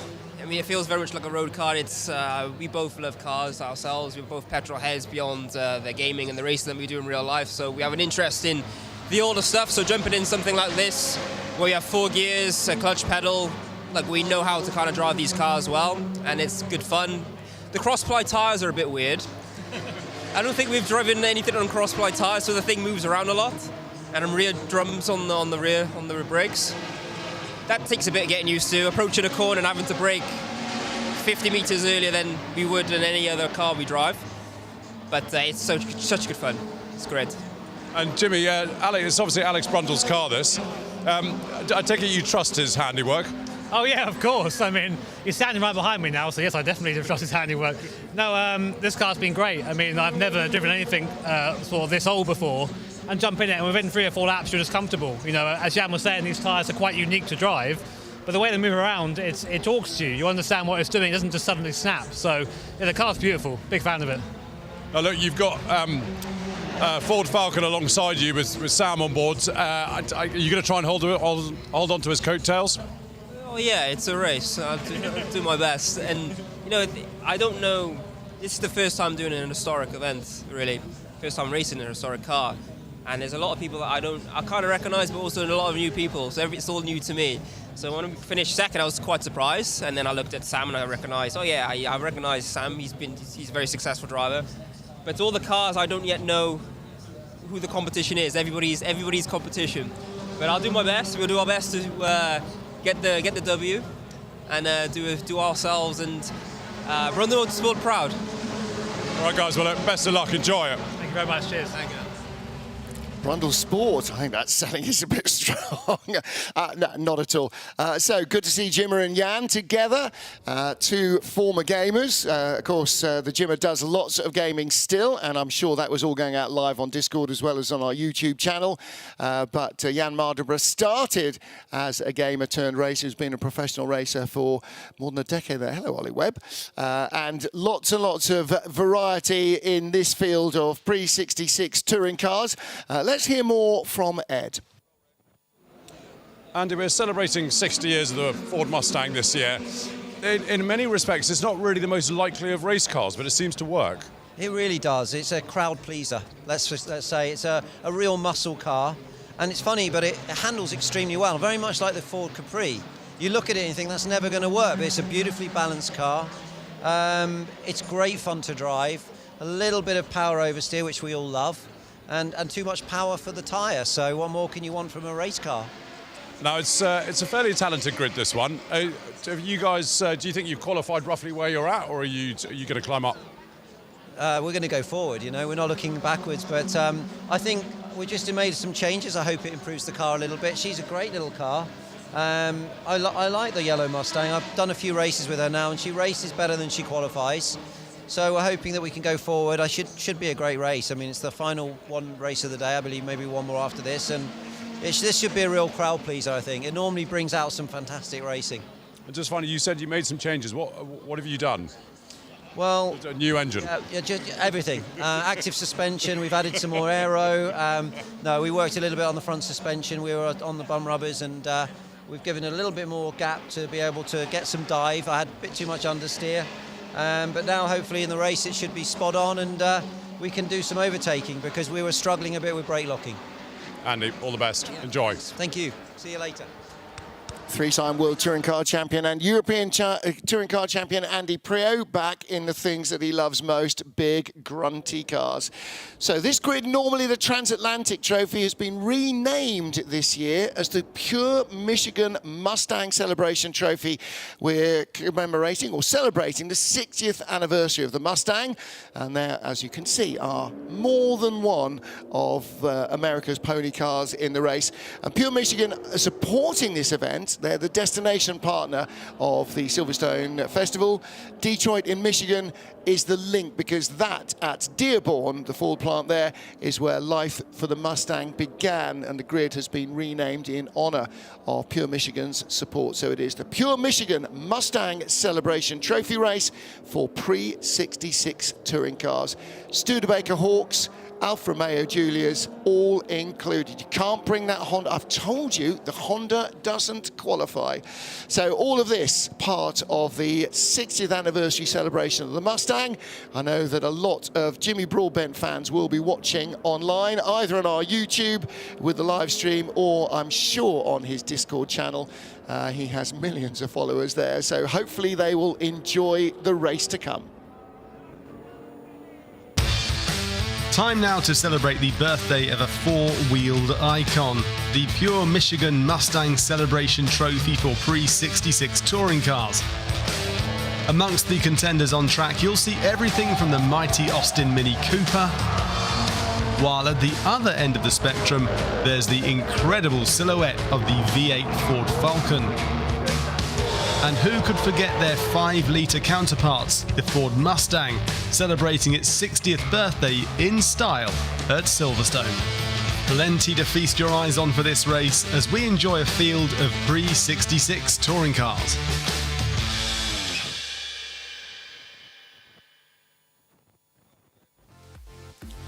The Silverstone Grand Prix circuit, the venue for the 2024 Silverstone Festival, one of the world's greatest gathering of historic race cars. And our penultimate race is the Pure Michigan Mustang Celebration Trophy for pre-66 touring cars. Sam Tordoff on pole in a Ford Falcon Sprint, but alongside him, Jimmy Broadbent, Jan Mardenborough in their Mustang. Spears and Greensall and Davison on row 2. This is a pit stop race. Most of the cars are two-driver cars. And there are a plethora of Fords, of Mustangs, of Cortinas and of Falcons. In fact, everywhere you look, there is a blue oval. It is not exclusively Ford, however. There's a BMW, there are a few Minis, there's the Mercury Cyclone Comet, and there's an Alfa Romeo or two thrown into the mix as well. The Minis will be looking for giant killing acts against their period rivals, the Lotus Cortinas, but they're not going to hang on to the coattails of the big American muscle out front. The question is, what's going to come out on top?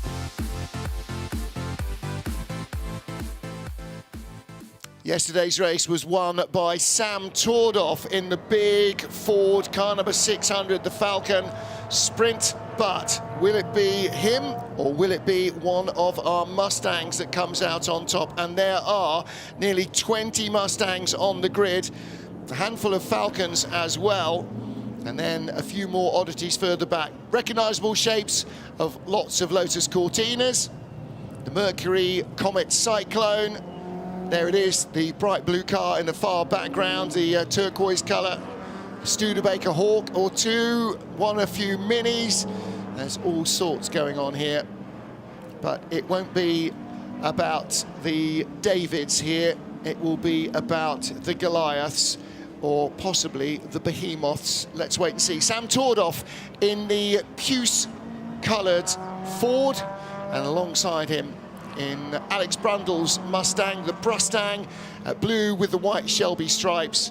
That is Jan Mardenborough starting the race. Jimmy Broadbent will take over at the midway point. Then John Spears on the inside of row 2 with John Davidson alongside him in the red and gold Alaman Racing liveried Mustang. One of a number of Alaman Racing liveried cars in the field. Alaman's son, Henry Mann, is one of the drivers racing here, but not in a red and gold Mustang. So a massive field of cars. Alistair Douglas, 53 pre-66 touring cars. The grids now are just getting beyond all recognition in terms of size, quality, and quantity. Absolutely, and look at all those V8 engines at the front, the Ford V8s in the Falcon and the Mustang. Yeah, we need to go through, I should have done this last night with a calculator and work out what the total cubic capacity of the grid is. It would be insane.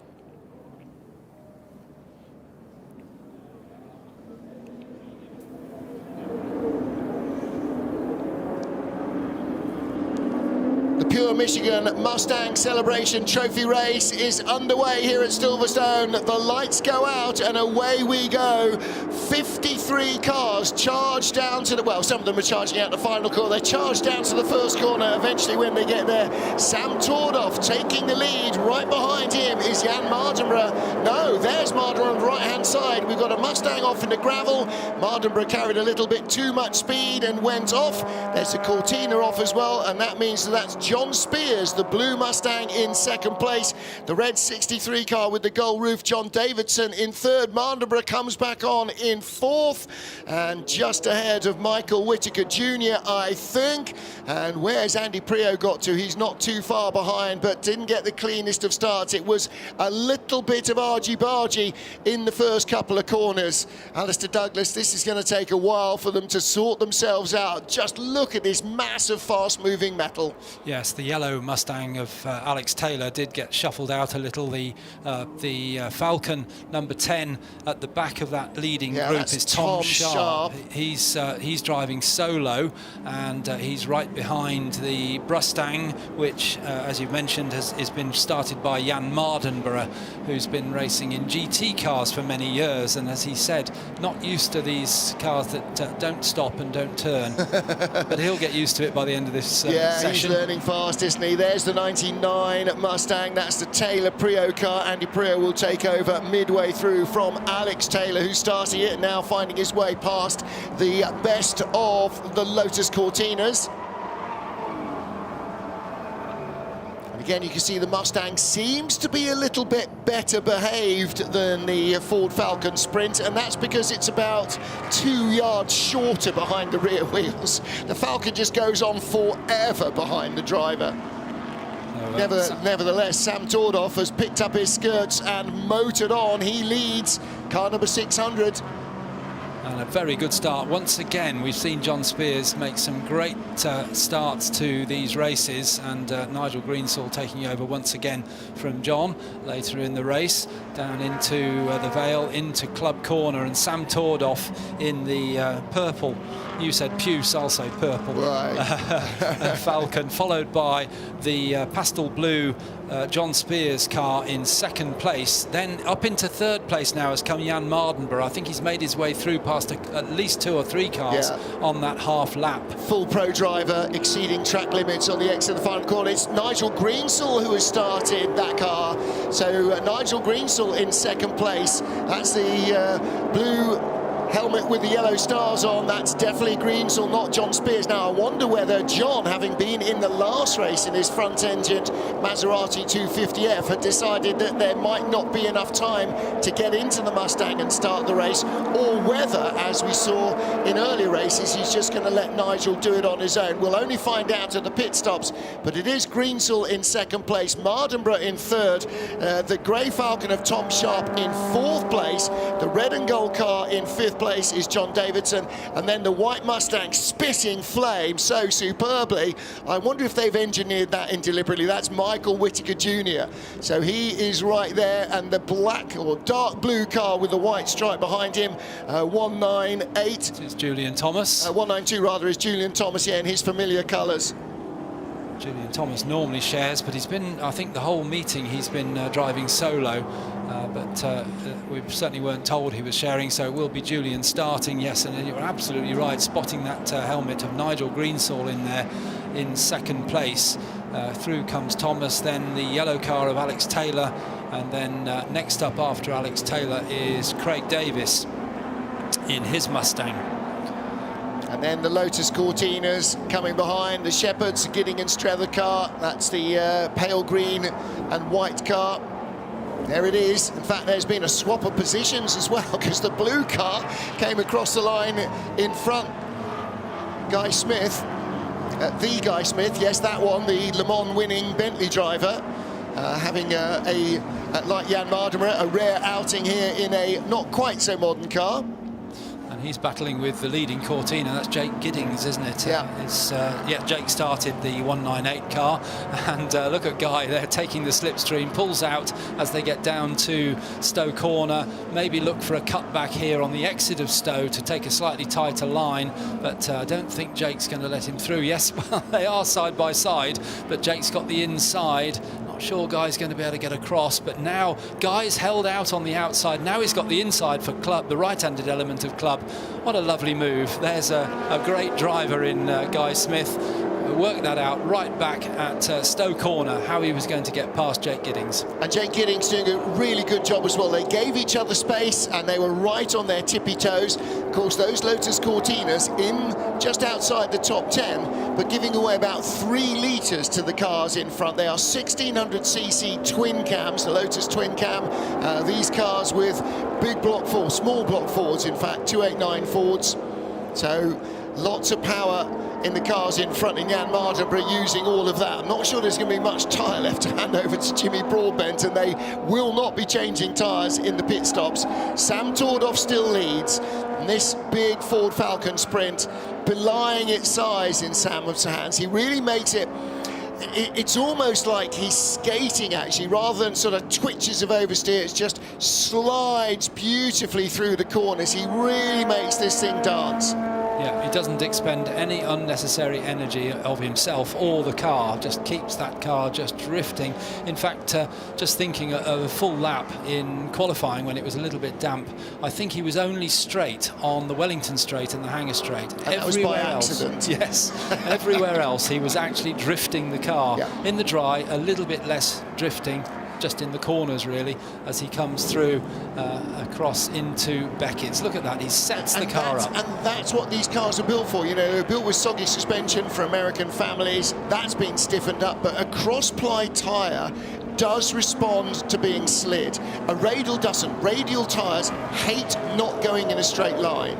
And so you slide a radial and it gives up grip immediately. The cross-ply will just keep gripping and gripping and gripping. It doesn't have the same overall level of grip as a radial tyre, but it will allow you to slide and drift the cars. And that's why Formula One cars on those big round balloon tyres could slide. That's why Ronnie Peterson could hold those tyre smoking drifts, because the cross-ply would allow you, and those died when the radials came in, and with them aerodynamics, because sideways isn't good for aero or for radials. Jan Mardenborough with quite a lot of understeer there in the 3rd place Mustang, car number 41, not hanging the tail out as much. Again, a little bit more of a single-seater driver maybe, trying to get the front to turn in rather than abandoning the steering and just pitching it at the corner.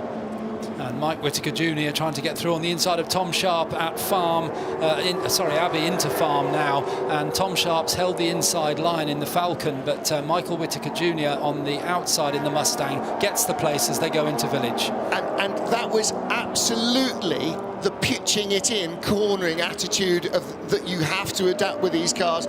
You saw Michael aim it inside the apex and just throw it at the corner, knowing that it would slide, knowing how much it would slide, that he wasn't going to hit the car on the outside, but that he was going to control the drift, and it would just clip the apex and away he'd go. And you'll see it again here. The battle behind as well is starting to liven up, but the big Falcon thunders its way around the outside, and again you've got to just throw the car a little bit at the corner. It's almost a little bit like an old school rally style of approach, where you've got to direct the front and then drive the back to follow it. We should ask the Olympic Committee to start a new event, synchronized drifting, and then these guys can get in there and perhaps win a gold medal, because they're just riding close together but sideways, and they're not dropping the 2 cars behind. Julian Thomas gets past Craig. Is that Craig? No, that's John Davison, isn't it? So John Davison goes back a place. Julian Thomas moves up a place in his Falcon, and they are closing in, I think, on the 2 ahead, who are having a good old battle once more. Another Mustang and Falcon battle. Yeah, and this is absolutely classic big capacity touring cars, isn't it?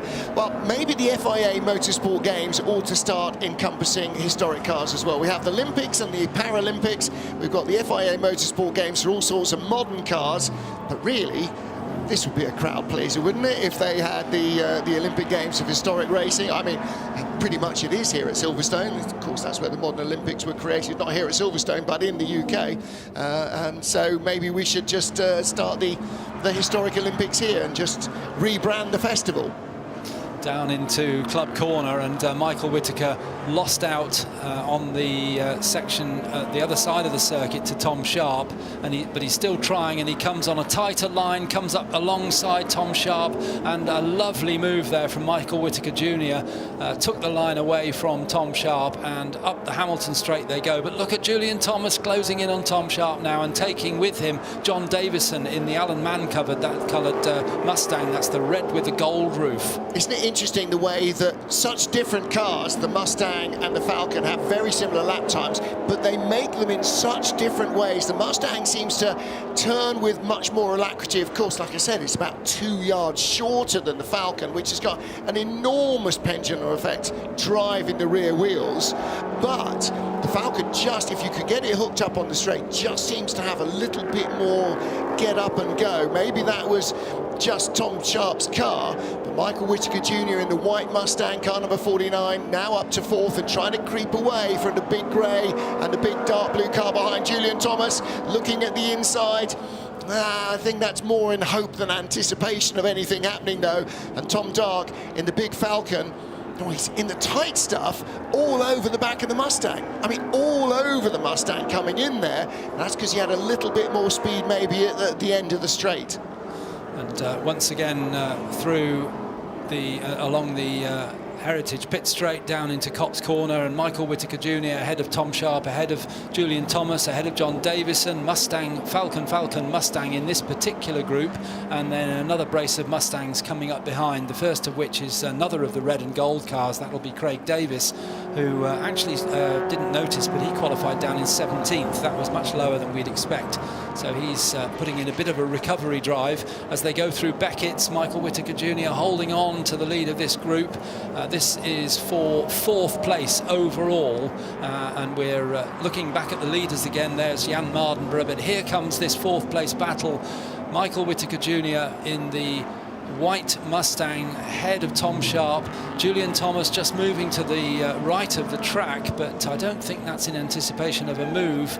Probably just trying to cool the car as much as he can, the brakes and the engine. Might well be. There's a lot of heat coming out of those big twin rear exhausts like rocket launchers. Now then, that group behind are lapping in the 2-minute 30s. The lead group here, Sam Tordoff, last lap, 2-minute 28.6, 2-minute 28.4 for Nigel Greensall, and Jan Mardenborough being very athletic in the background, trying to get round traffic and losing the battle of adhesion, 228.7, but he's dropped back a little fraction.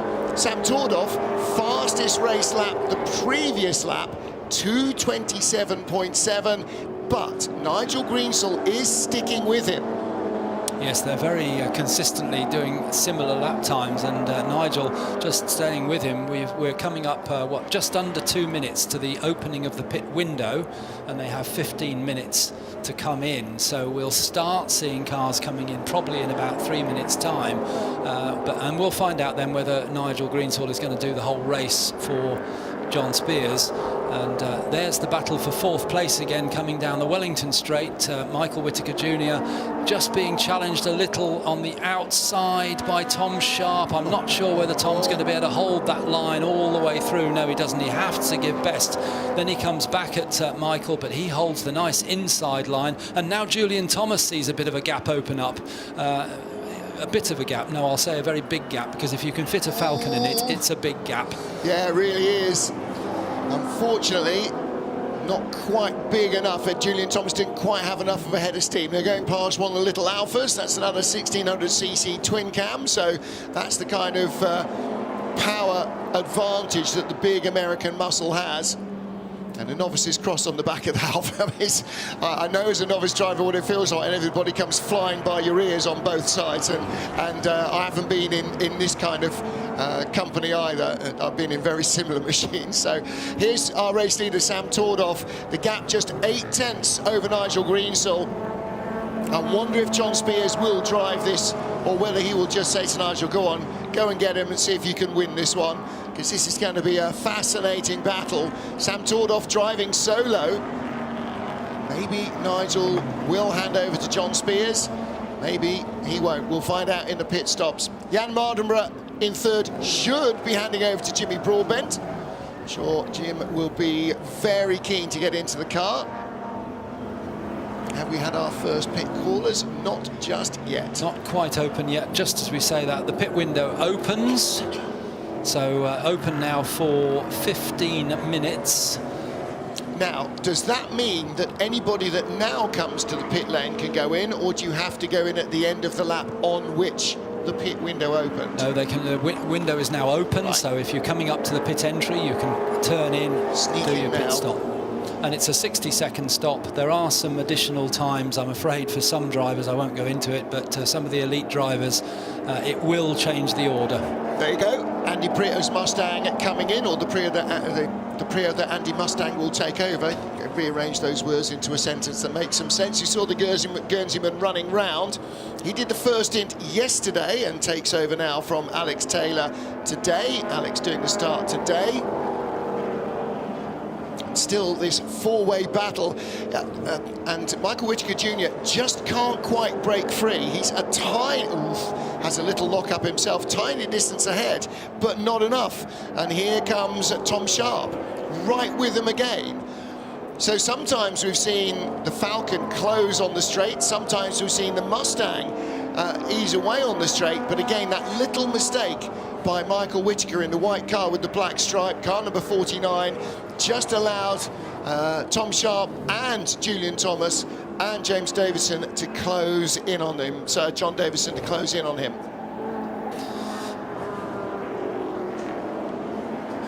So the Pure Michigan Mustang Celebration Trophy race currently not being led by a Mustang, but they are in second and third and fourth and seventh. And there is nothing but a blue oval in the top 10 and below.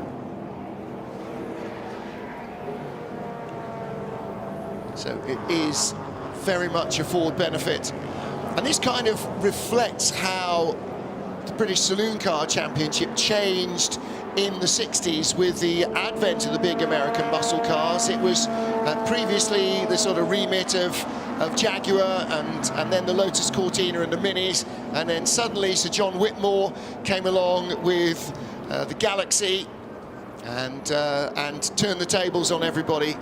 Little mini retirement, and that is car number 22, which is Ellie Birkenhoff and Nick Topless's car.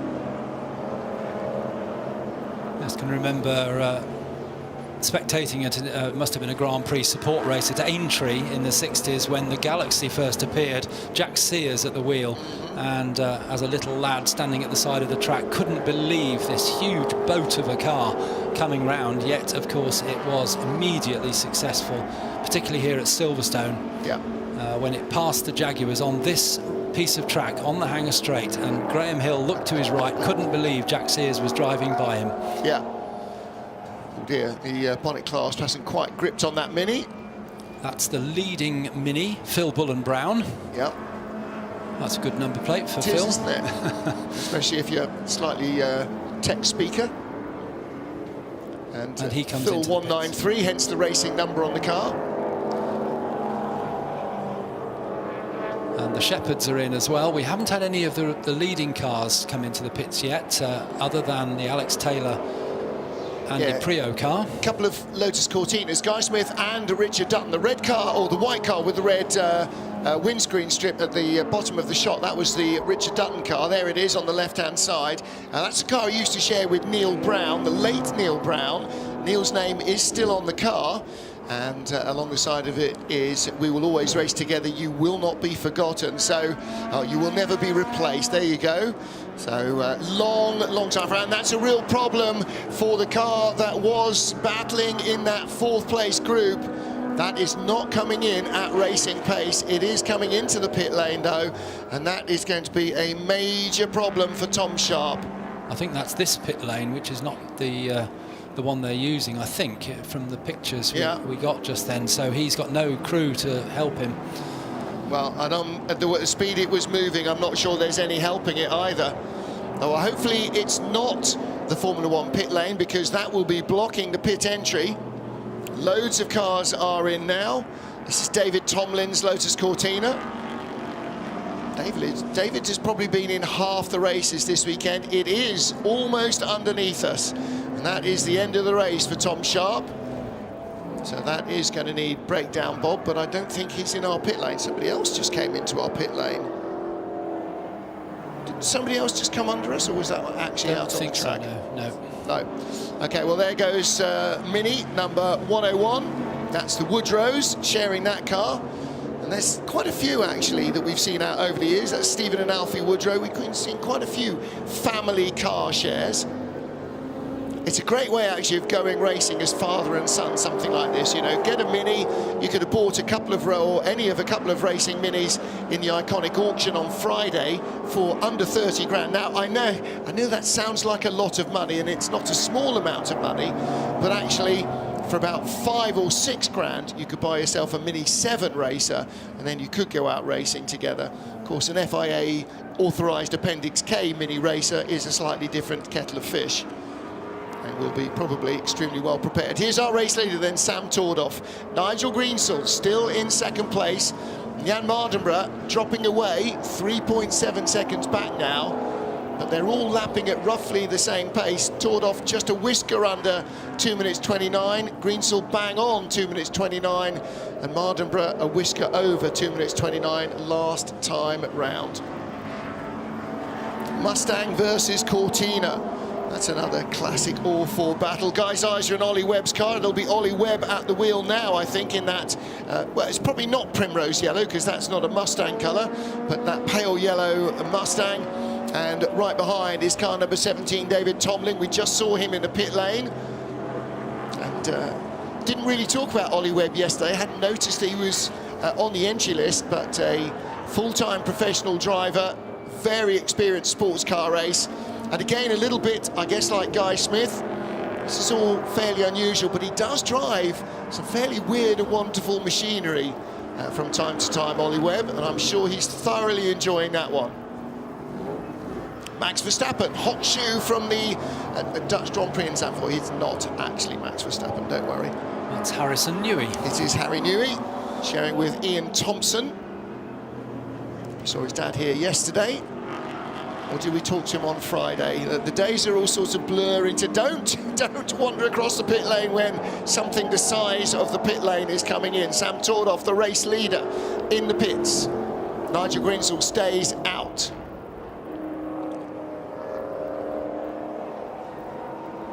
That is basically the full width of the acceleration lane, isn't it? It's just enormous, this thing.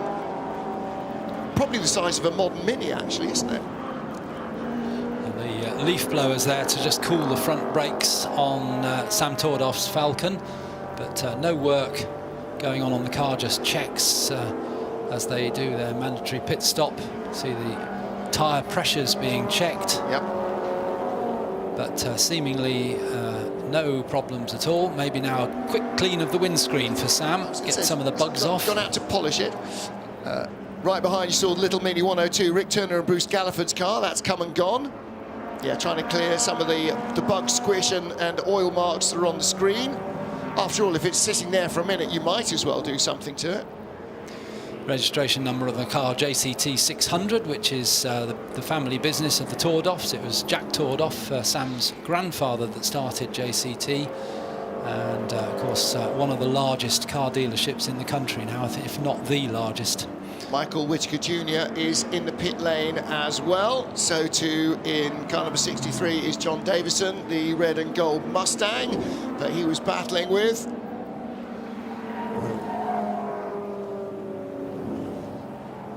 So Giddings and Strethrin as well, car number 198. That's one of the lead Lotus Cortinas. That was the rather nice sort of olive, greeny and cream cut. There it is.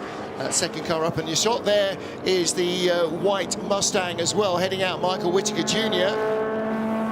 116 is in. So lots of our lead group coming in. Mark Matheson and Henry Mann. As I said, Henry Mann not in that car. Well, this is Richard Dutton driving on his own. He came out of the pits a couple of laps ago, taking a rather Steve Soper line across the grass. Looks to be a retirement for does, I'm Richard, afraid. doesn't it? It does. BMW at the top of the shot, car number 18, Harry Barton's 1800 TISA. Don't ask. Not sure quite what the S and the A mean, but I know what a TI is. In comes the car from second and the car from third. So Jan Mardenborough to hand over to Jimmy Broadbent will run round. And in two... no, this is Jan Mardenborough and Jimmy Broadbent's car, isn't it? So the car ahead of them was Nigel Greensell. Now, there was somebody running around. Yeah, Nigel's out of the car, so John Spears is taking over. So that answers that question. So Nigel came in from second, or from first actually, because the leader had stopped Sam Tordoff on the previous lap. Julian Thomas is in as well. And to answer the question you kind of didn't ask, TISA, SA stands for Homologation Special. Of course it does. In German. Yeah. And it was the BMW that the factory built to the regulations for the Touring Car Championship at the time. That orangey red Mustang you just saw Colin Selter is driving, and the other names, Tiffany Dale and Neil Jarney on it. That's because they raced it at Goodwood in the I imagine the St Mary's Trophy, actually. There it goes, the Mustang. It's kind of orangey red. Tangerine, it's not really tangerine, is it? Not really a mandarin, maybe. I don't know. It was probably called something like Awesome Orange or something in a 1960s Ford colour catalogue. Out goes the car that was in second with Nigel Greensell. John Spears now at the wheel, the darker blue of the Mustangs, and then the metallic blue Adrian Flux liveried Brustang. The Brundle Mustang comes out, and that will have the Jimmer at the wheel, Jimmy Broadbent. Julian Thomas in the pits. It looks as though he, well, as we thought, he will be driving solo. Yeah, we haven't seen any names aligned with him, in fact, all weekend, have we? Which is very unusual. We've had 2 or 3, in fact, we've had half a dozen retirements, a few more. Just saw Richard Duck pulling off, and he has not rejoined. Meanwhile, one of our alphas is in the pit lane. And car number 1, 2, 3 miles, and Alex Poulton in their Julia TI Spider. That's a Super, rather. I was going to say that's not a Spider, but that's my eyes letting me down. And 113 is in as well. Max Lynn sharing with Rowan Lundy in that Lotus Cortina. So not sharing with his dad. Although it's quite possible that he might be paying some of the bills. Somebody was just being pushed away into the garage from the pit apron as well. I didn't quite see who. This is Rowan Lundy being strapped in. Meanwhile, back with Sam Tordoff, and that is the Brustang. So that is Jimmy Broadbent right behind Sam Tordoff. And so Nigel Greensell and John Spears' Mustang is well ahead of them. Aha! Because of the additional time in the pits, because Sam Tordoff is an elite driver. And Nigel Greensell's not? Is Nigel Greensell recognised as average? No, because Nigel's sharing, his elite driver penalty was less. Sam's solo, so he's kind of got the worst of both worlds. Gotcha. Hey, he's got the best of both worlds. He gets to drive this car entirely on his own, rather selfishly, for 45 sideways minutes. There is, I was going to say Nigel Greensell, I don't mean that, I mean John Spears. And here comes Sam Tordoff and Jimmy Broadbent. And Julian Thomas also back in the mix as well, because it's him in the back of the shot there as they came on to, was it Hangar Straight they were coming on to? Yes, it was. Yeah. So he's come back in the mix as well. Well, he's an owner driver as well, isn't he? So he's definitely what you would not consider as a pro driver, whereas Sam Tordoff, you know, ex-British touring car ace, and the likes of Nigel Greensell, Jan Mardenborough, they are, yeah, very much top flight drivers. Yeah, and Guy Smith as well, being a top driver as you'd expect. He got a penalty as well, but he's not challenging for the overall win, but in class. He's the only overall Le Mans winner on the grid. They have class winner on the grid. I'm sure Andy Prio's... Yes, I agree. Now he's an overall Nürburgring 24-hour winner. Andy Prio for BMW. I'm not sure if he won his class outright at Le Mans, but anyway, a Ford factory driver, of course, among very many other things in the Ford GT program. But here is the car that is doing the chasing, or the car that will be doing the leading. There is one car that is just stopped in the pit lane, so the next time he comes past the stripe, it will be John Spears who leads. Now, he took an unlikely race win against the head in his Maserati 250F yesterday against all those pesky little mid-engined Formula One cars. He's trying to find his way by this Alfa. and the novices cross, with no disrespect to the novice, he's going to have to give it, and did, a little bit of a berth, because he's never quite sure whether the Alpha's going to stay online or try and drive out of the way. Meanwhile, headlights ablaze. Here comes Sam Tordoff, and he'll see the Alpha, recognise that it's going more slowly, and also see the novices cross, and he'll already be trying to figure, where am I going to get by him? Dare I dive bomb him at the apex of a corner? He's going to have to. He needs to get a hustle on. Sam Tordoff in second, Jimmy Broadbent in third in the paler Mustang. And very appropriately, for the first time in the race, because Sam's led most of it, we've got a Mustang leading the Pure Michigan Mustang Celebration race. 14 minutes remaining. Will we get a Mustang victory?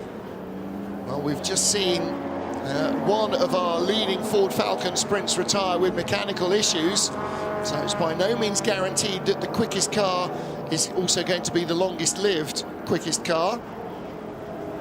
This thing was pretty flawless yesterday, wasn't it? As well as imperiously quick. John Spears taking over from Nigel Greensall. And the lead was 7.9 seconds at the end of the last lap. So remember that, we'll try and compare and contrast. There's Andy Priaulx at the wheel of the Bumblebee Mustang. Trying to go around the inside of car number 9. Not quite getting by Craig Davis there in one of the Alaman Racing liveried cars.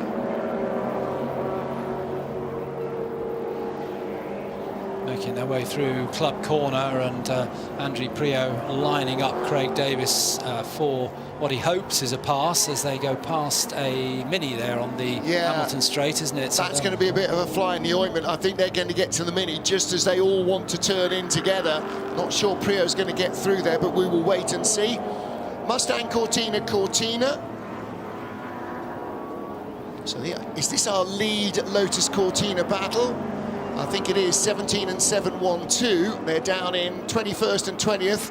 David Tomlin in 17. 7-1-2 coming back from behind. And that is Peter Smith. Got a hip and shoulder there from a Falcon, did Pete Smith. Oh, and a monster lockup carrying way too much speed in Richard McAlpine. Oh dear, that's a lot of car to move, isn't it? That's Colin Sota's car, the ex-Tiffany Dale Neil Jarney, or driven by them. It's got a right front puncture. He's going to need his engine to help move it. So I imagine he's had a fairly dramatic looping spin there,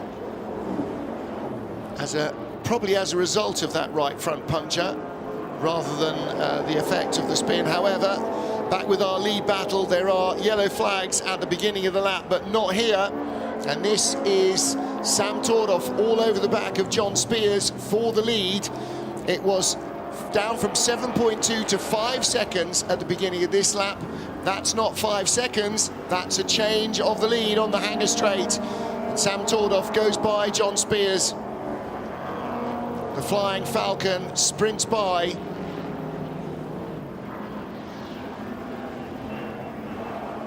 Another impressive drive in this car from Sam Tordoff. He makes it look like it's got modern, has got relatively modern suspension. Certainly more modern and a bit less baggy than it would have been in period. But it is still a rocking and rolling device. 10 minutes to go, 11. So who is going to finish on the podium? Jimmy Broadbent, 4.3 behind John Spears. 2 seconds behind him is Julian Thomas. 2.7 behind him is car number 63, John Davison. So that could all close up with the yellow windscreen. That is David Tomlin. David, pretty sure, is our lead Lotus Cortina still. Trying to go by the Henry Mann driven Mustang, and he breaks clear as well. He's just put a little bit of clear air between himself and 712, and that is Pete Smith's car. And that break getting ahead of the Mustang. He's been bottled up behind it for 3 or 4 laps, and now he's broken free, and look at the difference it's made. Look at the difference, just 2 or 3 corners of that 1600cc Lotus's nimble handling through the Beckett's S's. And again, Pete Smith behind. Here comes the Falcon, just goes steaming by on the straight once more. I think after all the pit stops and the additional penalty for Guy Smith, he still leads those Cortinas. Oh, you're right. I hadn't spotted him. Yeah, he's so far up ahead. the order, isn't he? Yeah. 13th place. Yes, he is. And yeah, so Guy Smith, 7-11, is our lead Lotus Cortina. This is still an entertaining battle, though.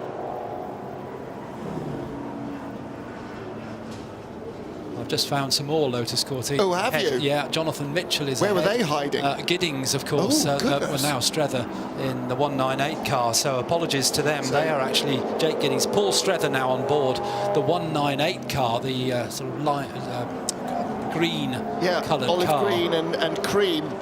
So 7-11 here. This is Guy Smith. Got a good battle on his hands. And this is the Ross and Johnson Mustang. Matt Johnson and Robert Ross, who started out. I'm guessing Robert Ross started. Yes, he did. And this is ex-touring car driver Matt at the wheel. So touring car race and sports car race go head-to-head, toe-to-toe. And the Mustang, of course, has the legs on the Cortina. That small block Ford against the very much smaller block 1600cc Ford. Cortina giving away 4 cylinders and about 3 litres. But as you could see, Guy Smith could just drive around the outside of the Mustang through the Beckett's S's. And this is what we used to see, or what was seen in period, the Galaxies and the Lotus Cortinas versus the Minis. The Cortinas quicker, more power, and the Minis braking even later. Dialing in the opposite lock, but not quickly enough to save that moment. Just about getting away with it, David Tomlin. Certainly without a spin. Whoa, Guy Smith taking to the scenery, using a bit of Oxfordshire on his way through to move up ahead of Matt Johnson. Momentarily, Johnson's going to be boxed in behind the Alfa, I think. And look at the way that the Cortina turns. It's really on the nose. Meanwhile, this is car number 14, and this is Simon Horobin and James Palmer's car.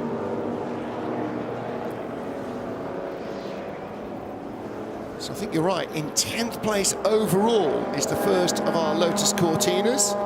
It's the green car with the cream highlights rather than the white cars with the Lotus green bands. That's the classic Lotus Cortina colour. Julian Thomas in 3rd now, ahead of Jimmy Broadbent. We didn't see that happen. There's Andy Prio in 8th. And there is the lead Lotus Cortina behind Craig Davis. So that's the Giddings and Strether car, and who do you reckon started that? Jake Giddings started, yeah. So Paul Strether now on board, and actually he is challenging for overall position, apart from his class leading position. Craig Davis in the big Mustang. Similar situation to Guy Smith, isn't it, where Paul Strether will be quicker in the corners, but the Mustang then pulls away on the straights with more power as they come into Beckett's. And the real problem here is the start-finish line isn't just at the Chapel Curve, which is where you want it in a Lotus Cortina. It's after that long, fast hanger straight where everything that you've done is undone just because he's got more cylinders and more cubic capacity.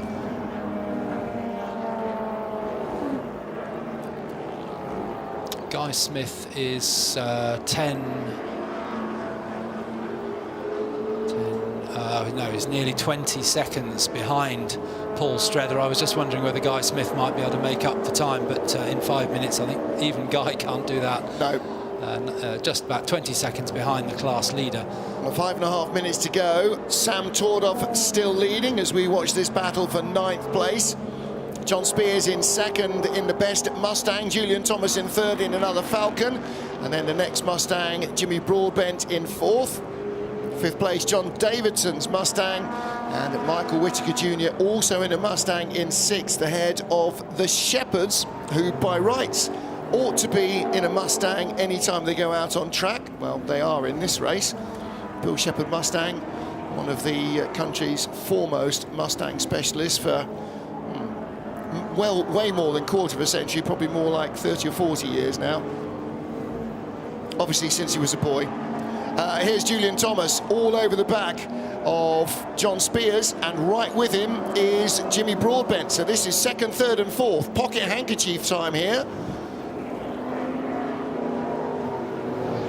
Two Mustangs with a Falcon in between. The Mercury Cyclone Comet coming towards us. Not quite as quick as the similar framed Falcon Sprint. Comes from the same family. Mercury, a sub-brand of Ford. Slightly different. Is it a J-body? I'm venturing a little bit out of my depth here now, but slightly different machinery. Possibly not as well developed as this Falcon and these Mustangs are.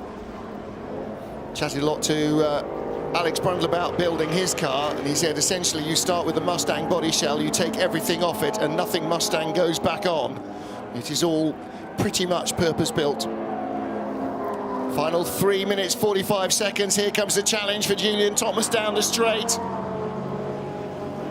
Falcon can't quite squeeze inside, but John Spears braked late and offline, and through goes Julian Thomas. And there's the opportunity for Jimmy Broadbent as well. He's going to try and put the same pressure on John Spears. Force Spears in the darker blue Mustang to defend, and then when he's gone in too deep or offline, try and go by him.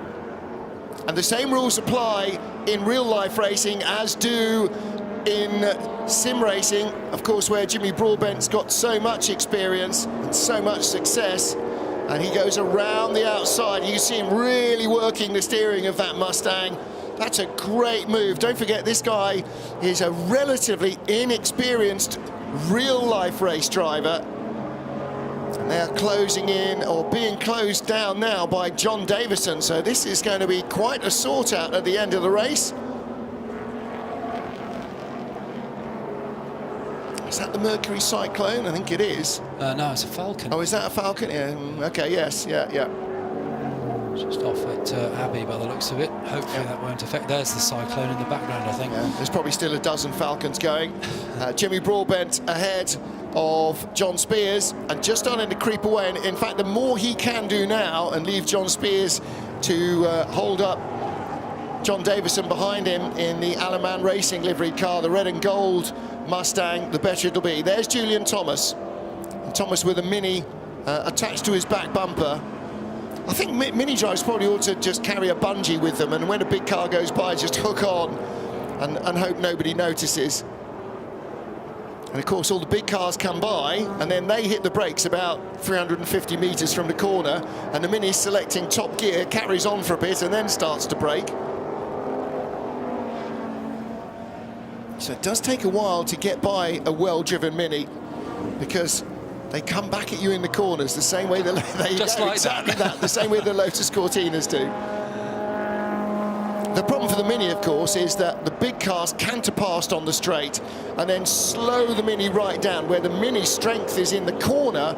But if you've got a slow car or big car in front, a fast car in front, you can't use your handling prowess. And so in the end, the Mini gets lapped and the Mustangs go by.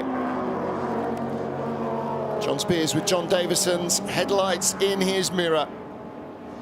Minute to go, so this will be the final lap. Sam Tordoff is already starting it. Julian Thomas in second will start his final lap in a moment or two. Then Jimmy Broadbent in third, and then this battle, John Spears and John Davison.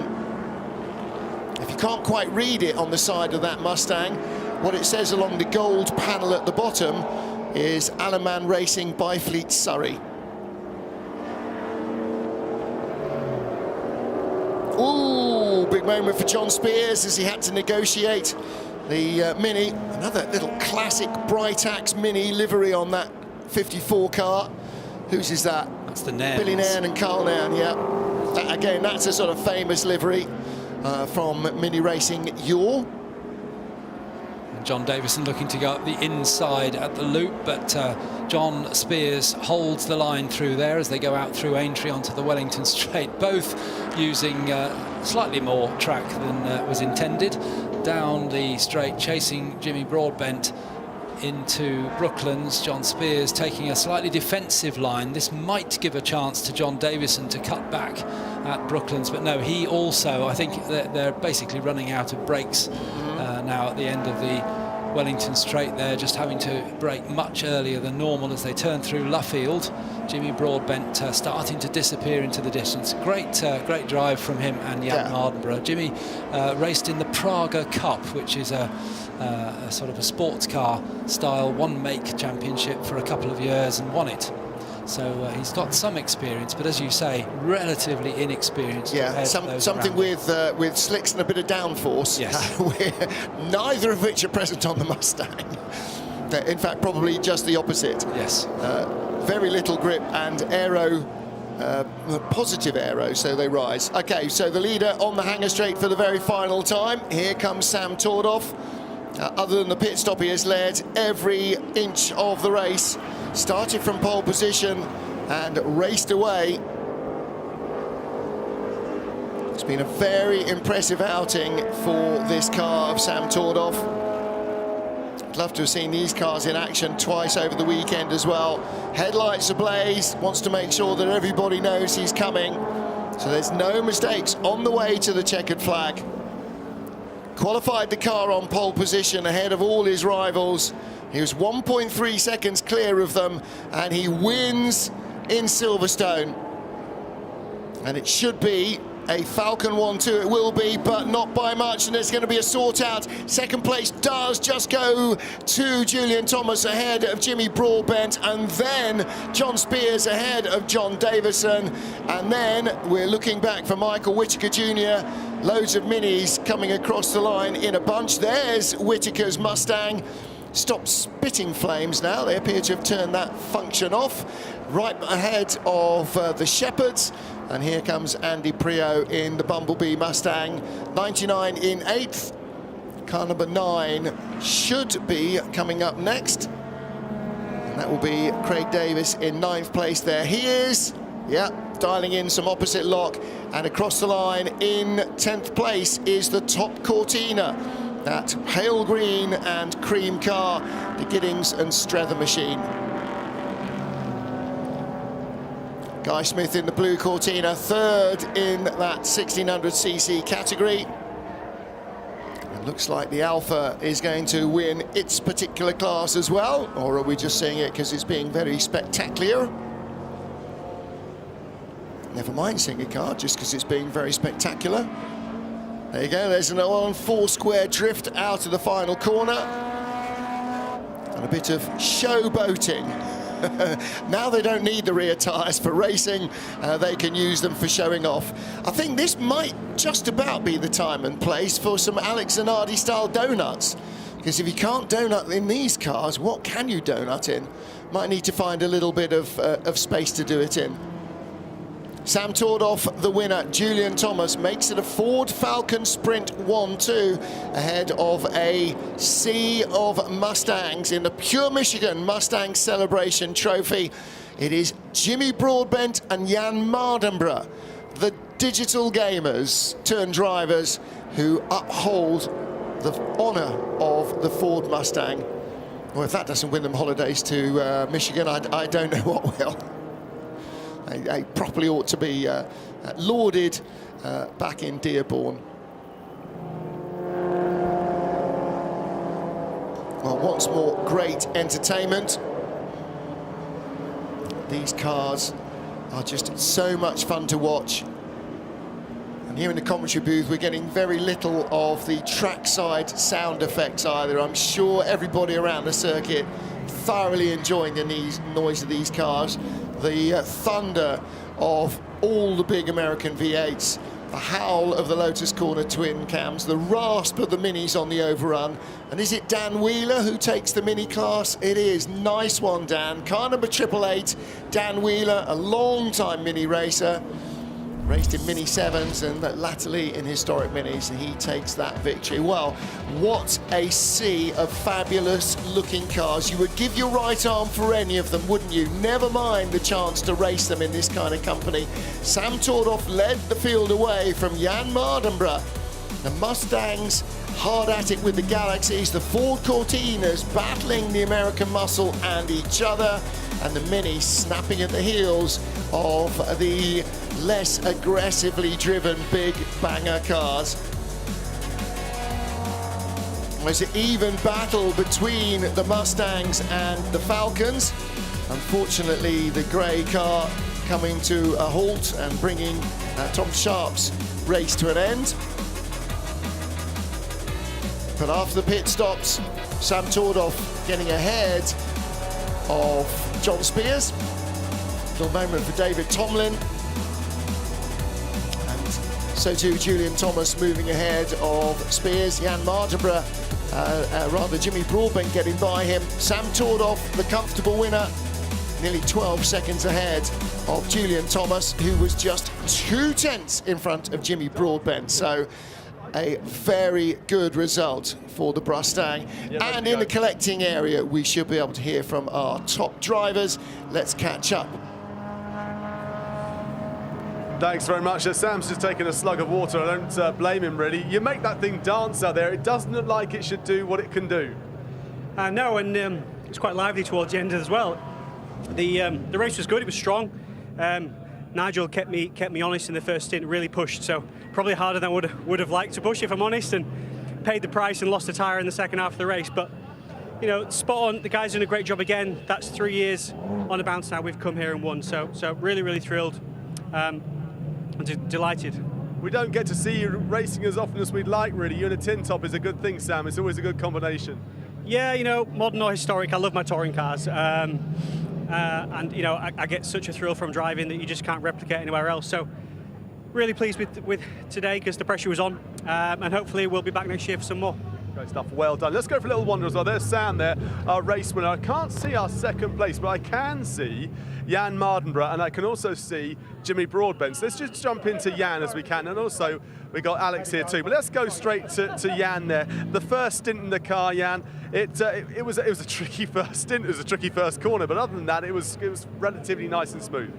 Yes, it was fantastic, and a big thank you to my teammate Jimmy and Alex Brunder Motorsports for allowing me to be gracious with this 65 Mustang to have a good fun today. I've had a pretty busy weekend, visited different countries in between Friday and today, but to finish third in Top Mustang, and I tried to stay with these guys at the start of the race, but it wasn't to be, but had great fun. It looked like it was a lot of fun. It looked like there were hard things to handle. I can't see where Jimmy's gone. Jimmy's gone over there. Let's go and grab Jimmy. He's just this way, extreme close up there on my nostrils. But Jimmy, it was nice, wasn't it? Jimmy, you got given the keys to the car. You had to really, you know, put your elbows out and get down and keep going. Yeah, there were some really fast cars out there. I thought, okay, I'm in third. All right, that'll be easy. Then this guy overtakes me. Think, oh, okay, maybe not so easy. We were catching the blue Mustang for a while. Where I had to do something a bit silly around the outside of T1 to make it work, but I'm pumped after that. I was screaming in the car afterwards, like, this is the best form of racing. There's nothing better than this. Really? Yeah. 100%. That's it. Yeah, sorry, Bilstein. There you go, the stamp of approval. Well done, well done. Third place, well done. Thank you. Well, congratulations to our podium finishers, Sam Tordoff and Julian Thomas in the Ford Falcons, and Jan Mardenborough and Jimmy Broadbent. That was a great race from them. If you look at who is behind them, how much historic racing experience and racing experience in these cars there is behind Mardenborough and Broadbent, that really underlines how good it is. And if I've managed to make the youth cringe as well a little bit with our not quite down with the kids references, then my job here is complete. The Ford Cortinas had a really good race with themselves as well, and who did we say? It was the Giddings car, wasn't it, that ended up as the top Cortina. And then further down, the top Mini, Dan Wheeler in 27th place, just ahead of Mark Burnett. So fantastic action, our penultimate race. Higher winds are coming. I've already said that unfortunately the Army's parachute display team, the Red Devils, won't be able to display. There was supposed to be a hot air balloon glow this evening, but again, it is going to be too gusty for them. I'm afraid that won't be happening. Music is on the stage though, so Ollie Murs will still be rounding out the evening tonight. The stage is already live. We have more music to come though, here on the track with our final race of the weekend.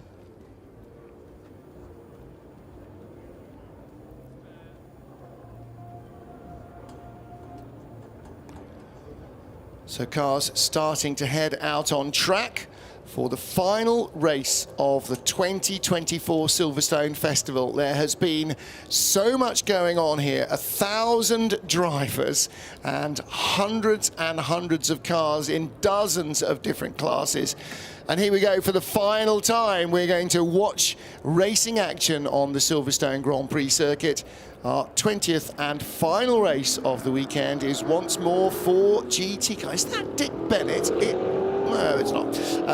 For GT cars, these are pre-66 classic GT cars racing for the International Trophy. So we are ready to go one last time.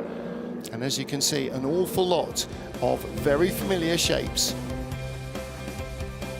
The International Trophy for classic GT cars, the pre-66 era, the final race of the 2024 Silverstone Festival. And once more, that combination, Nigel Greenstall and John Spears, will start at the front in the TVR Griffith. Julian Thomas in another big muscle car, the Daytona Cobra, ahead of the TVR of John Davison and Olivier Hart rather, in the Daytona Cobra. Harry Barton's TVR means there's lots of big capacity V8s at the front. Mike Whitaker has one of those as well, and he's in amongst a sea of Jaguar E-types. Miles Griffiths with the Shelby Cobra behind the Balfour Ashton Lotus Elan. That's a typo rather than its actual name. And Lotus Elan's Jaguar E-types and the Daytona Cobras will be battling for supremacy here.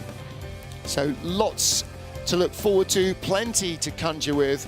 It looks as though Jan Magnussen will get a race here as well, with Vasily Mortensen in their Cobra, Daytona Cobra.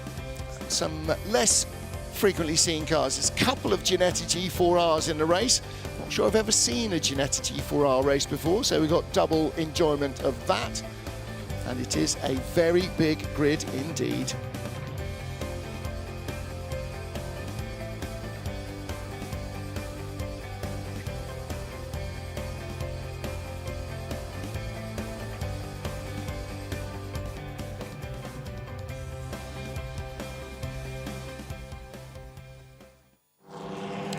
So 53 cars heading out into the dusk.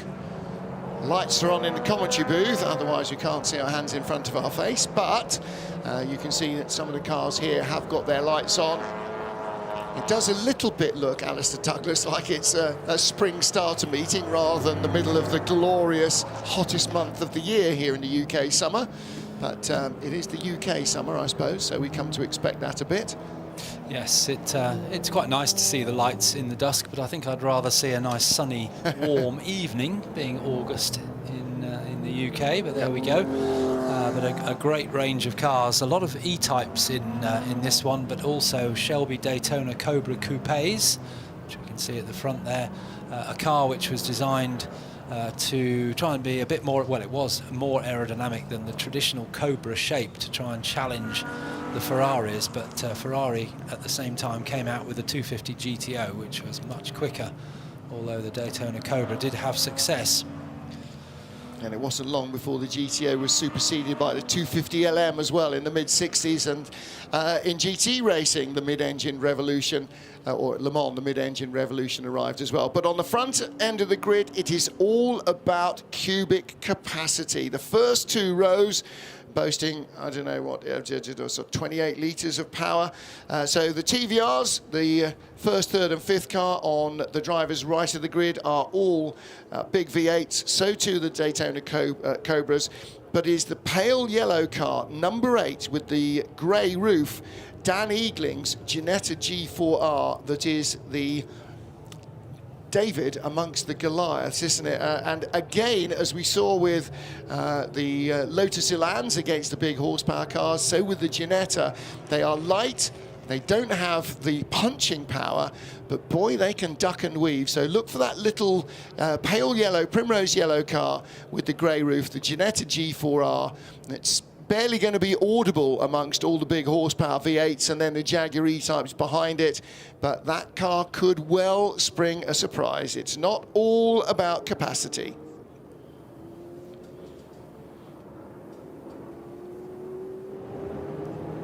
The final race of the 2024 Silverstone Festival gets underway. It's the International Trophy for Classic GT cars and the thundering V8 horsepower from the front row and second row and third row of the grid, swamping the small capacity yellow Ginetta G4. It is John Spears and Julian Thomas on the front row of the grid. Julian in the big Daytona coupe with a big white V on the nose, drops down to fourth at the start. The second Cobra Coupe, Olivier Hart, the green car, the olive car, up to second place, but it is our pole man. And is that Nigel Greensell or John Spears? I think that's Nigel Greensell who has started. And he is in front of Olivier Hart, and they are looking to try and clear off head of the TVR of John Davison. And a huge mass of cars. What a sight as they come down towards Brooklands. And the little yellow Ginetta of Dan Eagling has retained a very high position despite them having gone down that long straight. He's managed to hold on there. He's in third behind Julian Thomas, and fifth behind Julian Thomas, my apologies, as they come out of Luffield. And this is where I think some of the quicker TVRs and maybe a Daytona Cobra will go past him. Well, he's just got ahead of Julian Thomas, so is car number 18, the TVR Griffith of Harry Barton, who also powers his way by Dan Eagling. Now, don't forget, Dan Eagling's got lots of experience in underpowered cars against much more powerful equipment. He does that in his 2-litre sports racer against all the big banger sports cars. But here again, outgunned. There goes Julian Thomas past him, and now going into the Beckett's S's. Thomas's car is all over the road, and Dan Eagling can literally drive around the outside of him. There he goes. Light, nimble, probably weighs about a third of what the Daytona Coupe weighs. It's probably got about a third of the horsepower, but in the Beckett's S's, he slays the Giant. And then, of course, the Giant gets back up and runs right by him in the straight. 2 TVR Griffiths in front, 88 John Davison, 18 Harry Barton. It's going to be a long race for Dan Eagling, but out front, Nigel Greensell and Olivier Hart. TVR Griffith versus Daytona Cobra.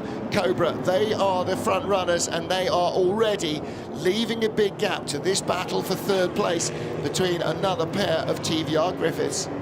They come through Club Corner and completing the end of the first lap. Thanks to Harry Barton for running those little green running lights, which were very, very common and still are, of course, in long-distance racing, so that the pit crew know which car it is that's coming in.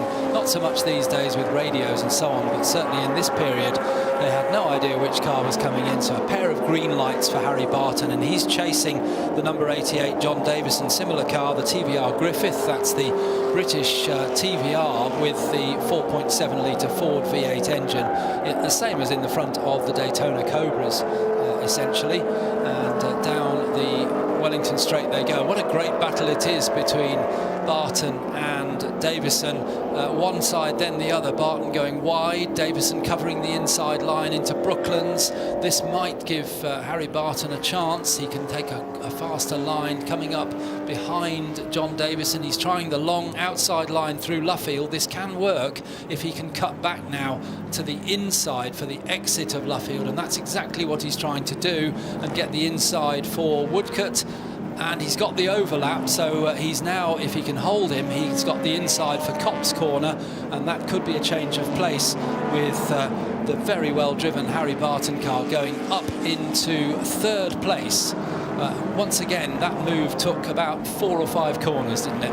Yeah, fantastic stuff from Harry Barton up to third place. Julian Thomas still with the little yellow Ginetta G4 of Dan Eagling right under his rear wing. And actually, when they get into the twisty stuff, Julian Thomas can't probably see him because the car is so small. These cars, despite their little battle, not actually losing too much ground to the race leaders. Nigel Greensall 1.7 seconds ahead of Olivier Hart. There they are, first and second. Hart in that olive green Daytona Coupe. Looks like it might be losing a little bit more this lap, but these guys are about another 2 seconds back.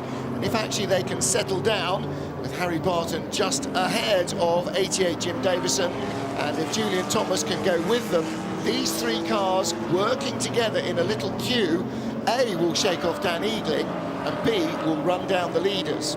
Harry Barton has opened a little gap as we've got the 33 Lawley Elan just trying to fire the engine up. Just a little bit of unburnt fuel coming out the back. Not there. the only one either. There's another Elan. That's the Nick Pink Chris Fox car. That's a Lotus Elan 26R. So they all pretty much are 26Rs, even if they didn't start out that way. 26R is the racing version of the Lotus 26, otherwise known as the Lotus Elan. Andrew Lawley managed to get going again, but it doesn't look like the Nick Pink Fox car is going to continue pulling off to the side. Smoke, and none of it's coming out of the exhaust, so that's not a great look, I'm afraid. Nick Pink trying to get the car to a place where it won't cause a break in the race. If he can get it to a marshal's post where they can pull him behind the barriers, that's very good of him. Yeah, it does look a bit like he's got a bit of a misfire. It keeps coming and going, doesn't it? It's trying to clear itself and not really succeeding. Meanwhile, here's our race leader, car number 14, the dark blue TVR Griffith with the silver stripes straight down the body. Nigel Greensall leads the race. Olivier Hart in the olive green Daytona Coupe in second place, car number 41. Yellow flags are out to cover one of our two Lotuses in strife.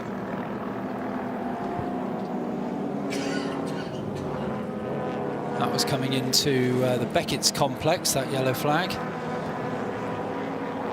I wonder if that Lotus didn't quite manage to get off the track. Yeah, may not have just yet. Looks like they're green from here on in, though, out of the Chapel Curve onto Hanger Straight. And there is the Lotus, where he's managed to get it sort of behind the wall. The marshals will pull him back even further behind the wall. There is a little gap. And there is a recovery truck rating to take him away. Well, disappointing that after all the anticipation of this weekend and surviving all the way through the day to the very final race, you only get about 5 minutes into it. That's really disappointing, I'm afraid. That's also motor racing. Julian Thomas, third place in the dark blue. These are Julian's colours, aren't they? The dark blue with the white V. Has those on pretty much every car he races. And he's ahead of John Davison. Dan Eagling not being dropped, so he's still in the mix. And Well, the other thing about that Ginetta is that not only is he not really being dropped by these big capacity American V8s, but he's way ahead of any of the E-types. Way ahead of the E-types. It's 5.5 seconds ahead of the Pearson and Brundle E-type, car number 23, which is the lead E-type. So, you know, in terms of bang for your buck, a Ginetta G4R is really doing the job, isn't it? It is, yes. And he's now not only not being dropped, he's actually starting to nibble away at the back of the Davison TVR Griffith. He was much closer that time. Well, Nigel Greensall, as so often he does here at the Silverstone Festival, sharing with John Spears. They've shared a lot of cars this weekend. And again, is that Nigel, a little bit of smoke there? Yep. Does look like a little bit of smoke. I know it's a British car of the 60s and they are sort of an unintentional total loss oil system, most cars. But you don't want it to start smoking that early. Harry Barton, fastest race lap in his TVR. So he's got his head down and charging. Remember, I was saying that if he and Julian Thomas worked together with John Davison, they could all catch the leaders. Well, he's done his part in that, getting the fastest car to the front of the queue, but they've not been able to stay with him and use that slipstream. So he is on his own. Harry Barton, fastest race lap, 2 minutes 22.3. 2:22, I beg your pardon, 0.23. 2:22.24 is the quickest lap for Olivier Hart. 2:22.66 on this lap is the fastest lap that Nigel Greensall has produced in the leading car. So the leader is slower than the car in second, which is slower than the car in third. Harry Barton is pushing up towards the battle for the lead. Working hard there at the wheel. Harry Barton, there's the two leaders. There's third place, Harry Barton, closing in those distinctive green lights. There's Julian Thomas with the distinctive white arrow on the nose as he comes up to the right-hander at Abbey. And then just behind them is the John Davison and Dan Eagling battle. Which altogether is only, what, 12 seconds off the lead. Yes, absolutely. So remarkable. Pit stops could have a big part to play. And in fact, Dan Eagling in his Ginetta G4R is 8 seconds ahead of the Pearson and Brundle E-Type, which is just 1.5 seconds ahead of the number 46 Whittaker-driven E-Type. And another, what is it with 26Rs? They're all falling by the wayside. One breaks down, and they all seem to take it as an opportunity to have a bit of a quick trip into the nether regions. Peter Reynolds and Daniel Quintero's 26R at the side of the road, described as yellow and silver in the notes. That seemed more to be yellow and black, but that was the car anyway. There's Julian Thomas through in 4th place. John Davison still just ahead of Dan Eagling, and still just as well. Not making much of an escape from the Ginetta. It'll be interesting to see. In fact, I said Mike Whittaker was in an E-Type. He's not. He's in a TVR Griffith. But the Pearson and Brundle car is our lead E-Type. And then the Dodds, who were the top E-Type on the grid, they are currently the 2nd E-Type in 10th. And then the Newell and Sota car.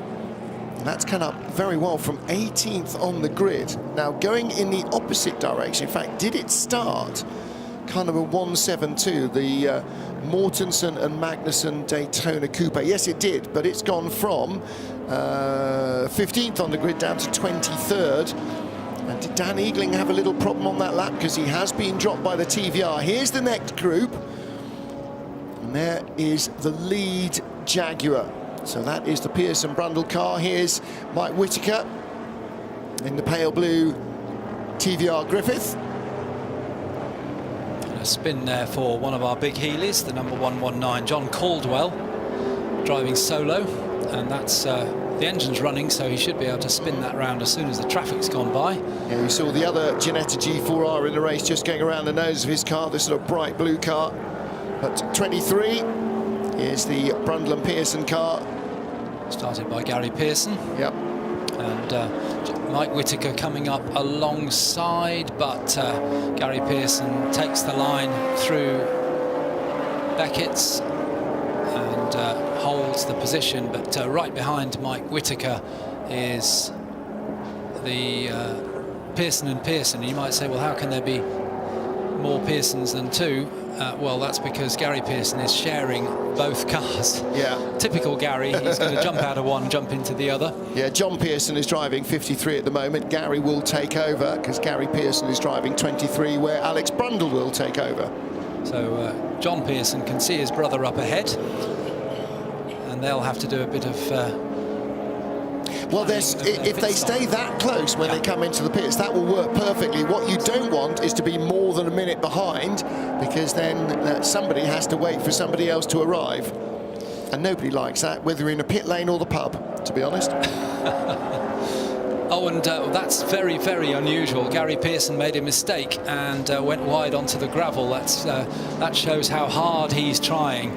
Very, very rare that you see Gary go offline like that, and that puts Mike Whittaker up a place, so he's now up to 7th. Gary loses 2 because through goes his other car. Oh, that's my car. He's now going to have to follow his own car because it's John Pearson who's gone by Gary Pearson in the car that Gary will take over. So again, they are now even closer, although Gary Pearson's lost 2 spots to make that happen, or to accidentally make that happen. In fact, he might be in danger of losing another one as well now, because Gary Pearson in the number 23 Jaguar E-Type is coming under pressure once more, and that's from 21, the car with the yellow noseband, and that's the Dodd's car. Who started that? Gary Dodd. Graham Dodd, rather, and James Dodd will take over. Looks like Graham as well in the driving that car, so he's father Graham, son James. He's all over the back of Gary Pearson right now, and I think he senses that maybe Gary's just got a little bit of a problem with the car. I think Gary Pearson, though, has stabilised the ship a little bit. Number 23 E-Type looks like it's holding on to its spot. But Mike Whitaker in the pale blue TVR got away. He's in 7th, and then the E-Type's 8th, 9th and 10th. And 11th place is the Cobra of Miles Griffiths. And the pit window has just opened. It'll be open for 15 minutes.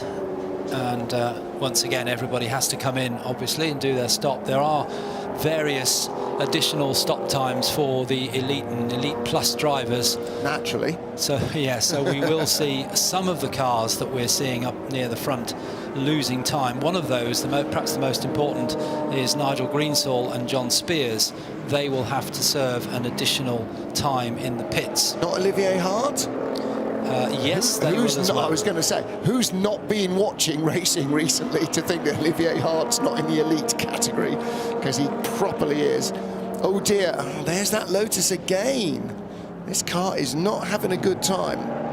Peter Reynolds, Daniel Quintero, we saw it stopped, and it's sort of trying to drive its way to a place of safety. It's not really making much progress.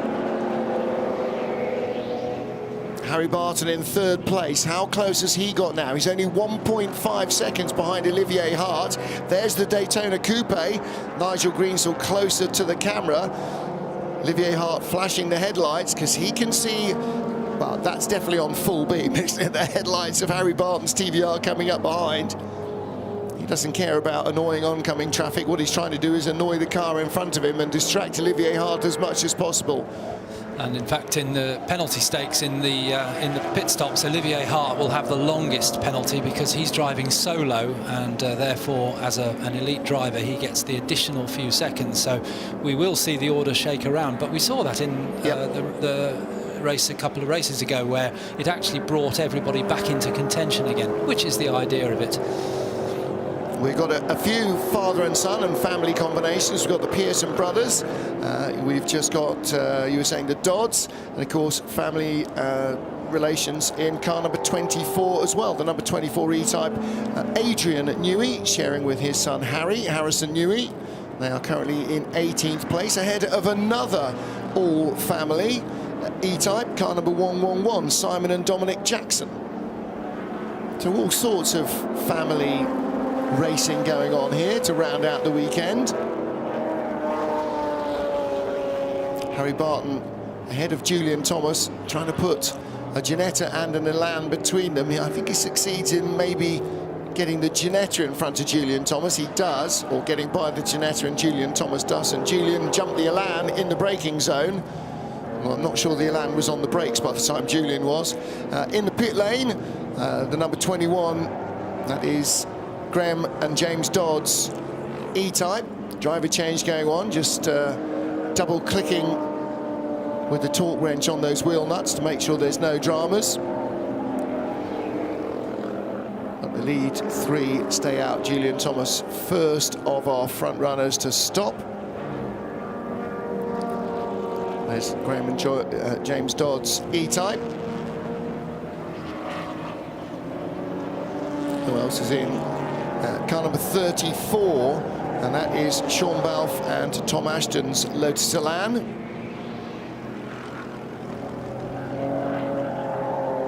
Not the only Elan in as well.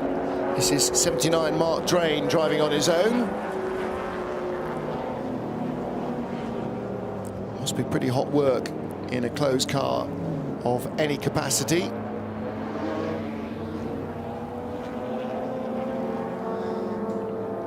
Harry Barton decides to carry on, as does Olivier Hart. They're both solo, so they can just choose whenever they want to come in.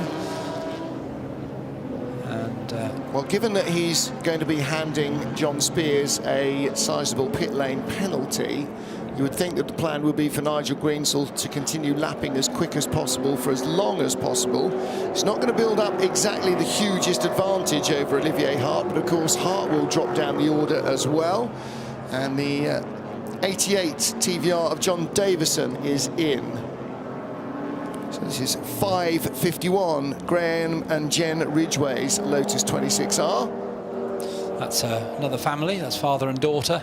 And the only Porsche in the race appears no longer to be in the race, since there's nobody in either the left-hand or the right-hand seat of that red car. That would seem to be, and in fact the lime green Lotus Elan, there is somebody in it, I think so. Seems to be a lot of not very concerned chatter going around that lime green Elan. 89 car of Matthew Wrigley.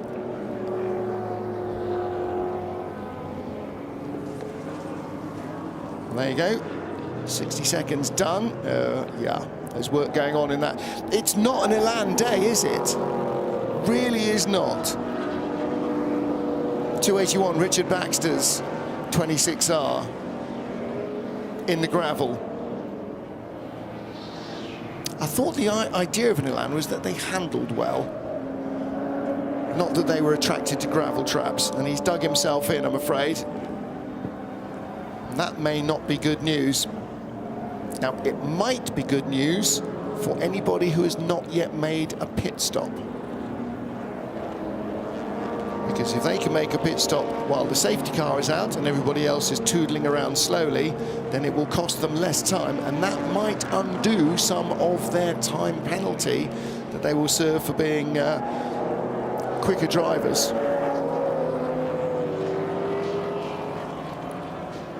172, this is Nikolai Mortensen and Jan Magnussen's Shelby Daytona Coupe.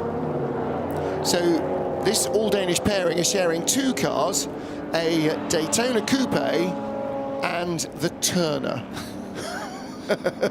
So, very slightly different devices. There's Jan Magnussen in that now. Yeah, and by very slightly, obviously I mean diametrically on opposite ends of the power, weight and everything else scale, pretty much. Certainly cost. Well, being in Elan, those four marshals, they should just be able to pick it up and walk it away. It's ways about it hadn't been quite so buried. Well done, marshals, well done. Look. It's not just about fighting fires and extricating drivers from damaged cars and looking after their health and safety. It's also, oh, you've dropped the clutch. You can't bump start it in gravel. Stop trying to do that. And he's going to give him exactly the same lecture. Just let us push you out. Otherwise, you're on your own. Right, go. Go, go, go. That's it. There you go. If you're planning on going racing, by the way, do what the marshals tell you. Just do what the marshals tell you. He had an engine, they helped him extricate himself, and now he's back on terra firma. Might have caused him a lap, but those volunteers have helped him get out of the gravel trap, a situation into which he put himself. So, well done to those guys. More pit stops going on. It's the very obvious turquoise E-Type. Ria Sorter started that, Andy Newell started that. Ria Sorter, the German lady who prepares a whole range of cars. She only has access to one paint colour, doesn't she? She does. Yes. Marcus von Euenhausen, who she prepares his cars, the German Count, uses that colour.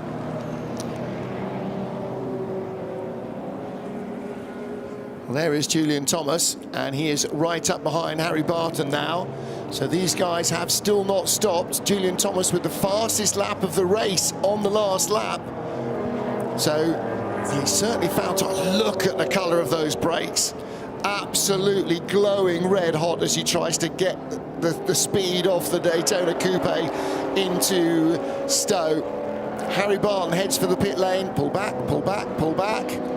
Has Julian Thomas gone in as well? No, he hasn't. So Harry Barton's gone in and Julius Thomas continues there. Julian Thomas is at the top of the picture. Harry Barton comes in, headlights ablaze. Did we mention that Thomas has got the fastest lap? Yeah. Oh, well, yes, he has. Yes, just on this lap, hasn't he? Yeah. Oh, look at the big blower there to try and cool the TVR and its brakes. Double leaf blowers on one side, a huge garage blower on the other side, and a bit of a clean of the screen. Harry Barton stays in. You don't have to get out and then get back in if you're not changing drivers. You just have to be stationary. So it was a quick check under the car, also just a quick check of tyre pressures.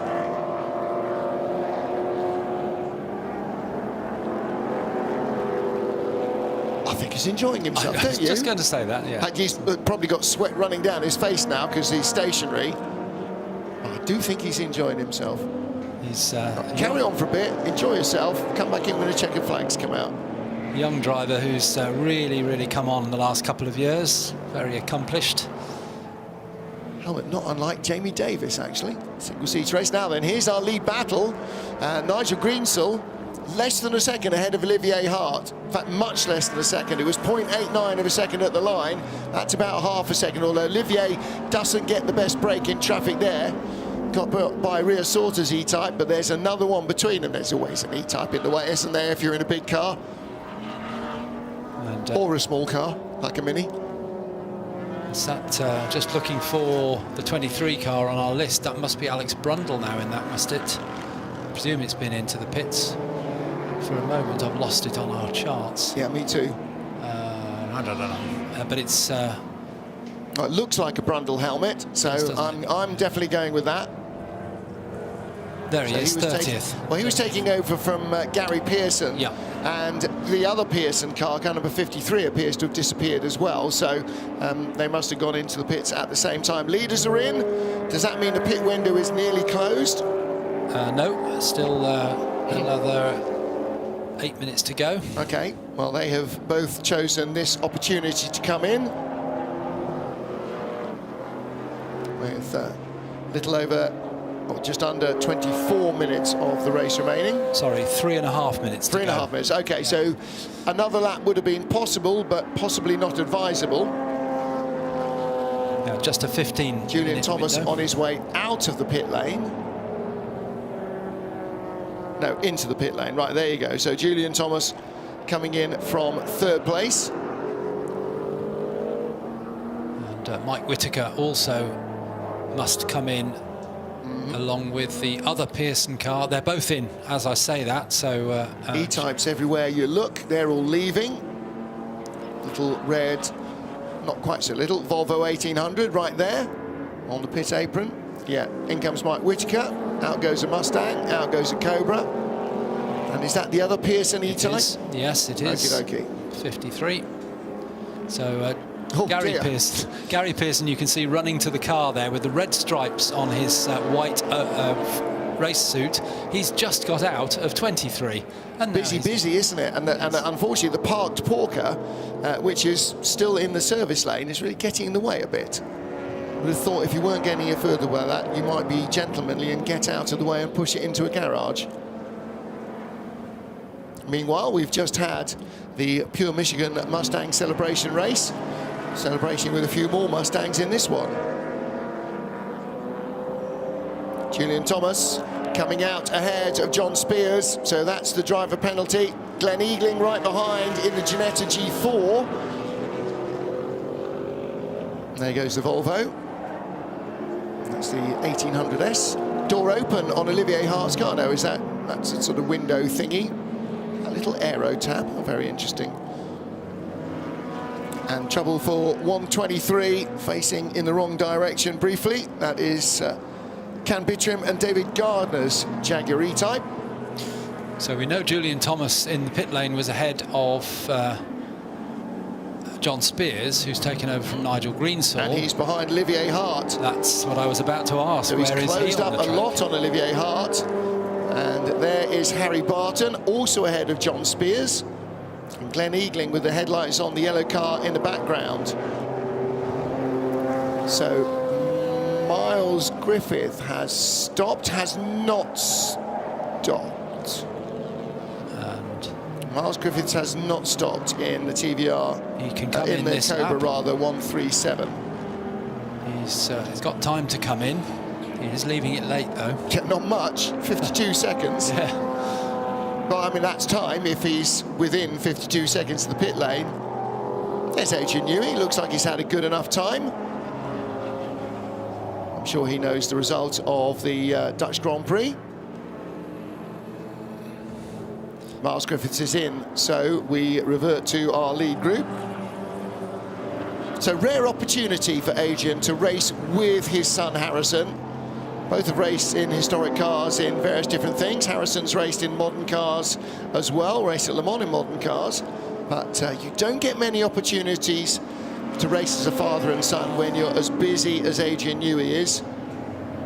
Of course, next year he might be doing a bit more because he'll be on gardening leave, so he'll have a bit more opportunity for race weekends away. Entering his final few months as the designer at Oracle Red Bull Racing. But all of that, I'm sure, is about as far from his mind as it can be with Adrian, which is never very far, because he's busy enjoying a race weekend. So Olivier Hart back in the lead from Julian Thomas. These are our top two, both in Daytona Coupes, Daytona Cobra Coupes. And then John Spears looks to be in fourth behind Harry Barton, 2 TVRs, when Dan Eagling will cycle round to fifth.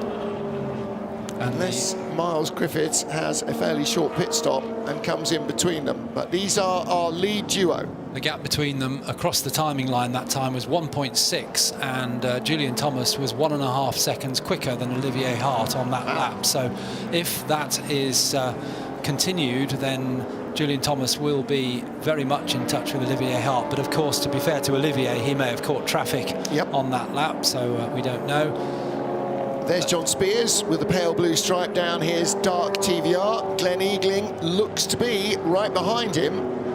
Now, is Harry... I was looking at John Spears rather than spotting Harry Barton. He's just whistled in front of the camera, so he is in third, Harry Barton. John Spears fourth, Glenn Eagling here in fifth.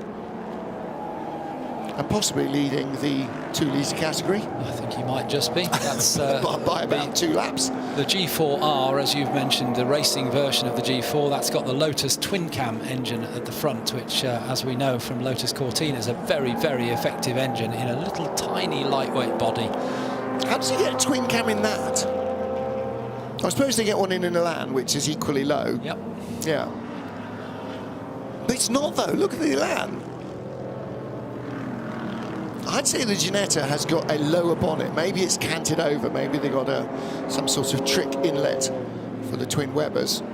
Leaders coming down into Stowe Corner. Olivier Hart manages to put a Healy between himself and Julian Thomas looked to be going wide there, but I think it's just his favoured line. He quite likes to go wide into Stowe. Yeah. So we'll see down into Club Corner. There's Harry Barton in third place. It's what modern racing driver parlance would call V'ing off the corner. So you go straight for as long as possible and turn in as short a distance as possible. Of course, at the speed you're getting to Stowe, it's a little harder to V it off, but it does mean that he comes out straighter into the Vale. And whichever, 222.850 last time round for Olivier Hart, 222.906. So half a tenth between them. Olivier Hart was a whisker quicker. That really is very little at all. Again, the yellow gloves of Olivier Hart shows how busy he is behind the wheel. He does like to make a car dance, doesn't he? And for Julian Thomas, again, an owner-driver up against this young wunderkind of historic racing. He's doing a stunning job, Julian Thomas.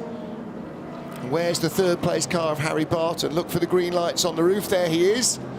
And that is, it was 7.8 seconds back. And a spin for, is that the Balfe started Elan, I think, with the red stripes. Might be. But a spin there for car number 33. I think I may be wrong. So that's the Lawley Shanley car. That's been in strife already, hasn't it? Is that the one that was in the gravel trap, or did it ground to a halt? So it's been in trades. We've seen it before. Put it that way. It's in the headmaster's notebook already. Well, Julian Thomas closing right in on Olivier Hart on this lap. Olivier didn't get the clearest break in traffic. I think the gap has come down a little, and Julian Thomas, 15, nearly 16 minutes to go. He's got the bit between his teeth. Now he doesn't catch the Cobra in quite the right place. Need a bit of a decent gap to get a Cobra Daytona Coupe through. And you can clearly see in that picture the difference between the Daytona Coupe and the standard Cobra body. And the Shelby company looking to improve the aerodynamics, which I think you could say they did. Yep, definitely. Lower frontal area, or smaller frontal area, lower bonnet, lower roofline, long tapering roofline, the cam tail, all of these real 1960s aerodynamic cues. It definitely made it a quicker, more competitive car. But time was a bit against it. The 250 GTO was perhaps a more complete, more developed car. And then the 250 LM definitely signed the death knell of big front-engine roadsters. And second in the smaller car, one of the smaller car classes to the flying Dan Eagling in the Ginetta is Giles Dawson in the Elan, number 95, in 10th place overall. Giles, the son of Andy Dawson, who, if you recall way back, Andy Dawson, a very successful rally driver. Dawson Auto Developments, which ran racing teams as well. Yeah, had a big workshop here at Silverstone. The car is prepared by Andy Dawson and Andrew Marriott, who was one of Andy Dawson's co-drivers. Indeed. After co-driving for Roger Clark, went on to co-drive for Andy Dawson. One of the most spectacular cars they shared together, checkered flag Lancia Stratos. There aren't many people can say they've co-driven or driven a Lancia Stratos. No, indeed. Or co-driven Roger Clark at his pomp. No, absolutely, with Tony Mason. So, yeah, I'm confused with my Tony Masons and my Andrew Marriott, aren't I? It was Andrew Marriott was definitely with Andy Dawson. I'm now retrenching my Roger Clark comments. I shall get a nasty message from Andrew Marriott. I'll get a nasty message from Matt Clark and Ollie Clark. So there we go. But yeah, Dawson up just outside the top 10, knocking on the doors of the top 10.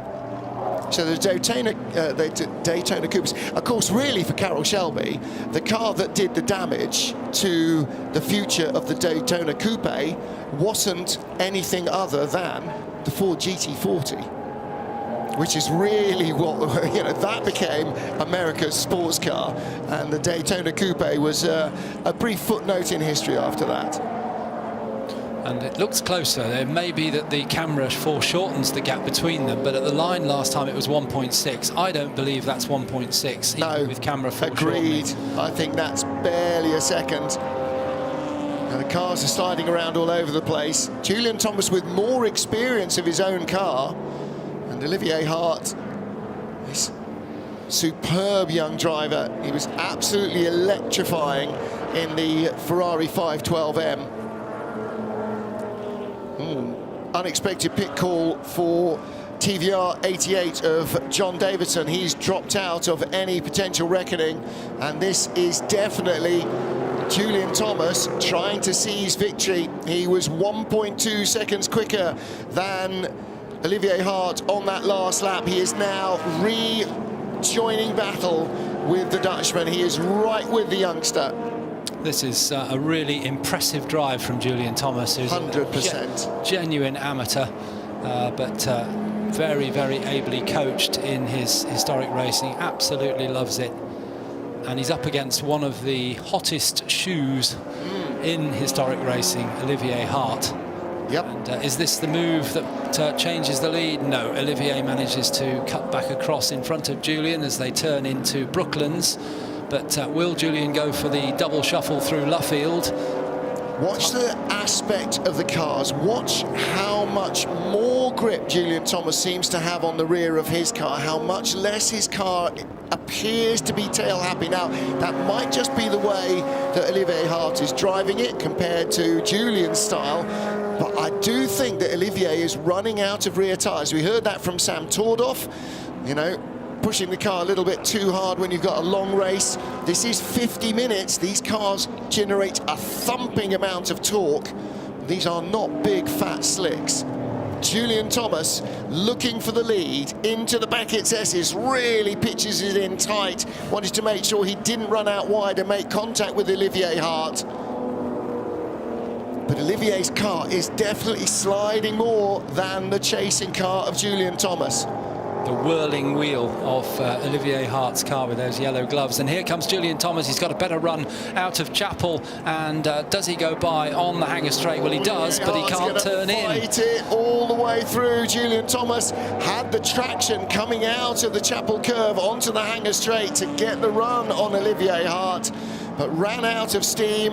And Olivier just braked desperately late to hold on to the race lead. 10.5 minutes of this to go. And again, you've got to think this is a little bit like the pre-66 Grand Prix race, that the quicker car behind has got more going for it. Set off another lap through Abbey and Farm. Headlights ablaze on Olivier Hart's car. Julian Thomas doesn't need his headlights. A little bit of a lock up there. I think that was a rear brake grabbing on Julian Thomas's car. But look how close he is. He's got the overlap, but he's going to go all the way around the outside. But he'll now try and cut back on the inside, but just no room. Olivier Hart knows exactly where to place that car to make it difficult for Julian Thomas to get by. They're coming down. They'll probably get past this TVR on the straight. Yes, they do. That's not one of the big engined TVRs. So Olivier Hart still leading as they go into Brooklands. More slower traffic in front of them. Again, nowhere near the apex, right in the middle of the road. This is defensive work from Olivier Hart. And again, I think the way that Julian drives the car, it's a much more four-wheel drift, whereas Olivier does seem to drive the car on the throttle off the corners more sideways. I wonder if that's why Julian's been able to preserve his tyres, or maybe just that the team and the driver are more familiar with the car than Olivier is. But either way, this is going to be an epic end.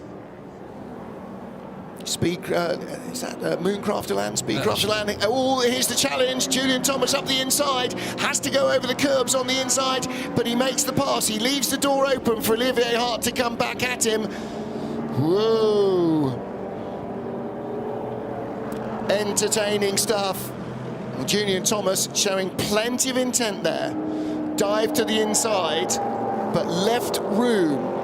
And that's what you want to see. And now he's in the lead. He's gone through this time, but Olivier Hart comes back at him later on the brakes on the inside of Stowe Corner.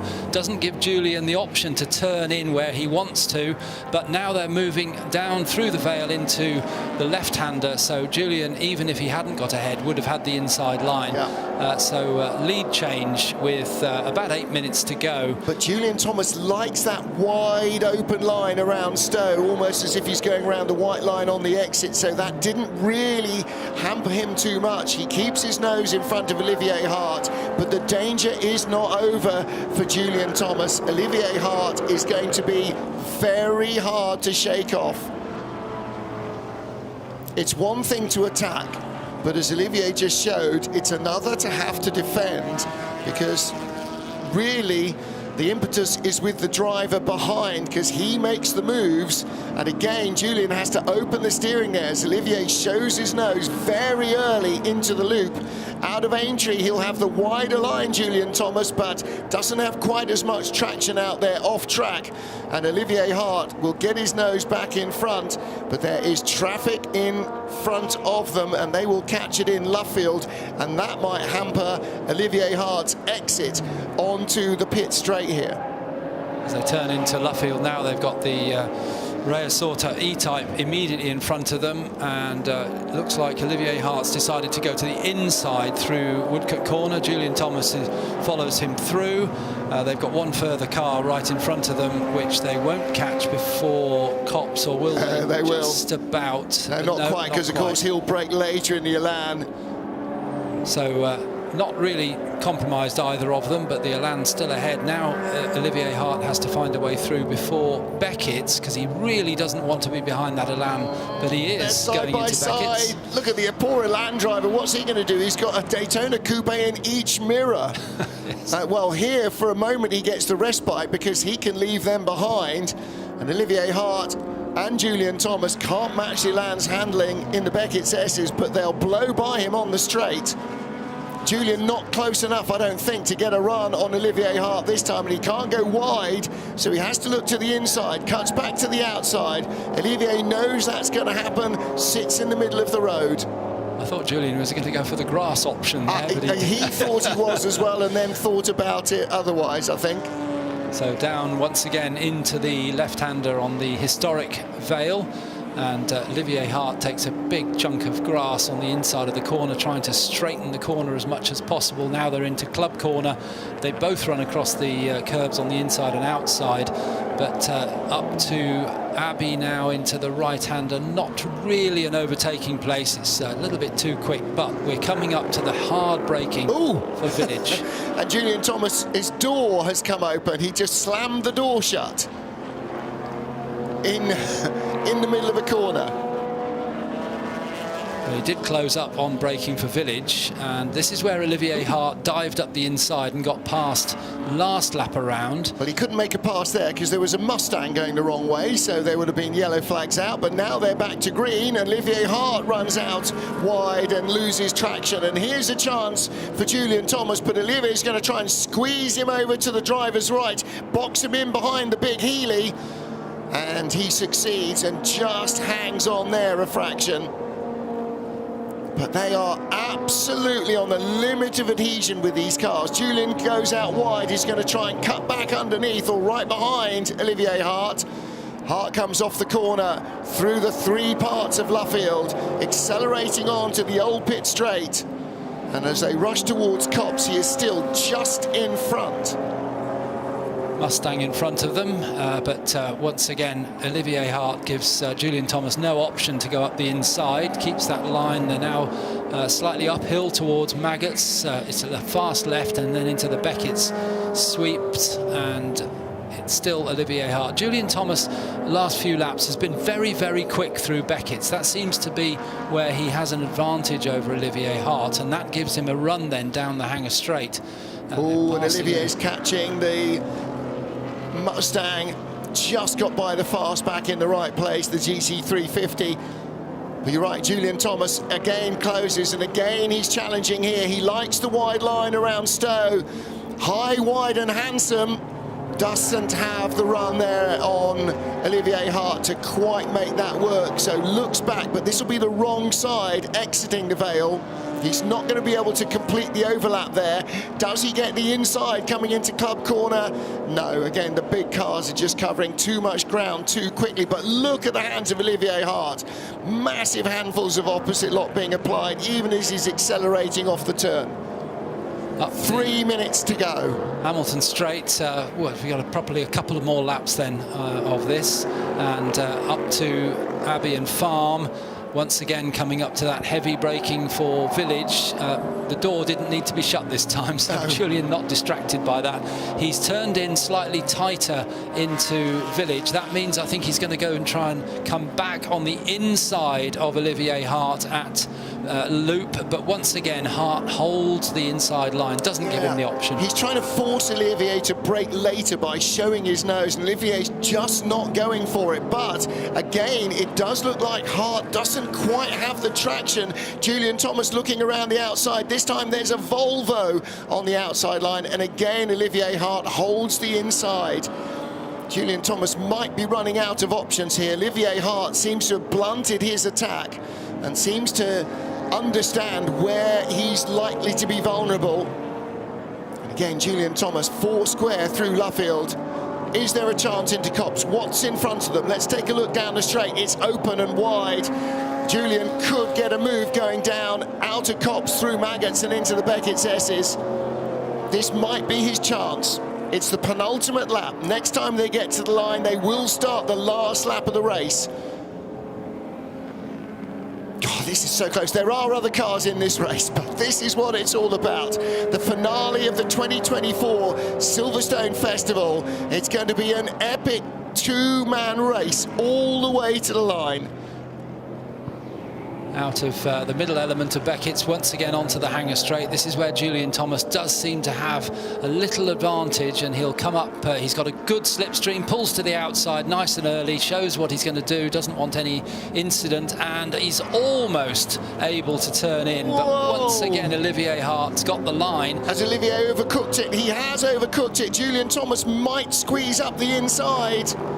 And Julian wasn't quite as quick off the Beckett's S's. He wasn't quite close enough to Olivier Hart. Olivier was almost 4 wheels on the dirt on the inside of each corner, just trying to shorten the line, and it managed to work. Last lap, they go either side. No, they both go the same side of the TVR. Here we go, last lap. 1 to go, 30 seconds on the clock.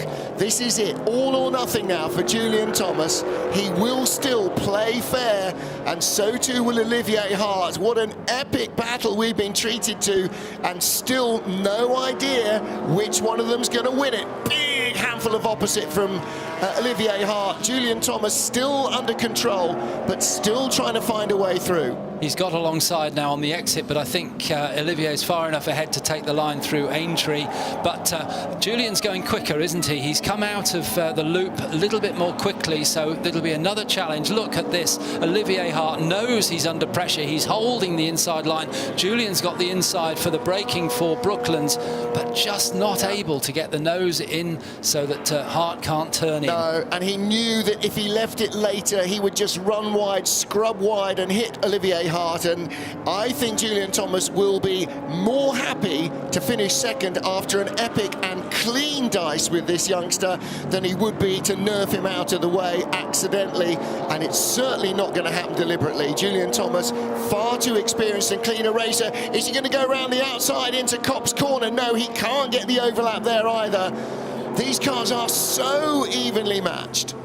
And now Julian will be concentrating on doing the best run through Beckett's he can, because his best chance now is to try and come alongside on the hanger straight, and the speed down the hanger straight really starts being built here through the Beckett's S's, and he'll be looking for an excellent run through the last element. That is a good run. He's close in. He's probably a length behind, isn't he? So he'll be getting a good slipstream onto the hanger straight now. Here we go. What is the traffic ahead going to do? He's going to have to go inside here. He's going to try 2 wheels on the grass. Olivier moves over to shut the door. Looking over him, he sort of almost nodded there at Julian Thomas. Sorry about that, but it was a clean enough move. Thomas has got 2 more corners to try and win this race. Olivier Hart might yet cling on to this. Julian Thomas with the fastest race lap, but that was before he caught Olivier Hart. They're not going to catch traffic. The checkered flag is out to finish the 2024 Silverstone Festival. It is victory for Olivier Hart by 0.3 of a second from Julian Thomas after an epic 20-minute dice. Mano a mano, what a race that was. And in third place comes Harry Barton in his TVR. Didn't see much of him in the second half of the race. You can forgive us for not taking our eyes away from Olivier Hart and Julian Thomas. That was epic, and I'm sure Harry Barton will be very happy with his result as well. But oh boy, there's going to be some ebullience. And look at that, Dan Eagling, 4th place ahead of John Spears in the TVR. And then the Dodds should be next around the corner. And that will be the lead E-Type. It is some way back. That's not them. That's not them either. Here we go. That's the Pearson car, but just ahead, 21 comes across the line there. So Graham and James Dodd take the honours of being the top E-Type. But, oh, breathless stuff. Absolutely fantastic. Well, hands out to the cockpit, saluting the crowd. I hope they're getting a very warm reception from everybody in the grandstands and along the side of the track, and I'm sure they are, because no matter which dog you had in the fight, it was an absolutely epic fight. What a race. 2 drivers being absolutely as close and as clean as you like in really well-matched cars. Julian Thomas set the fastest race lap, catching Olivier Hart.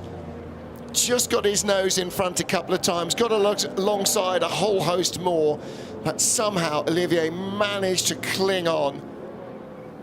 Well, we've seen him attack, we've seen him race away in front, and this is Olivier Hart in real close quarters company, and I think he's been just as impressive in that respect, in his respect for the other driver and their ability to race on the ragged edge and still no contact whatsoever.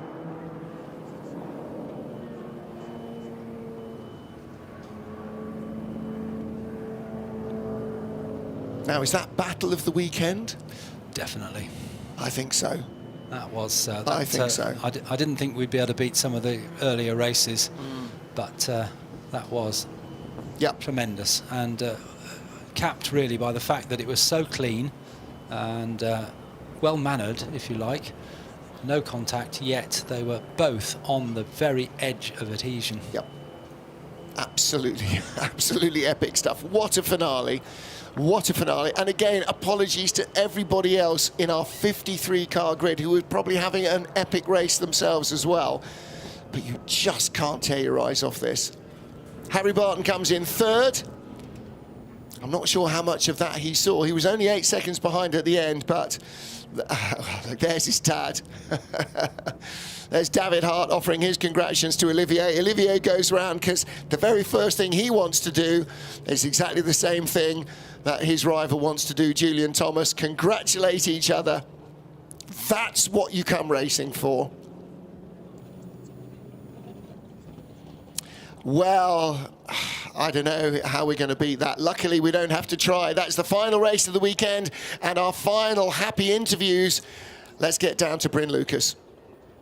Thanks very much, Martin. As you can see, there's a lot of jubilation going on here right now. I'm going to try and get Olivier, who's being hugged and kissed by everybody around here. I'll avoid doing that just, you know, for other reasons. But Olivier, if you take your helmet off and get your thoughts, because what a battle that was. That went on and on and on. Yes, I saw 50 minutes and I thought, how am I going to do this? But I drove a lot of time with Thomas, and I know he's a fair driver. So I thought maybe try and race him, and that's what I did. And he was fair and square. Sometimes missed our brakings a bit, but we kept each other right in our eyes and didn't make any mistake. I think maybe one scratch, that's it. So one of my best races I did in classic car racing. So I'm very happy and proud to be on the top step. It required a lot of defensive driving as well. Your positioning was fantastic. It just seemed to be every question he had, there was an answer. Yeah, it's true. I know the engine of Thomas, and it's quick, and it has a lot of horsepower, but I calculated myself in my head where he could overtake me, and then I should position my car at the right spot, and always look, you have one eye in the mirror to have a look where he's at, because he can just go on the inside, and then it's probably over. So very happy. Well done, it was a fantastic battle. Let's see if we can find Julian. Julian is just over here. Let's get a quick word with Julian. I mean, to round out the Silverstone Festival on-track action, that was epic. Incredible, I've got no words. That's the most fun I've ever had. We need some more words, because I tell you what, we were watching and watching and watching, thinking we might see an overtake here. I was trying, I got alongside him, but he's so good. He just put his car exactly where he needed. Made a couple of mistakes, but he didn't lose too much time, and I got alongside him. I saw him, he was going to turn in, so I just lifted. It was just gentleman driving, but inch to inch, it was brilliant. I can tell you're emotional, and we are too. We thought it was a fantastic race. We're going to hand back to Martin right now, but we have loved every single moment. What a way to end the on-track action. Thank you very much for being a part of it. The best fun I've ever had. Well, there you go.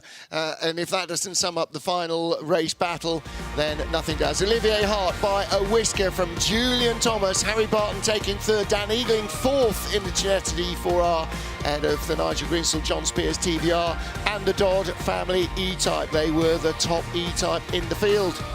And again, apologies to everybody else in all the close races or up and down the order, and there were some very close finishes. The Balfour Ashton car just ahead of the Lynn family by 34 hundredths of a second, 65 hundredths of a second rather. Some very close battles, but you just couldn't take your eyes off those at the front. Well, a string of disappointing lack of reliability results for some of the Lotus Elans, but some of them made it through. And there you go, those are the rest of our finishers here in this epic 53 car field. The International Trophy for classic GT cars. Victory and second place going to Shelby American Daytona Cobra Coupes. But it was the TVR of Nigel Greensell who started on pole position, and for a moment it looked like the TVRs might get the best of it.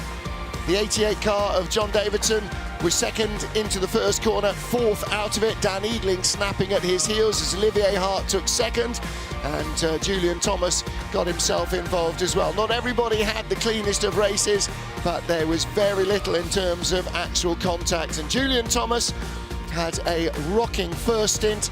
Dan Eagling getting in amongst the big bang of sports cars as well in his little twin cam Ginetta. Olivier Hart, once he hit the front, was always going to be tough to beat. Julian Thomas got alongside a couple of times, but they were as clean as you like. 20-minute epic battle for supremacy. Julian Thomas with the fastest race lap, but it was second place behind Olivier Hart, and all eyes on the two Daytona Cobra Coupes. Just fantastic stuff.